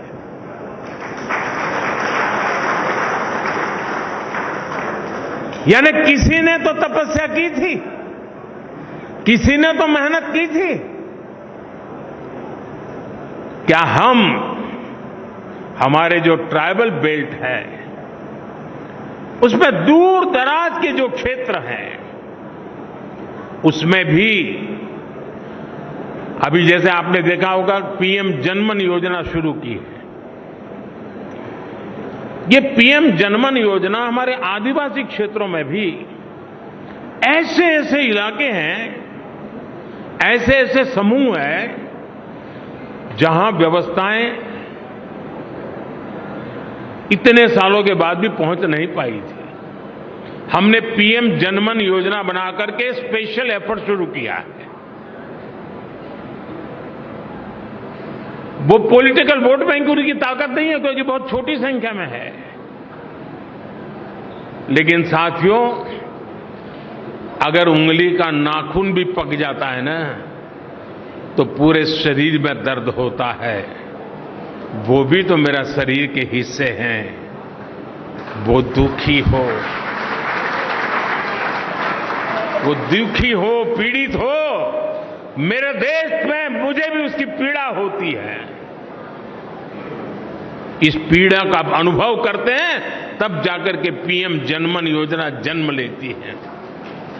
सरकार तो पहुंचेगी, रोड भी बन जाएंगे, बच्चों का स्कूल में एडमिशन भी हो जाएगा, लेकिन कमल कौन खिलाएगा?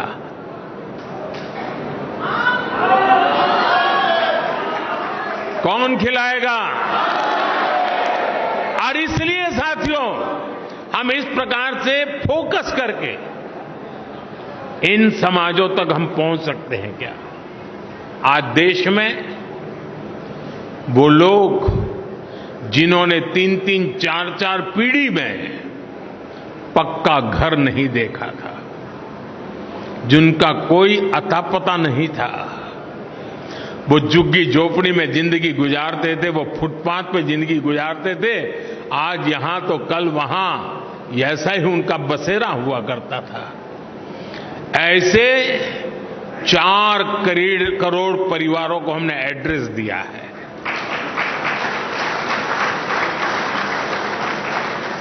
और जब जिंदगी में घर का पता तय हो जाता है ना तो मंजिल का पता भी अपने आप बनने लग जाता है।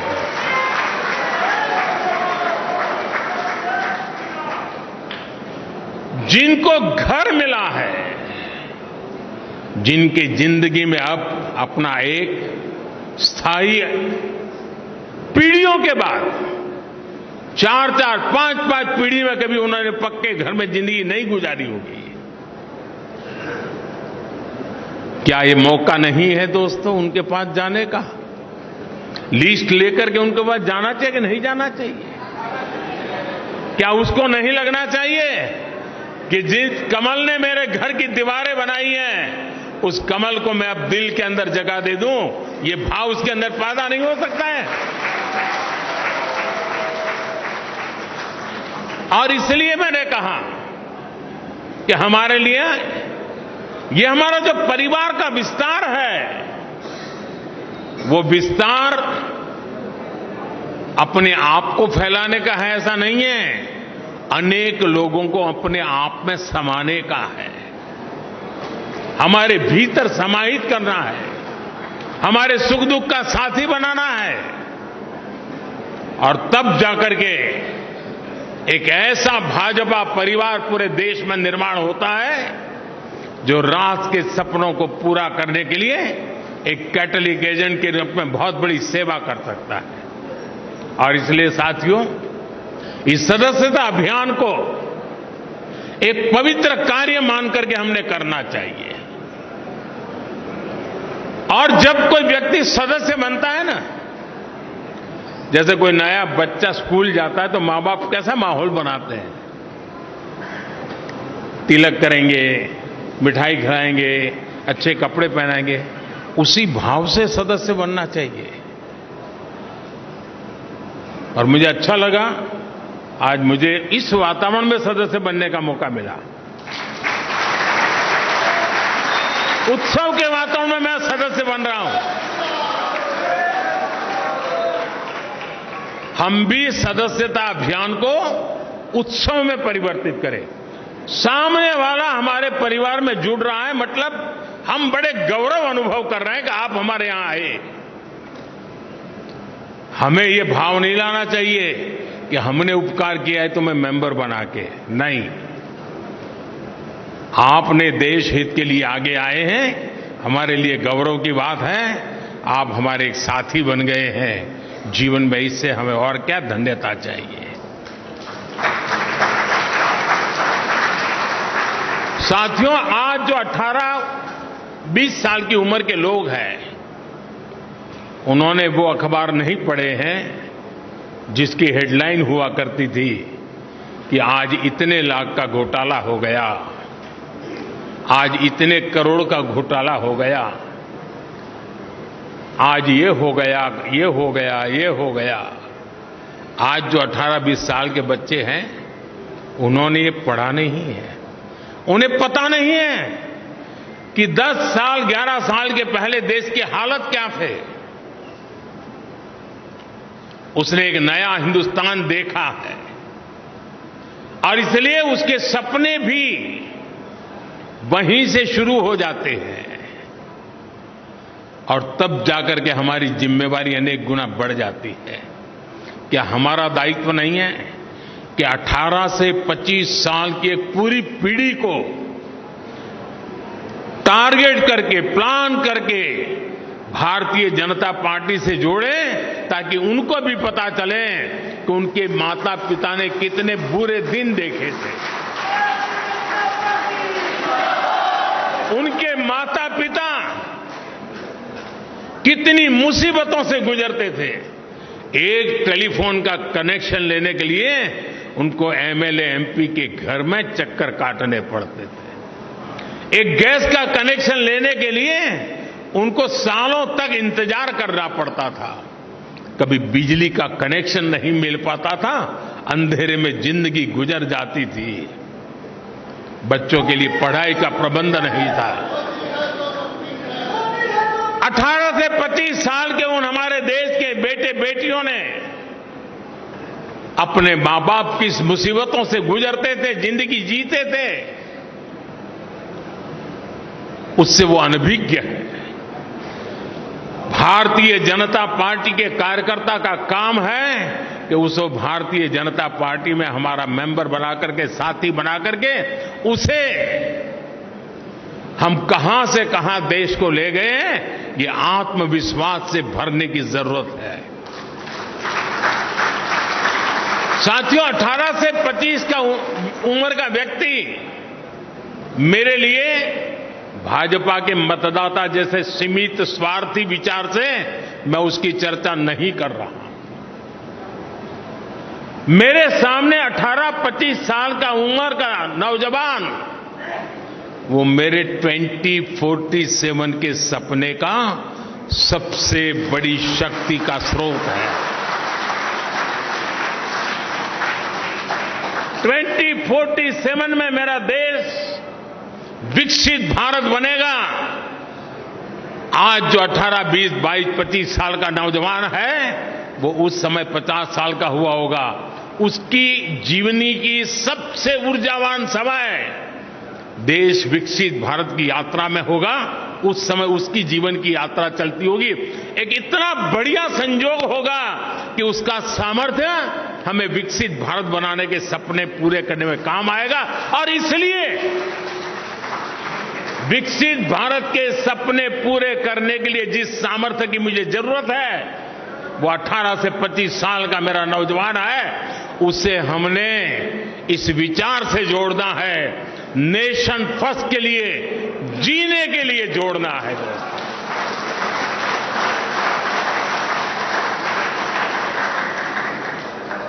हम सिर्फ चुनावी मशीन नहीं है, हम वो खाद पानी है जो देशवासियों को सपनों को हम सींचा करते हैं। हम वो खाद पानी हैं जो अपने आप को खपा करके देश के सपनों को संकल्प और संकल्प को सिद्धि तक ले जाने की यात्रा में अपने आप को डुबो देते हैं जी। और इसलिए भारतीय जनता पार्टी का कार्यकर्ता चुनाव, कुछ लोगों ने कह दिया है मशीन, ये तो चुनावी मशीन है भाजपा के पास। इससे बड़ा भाजपा का कोई अपमान नहीं हो सकता है। अरे चुनाव जीतना, ये तो मेरी पार्टी के कार्यकर्ताओं के निरंतर पुरुषार्थ और प्रयास के परिणाम एक बाय प्रोडक्ट है।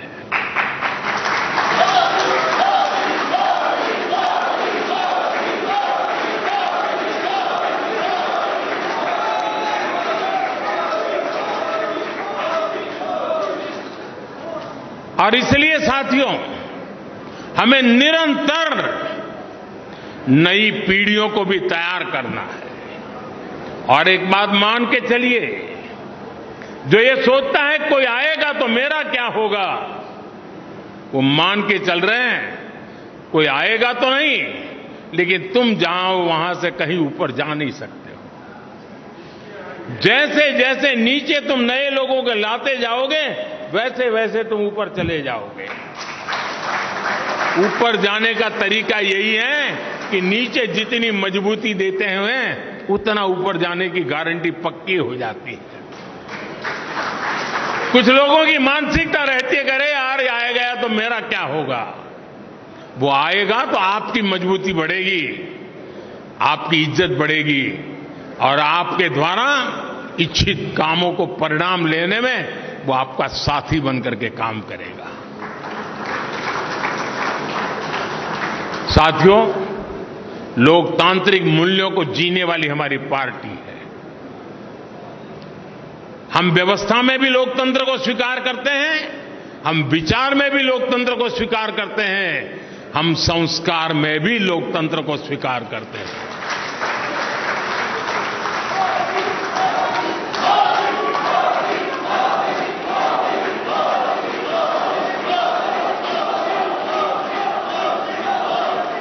हमारा ये सदस्यता अभियान उस नई ऊंचाइयों को पार करने वाला बने, समाज के अधिकतम लोग के, मैं तो शुरू यही चाहूंगा आप अपने इलाके में, कि जिस पोलिंग बूथ में सी ग्रेड का पोलिंग बूथ मानते हैं ना, सदस्यता अभियान वहीं से शुरू करो, जिसे आप पिछले 2-3 चुनाव में जिसको सी ग्रेड का पोलिंग बूथ मानते हैं, जहां पर आपको मिनिमम वोट मिले हैं, सदस्यता अभियान वहीं शुरू करना चाहिए। दोस्तों, चुनौती को चुनौती देना ये तो भारतीय जनता पार्टी की रगों में है।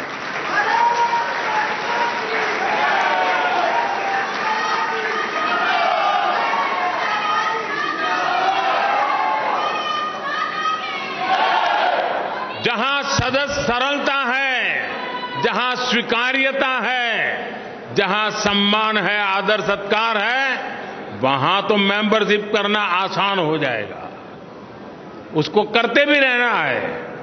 लेकिन जहां चुनौती है, वहीं दिलों में कमल खिलाना है।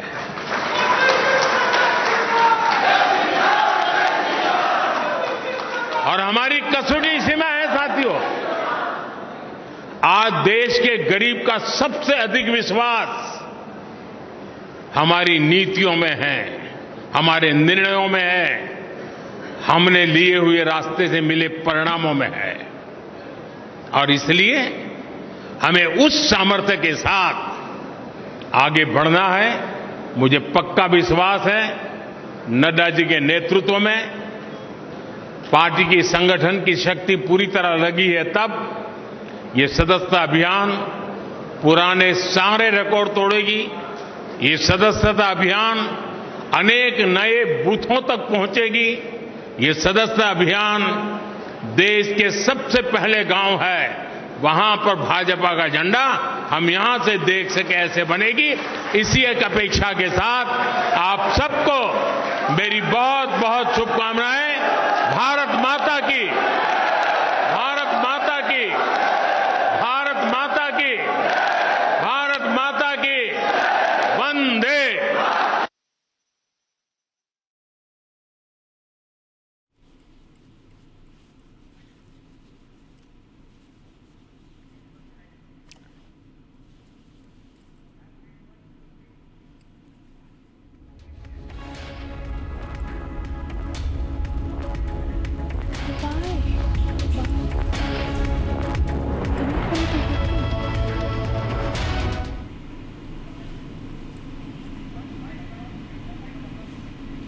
Prime Minister Narendra Modi at the BJP headquarters, where he not just lists down the achievements of the party but also boosts the morale of every BJP worker, once again reiterating on the vision of the party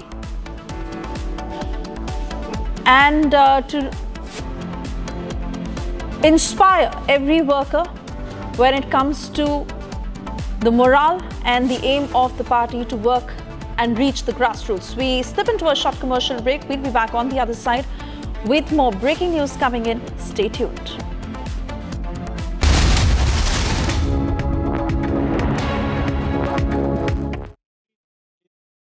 The heartbeat of India's startup revolution, Bengaluru, is about to light up. With 20 visionaries and 4 insightful panels, uncover how the Union Budget 2024 shakes our emerging economy.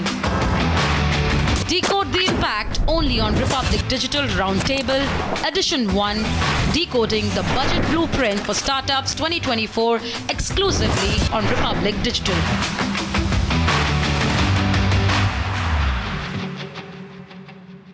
आप लोग सुन लीजिए, असम में साइल marriage नहीं होने दूंगा जब तक मैं जिंदा हूँ। हम होने नहीं दूंगा जब तक हिमंत बिश्व शर्मा जिंदा है, तब तक असम में साइल मैरिज नहीं होगा। आप सुन लीजिए, बहुत सुना गोटे।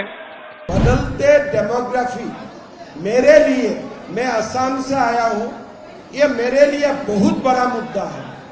इसलिए मैं असम में, बंगाल में हर दिन, मेरा असम में मुस्लिम पॉपुलेशन 40% हो चुका है। 1951 में 12% था, आज असम में मुस्लिम पॉपुलेशन 40%। हम जिला की जिला खो चुका है।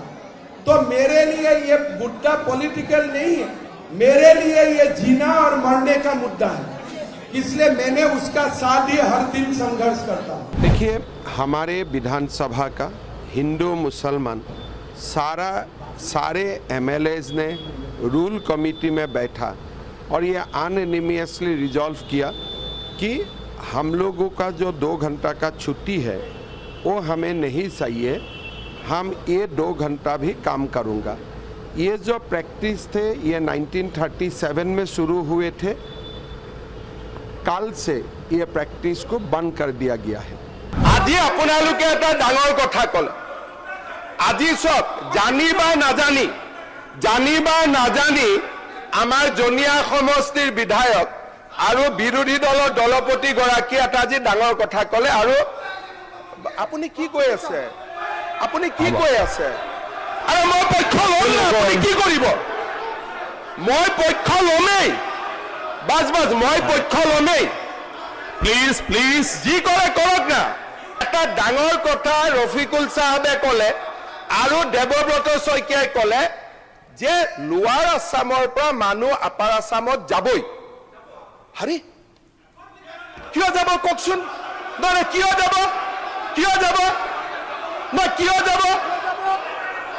যাব আপোনালোকে কওক। তাৰমানে আপোনালোকে গোটেই অসমখন ল'বই।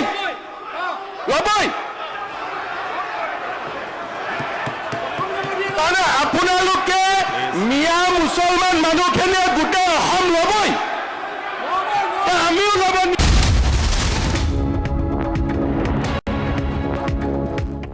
Thank you for staying with Republic. And we cut across to breaking news coming in. Now, sources say that insurgent groups trained in Myanmar suspected to be behind drone bomb dropping. Manipur police sources have said that around 50 crude bombs were dropped between 2 p.m. and 8:30 p.m. on Sunday, and that the KNF suspected to be behind this attack is what we've learned from our sources. Republic will show you videos showing how drones were used by Kuki insurgents to carry out these attacks and bombing that happened between 2 p.m.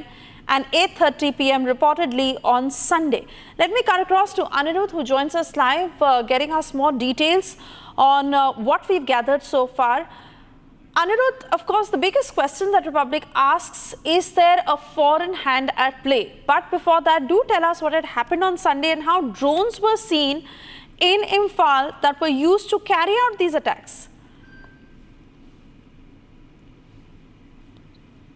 Yes, it's a measure.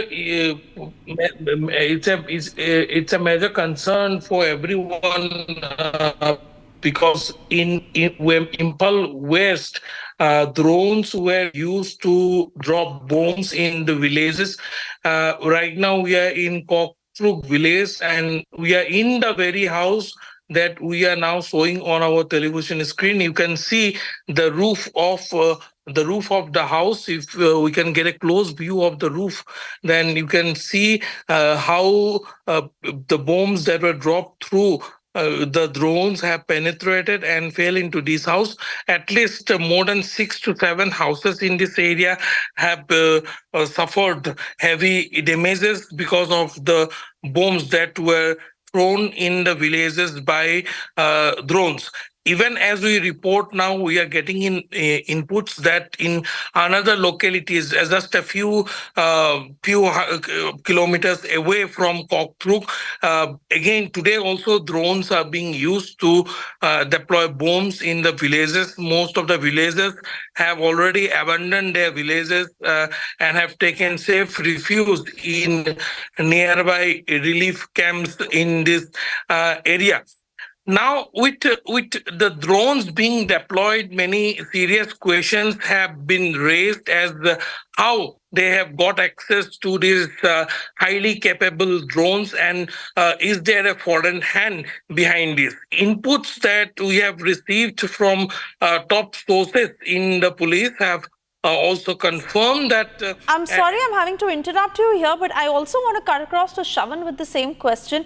As Shavan, we stay with these pictures, but you must explain to our viewers in greater detail to what has been happening with regards to this attack. Several questions that emerge as to how they are garnering and gathering so much ammunition, from where it is coming, who is helping these Kuki insurgents, and what exactly do police sources reveal as far as this attack is concerned?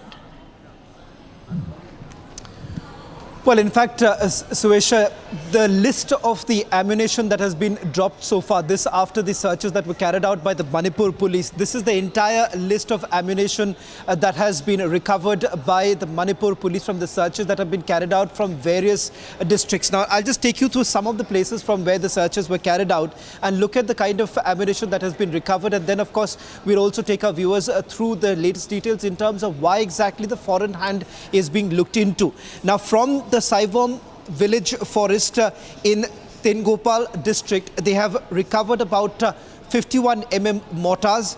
You have about 12 improvised IEDs that have been recovered by the Manipur police, and this list actually continues. You're looking at 50 crude bombs, roughly about 50 crude bombs that were dropped between 2 o'clock in the afternoon and about 8:30 in the evening. We are being told that gelatin sticks have already been recovered by the Manipur police. They've in fact called in the forensic experts to look into the nature of the explosive. But if you look at of the ammunition that has been recovered, it only goes on to indicate that it's only a trained militia that has been behind the attacks that have been carried out. So whether at all this is only about an ethnic violence or it has a suspected foreign hand, that is something that the Manipur police is certainly looking into. Now let me just also take you through some more details in terms of the ammunition, and the reason why I'm stressing much on the ammunition is only because from multiple locations, these ammunitions that have been recovered, it only goes on to indicate that there was a larger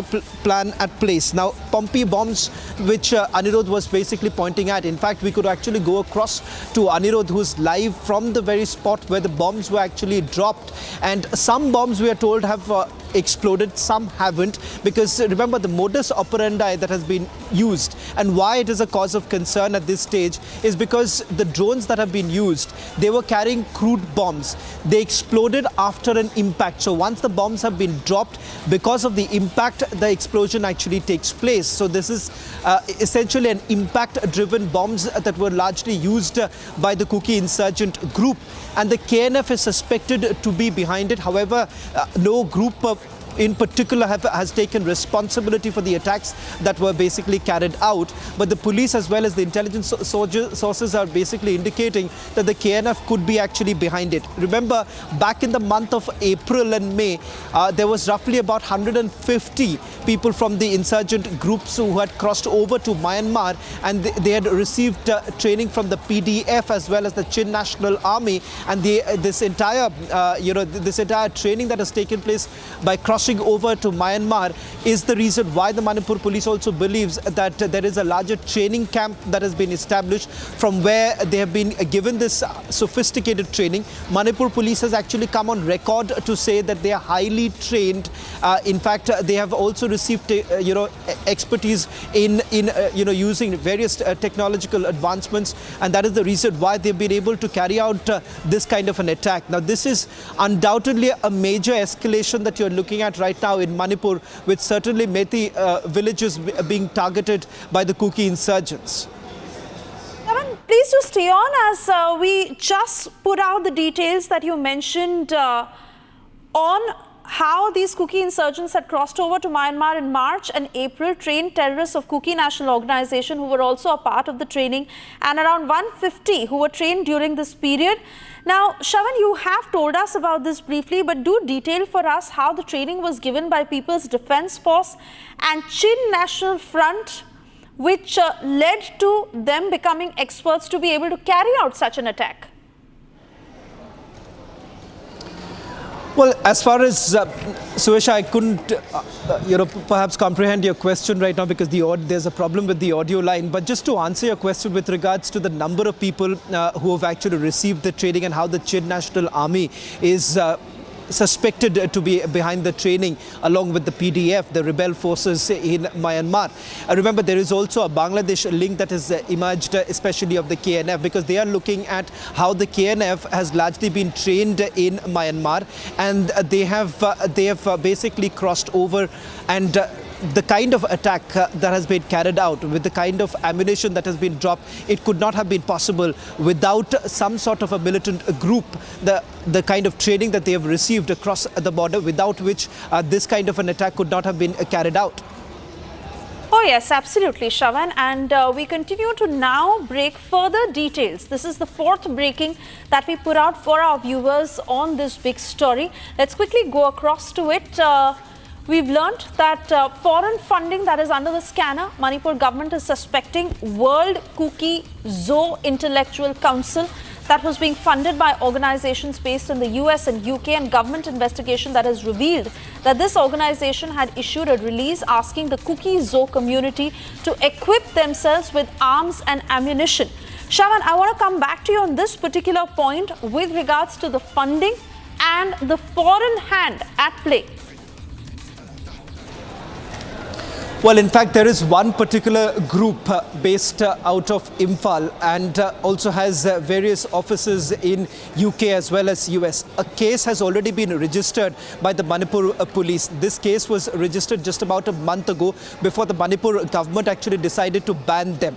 It turns out from the investigation that has been carried out by the Manipur government and Manipur police in particular is the fact that the Cookie Zoo Intellectual Council has been receiving funds from United Kingdom as well as United States of America, and this is what the Manipur government believes, because based on which they've carried out the action of banning the World Cookie Intellectual Council, and they believe that certain frontal organizations based out of UK as well as US was funding them. In fact, there was a release that was issued by this council targeting certain communities in Manipur, telling them that they need to be armed because a war is impending. So essentially, they were the ones who were trying to provoke the Cookies as well as the Meiteis.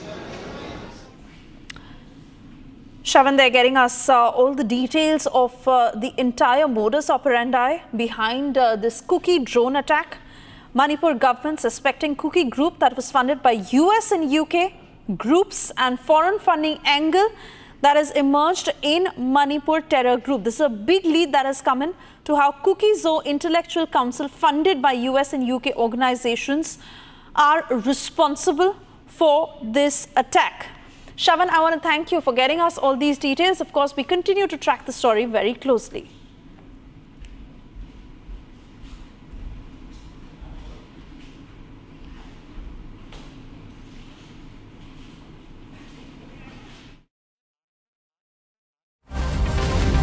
The casting couch in Congress and Mollywood explodes. Several answers to be given by the Congress party that remains completely evasive and silent. We try and speak to the top leaders to get a sense of what's really happening in the Indie. Much more at 7 p.m. on This Is Exclusive.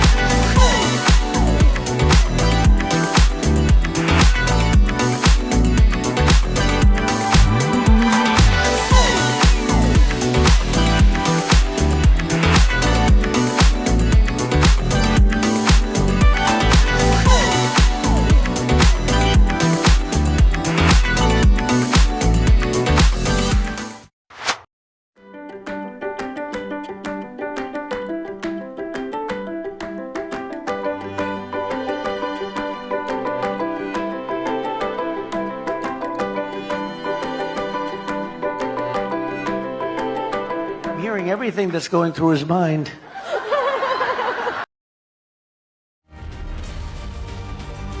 The casting couch in Congress and Mollywood explodes. Several answers to be given by the Congress party that remains completely evasive and silent. We try and speak to the top leaders to get a sense of what's really happening in the Indie. Much more at 7 p.m. on This Is Exclusive.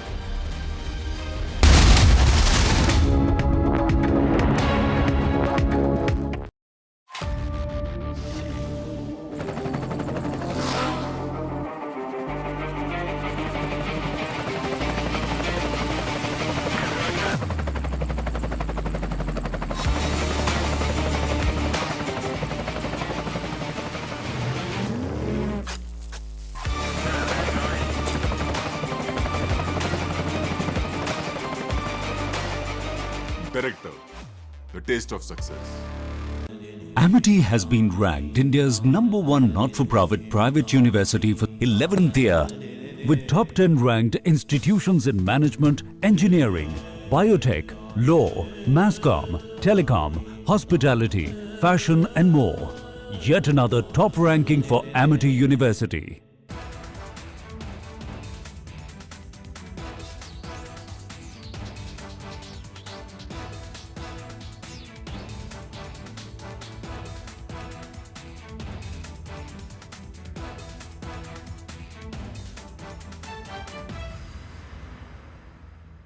आप लोग सुन लीजिए, असम में साइल marriage नहीं होने दूंगा जब तक मैं जिंदा हूँ। हम होने नहीं दूंगा। From Asia's largest news headquarters,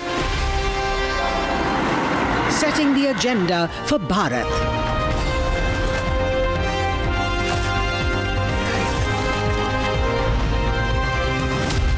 You're watching Republic.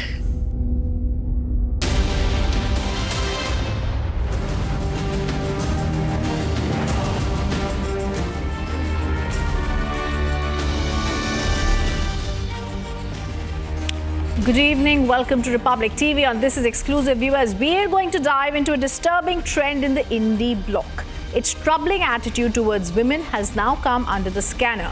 On the one side, the Vadra Congress has swiftly expelled a senior leader in the Congress who dared to expose a casting couch-like system within the party. Meanwhile, the government is facing criticism for protecting MLA Mukesh, who stands accused of rape. As Simi John sheds light on what happened within hours, the Congress, firmly denying it, has now stated that they have expelled her. They are not coming out with anything other than an evasive silence. Much more on that. First up, a look at our top headlines. Presented by Royal Global University. Northeast can't wait. Pado kuch bano.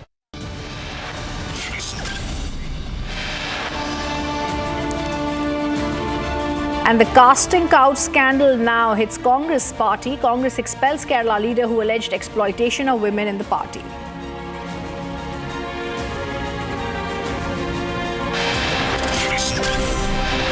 Indie comes under fire. DNA test confirms SP leader's role in raping of a minor in Kannauj.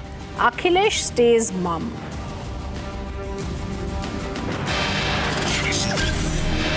ED arrests Aam Aadmi Party MLA Amanatullah Khan, detained after a 6-hour search operation at his residence.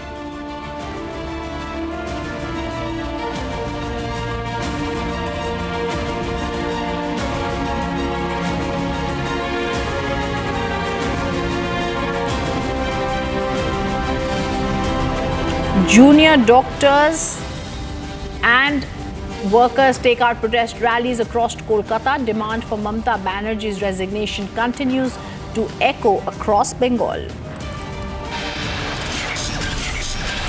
ED arrests Aam Aadmi Party Amanatullah Khan, who's now been detained after a 6-hour search operation at his residence.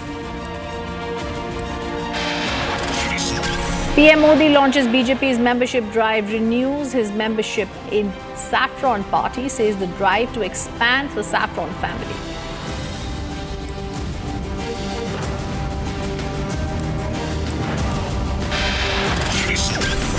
Heavy rains lash Andhra Pradesh, low-lying areas completely flooded. IMD issues 5-day warning to the state.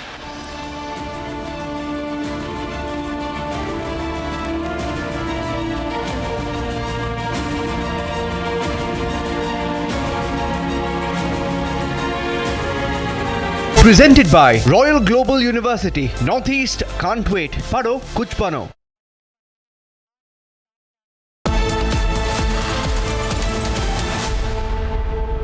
Viewers, on This Is Exclusive, we dive into a disturbing trend in the indie bloc. Its troubling attitude towards women has come under intense scrutiny. Vadra Congress swiftly expelled Simi Roseball John, a senior leader who dared to expose a casting couch-like system within the party. We speak to senior BJP leader, former Union Minister Rajiv Chandrasekhar to understand why and how the government reacted and how here the Congress is not reacting.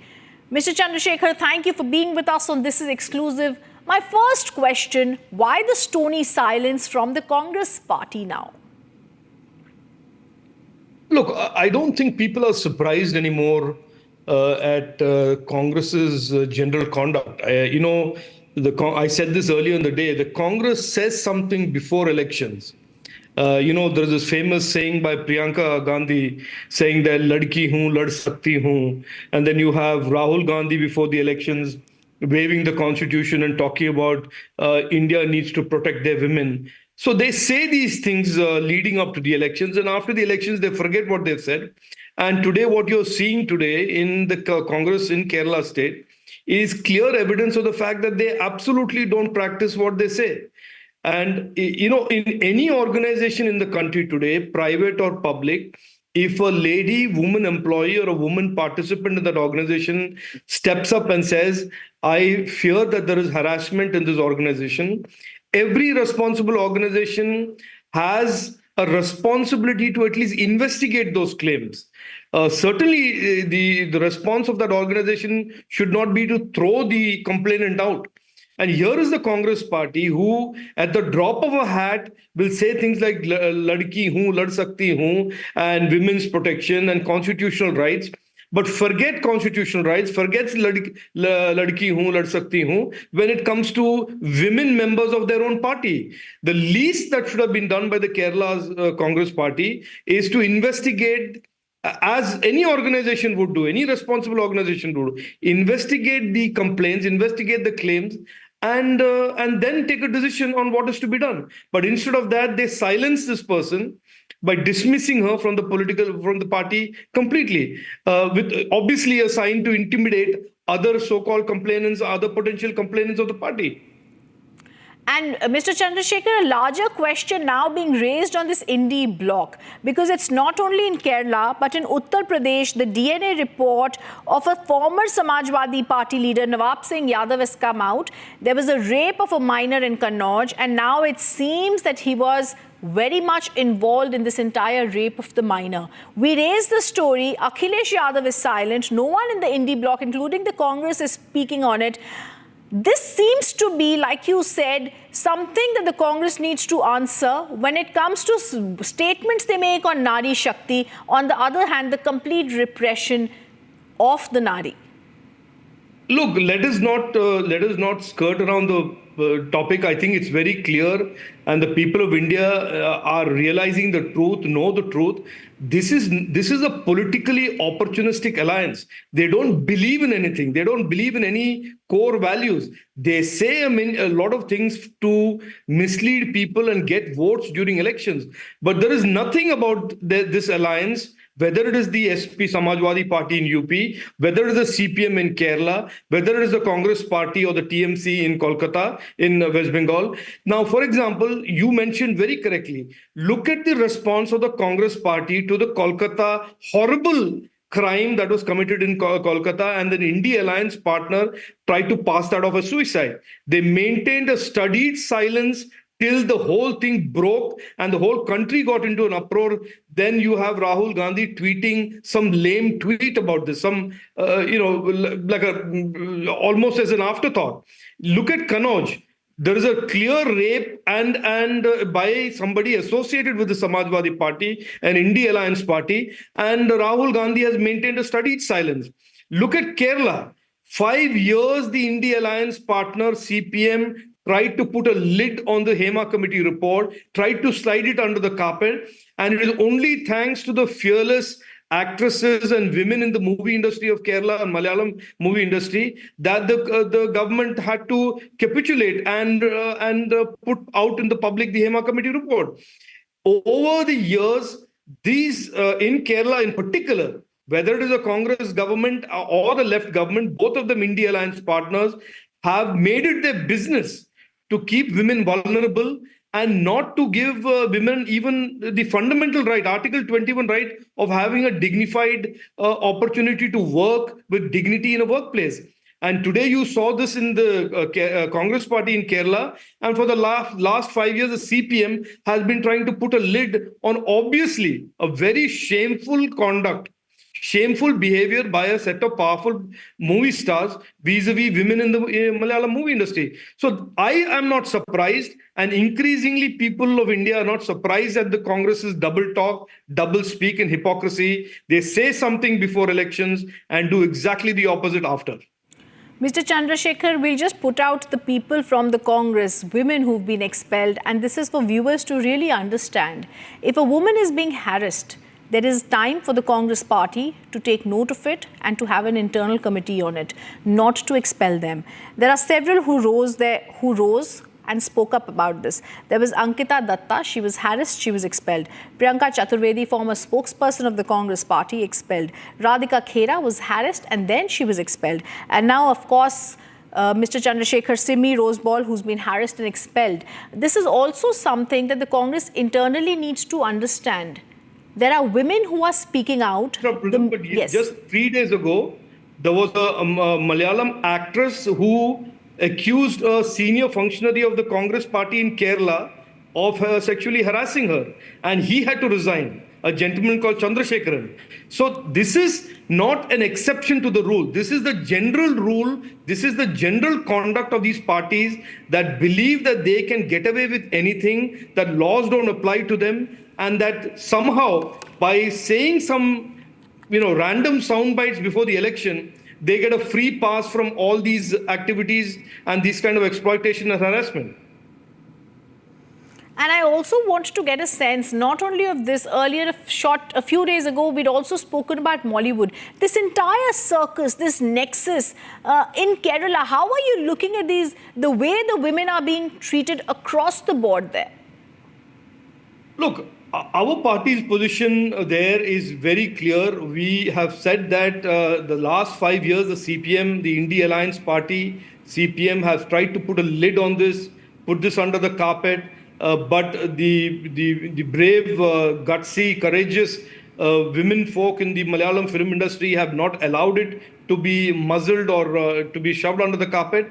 And the BJP's position is very clear. It's consistent with our leaders' position on these issues. For us, women empowerment is not a political slogan. It is an article of faith. And we will logically see it through to the process of investigation and prosecution of those named in the Hema Committee report. We will not permit the CPM government nor their ally, the Indi ally Congress opposition, to come to some sort of a fixed match and shove this report under the carpet and allow these perpetrators to go scot-free.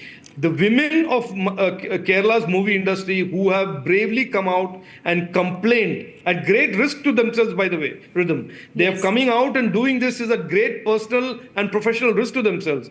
We will make sure that they get the justice that they deserve. Mr. Chandrasekhar, we try to speak to the Congress, K.K. Venugopal, Malayakarjun Kharge, they don't speak about it. On whose instructions do you think within the Congress was the call taken to expel her? Was it at the very top, at the helm of the Vadra Gandhis? Look, I mean, I don't know. I'm not privy to their thinking process, but it's a dynasty party, Rhythm. And I don't think anything is done in that party. No, not a twig can be moved, not a paper can be signed without the dynast signing off on it. And so it is very clear that this culture of this organization, this general belief by the Congress party that no laws and rules apply to them or anybody in that party is something that comes from top down.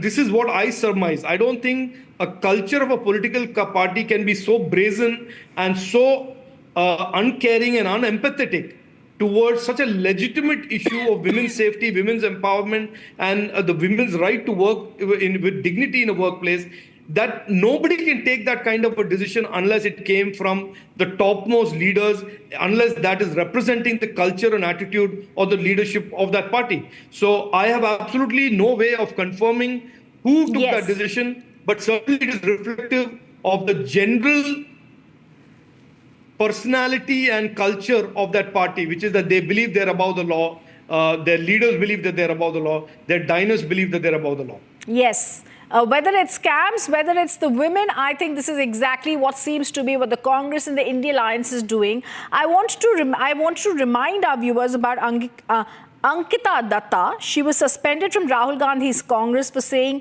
how Rahul Gandhi's aide B.V. Srinivas wanted to exploit her.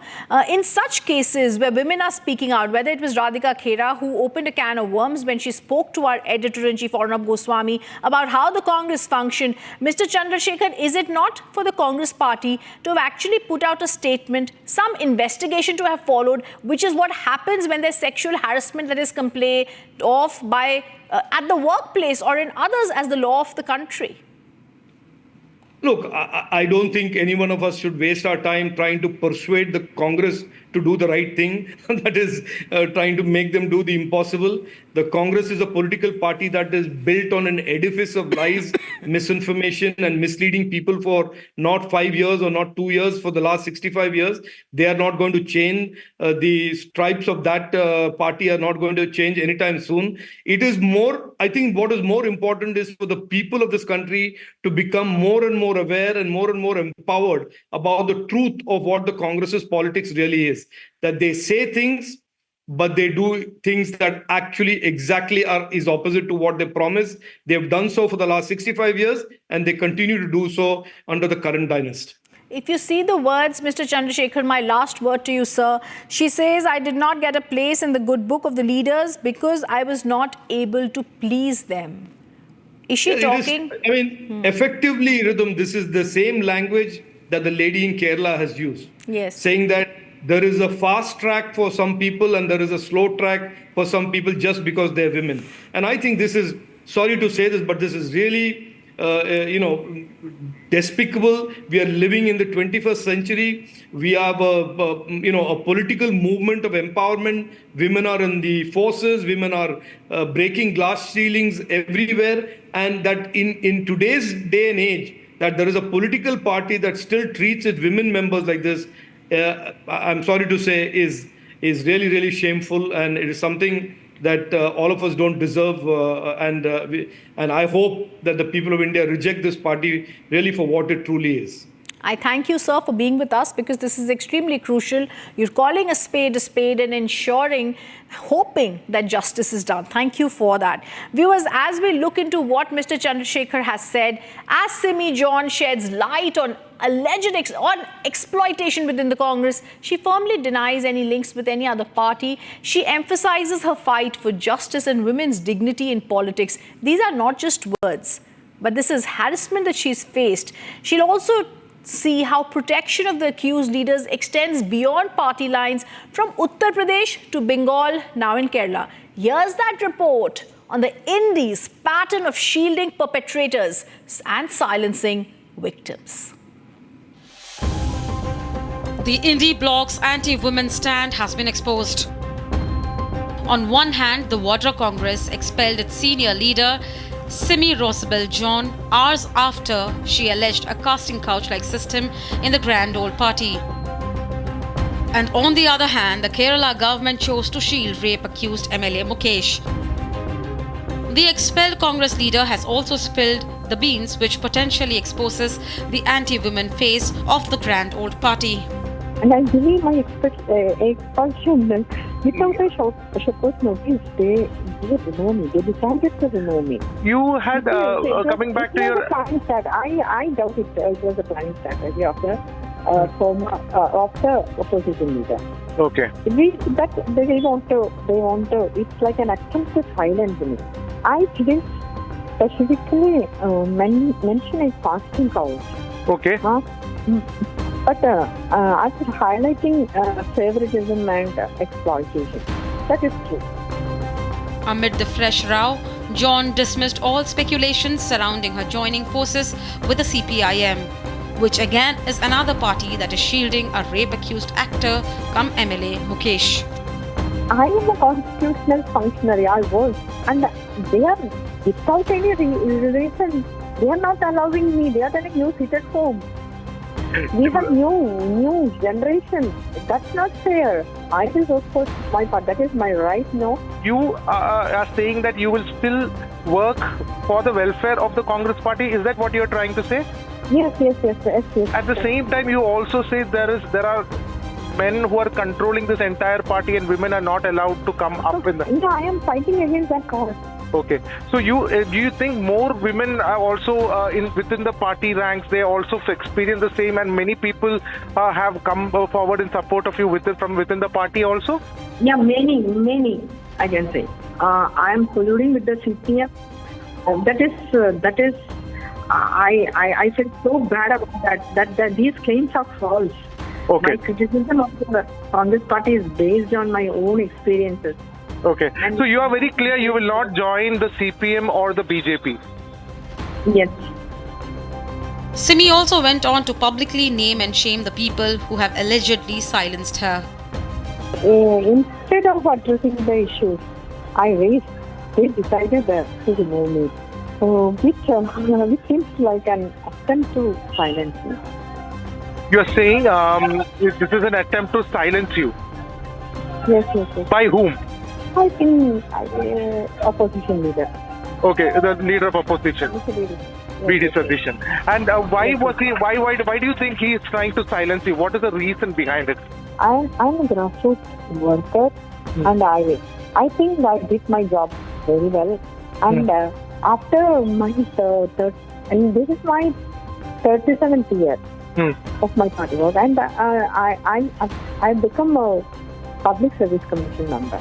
And that is the only post that they gave me, and she is not happy with that also. From Uttar Pradesh, where Akhilesh continues to shield predators like Nawab Singh Yadav, to Bengal, where Mamata Banerjee continues to delay justice in the Abhaya case.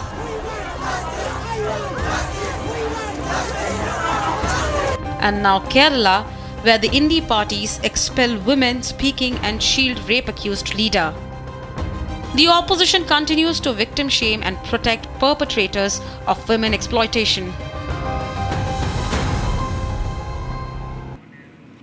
Viewers, in today's episode, we also unravel the darker side of Sandeep Ghosh, the former principal of RG Kar College. Beyond his involvement in the medical scam, evidence now reveals Ghosh ran a mafia within the institution.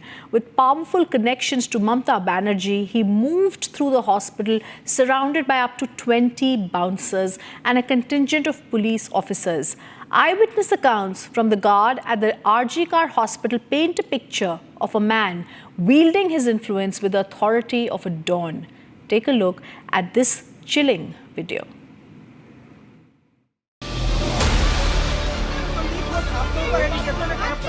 Sandeep Ghosh's illicit dealings at RG Kar College have been exposed. Today, we reveal another side of Sandeep Ghosh, the former principal of RG Kar College. Beyond the medical scam, Ghosh was also running a mafia within the institution.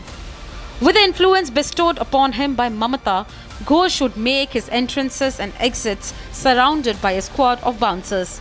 Not just a few bouncers, he was escorted by up to 20 goons during his visit to the hospital. But that's not the full story. Mamata's police were also part of his private security detail. A key testimony from a guard at the RG Kar hostel reveals that Ghosh had around a dozen of police officers stationed at his office around the clock.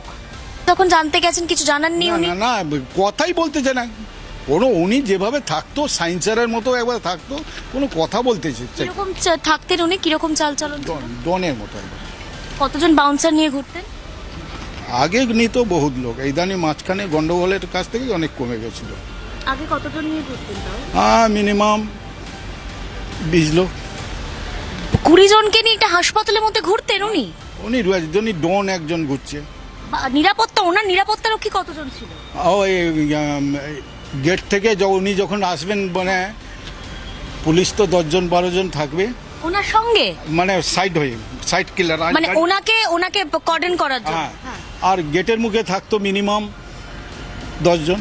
তখন উনি আসছেন না, principal গেটে, ও তার অফিসের মানে মুখটাই 10 জন দাঁড়িয়ে বসে আছে। আচ্ছা, আর উনি যখন রাউন্ডে বেরোতেন সেই সময় কতজন থাকতেন? আগে বেরোতো, এখন মাঝখানে গন্ডগোল হতে গিয়ে আমাদের চোখে আর রাউন্ডে কাই পড়ে। উনি যখন হাসপাতালে ঘুরতেন তখন কতজন থাকতো? আর 10 জন 20 জন থাকতো। বাউন্সার থাকতো, কালো জামা পরে বাউন্সার থাকতো? না, প্রিন্সিপাল ঘুরছে মানে সব দিকে এই অ্যালার্টমেন্ট হয়ে যেত। এটা কি পুলিশও থাকতো সঙ্গে? হ্যাঁ, পুলিশ, ওই সিভিল পুলিশ যে ওরাই বেশি থাকতো। সাদা পোশাকে? সাদার পোশাক এমনি প্লেন ড্রেস ছিল, তারপরে নাকি উনি আবার অর্ডার করেছিল খাকি ড্রেস, সবারই জন্য খাকি ড্রেসে। Ghosh was one of Mamta's empowered and entitled lieutenants, wielding the authority to hire and fire at will. Reflecting on his behavior, the hostel guard shared insights into Ghosh's harsh treatment of hospital staff. Principal Sandip ঘোষের সঙ্গে তো নিশ্চয়ই পরিচয় ছিল। সন্দীপ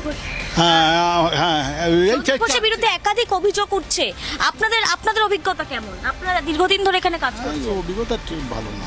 কেন ভালো নয়? কেন? ওর ব্যবহারটা আমাদের কাছে খুব একটা ভালো ছিল না। এখানে বারবার বলা হয় যে পাচার হয়েছে, বর্জ্য পাচার হয়েছে, এগুলো না, সেগুলো এত আমরা হোস্টেল কর্মচারী, ওখানে যাবো কি করে? এমনি সন্দীপ ঘোষ সম্পর্কে, আপনারা কর্মচারী, আপনারা দীর্ঘদিন ধরে কাজ করছেন, তার সম্বন্ধে অভিজ্ঞতা? এখন আমরা আমাদের তো এখান থেকে স্টাফ তুলে নিল, তা একদিন বলতে গেলাম, বলবে করবে তো করো, না হলে ছেড়ে দাও। The security guard has spoken a lot on how Sandeep Ghosh used to say that much security is not needed. Earlier, 6 security guards were posted in the boys' hostel. What was the reason Sandeep Ghosh used to avoid to stop security guards from protecting the Arjikar Medical College Hospital campus? Was there something which Sandeep Ghosh used to run and used to hide is one of the biggest questions right now.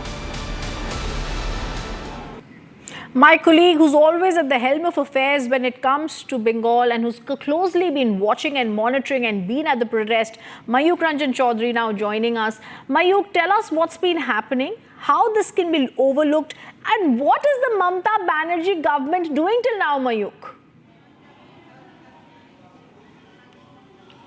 Well, Rhythm, right now when we are speaking, hundreds of doctors, medical staff and health workers are in front of Lal Bazaar. Lal Bazaar is the Kolkata police headquarters, and it's a breaking news situation where the protesting doctors, they have said that if the police commissioner does not come out of Lal Bazaar, that's the Kolkata police headquarters, and meet them at the point where they have been stopped by Kolkata police using barricades, they won't be leaving tonight. So this is going to be a big thing, because right now what we are seeing is that huge number of protesting doctors are sitting. They are demanding resignation of the police commissioner of Kolkata, Vineet Goyal, as well as the chief minister of Bengal, who happens to be the home minister, the police minister of West Bengal as well. So on one hand, Sandeep Ghosh has been time and again protected by Mamta Banerjee. On the other hand, Mamta Banerjee has time and again protected the Kolkata police commissioner. Allegations against Kolkata police commissioner is that Kolkata police commissioner has directly hushed up things, has been in helm of covering up these things. So what actually is the reason of Mamta Banerjee to protect? Absolutely. Mayuk Ranjan Ghosh, I beg pardon, I mispronounced his surname earlier, at the helm of affairs. And Mayuk, this is going to turn extremely serious, because what you're stating is this protest could possibly go on yet again. All right. Thank you, Mayuk, for giving us those details. Viewers, all the focus on the India Alliance from Kerala, this time to Uttar Pradesh, and finally what we showed you that's been happening at Bengal. Key word here from the India Alliance leaders: speak up. Everything is not about political opportunism. Thank you for being with us, and this is exclusive today.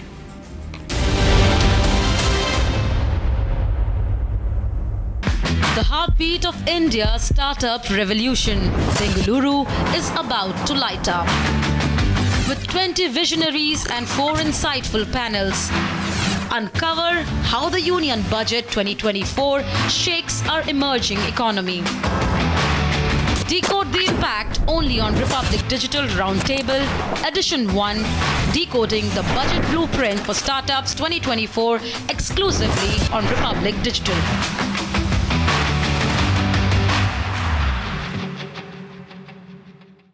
Amity has been ranked India's #1 not-for-profit private university for 11th year, with top 10 ranked institutions in management, engineering, biotech, law, masscom, telecom, hospitality, fashion and more. Yet another top ranking for Amity University.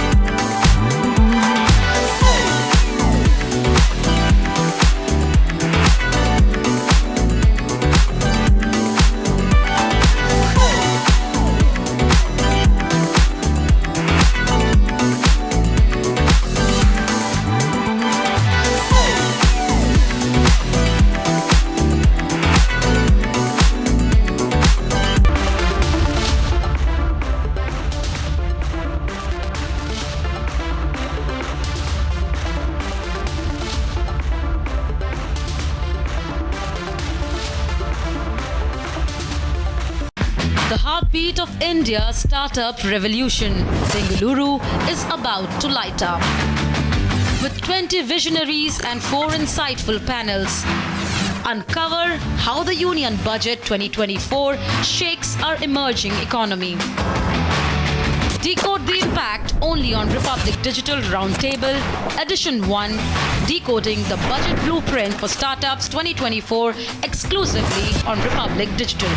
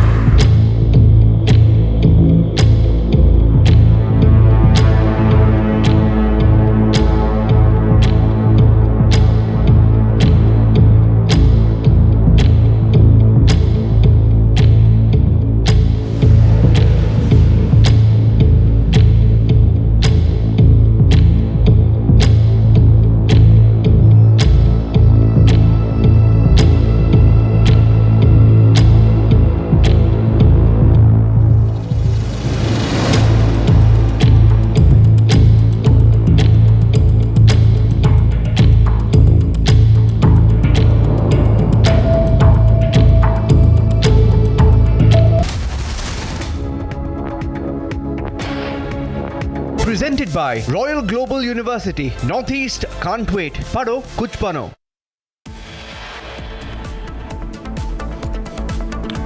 Casting couch controversy hits Congress party. The party expels Kerala leader who alleged exploitation of women in the party.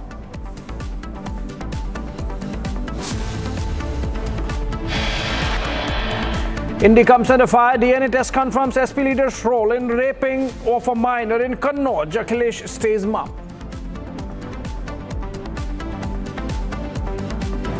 Junior doctors and BJP workers take out protest rallies across Kolkata. Demand for Mamata Banerjee's resignation continues to echo across Bengal. ED arrests AAP MLA Amanatullah Khan, detained after a 6-hour search operation at his residence.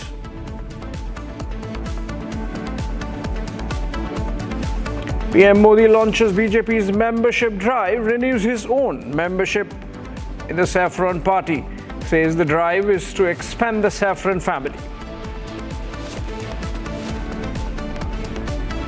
Heavy rain slash Andhra Pradesh, low-lying areas completely flooded. IMD issues 5-day warning to the state.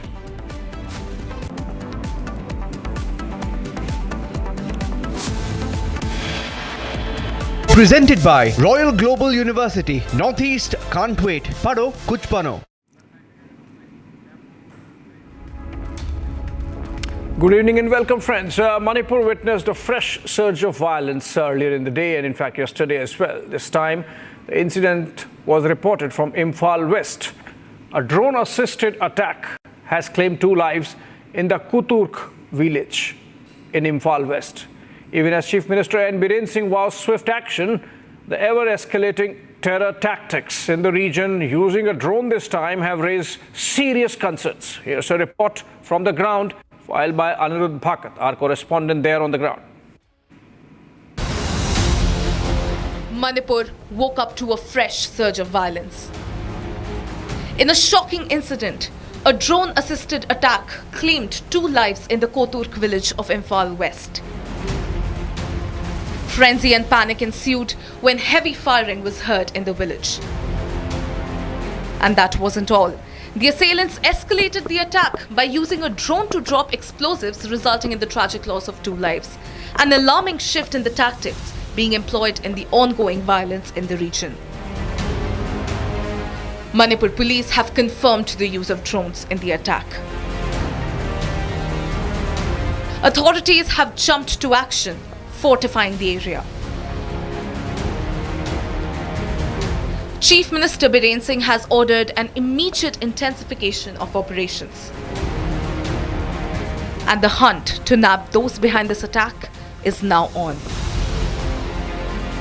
As tensions simmer, security forces have been mobilized across the region, with additional measures being put in place to prevent further escalation. The use of drones in this attack has raised concerns about the evolving tactics of the groups involved in the ongoing violence, prompting calls for enhanced security and surveillance measures in the region. The situation in Manipur is tense, with authorities on high alert as they continue to monitor the area for any further incidents.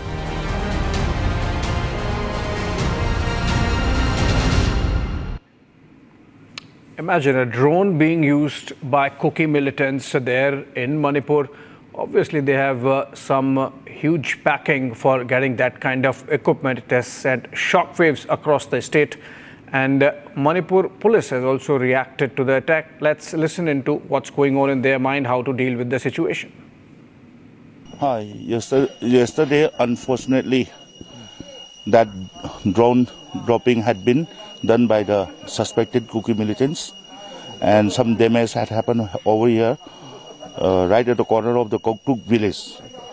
Yesterday also we have taken up all those kind of measures to make it calm and normalcy. And today also we prepared everything, and bunkers are installed, 2 bunkers, and everything is on.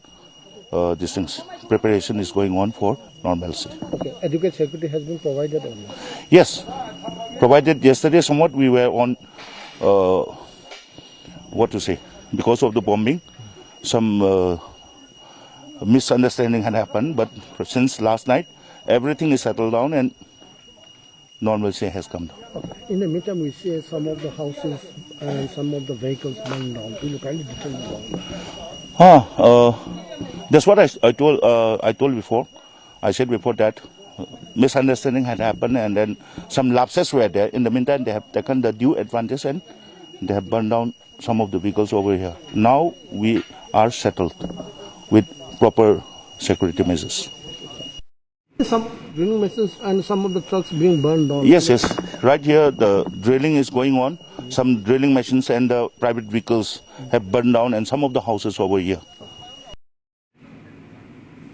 Moving on to the Me Too movement that's really panning out in Kerala now. Senior Congress leader from the state. Simi Rosabelle John has been expelled from the party just hours after she alleged that the Congress operates a casting couch system akin to that in the film industry.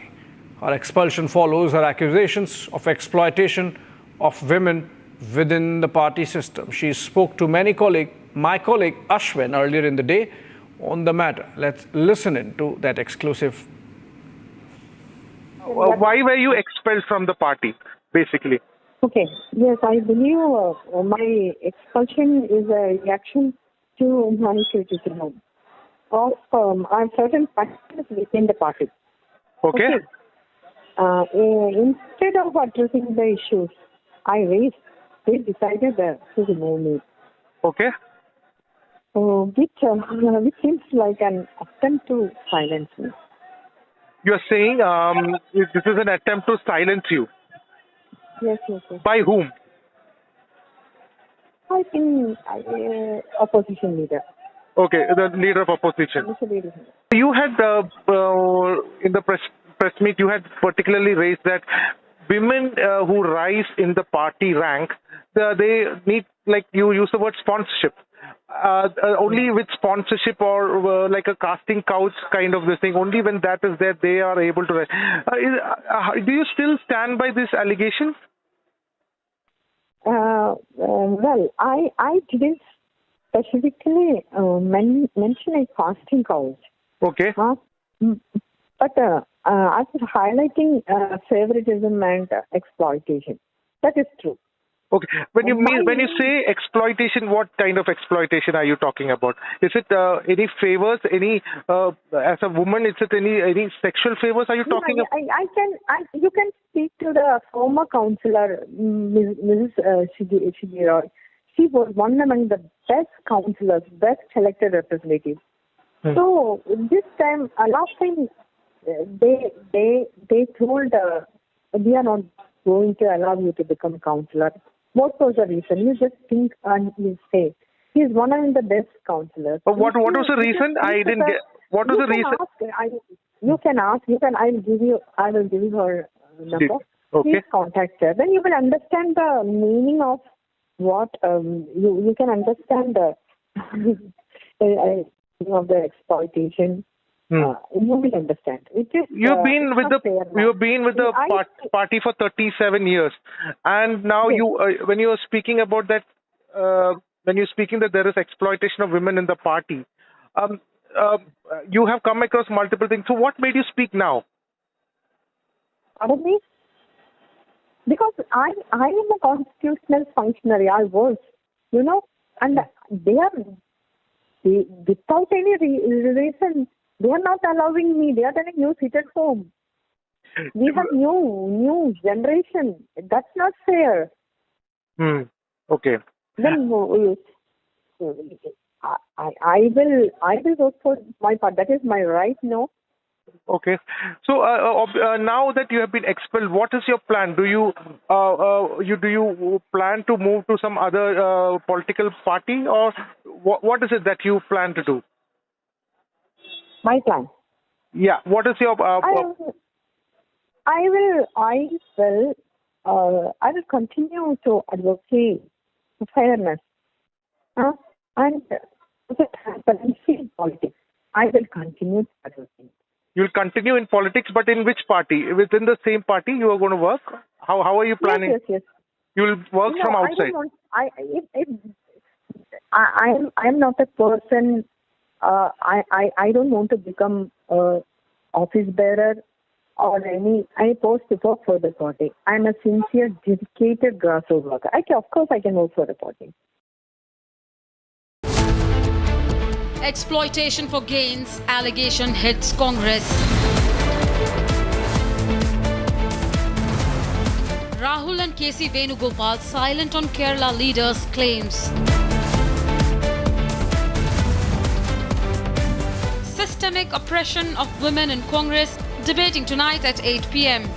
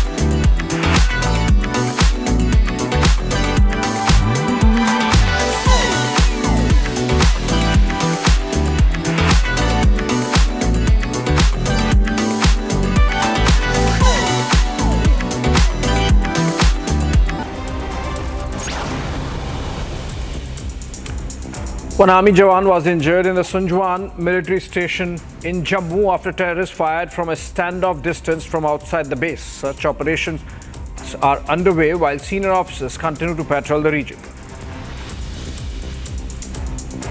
Gun shots यहाँ पे जो है वो सुने गए, उसमें एक army जवान अभी इंजर्ड है और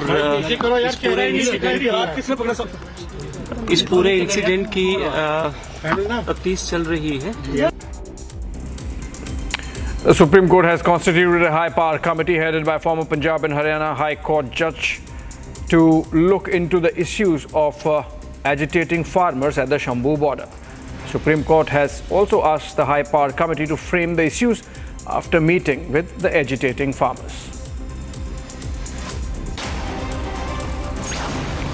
NCP-SCP leader and MP Supriya Sule has addressed concerns over seat sharing for the Maharashtra Assembly election, stating that the process is proceeding democratically and is not an issue for the party. It's not an issue with us at all. It's a process and we are following the process very democratically. So in the next 10-15 days, the picture will be completely clear.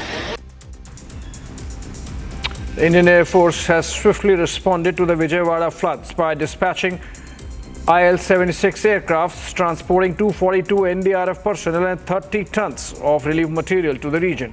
Additionally, helicopters are also on standby in the affected areas to offer further assistance as and when needed. DNA evidence against POCSO accused Nawab Yadav.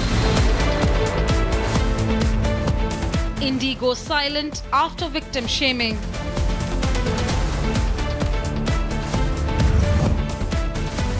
When will Indi act against its rape-accused leaders? Debating tonight at 8:30 p.m. Amity has been ranked India's #1 not-for-profit private university for 11th year, with top 10 ranked institutions in management, engineering, biotech, law, mass comm, telecom, hospitality, fashion and more. Yet another top ranking for Amity University. The heartbeat of India's startup revolution, Bengaluru, is about to light up. With 20 visionaries and 4 insightful panels, uncover how the Union Budget 2024 shakes our emerging economy. Decode the impact only on Republic Digital Roundtable, Edition 1, Decoding the Budget Blueprint for Startups 2024, exclusively on Republic Digital.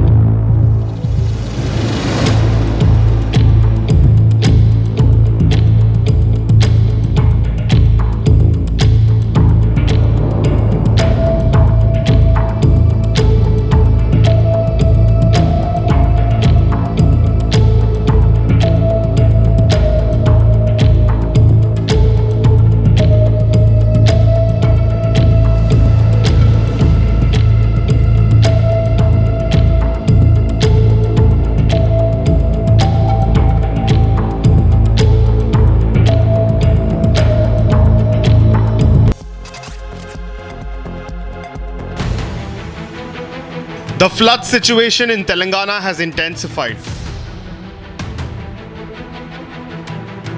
Due to heavy rainfall from the Upper Krishna River, sandboats were washed away, damaging the 69th pillar of the Prakasam barrage. Following the widespread destruction due to heavy rainfall, the Telangana government has released Rs 5 crore each to the flood-affected districts. Meanwhile, builder associations in Telangana has urged all stakeholders to prioritize the safety of construction workers and recommended halting construction activities for the next 48 hours. Telangana CM Revanth Reddy also held a review meeting on flood relief operations and the damage caused by the heavy rainfall. With the incessant rains in Telangana and Andhra Pradesh, we see that massive waterlogging was witnessed in various districts of Telangana, especially the most affected area was the Khammam district of Telangana. And right now, as we are standing in Paleruk Reservoir, where you can see right behind me how the reservoir, the water inflow at the reservoir has gone up, and also the water is now overflowing through the gates of the reservoir as the water level has gone up with the incessant rains, heavy rains which has been witnessed in Telangana in the last 2 days. As now you can see, due to this heavy rains, the road has also been completely damaged here right now as we are standing on this particular road which has been damaged. As you can see, this is the very road which has been damaged. The bridge has been damaged and now people are advised not to move around from here. And also at the same time, what we have been seeing is that many people have been stranded at their residences due to the water level which has increased and reached into their houses, especially on the lake bed. People residing there have been most affected due to heavy rains. Unprecedented drone attacks in Manipur.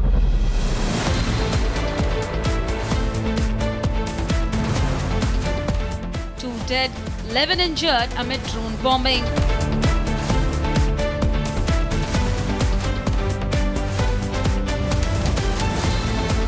Are there external forces supporting the cookies? Debating tonight at 9 p.m.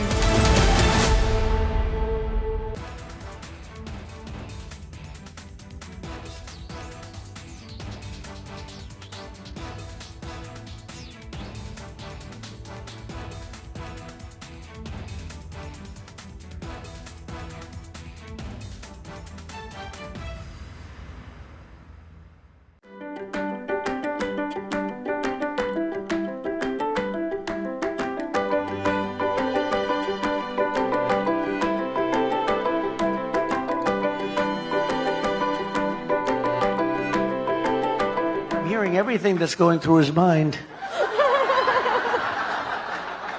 But he's a super genius guy.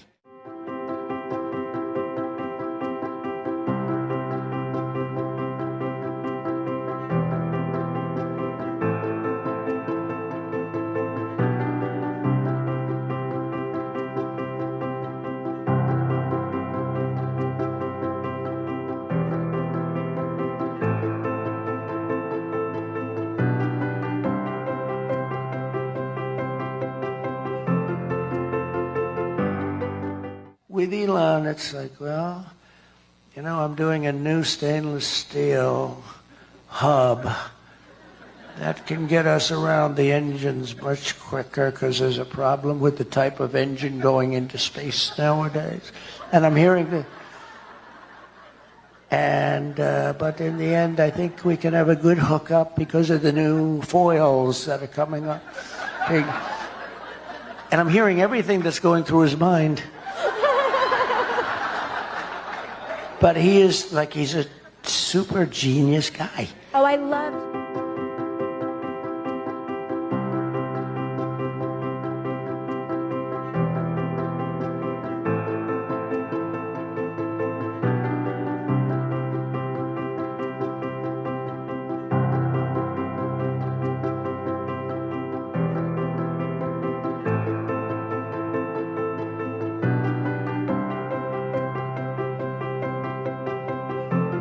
Elon endorsed me recently, the other day, actually. He's great. Elon Musk. He's a brilliant guy. Every time I call him, he's talking about, I got a new idea for a rocket. You have to hear this? No, it's true. You know, the first time I ever saw this, I'm watching television like 3 years ago, and I see a rocket engine, motor engine, come down landing, straight up in, no wings, no nothing, and it's landing. And I thought I was seeing things. What is that? And it's landing on a barge in the middle of the ocean. And then another one comes down, and another one. I guess 4 of them came down, 3 or 4, and they land upright. I said, what the hell was that? I've never seen that before. Now, if that were government, you wouldn't see that for another 50 to 100 years. But it was Elon.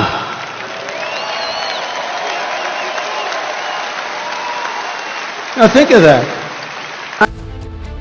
Exploitation for gains, allegation hits Congress. Rahul and KC Venugopal silent on Kerala leaders' claims. Systemic oppression of women in Congress, debating tonight at 8 p.m.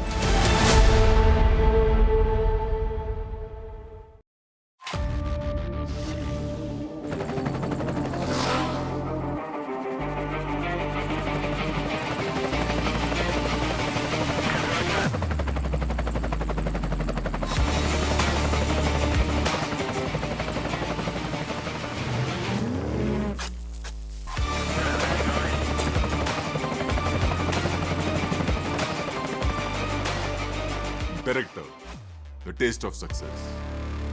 Amity has been ranked India's #1 not-for-profit private university for 11th year, with top 10 ranked institutions in management, engineering, biotech, law, mass comm, telecom, hospitality, fashion and more. Yet another top ranking for Amity University.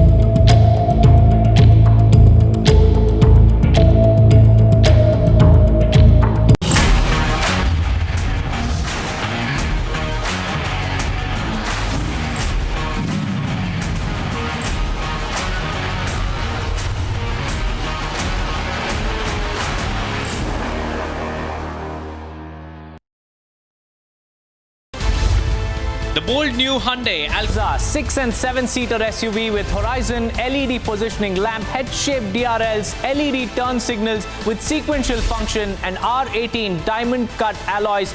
Intelligent, versatile, intense. Book yours today. From Asia's largest news headquarters, setting the agenda for Bharat.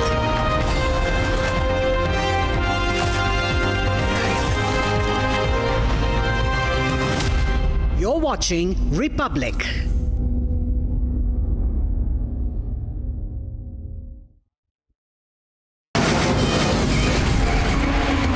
From the Republic Media Network headquarters, it's time for Arnab Goswami on the debate.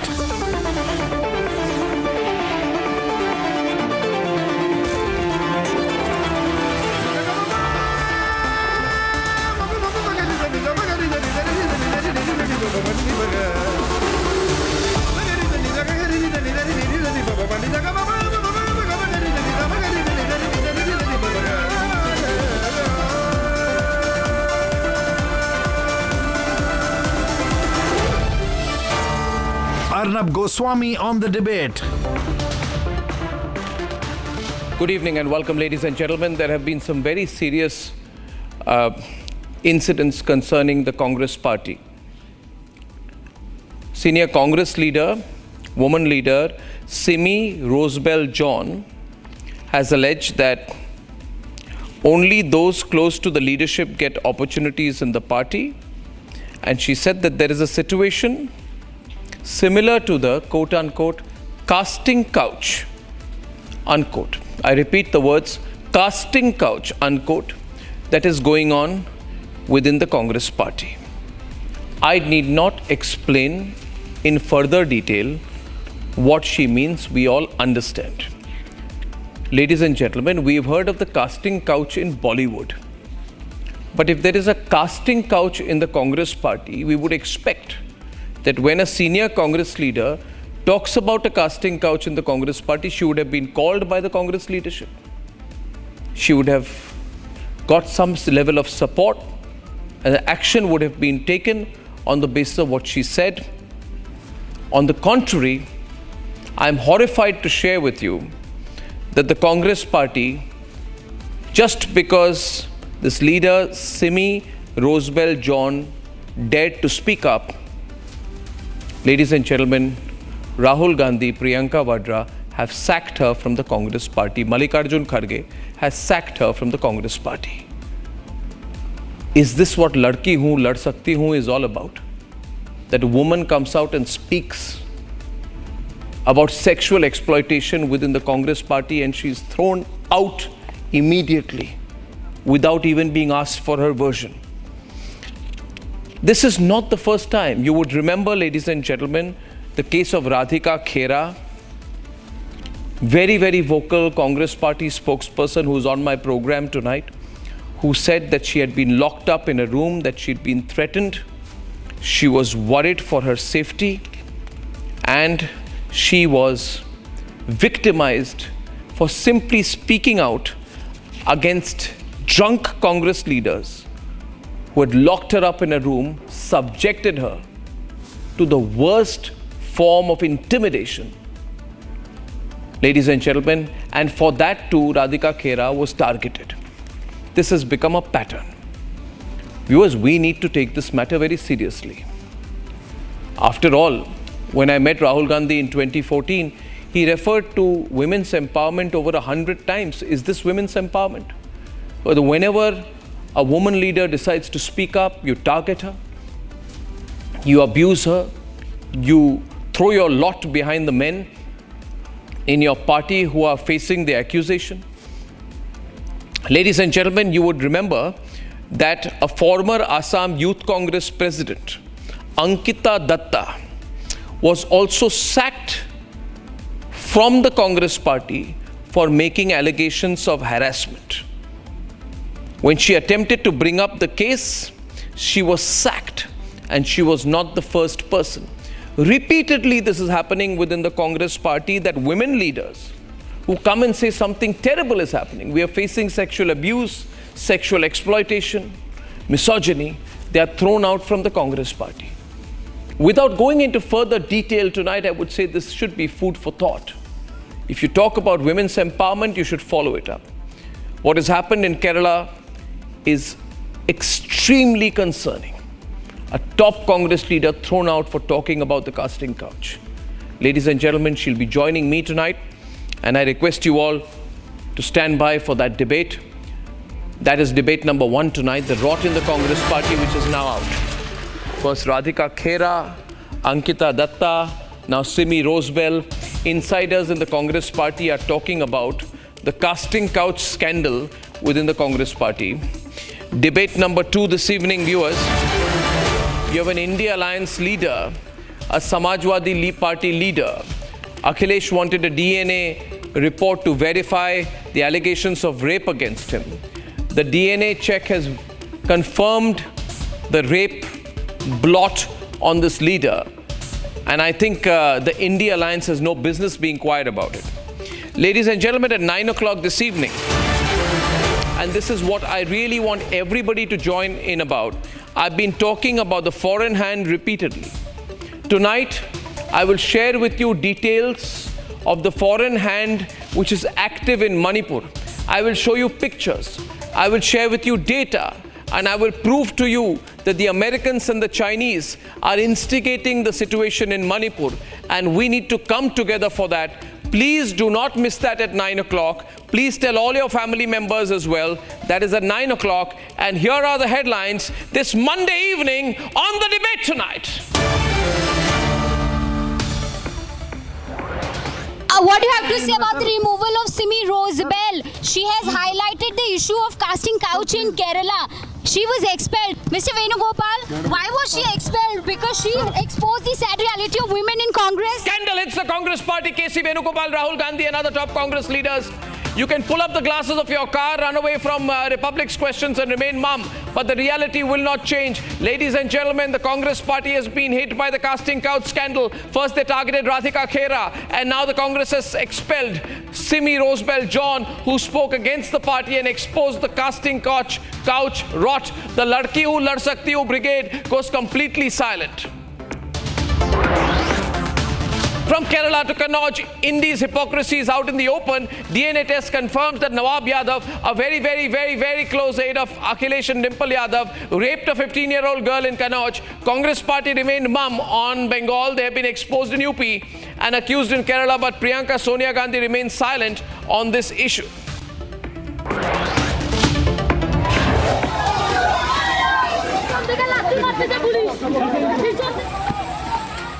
You can fire water cannons and tear gas shells at them, but remember Mamata Banerjee, no one can stop justice for Abhaya. From Kolkata to Siliguri to Kuch Bihar, people from all walks of life come forward to demand justice and Mamata Banerjee's resignation. There is a deliberate escalation in Manipur where 2 people have been killed while 10 others have been injured in a simultaneous and very suspicious drone attack. This is not just ethnic war anymore. This is being supported by the Chinese and launched from Myanmar. Ladies and gentlemen, the most unreported story of the day, the fact is that there has been a foreign-sponsored drone attack. A foreign-sponsored drone attack on Indian territory through yesterday. From 2 o'clock in the afternoon till 9:30, there was a drone attack in Manipur. And at 9 o'clock tonight, I'll tell you why this is straightforward foreign intervention and foreign conspiracy.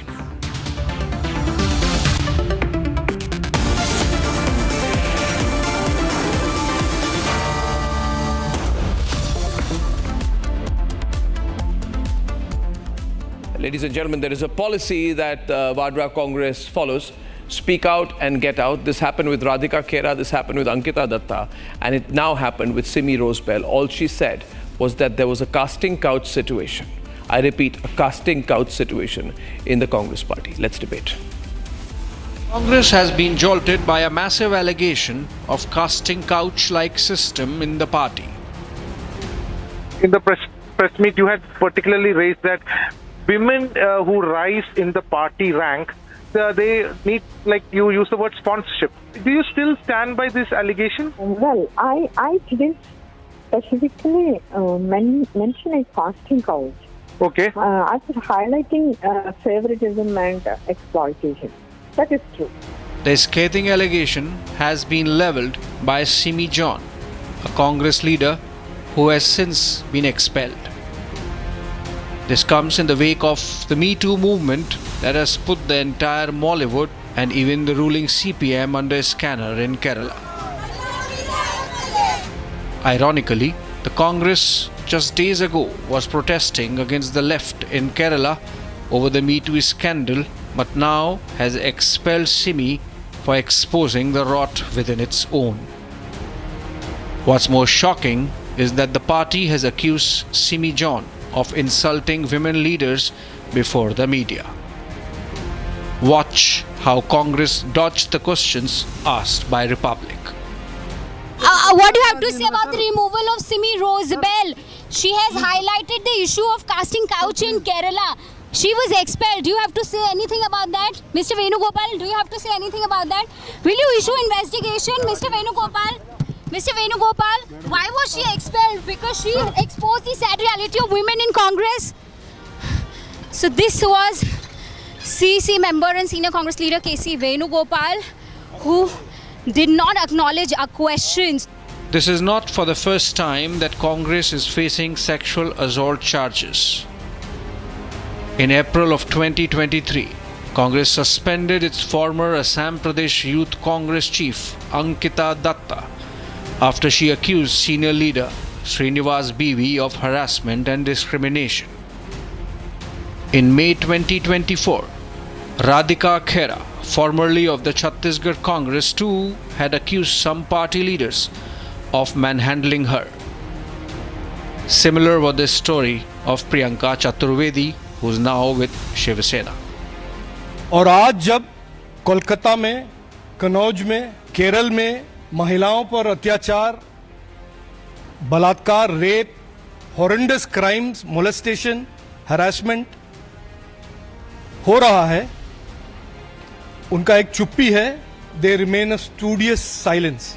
Is expelling women for exposing rot in the party Congress's लड़की हूं, लड़ सकती हूं justice.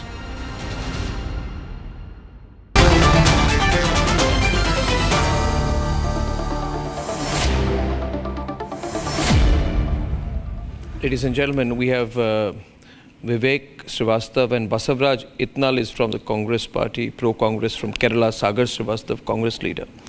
Sanju Verma of the BJP, Radhika Khera is from the BJP tonight, and there, of course, Radhika has different experiences of her own, and both are national spokespersons. Sanju is also joining us. But I want to start by asking Simi Rosabelle John tonight, who is joining me. She's former Congress leader. Now she has been expelled by the Congress party, removed from the Congress party for the allegations. Ms. John, Arnab, can you hear me? Okay. Can you tell me? Can you tell? Yeah, thank you. Good evening, Mr. Good evening. Can you tell me that what did you mean when you spoke about a casting couch culture in the Congress? There are many women leaders who were sidelined, and they are approaching me for support. Those who had bad experience with the leaders. What do you mean by bad experiences, as far as possible, if you can elaborate? I think... Can you just get the subject in on the grid, please? Thank you. Yeah, because this... Yeah, thank you. Please continue. Because I would like to tell you that I was a student leader. I was a NSUI General Secretary to my Maharaja's College. I was a General Secretary. I started my grassroots work as a student leader. I was elected as University Union Councillor. I worked like anything as a student leader. I was the Senate member to the Mahatma Gandhi University. I worked with the Youth Congress. I was the only General Secretary to the Kerala State Youth Congress. I was the executive member to the KPCC. I worked hard for the last 38 years. 38 years. And they are not allowing me to work for the party. It's really, I don't know how to express my merit. Now there are no women leaders are in the party. The Women Commission chairperson, Rosa Kuti teacher, they don't want her. They were telling you are 70, you are at the age of 70, you can take retirement. And now she left the party, she joined with the CPM, and now she is the Women Development Corporation chairperson. The former Mahila Congress President, Mrs. Ladiga Subhash, she was one among the vibrant women leaders of Kerala Pradesh Congress Committee. So now they doesn't want senior leaders above 50. Now we worked. I was the general secretary that time. Mr. K.C. Venugopal was my president to the State Youth Congress of Kerala. I just want to know what is the criteria. The person who get one vote for the Youth Congress elections, only one vote, not a neighbor or the next Youth Congress person won't vote for her. She will become the National General Secretary. The one who stood for the election as a rebel candidate, expelled from the party for 6 years. Within 3 months, she will become the National General Secretary of the Indian Youth Congress. And I worked for this party for the last 38 years. And they are telling me, they are hurting me. You don't bother about other women. You can take rest. You can go back to your home. The opposition leader of Kerala insulted me like anything. He's telling you were the PSC member and why you want to work for the party. There are so many other young leaders. Young generation are coming. Let them work in the Youth Congress. Mahila Congress also, now they want youngsters. Where the senior leaders go? Now the former Chief Minister of Kerala, Karnagaji's daughter also left because she is above 60, above 55 I think. They don't want retired people, especially the ladies. Now the Women Commission chairperson, Rosa Kuti teacher is not in the party. This casting couch culture which you have alleged. I want to say 8 women senior leaders and I am the last one. They just expelled me. I would like to know what is the reason, why they are not allowing me to work for the party. I have a very close association with Madam Sonia ji during my Youth Congress days, during my NSUA days. I never approached Rahul ji for a post. I never asked for a parliament seat. I never approached him for a assembly seat. I never approached him for a Rajya Sabha seat. The lady who entered the politics with one vote, with her own vote for the Congress elections, she became the National General Secretary. After 2 years, they give the presidentship of Mahila Congress. After 6 months or 3 months, she become the Rajya Sabha member. I never asked for any post. I only asked them, I would like to work for my party. I would like to get a platform as an office bearer. Then this opposition leader of Kerala, he's telling me, he's hurting me. You go to your home. Why you want? You are a member to the PCC, Public Service Commission. But the same, my colleagues, those who work with me as Public Service Commission member, Advocate Harindra Nath and Baby Son, they are in the PCCS office bearers. Ms. John, Ms. John, this, just to elaborate, what is meant by quote-unquote a casting couch culture, if you can be specific about that? Because many women have bad experience. They for example, I can say there were so many Youth Congress leaders were there. Now they are sidelined. They were sidelined like anything. They were the local leaders. They were the district leaders, district panchayat leaders. But when you say casting couch, are you talking about people being sidelined? Or are you talking about women being exploited? Exploited, because I would like to tell you, sir, please listen to me. Because last district panchayat elections, they were not given seats also. They want all newcomers. The best elected representatives with record majorities, they don't want. I don't understand. I have to speak for them now. But are they is there exploitation? My question is... I doubt there is. If there is exploitation, and those who are not willing, they are not allowed for the party work. Not willing for what? For I think you understood. I think you understood. Please. But I don't want you to elaborate. But are you saying that? I mean, let me put it this way. I am not trying to get you into those details. But what I'm asking you, and it's important from a news point of view, are there senior Congress leaders who are sexually or otherwise exploiting women leaders? The women leaders are those who are not willing. They are not not willing for what? Not willing for sexual exploitation? No. There are leaders who are willing for exploitation, but few good dignified leaders are there still in the party. Still in the party, dignified leaders are there. Almost all the leaders left the party. They don't want them. Now, without any reason, why did they? What was what I did? They were telling I had conspiracy with the CPM. I had conspiracy with the CPM. They are simply telling to the press people. What conspiracy? I don't know. Ladies and gentlemen, on the screen is a Congress leader of 38 years experience in political life who is saying that women who are willing to be sexually exploited, those who are not willing rather to be sexually exploited are sidelined. Her second statement is that women over the age of 50, 55 are sidelined. And she is suggesting, she's not going into details, that there is a culture of misogyny and sexual exploitation within the Congress party.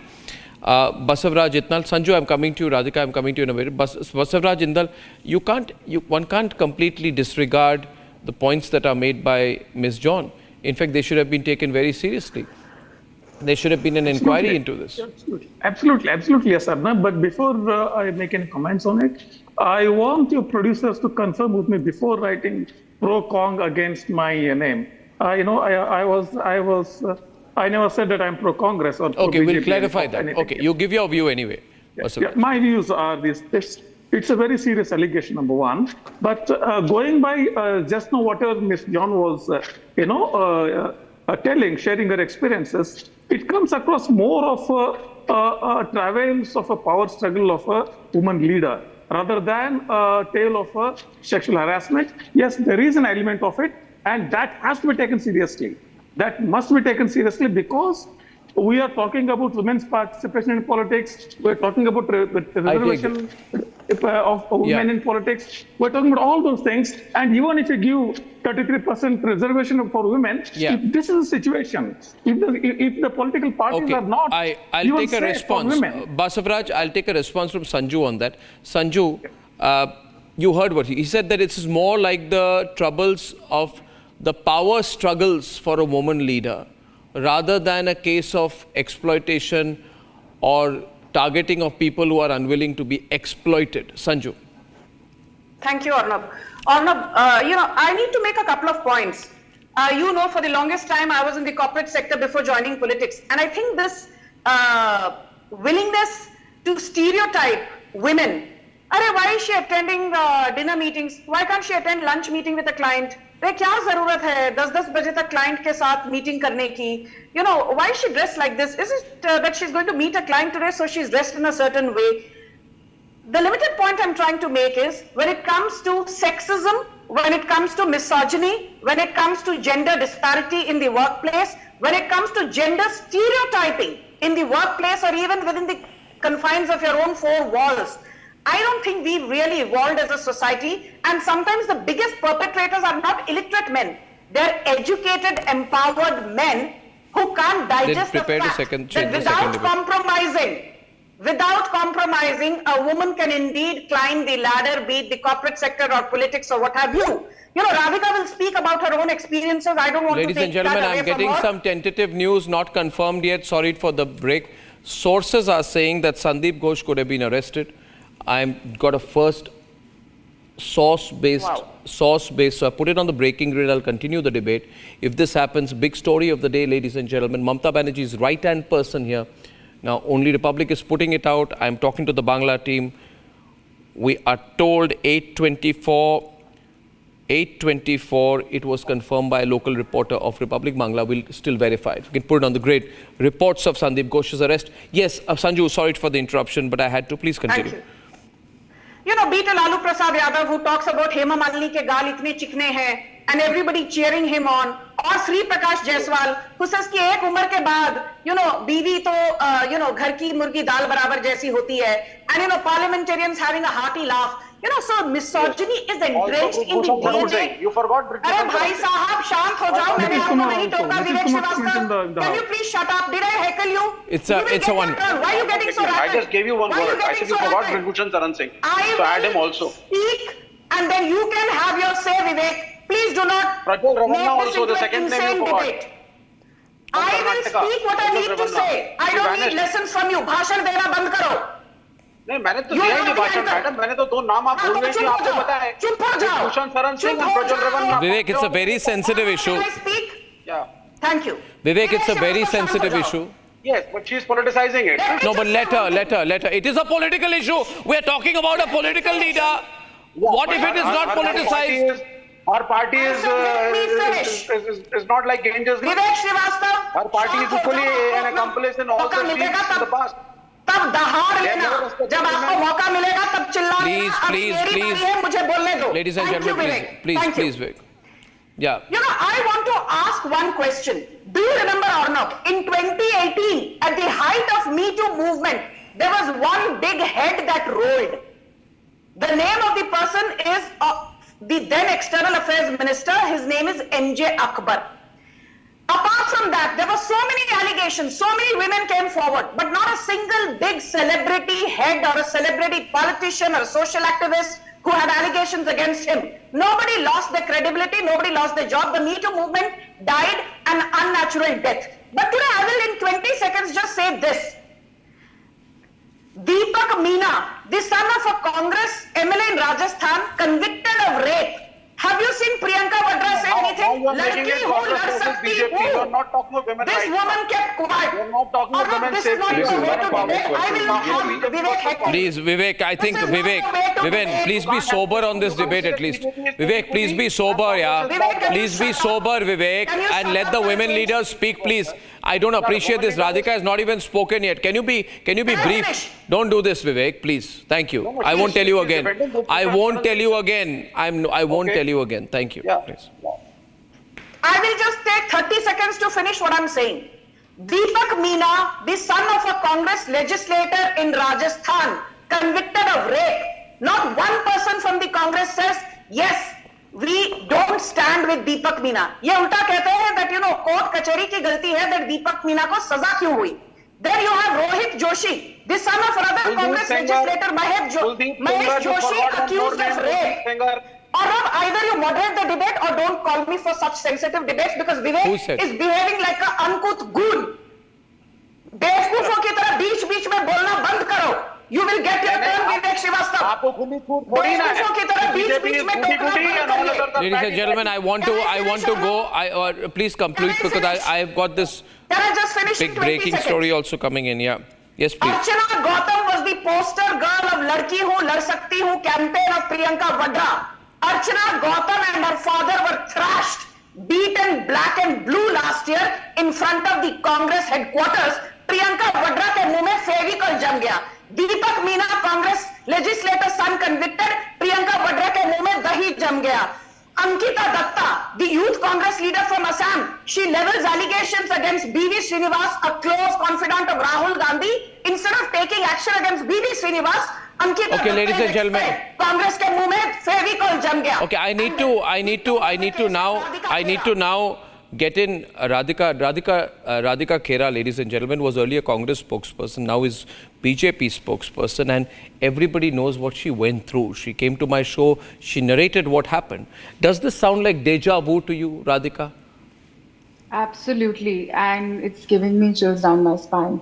And this suspension of another courageous woman politician from the Congress, now we should call her an ex-Congress leader.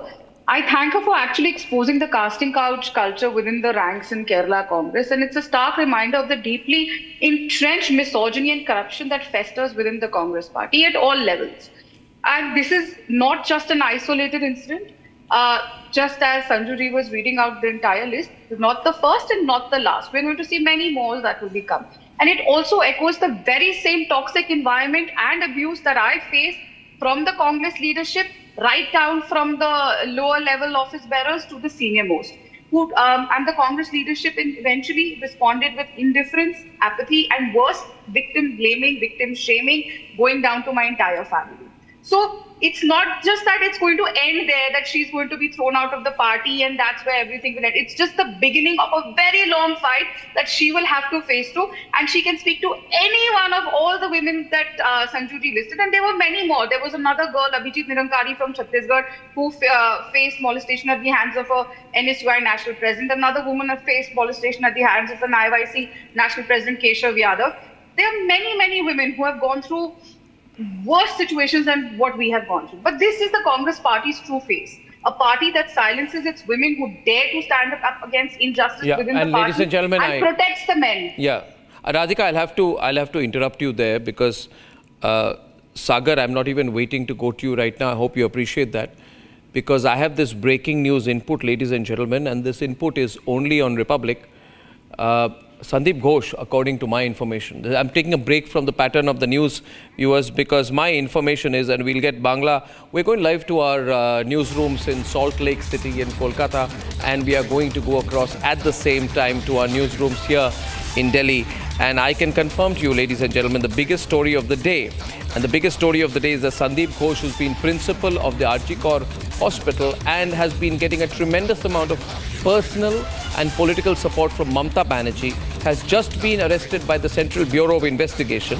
This information came from our reporter Kishalay from Republic Bangla, and I can confirm to you that he has been arrested in a 2021 tender scam case, a tender scam case. So this is going to move things extremely fast, because the question is, will he turn approver? Will he share who was on the phone line with him? Will he share whether Mamta Banerjee or anyone else called him?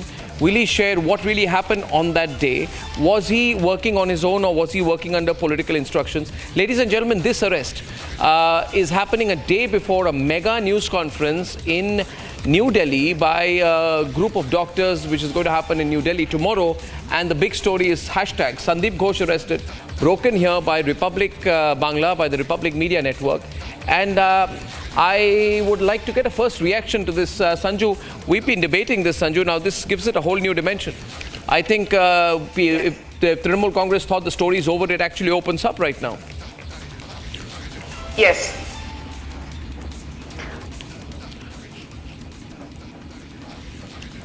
Yes, Sanju. Arnab, I just have this to say that Republic has been unrelenting in its coverage. And I remember on a zillion debates, TMC official and unofficial spokespeople have been telling me, now that the case is with CBI, himmat hai to Sandeep Ghosh ko arrest karke dikhwao. So I think CBI has done a stellar job. Yeah. And I think the can of worms is just beginning to unravel. Because remember that on your channel we've discussed, doctors have said here that Sandeep Ghosh has been accused of trafficking biomedical waste. Sandeep Ghosh is accused of extortion. Sandeep Ghosh is accused of even trading dead bodies. Sandeep Ghosh is accused of asking for sexual favors in lieu of ensuring that women, get the requisite part. We have the first visuals, ladies and gentlemen, on the screen. These are the first pictures on your screen, ladies and gentlemen. Republic Bangla breaking the day's biggest story. The biggest news network in all of Bengal breaking the story. You can see there, right there in the middle of the blue shirt, the man sitting there next to the CBI officers. Now this whole story opens up in a big way. God knows what's going to happen next. Mamta Banerjee is going to be very, very, very, very nervous tonight, because if Sandeep Ghosh decides to sing, and I think he's going to sing like a canary now that he's with the CBI, this case really opens up. I am going to be joined by Anirban Sinha, I think, from the Republic newsrooms right there, ladies and gentlemen. Anirban is reporting from the Republic Bangla newsrooms. Anirban, what can you share with us? We've just got the pictures of Sandeep Ghosh's arrest. Congratulations on the first news break. Anirban, what more details can you share tonight? Yes, Arnab, what Kolkata police or the West Bengal police was supposed to do a year or 1.5 years earlier has been done by CBI. Just right now, what we are sharing with the nation that Sandeep Ghosh, the infamous principal, erstwhile principal of Arjikar Medical College and Hospital, has been arrested by CBI anti-corruption branch on severe charges and many charges against him for the corruption racket that he was actually handling there in Arjikar Medical College, and the medical fraternity here or the colleagues of Abhaya here, they believe that was the exact motive of brutal rape and murder of Abhaya, that corruption racket that she came to know, incidentally she came to know about it, and she protested about that racketeering of Sandeep Ghosh and his associates, and finally the anti-corruption branch of CBI has arrested Sandeep Ghosh. Arnab. Yeah, this is huge, ladies and gentlemen. This is huge. I also want to tell you, let's get Ratnakar Tripathi and Anurag Bhadoria of the SP. They were supposed to be joining us anyway. Let's get them on the debate right now. Ladies and gentlemen, Sukhendu Shekhar Rai has put out a very interesting tweet. And he said, Sukhendu Shekhar Rai is like a very outspoken, I wouldn't call him a rebel MP of the Trinamool Congress, but he's a very, very strong voice from the Trinamool Congress. And he's put out a very fantastic tweet. He says, and this is quite funny, he shows 3 stumps. The middle stump has been uprooted. And he says, in full caps, he says, middle stump uprooted, what next? Middle stump uprooted, what next? Is he hinting at Mamata Banerjee there? Is the big question tonight. Ladies and gentlemen, very, very nervous. Just look at his face. He knows he's been surrounded. He knows he's done so many scams. He was very, very sure that Mamata Banerjee supported him, so he's going to get away. But it is possible that the CBI could fly him out of Kolkata. They could fly him to Delhi. They could fly him away so he's safe and he feels safe and he can open up, he can tell us what was behind the scam. Ladies and gentlemen, the whole question has been, has there been any political involvement? Is Mamata Banerjee directly involved in what happened in the RG Kaur case? If she gets directly involved, it's any link to her, then I think the Trinamool government will have to fall. And that's why today's developments are very, very, very, very, very, very important. Who are my guests as well tonight? Anirban Sinha, let's get one more with us. Anirban, why don't you also get one more of your journalists with you? You can hear me, Anirban? Yeah, let's go to Sanju. Sanju is with us tonight. Who else is there? Ratnakar Tripathi is with us tonight. Big story this evening, ladies and gentlemen. The arrest of Sandeep Ghosh. Is Mamata Banerjee's wicket now going to fall? That is the only question that the nation wants to know tonight. Mamata, very nervous picture on your screen. The BJP will use this. Anirban is joining us tonight, pro TMC. Anirban, Sandeep Ghosh arrested, middle stump uprooted. What happens next? Middle stump uprooted. Sukhendu Shekhar Rai says middle stump has been uprooted. What next? So what was the CBI doing for the last 21 days? They have done what they had to now. CBI has done its job, Anirban. Congratulations. Now Thanks we to want CBI, that Sandeep Ghosh is come arrested. out. Please stop blaming the CBI. Stop looking at the Of course, wrong CBI side is of your the story. You're always on the CBI wrong side of the fence. For the last Sandeep 2 Ghosh weeks, they have arrested. been Who taking next? from Will it be Mamata Banerjee? Mamata Banerjee has been mollycoddling Sandeep Ghosh. Mamata Banerjee has been mollycoddling Rajiv Kumar, the DGP. Mamata Banerjee has been mollycoddling the Police Commissioner Vineet Goyal. My sense is more heads will roll. If the CBI has any If proof, Vineet Goyal any starts evidence singing like a canary, if Sandeep Ghosh starts singing like a canary, if Rajiv Kumar, he will be interrogated soon. If he starts singing like a canary, I think it's curtains for Mamata Banerjee. Go tell the CBI. Mamata Banerjee is going to lose power very soon. Do they have the proof? Please see the writing on the wall. If they have the proof, let them act. What's the problem? Sandeep Ghosh has undergone a polygraph test. 5 senior doctors have undergone a polygraph test. There is a lot of incriminating evidence that Mamata Banerjee has been complicit in hiding the truth of RG Kaur Medical College. Why did Mamata Banerjee promote Sandeep Ghosh when he clearly said this was a suicide and not a rape? Had the High Court not intervened, ladies and gentlemen, Sandeep Ghosh would have walked away with a promotion. Had the High Court not intervened, we all would have thought that Abhaya's case was that of a suicide and not a horrifying rape and murder. तो यहाँ बैठकर CBI को भाषण मत दो, मोदी सरकार को भाषण मत दो।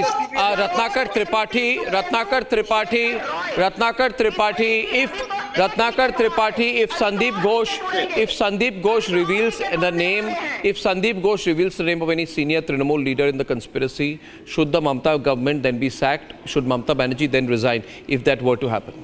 Why should Mamata government be sacked?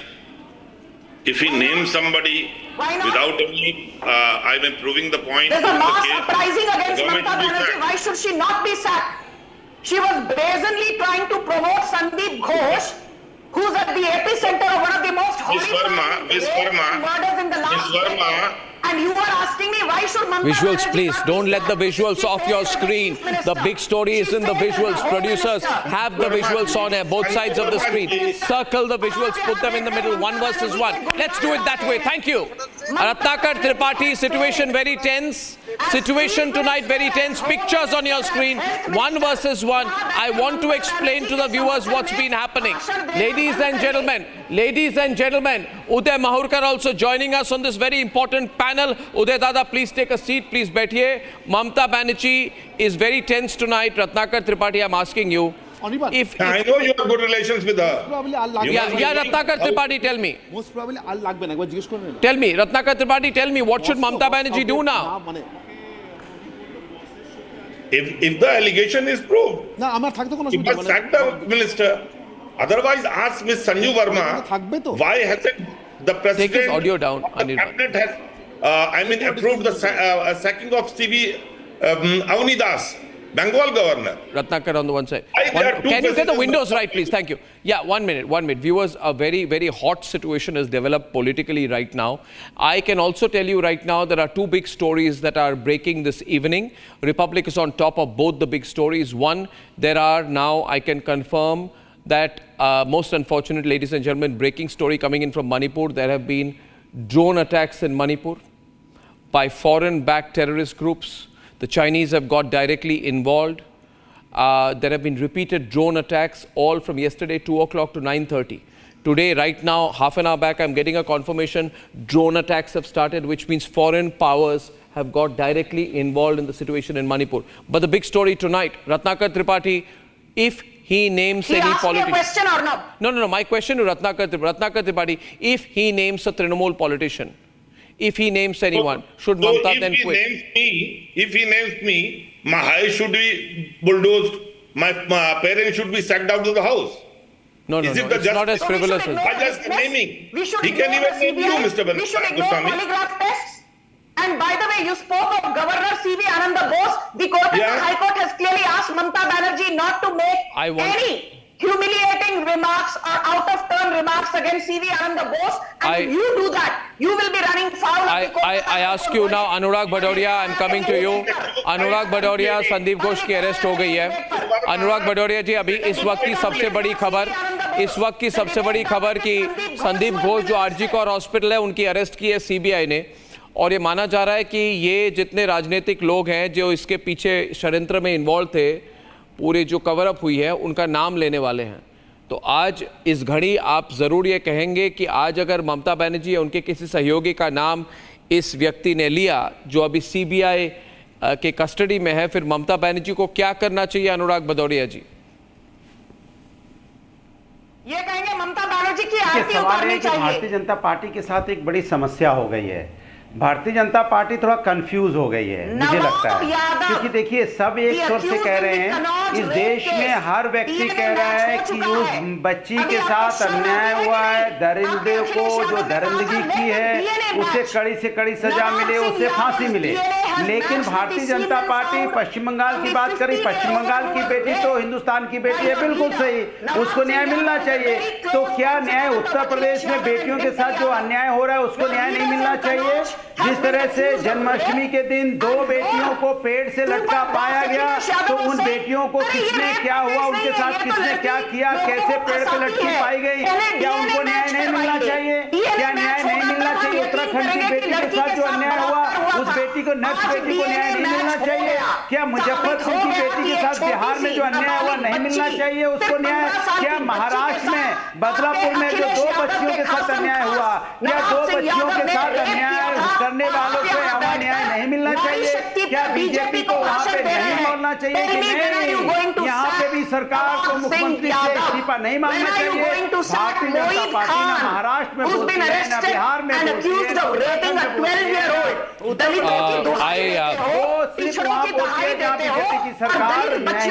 Ladies and gentlemen, 50-50 on the screen right now. We'll go. These are the pictures of doctors celebrating after the arrest of Sandeep Ghosh.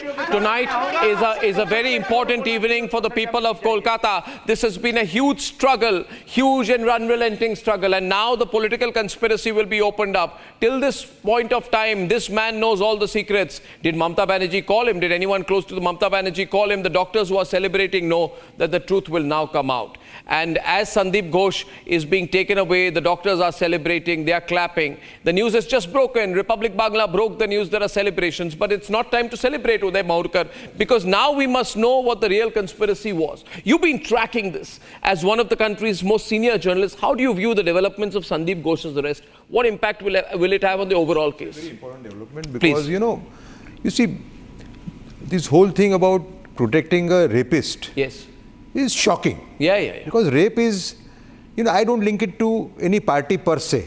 Correct, sir. But then if you're protecting a rapist, I think things are very serious, and I think today's development is very important for that. Very important.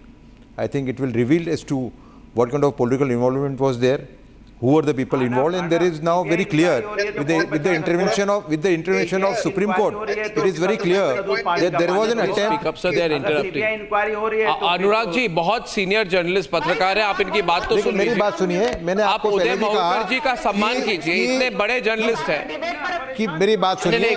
उदय दादा, rape अनुराग आप बोलिए, आपको बोलना पड़ेगा उदय दादा। Rape party politics के ऊपर होना चाहिए, मैं ऐसा मानता ही हूँ, लेकिन जहाँ रेपिस्ट को प्रोटेक्ट करने का प्रयास हो वहां पे स्टेट को इंटरवेन करना पड़ेगा, वहां पे कोर्ट को इंटरवेन करना पड़ेगा।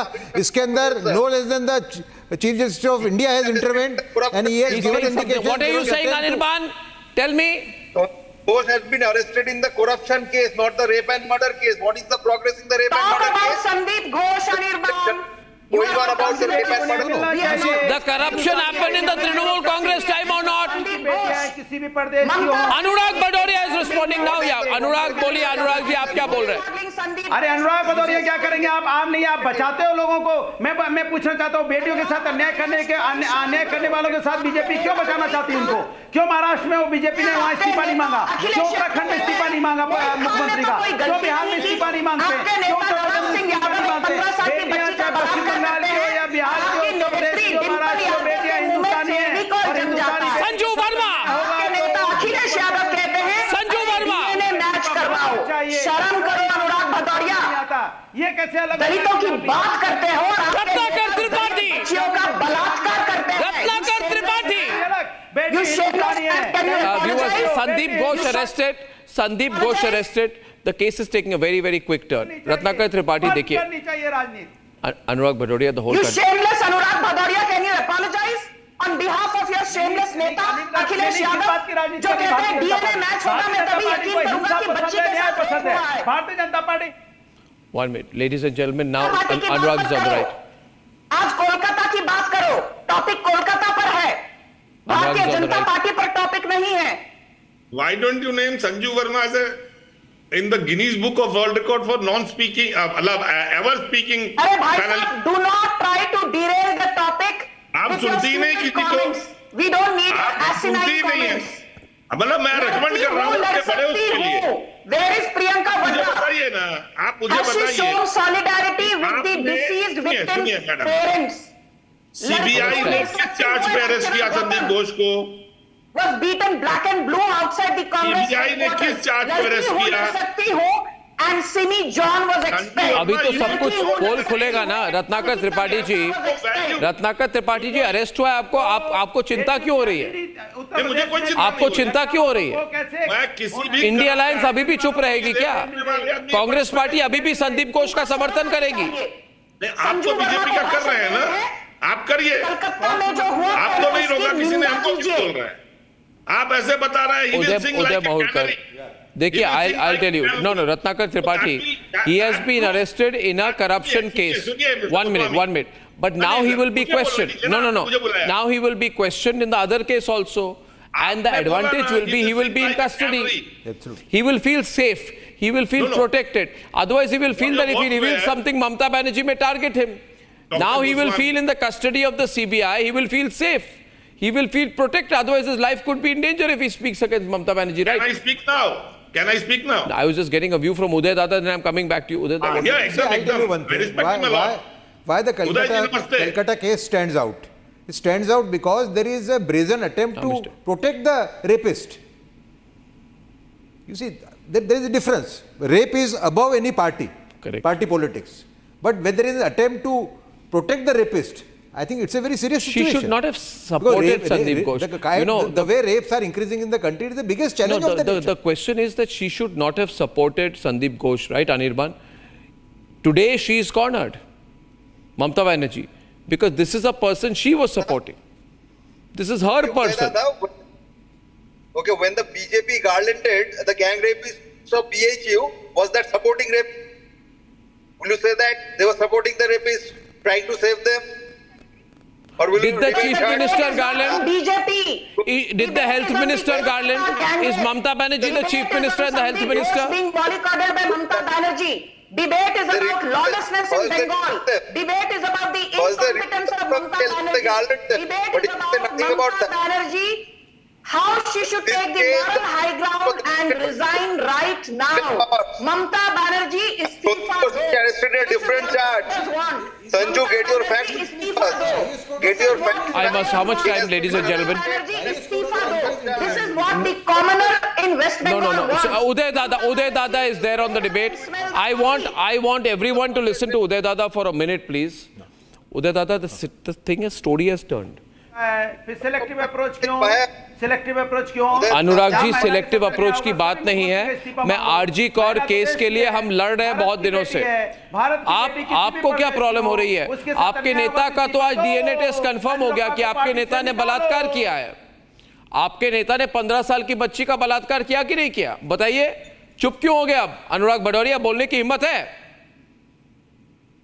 उस बलात्कारी नेता को आप समर्थन क्यों कर रहे हैं? शर्मा जी की आवाज नहीं आ रही है. मैंने कहा I can't hear Sanju. I can't hear. कौन कर रहा है? किस बलात्कारी नेता को समर्थन दिया जा रहा है? ये नहीं आप नैरेटिव चला रहे हैं. कोई समर्थन नहीं दे रहा है बलात्कारी नेता को. कोई समर्थन नहीं देता है. कोई बलात्कारी तो नवाब सिंह यादव कौन है? बीजेपी खड़ी होती है. नवाब सिंह यादव कौन है? Sanju is there. नवाब सिंह यादव कौन है? मोहित खान कौन है?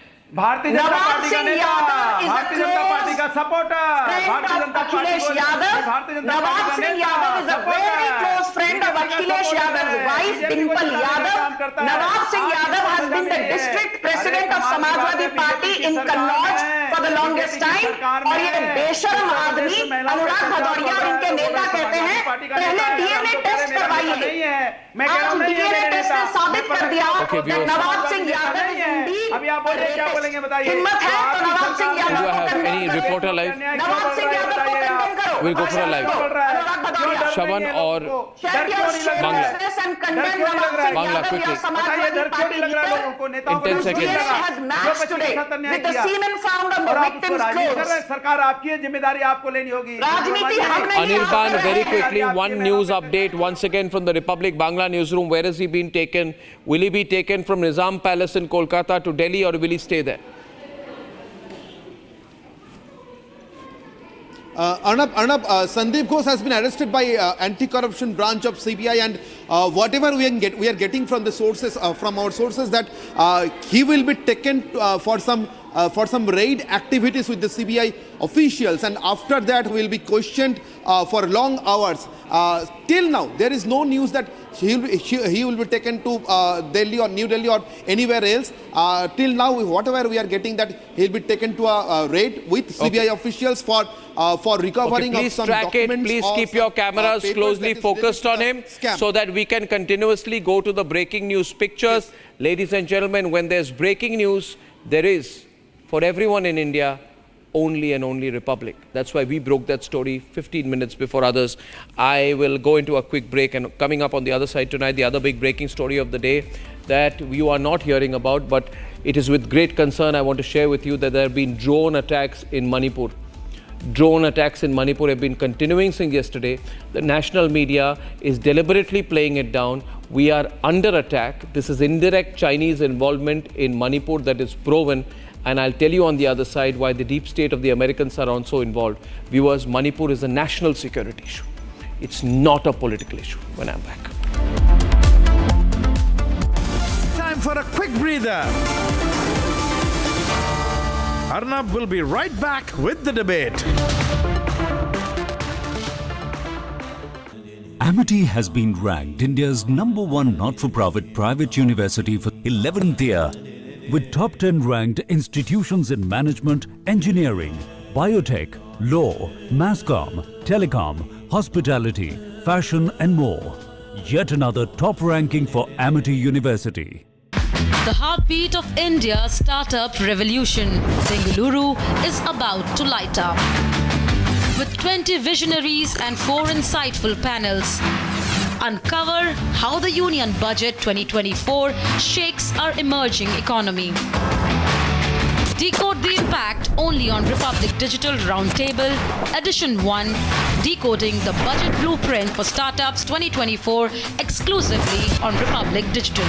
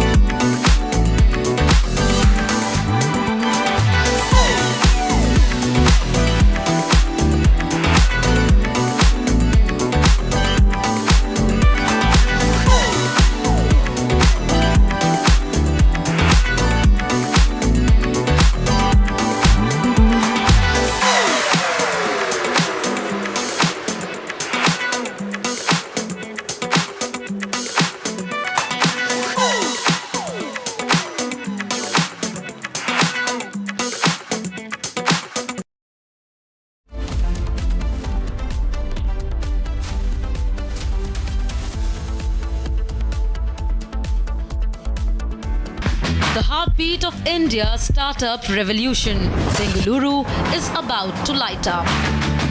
With 20 visionaries and 4 insightful panels, uncover how the Union Budget 2024 shakes our emerging economy.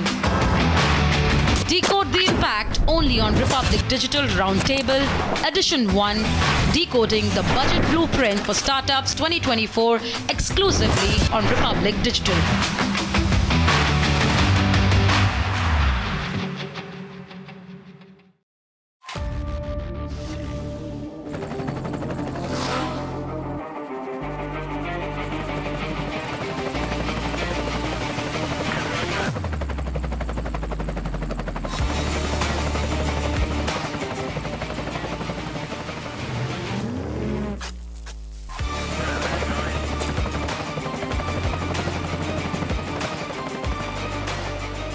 Director, the taste of success.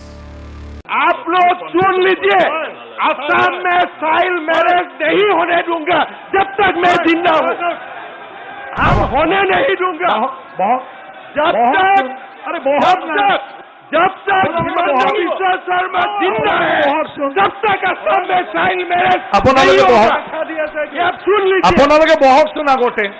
बदलते डेमोग्राफी मेरे लिए, मैं असम से आया हूं, ये मेरे लिए बहुत बड़ा मुद्दा है। इसलिए मैं असम में, बंगाल में हर दिन, मेरा असम में मुस्लिम पॉपुलेशन 40% हो चुका है। 1951 में 12% था, आज असम में मुस्लिम पॉपुलेशन 40%। हम जिला की जिला खो चुका है। तो मेरे लिए ये मुद्दा पॉलिटिकल नहीं है, मेरे लिए ये जीना और मरने का मुद्दा है। इसलिए मैंने उसका साथ ही हर दिन संघर्ष करता हूँ। देखिए, हमारे विधानसभा का हिंदू मुसलमान सारा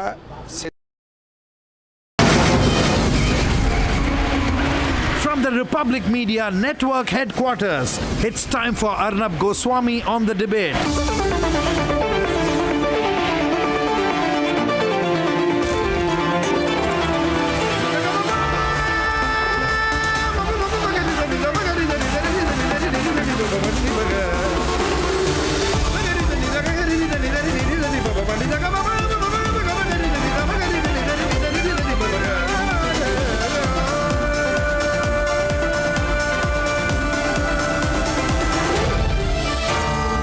Arnab Goswami on the debate.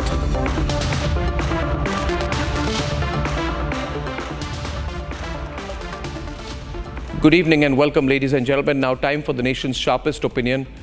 And I come to you tonight with a matter of great concern, a very major news development, which is not being brought to your attention. Ladies and gentlemen, since yesterday, there have been continuous drone bombings in Manipur. I don't know why the national media is not reporting it. Ladies and gentlemen, it started at 2 o'clock yesterday and it continued till 9:30 p.m. And I just got a news update half an hour back that there is a second series of drone bombings in Manipur. Ladies and gentlemen, I will put the pictures of some of these drone bombs and some of these drone attacks in Manipur, foreign funded drone attacks, not these pictures, the other ones, please viewers. Foreign funded drone attacks have been going on in Manipur. These attacks have been more than 50 in number, which means there have been 50 aerial drone bombings in Manipur. And today the bombings have begun all over again. Viewers, these attacks have been carried out by very, very sophisticated drones. They've been carried out by the Kuki-Chin National Army or KNF. I spoke to some security personnel just before coming into the program and they told me that without doubt there is a major foreign hand in this.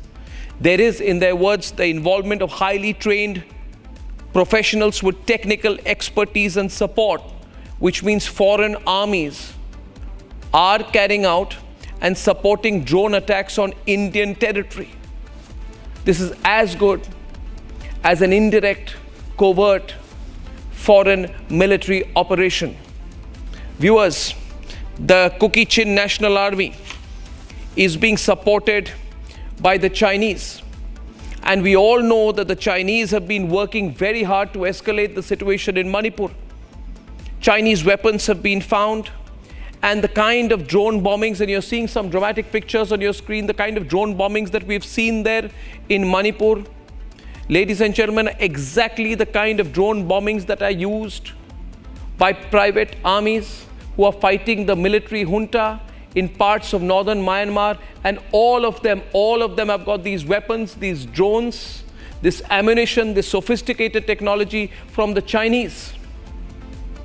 Ladies and gentlemen, this proves that the Chinese are behind the situation in Manipur. This is not just an ethnic conflict. This is clearly a Chinese conspiracy. The problem is that every time we try to solve the situation, Rahul Gandhi jumps straight in there. He flies in, he provokes the situation, he incites a little bit and he goes back again. Connect the dots, ladies and gentlemen. Rahul Gandhi has also signed a secret agreement with the Chinese more than 10, 12, 13 years back. You remember the picture, ladies and gentlemen, of Rahul Gandhi signing an agreement with the Chinese in the presence of Xi Jinping and Sonia Gandhi. And now Rahul Gandhi is indirectly supporting the Chinese while they are supporting drone attacks on our soil. There is an indisputable Chinese hand behind the drone attacks, ladies and gentlemen, because these forces, the KNF, are supported by the PDF of Myanmar. The PDF is the military wing of the NUG, the National League of Democracy. And since May 2021, the PDF is controlling large parts of northern Myanmar, and they are being supported by the Chinese. So without doubt, indirectly, this is direct Chinese intervention in Manipur. I wonder why Rahul Gandhi continues to incite the situation. Viewers, also keep in mind that the Americans are involved in Manipur. The Manipur government recently banned a group because it was found to be a frontal organization receiving funding from the United States.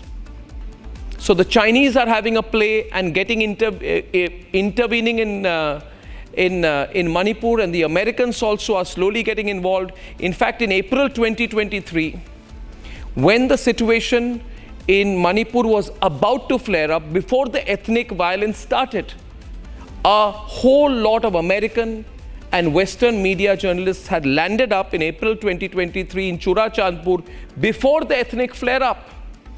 How did they know what was going to happen? How did they know that there would be bloodshed, there would be conflict? Why were they in advance? Can you believe it, viewers? How did parts of the American and Western media land up before an event happened?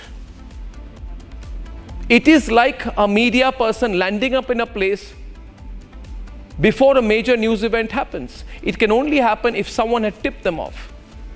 Point I'm trying to make, viewers, is consider the larger situation I'm trying to describe before you. The Chinese are pushing Manipur and pushing India's northeast from the Myanmarese side. They have supported drone attacks on our soil. And the problem with our politicians like Rahul Gandhi is they will only use the situation in Manipur to do politics, where they know very well that it's a national security issue. The Congress party knows very well that there is Chinese involvement in arming groups in Manipur who are now carrying out drone attacks on our own people, on our own villages, on our soil. Manipur is not a political situation. It is clearly a situation where the deep states of China and America are directly involved. Now, on the other side, you have the Americans who are now controlling Bangladesh. And with radical groups like the Jamaat-e-Islami, they can open up the borders from the Bangladeshi side. The Chinese are opening up, attacking our borders from the Myanmarese side, and sandwiched in the middle of that is our most precious and beloved northeastern part of India. That is why I'm making this appeal tonight, viewers. Manipur is a grave national security situation. The entire situation in Manipur, Myanmar, on the India-Bangladesh border, on the India-Myanmar border is very much on the tenterhooks. Today, I would say our nation is under attack in Manipur. When there are drone attacks being carried out using foreign weapons on our soil, will we still do politics over it? I spoke to some security people on the ground, people in uniform, and I asked them, what do you feel about the politics? They said, it's so terrible.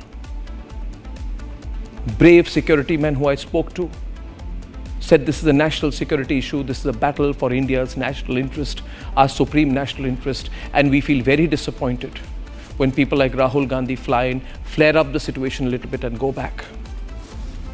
The question we should all ask is tonight, will we unite for Manipur? It is not easy to handle a situation there. I'm not saying everything the government has done is right in Manipur, but mistakes have been made for a long time, not just over the last few years. But when we know today that the Americans on the one side through Myanmar, through Bangladesh are trying to intervene in Manipur, in India's northeast, when we know that the Chinese are supporting drone attacks on our side from the Myanmarese side, when we know the nation is under threat, when we know the nation is under attack, will we still do shallow politics over it? The time has come for us to take a deep look at what the reality of the situation in Manipur is all about. And we need to realize that if we allow the Americans in, if we allow the Chinese in, then our northeastern states will be under direct attack by the deep states of other countries. Viewers, one more point we need to keep in mind. The big fight between Sheikh Hasina and the Americans was over Sheikh Hasina's refusal to hand over parts of Bangladeshi territory, particular one island called St. Martin's Island, to the Americans to base their armed forces, their groups, their rebel, the American troops, to use it as a base to train rebels, to make sure that the rebels use the Bangladeshi route to enter into Myanmar. And now that the Americans have control over Bangladesh, they will do everything possible to push from the Bangladeshi side, and hence the northeastern part of India is going to get sandwiched between American interests being pushed through the military government in Bangladesh and Chinese interests being pushed through these terrorist groups and rebel groups from Myanmar. We still have the opportunity. I once again want to share with you the most disturbing visuals of the drone attack that happened yesterday and are continuing to happen in Manipur. And I appeal to every Indian to spread the message that foreign powers are getting involved in the situation in Manipur. We need to support our security forces now. We need to stop the politics immediately. And we need to understand that if you do not have a solution to an issue, then the politicians should stop meddling as well. We'll keep a very, very close watch on the situation in Manipur, ladies and gentlemen. The foreign hand in Manipur is only the most recent example of the deep states of China and America intervening to gain control over parts of territory between northeastern parts of India, Bangladesh, and Myanmar. Our national security is at stake. Our sovereignty, ladies and gentlemen, is at risk. We make a call tonight for national unity on Manipur. Zero politics from now on.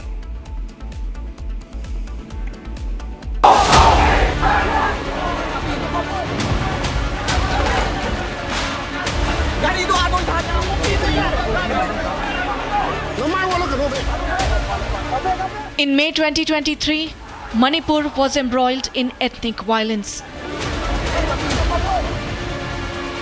This after a tribal solidarity march was organized in the hill districts to protest the Meiteis' demand for scheduled tribe status. But what looked like ethnic clashes has now taken a new turn. In a clear attempt to escalate tensions, Kuki insurgents used drones to drop around 50 bombs in 7 hours on a Meitei village. 2 people were killed and 10 injured in firing by suspected Kuki insurgents. Watch how Kuki insurgents bombed Meitei villages.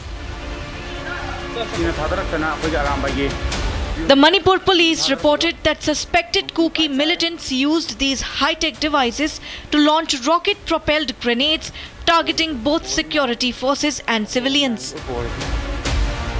We have got inputs from different sources and also highly placed sources in the Manipur police, and the Home Department has also confirmed that there have been a group of 100 to 150 Kuki militants suspected to be from the KNF who reportedly went to Myanmar in the month of March and April, and they underwent training in Myanmar where they were specifically trained on the use of drone to deploy bombs. Sources say that the insurgent group behind the attack were trained in Myanmar by People's Defense Force and Jin National Front. In the month of March and April, at least a group of 100 to 150 militants from Churachandpur and Kangpokpi areas of Manipur went to Myanmar, where they were trained by the People's Democratic Front or the People's Defense Force of Myanmar, and also the CNF. They were trained there particularly in the aspect of carrying out drone strikes. Meanwhile, a foreign funding angle has also emerged, where sources say that Kuki organization was funded by US and UK frontal organizations. The group has now been banned by Manipur government.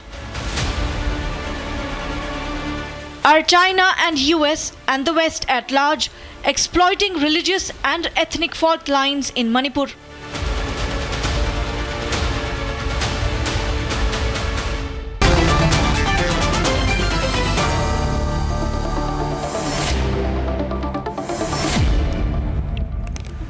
Ladies and gentlemen, in fact, this is appearing to be the biggest news story of the week. Breaking news this evening that this is the second consecutive day of foreign-funded drone attacks. I repeat, ladies and gentlemen, foreign-sponsored drone attacks have been going on in Manipur.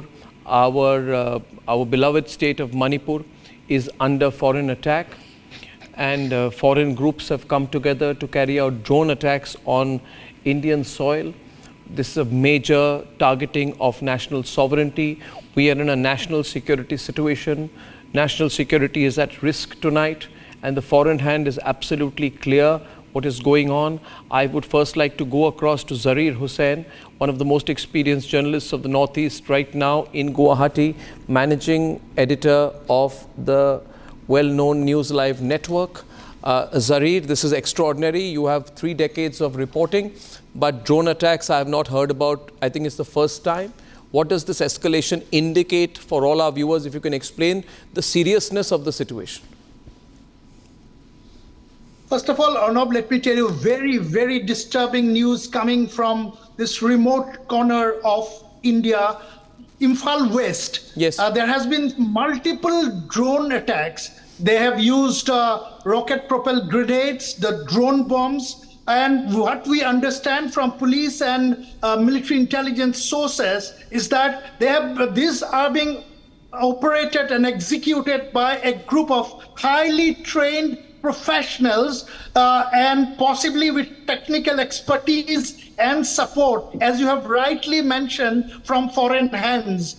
And when we talk about foreign hands, you have already mentioned about China's involvement, America's involvement. So it's a very, very vulnerable and strategic location that we are here, and the civil unrest that we had witnessed is a fallout of this. Some forces inimical to India have been trying to capitalize on this civil war kind of a situation, the fluid, fragile situation in the Northeast, and they have used this highly, highly dangerous, innovative, ingenious way of terror tactics using drone bombs. And these are last couple of 2 days, multiple drone attacks. Ladies and gentlemen, very, very grim situation. I would like to tell everyone tonight, this is a moment for national unity. The country needs to come together. We are what we are witnessing in Manipur is the second day of consecutive drone attacks. Ladies and gentlemen, without a doubt, these are China-backed drone attacks that are going on in Manipur. I have been saying for a long time that this is not a political situation. This is not an ethnic conflict.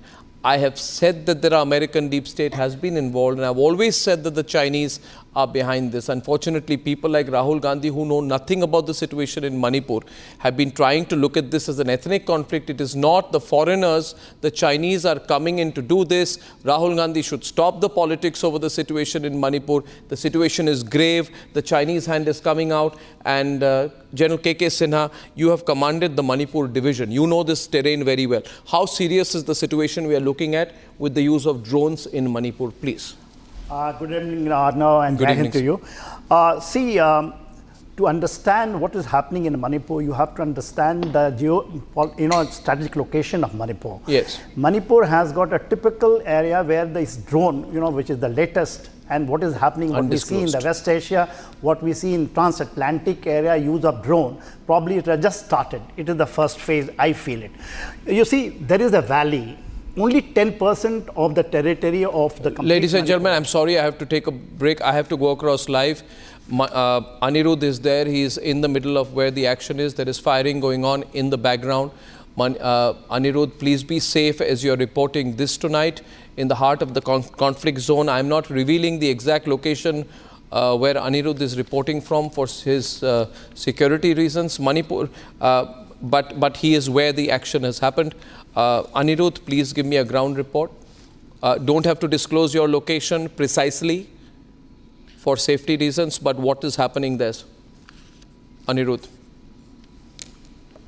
Yes, Arnab, we are exactly in the location where the fighting is still on in Imphal West district. The precise location, as you have said, we cannot disclose because of the security concern. Right now, we have just a short while back also, we have witnessed how flares of fires came towards the valley from the foothill areas. It illuminated a huge portion of the area, and the reports that are also coming in that in the evening also, the villagers, the local villagers here, they have witnessed at least 4 to 5 drones flying over in the area, and they suspect that those drones are still flying in this area. Heavy firing is still on from the foothill areas, and the way the Kuki militants have been using the sophisticated drone has caused a lot of concern among the local villagers. They are not inside their home.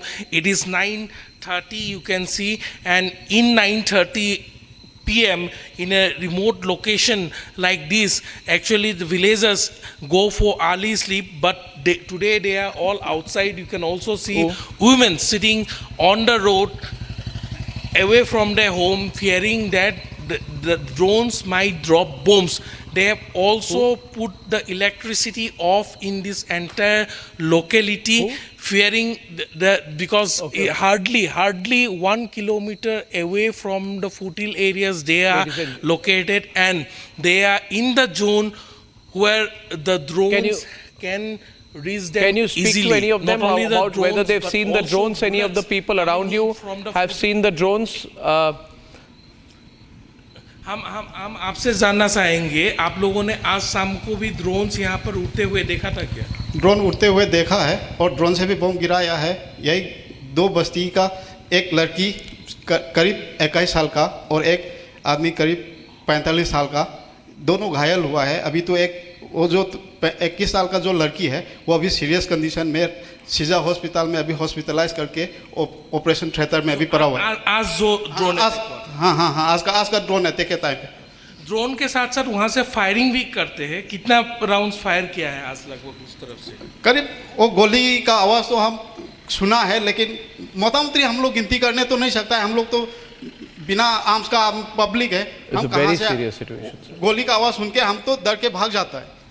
तो देखिए हम लोग का India में और मणिपुर में जो हादसा जो चल रहा है, लेकिन हम क्या कहें, इतना मुसीबत में है और इतना तकलीफ में है। ड्रोन से कितना बम गिराया गया है आज इस इलाके में? इस इलाके में आज 4 बम गिराया गया है और कल ये इम्फाल वेस्ट का कौटरू विलेज में हमारा बस्ती का बगल में 40 बम गिराया है। यहाँ पर लोग भी आज घरों में भी बम गिराए हैं, घर भी कई डैमेज हुआ है इस इलाके में। हाँ एक घर डैमेज हुआ है, एक घर आज डैमेज हुआ है। हाँ। Yes, Arnab, you can hear the villagers who are out on the streets. They fear going back to their home. Yes, there is a sense of insecurity among the people out here. And as they have said, today at least 4 bombs have been dropped with the help of drone. And yesterday it was literally raining bombs in this area, as at least 60 bombs were dropped. 10 didn't went off. 50 exploded in this area, Arnab. There is an escalation here by the groups. Anirudh, you stay on this. Abhijit Chawda, you're watching this tonight. Savio Rodriguez. I've been always saying this, and I hope people realize now that the situation in Manipur is not a homegrown situation. I believe there is an American hand, because the Americans were there in Churachandpur in August 2023, even before the ethnic violence happened. I believe there is a Chinese hand, because the Chinese are behind the PDF. And the PDF is fighting for control in large parts of northern Myanmar. Viewers, put it in simple terms, if a China-backed terrorist group, China-backed rebel group controls Myanmar tomorrow, the entire northeastern one part of the border will be open. The other part of the border will be open with Manipur, which is supported by America. Sandwiched between the America and China proxy fight through Bangladesh and Myanmar will be the northeastern part of India. And I would say tonight, Rahul Gandhi and others, just keep out, let our security forces do the job. Don't provoke the cookies. Let the peace process continue. I spoke to security forces who said every time there is a political resolution, some politician comes from Delhi, provokes people a little bit, solution is stopped. So I think, Abhijit Chawda, quick word from you tonight on this as the drone attacks happen a consecutive day in Manipur. Yes, indeed, Arnab. I have been speaking about this for the past 1.5 years. I have been saying that Manipur is not a law and order issue. This is a geopolitical project. What we are witnessing is the implementation of Project K, Cookie Land for Christ, to carve out an artificial Christian nation out of Burma, Bangladesh, Manipur, Mizoram, and to cut off India's access to Southeast Asia, to isolate India, and to create this artificial nation which will serve as a second Eastern Pakistan. The first East Pakistan is Bangladesh. So that's what it is. It involves cross-border terrorism. It involves large-scale drug funding, drug smuggling, all of that. Now the question is, who is behind this? We know that there's a tremendous Chinese hand in Burma, Operation 1107, the Three Brotherhood Alliance, and so on. But if you look at the actual history of the Cookie Land project, dating back from the 19th century, you will see that there is a consistent hand of the West in it. And when it comes to this cookie terrorism, it is the United States mostly and its various agencies, whether it's the church-based agencies or whatever it is, whether it is links with Khalistani terrorists in Canada or the US, it's the West that is behind Cookie Land. And that's what's happening. And Manipur is under siege. The people of Manipur have been experiencing tremendous distress and tremendous... The point is that you see, playing in troubled waters right now, and, Abhijit, something needs to be done about this. Rahul Gandhi is playing in troubled waters. It's so difficult. We was to handle a situation like this where foreign powers and others are involved. I'm not saying that this has anything directly to do with Rahul Gandhi's arrangement with Xi Jinping through that secret arrangement. But the point is that Rahul Gandhi has not said either that he's against the idea of a Christian nationalist state, of Cookie Land. Rahul Gandhi should make that clear. Right, Savio, that he's against a Christian nationalist state to be carved out of parts of Myanmar, India, and Bangladesh. I don't understand why he doesn't say that. I want to know, Rahul Gandhi, are you with India or against India? You anyway believe India is not a nation. You believe it is a negotiation. I want you to say that you are against this idea of carving out a Cookie Land and breaking up my country. My country's sovereignty is at stake. And Savio, I want to know how you see this. You know, Arnab, the whole idea was actually brought to light by Sheikh Hasina. And Sheikh Hasina referred to a white man that spoke about carving out a Christian nation from parts of Bangladesh, from the Chin state in Myanmar, and Manipur and Mizoram in India. That land, Cookie Land or Zogam, as they want to call it, is in action at this point of time. There is a serious threat to India's sovereignty. I've been saying this for the last 1 year. While China is funding the conflict, the violence, it is a larger game plan of the United States to use the Northeast as a destabilizing point for India. If you look at the weapons even used in Jammu and Kashmir, there are Chinese weapons and Chinese technology that have been used. So China is playing a game in both Jammu and Kashmir and the Northeast, Manipur to be precise. And you have the US that is using the media. On April 29th, I have said it on your show before, 3 of the publications, foreign publications, were already in Churachandpur.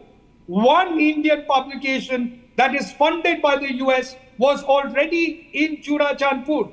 How did they know that a simple protest on May 3rd would turn violent into one of the worst atrocities that Manipur has seen? See, how did they know that? I tell you this, viewers, I want to just explain my point tonight. The spark, the most unfortunate incident on a woman that led to the ethnic unrest in Manipur is terrible, regrettable. And there are not enough words that we have in our known vocabulary to condemn it. However, we must keep in mind that foreign countries fish in troubled waters. I am not saying Rahul Gandhi is a foreign agent, but on whose side is Rahul Gandhi playing? You have to understand the complexity of the situation in Manipur and also understand that there are people who are saying we will carve out some kind of a Christian state like East Timor. And Sheikh Hasina had said that this is a conspiracy of a new country like East Timor.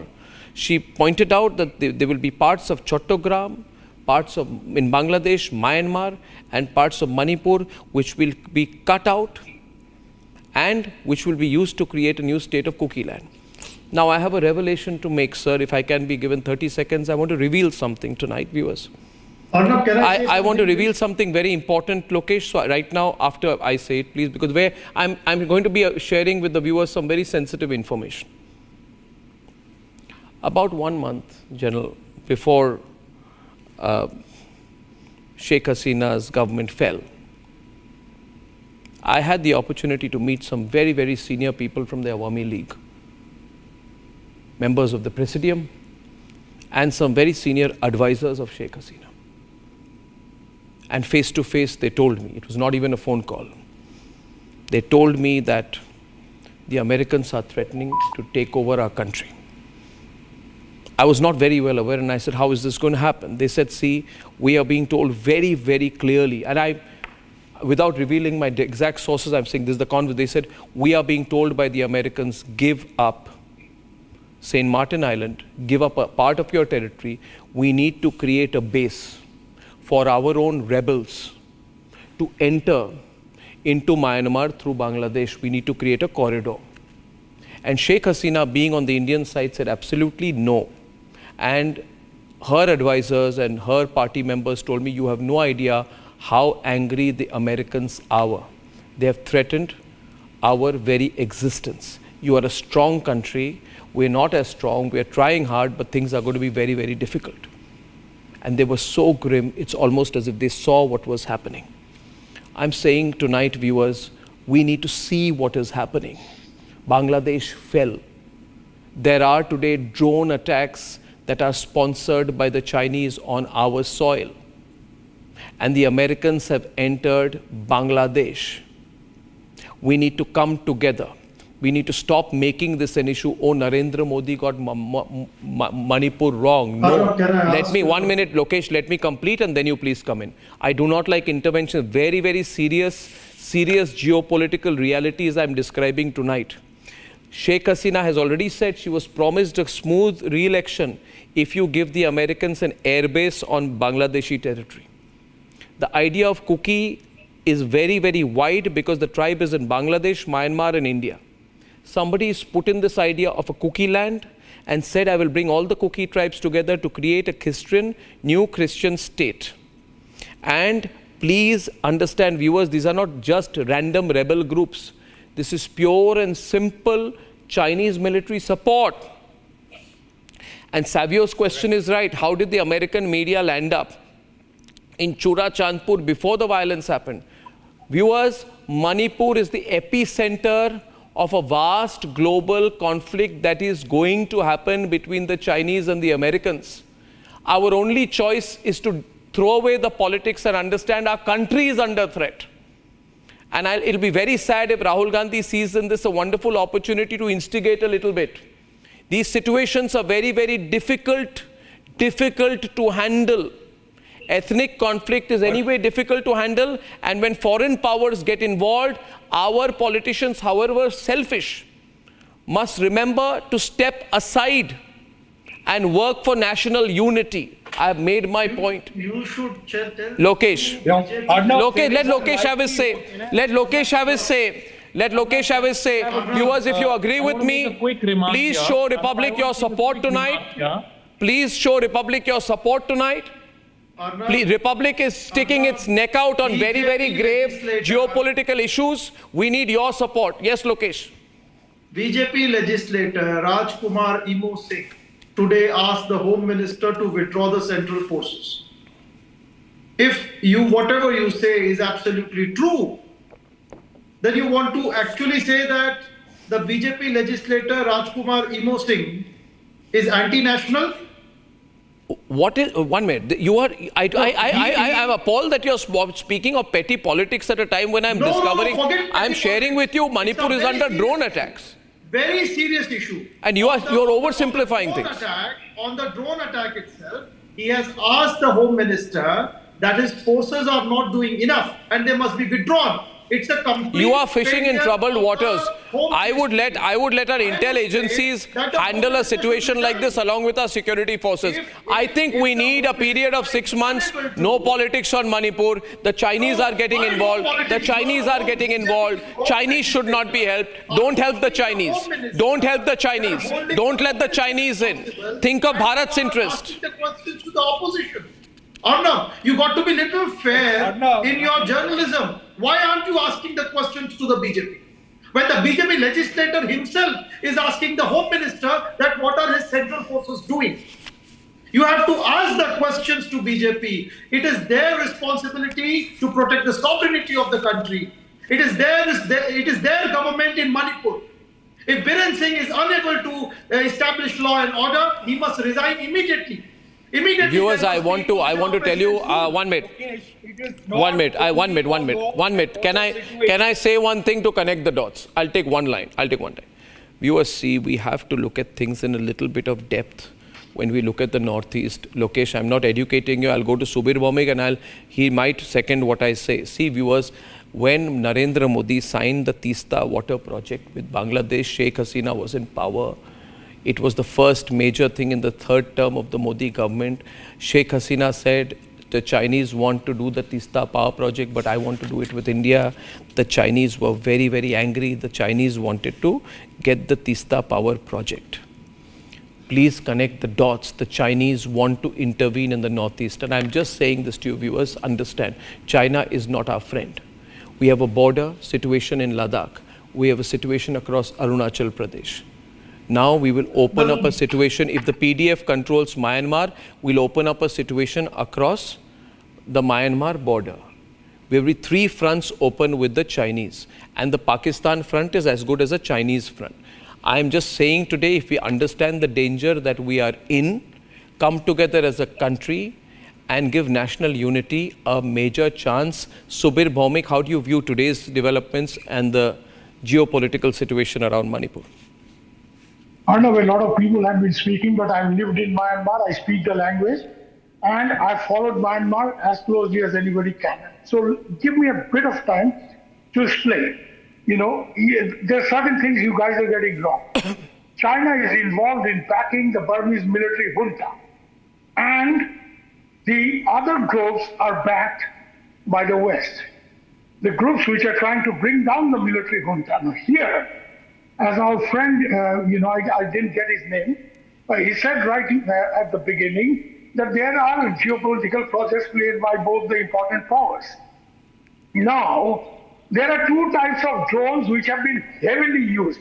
First is the rebel groups in Myanmar who, according to Myanmar official statistics, dropped 25,000 bombs in the last 6 months of conflict when the Brotherhood Alliance stepped up its offensive against the military junta.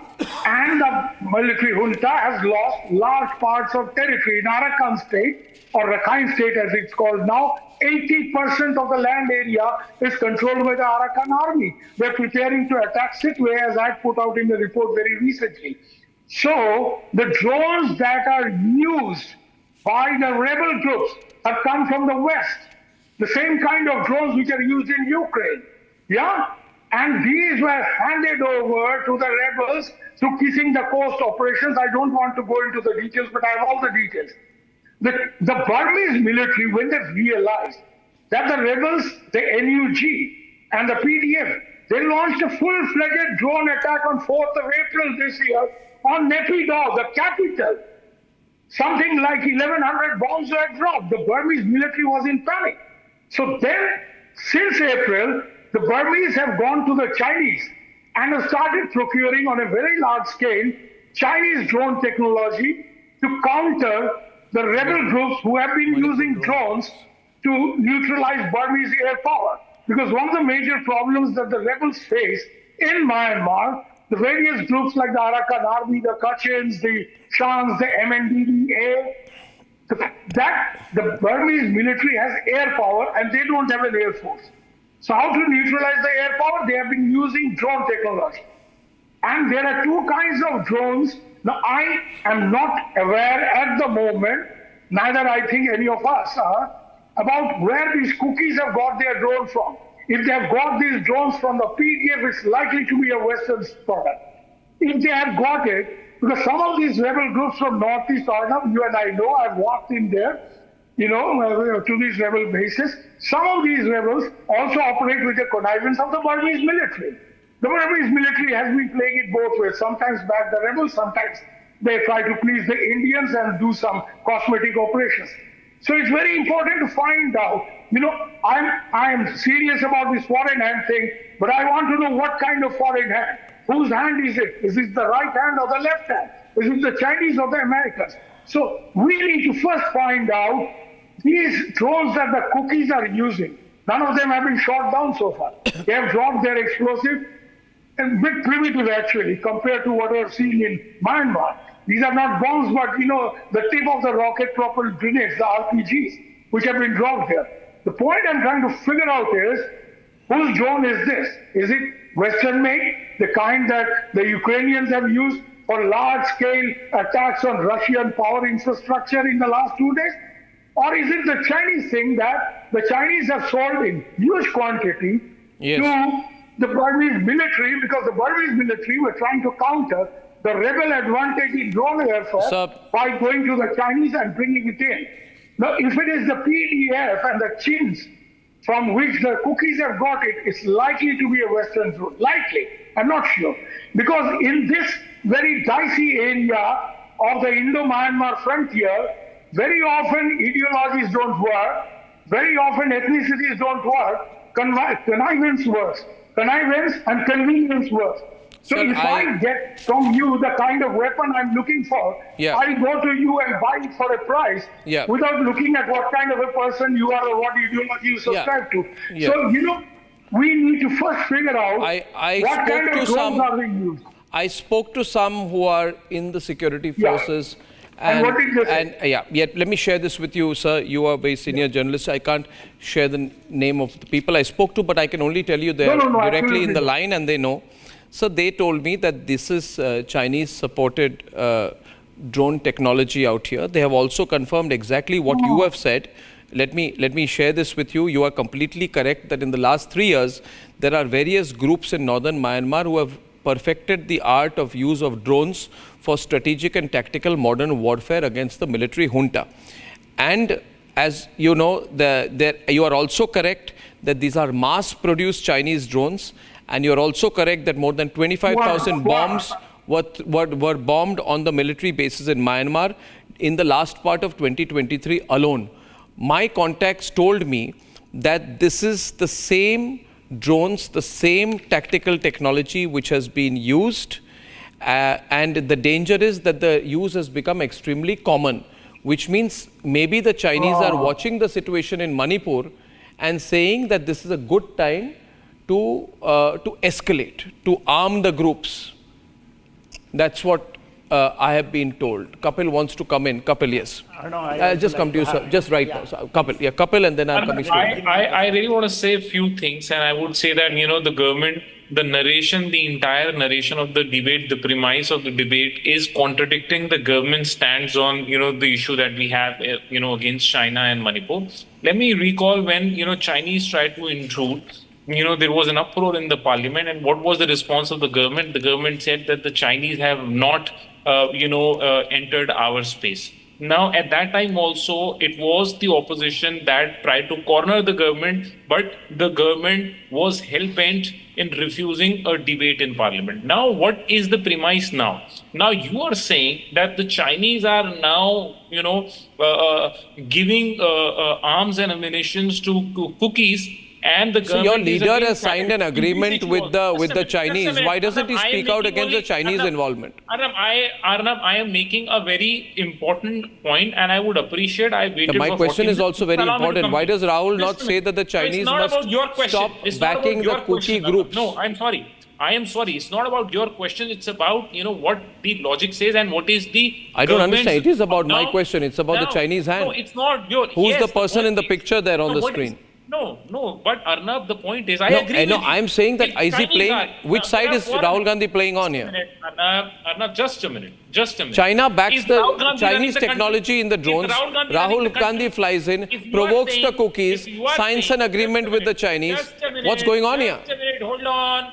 I know No, I'll you hold are- on. I'm very strong on facts. I know you are hypersensitive insofar as Mr. Gandhi is concerned, but just allow me to, make my point on the substance of the issue. Now, the issue is, if the Chinese are hand in gloves and are supplying ammunition to one of the communities in Manipur, is our intelligence agency playing carom board?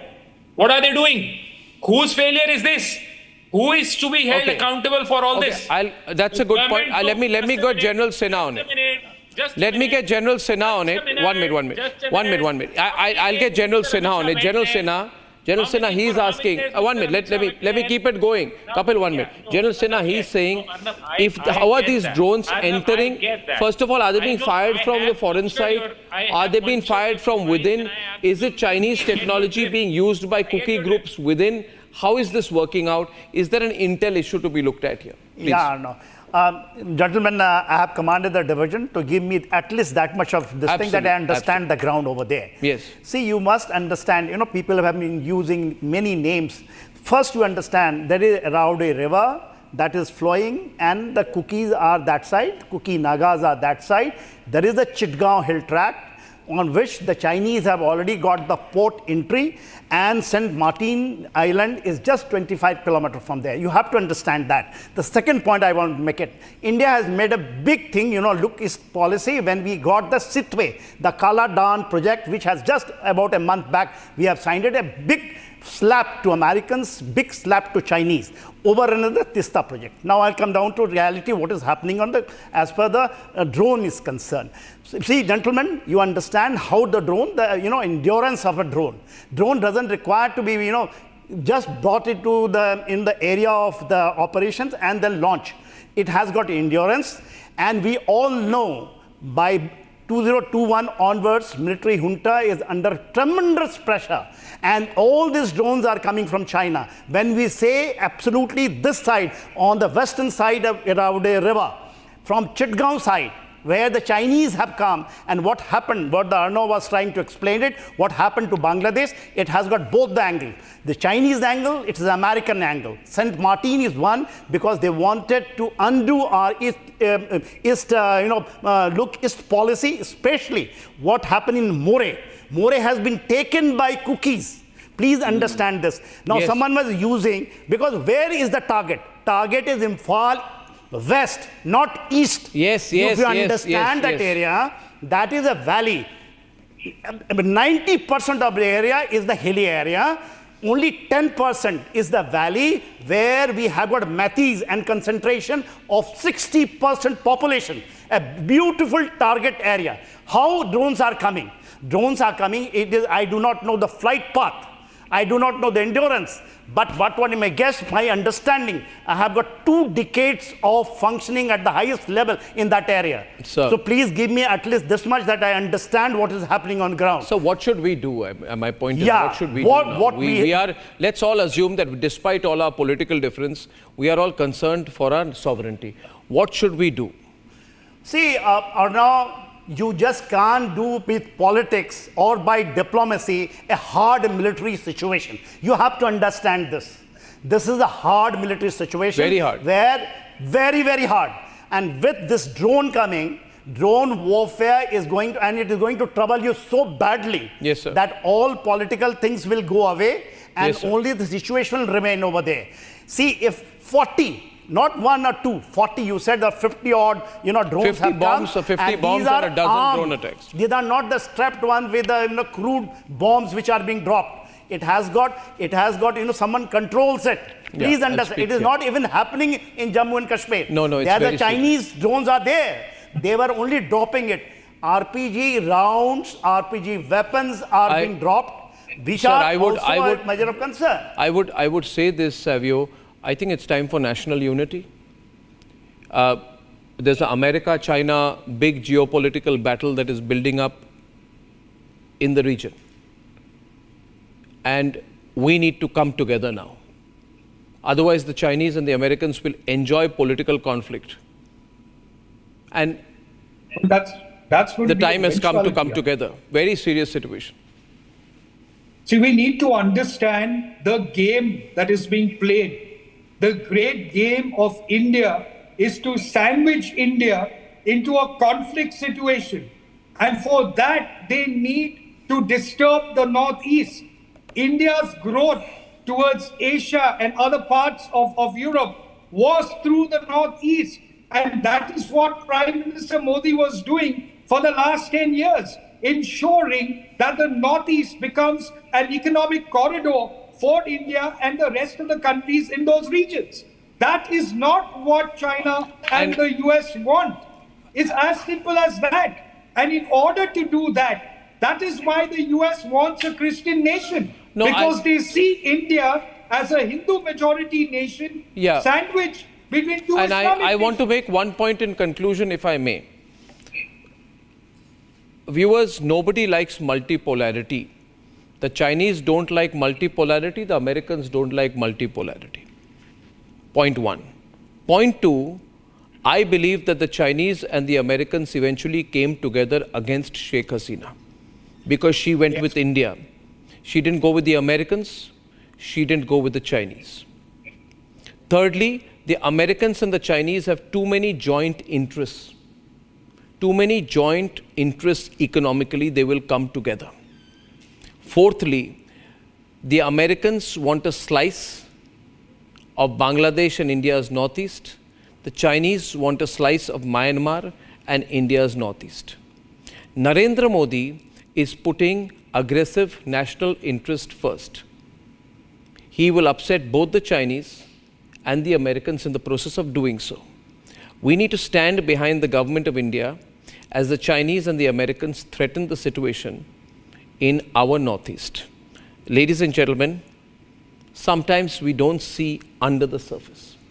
The geopolitical situation in the northeast is extremely grim. We cannot have an open border with Myanmar. We must fence the border with Myanmar as hard as we can. We must let the security forces have a complete free run for the next 6 months to 1 year. Only then will the situation normalize.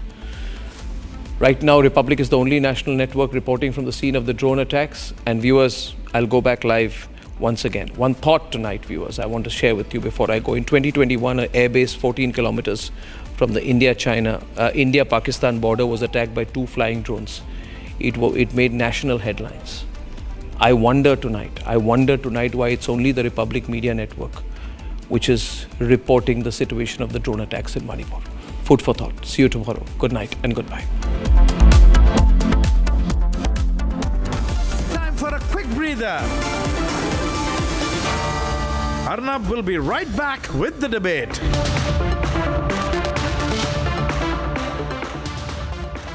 Amity has been ranked India's #1 not-for-profit private university for 11th year, with top 10 ranked institutions in management, engineering, biotech, law, masscom, telecom, hospitality, fashion and more. Yet another top ranking for Amity University. The heartbeat of India's startup revolution, Bengaluru, is about to light up. With 20 visionaries and 4 insightful panels, uncover how the Union Budget 2024 shakes our emerging economy. Decode the impact only on Republic Digital Roundtable, Edition 1, Decoding the Budget Blueprint for Startups 2024, exclusively on Republic Digital.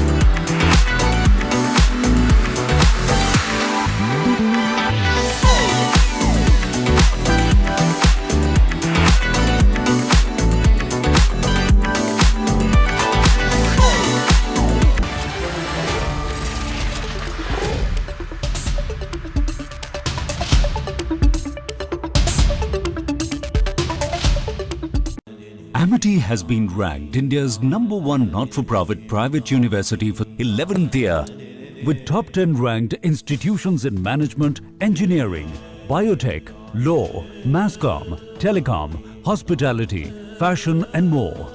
Yet another top ranking for Amity University. The heartbeat of India's startup revolution, Bengaluru, is about to light up. With 20 visionaries and 4 insightful panels, uncover how the Union Budget 2024 shakes our emerging economy. Decode the impact only on Republic Digital Roundtable, Edition 1, Decoding the Budget Blueprint for Startups 2024, exclusively on Republic Digital.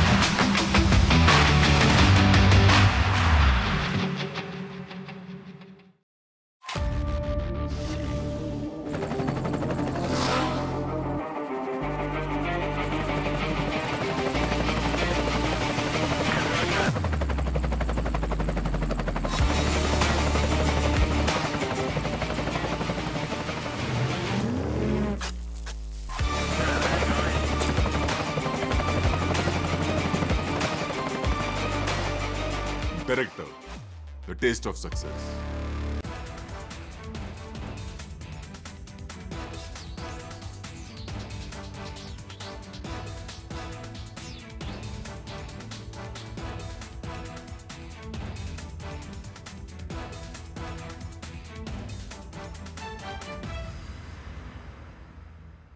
आप लोग सुन लीजिए, असम में साइल marriage नहीं होने दूंगा जब तक मैं जिंदा हूँ।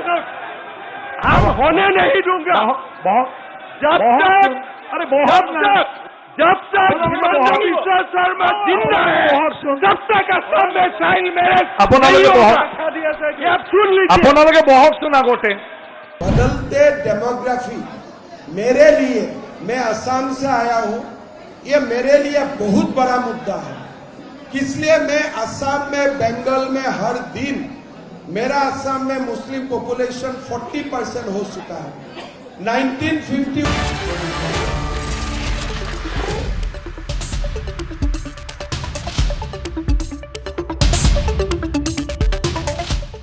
टिप चाहिए, पैसा लगाना है तो सेंचुरी प्लाई क्लब प्राइम पे लगाओ।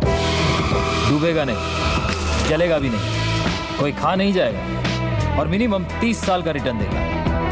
अब इससे बेटर इन्वेस्टमेंट है तो बताओ। सेंचुरी प्लाई क्लब प्राइम, रहो बेफिक्र।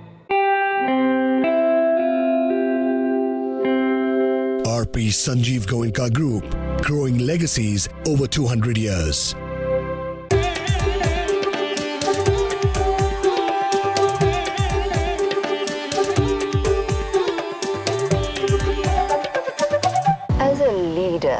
You need to look at the big picture. Oh, I do, boss. Every day.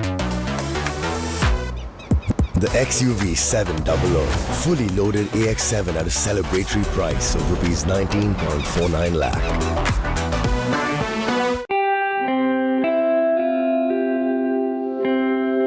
RP Sanjeev Goenka Group, growing legacies over 200 years. इस पर क्या नया है बताती। रंगी नजारे हो अब सारे तुम्हारे हो, बस एक इशारे पे मस्ती की फुहार। Philips Smart Wi-Fi LED lights, smarter generation की smart lights. Philips.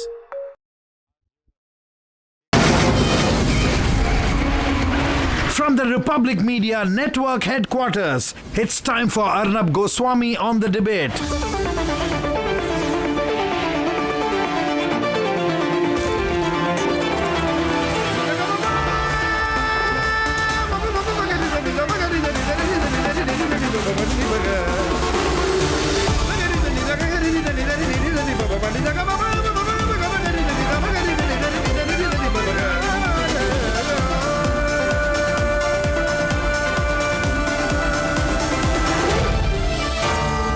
Arnab Goswami on the debate.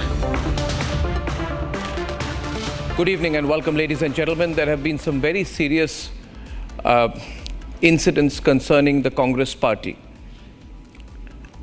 senior Congress leader, woman leader, Simi Rosebell John, has alleged that only those close to the leadership get opportunities in the party.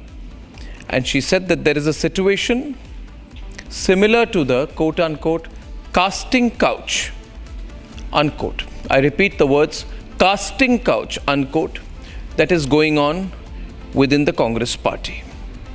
I need not explain in further detail what she means. We all understand. Ladies and gentlemen, we've heard of the casting couch in Bollywood. But if there is a casting couch in the Congress party, we would expect that when a senior Congress leader talks about a casting couch in the Congress party, she would have been called by the Congress leadership. She would have got some level of support, and action would have been taken on the basis of what she said. On the contrary, I am horrified to share with you that the Congress party, just because this leader, Simi Rosebell John, dared to speak up, ladies and gentlemen, Rahul Gandhi, Priyanka Vadra have sacked her from the Congress party. Mallikarjun Kharge has sacked her from the Congress party. Is this what Ladki Hoon, Lad Sakti Hoon is all about? That a woman comes out and speaks about sexual exploitation within the Congress party and she's thrown out immediately without even being asked for her version. This is not the first time. You would remember, ladies and gentlemen, the case of Radhika Khera, very, very vocal Congress party spokesperson who's on my program tonight, who said that she had been locked up in a room, that she'd been threatened. She was worried for her safety and she was victimized for simply speaking out against drunk Congress leaders who had locked her up in a room, subjected her to the worst form of intimidation. Ladies and gentlemen, and for that too, Radhika Khera was targeted. This has become a pattern. Viewers, we need to take this matter very seriously. After all, when I met Rahul Gandhi in 2014, he referred to women's empowerment over 100 times. Is this women's empowerment? Whenever a woman leader decides to speak up, you target her, you abuse her, you throw your lot behind the men in your party who are facing the accusation. Ladies and gentlemen, you would remember that a former Assam Youth Congress president, Ankita Datta, was also sacked from the Congress party for making allegations of harassment. When she attempted to bring up the case, she was sacked, and she was not the first person. Repeatedly, this is happening within the Congress party, that women leaders who come and say something terrible is happening. We are facing sexual abuse, sexual exploitation, misogyny. They are thrown out from the Congress party. Without going into further detail tonight, I would say this should be food for thought. If you talk about women's empowerment, you should follow it up. What has happened in Kerala is extremely concerning. A top Congress leader thrown out for talking about the casting couch. Ladies and gentlemen, she'll be joining me tonight, and I request you all to stand by for that debate. That is debate number 1 tonight, the rot in the Congress party, which is now out. First Radhika Khera, Ankita Datta, now Simi Rosebell. Insiders in the Congress party are talking about the casting couch scandal within the Congress party. Ladies and gentlemen, at 9 o'clock this evening, and this is what I really want everybody to join in about, I've been talking about the foreign hand repeatedly. Tonight, I will share with you details of the foreign hand which is active in Manipur. I will show you pictures. I will share with you data, and I will prove to you that the Americans and the Chinese are instigating the situation in Manipur, and we need to come together for that. Please do not miss that at 9 o'clock. Please tell all your family members as well. That is at 9 o'clock. And here are the headlines this Monday evening on the debate tonight. A what do you have to say about the removal of Simi Rosabelle? She has highlighted the issue of casting couch in Kerala. She was expelled. Mr. Venugopal, why was she expelled? Because she exposed the sad reality of women in Congress? Scandal hits the Congress party. KC Venugopal, Rahul Gandhi and other top Congress leaders. You can pull up the glasses of your car, run away from Republic's questions and remain mum. But the reality will not change. Ladies and gentlemen, the Congress party has been hit by the casting couch scandal. First they targeted Radhika Khera and now the Congress has expelled Simi Rosabelle John, who spoke against the party and exposed the casting couch rot. The Ladki Hu Lad Sakti Hu brigade goes completely silent. From Kerala to Kannauj, in these hypocrisies out in the open, DNA test confirms that Nawab Yadav, a very close aide of Akhilesh and Dimple Yadav, raped a 15-year-old girl in Kannauj. Congress party remained mum on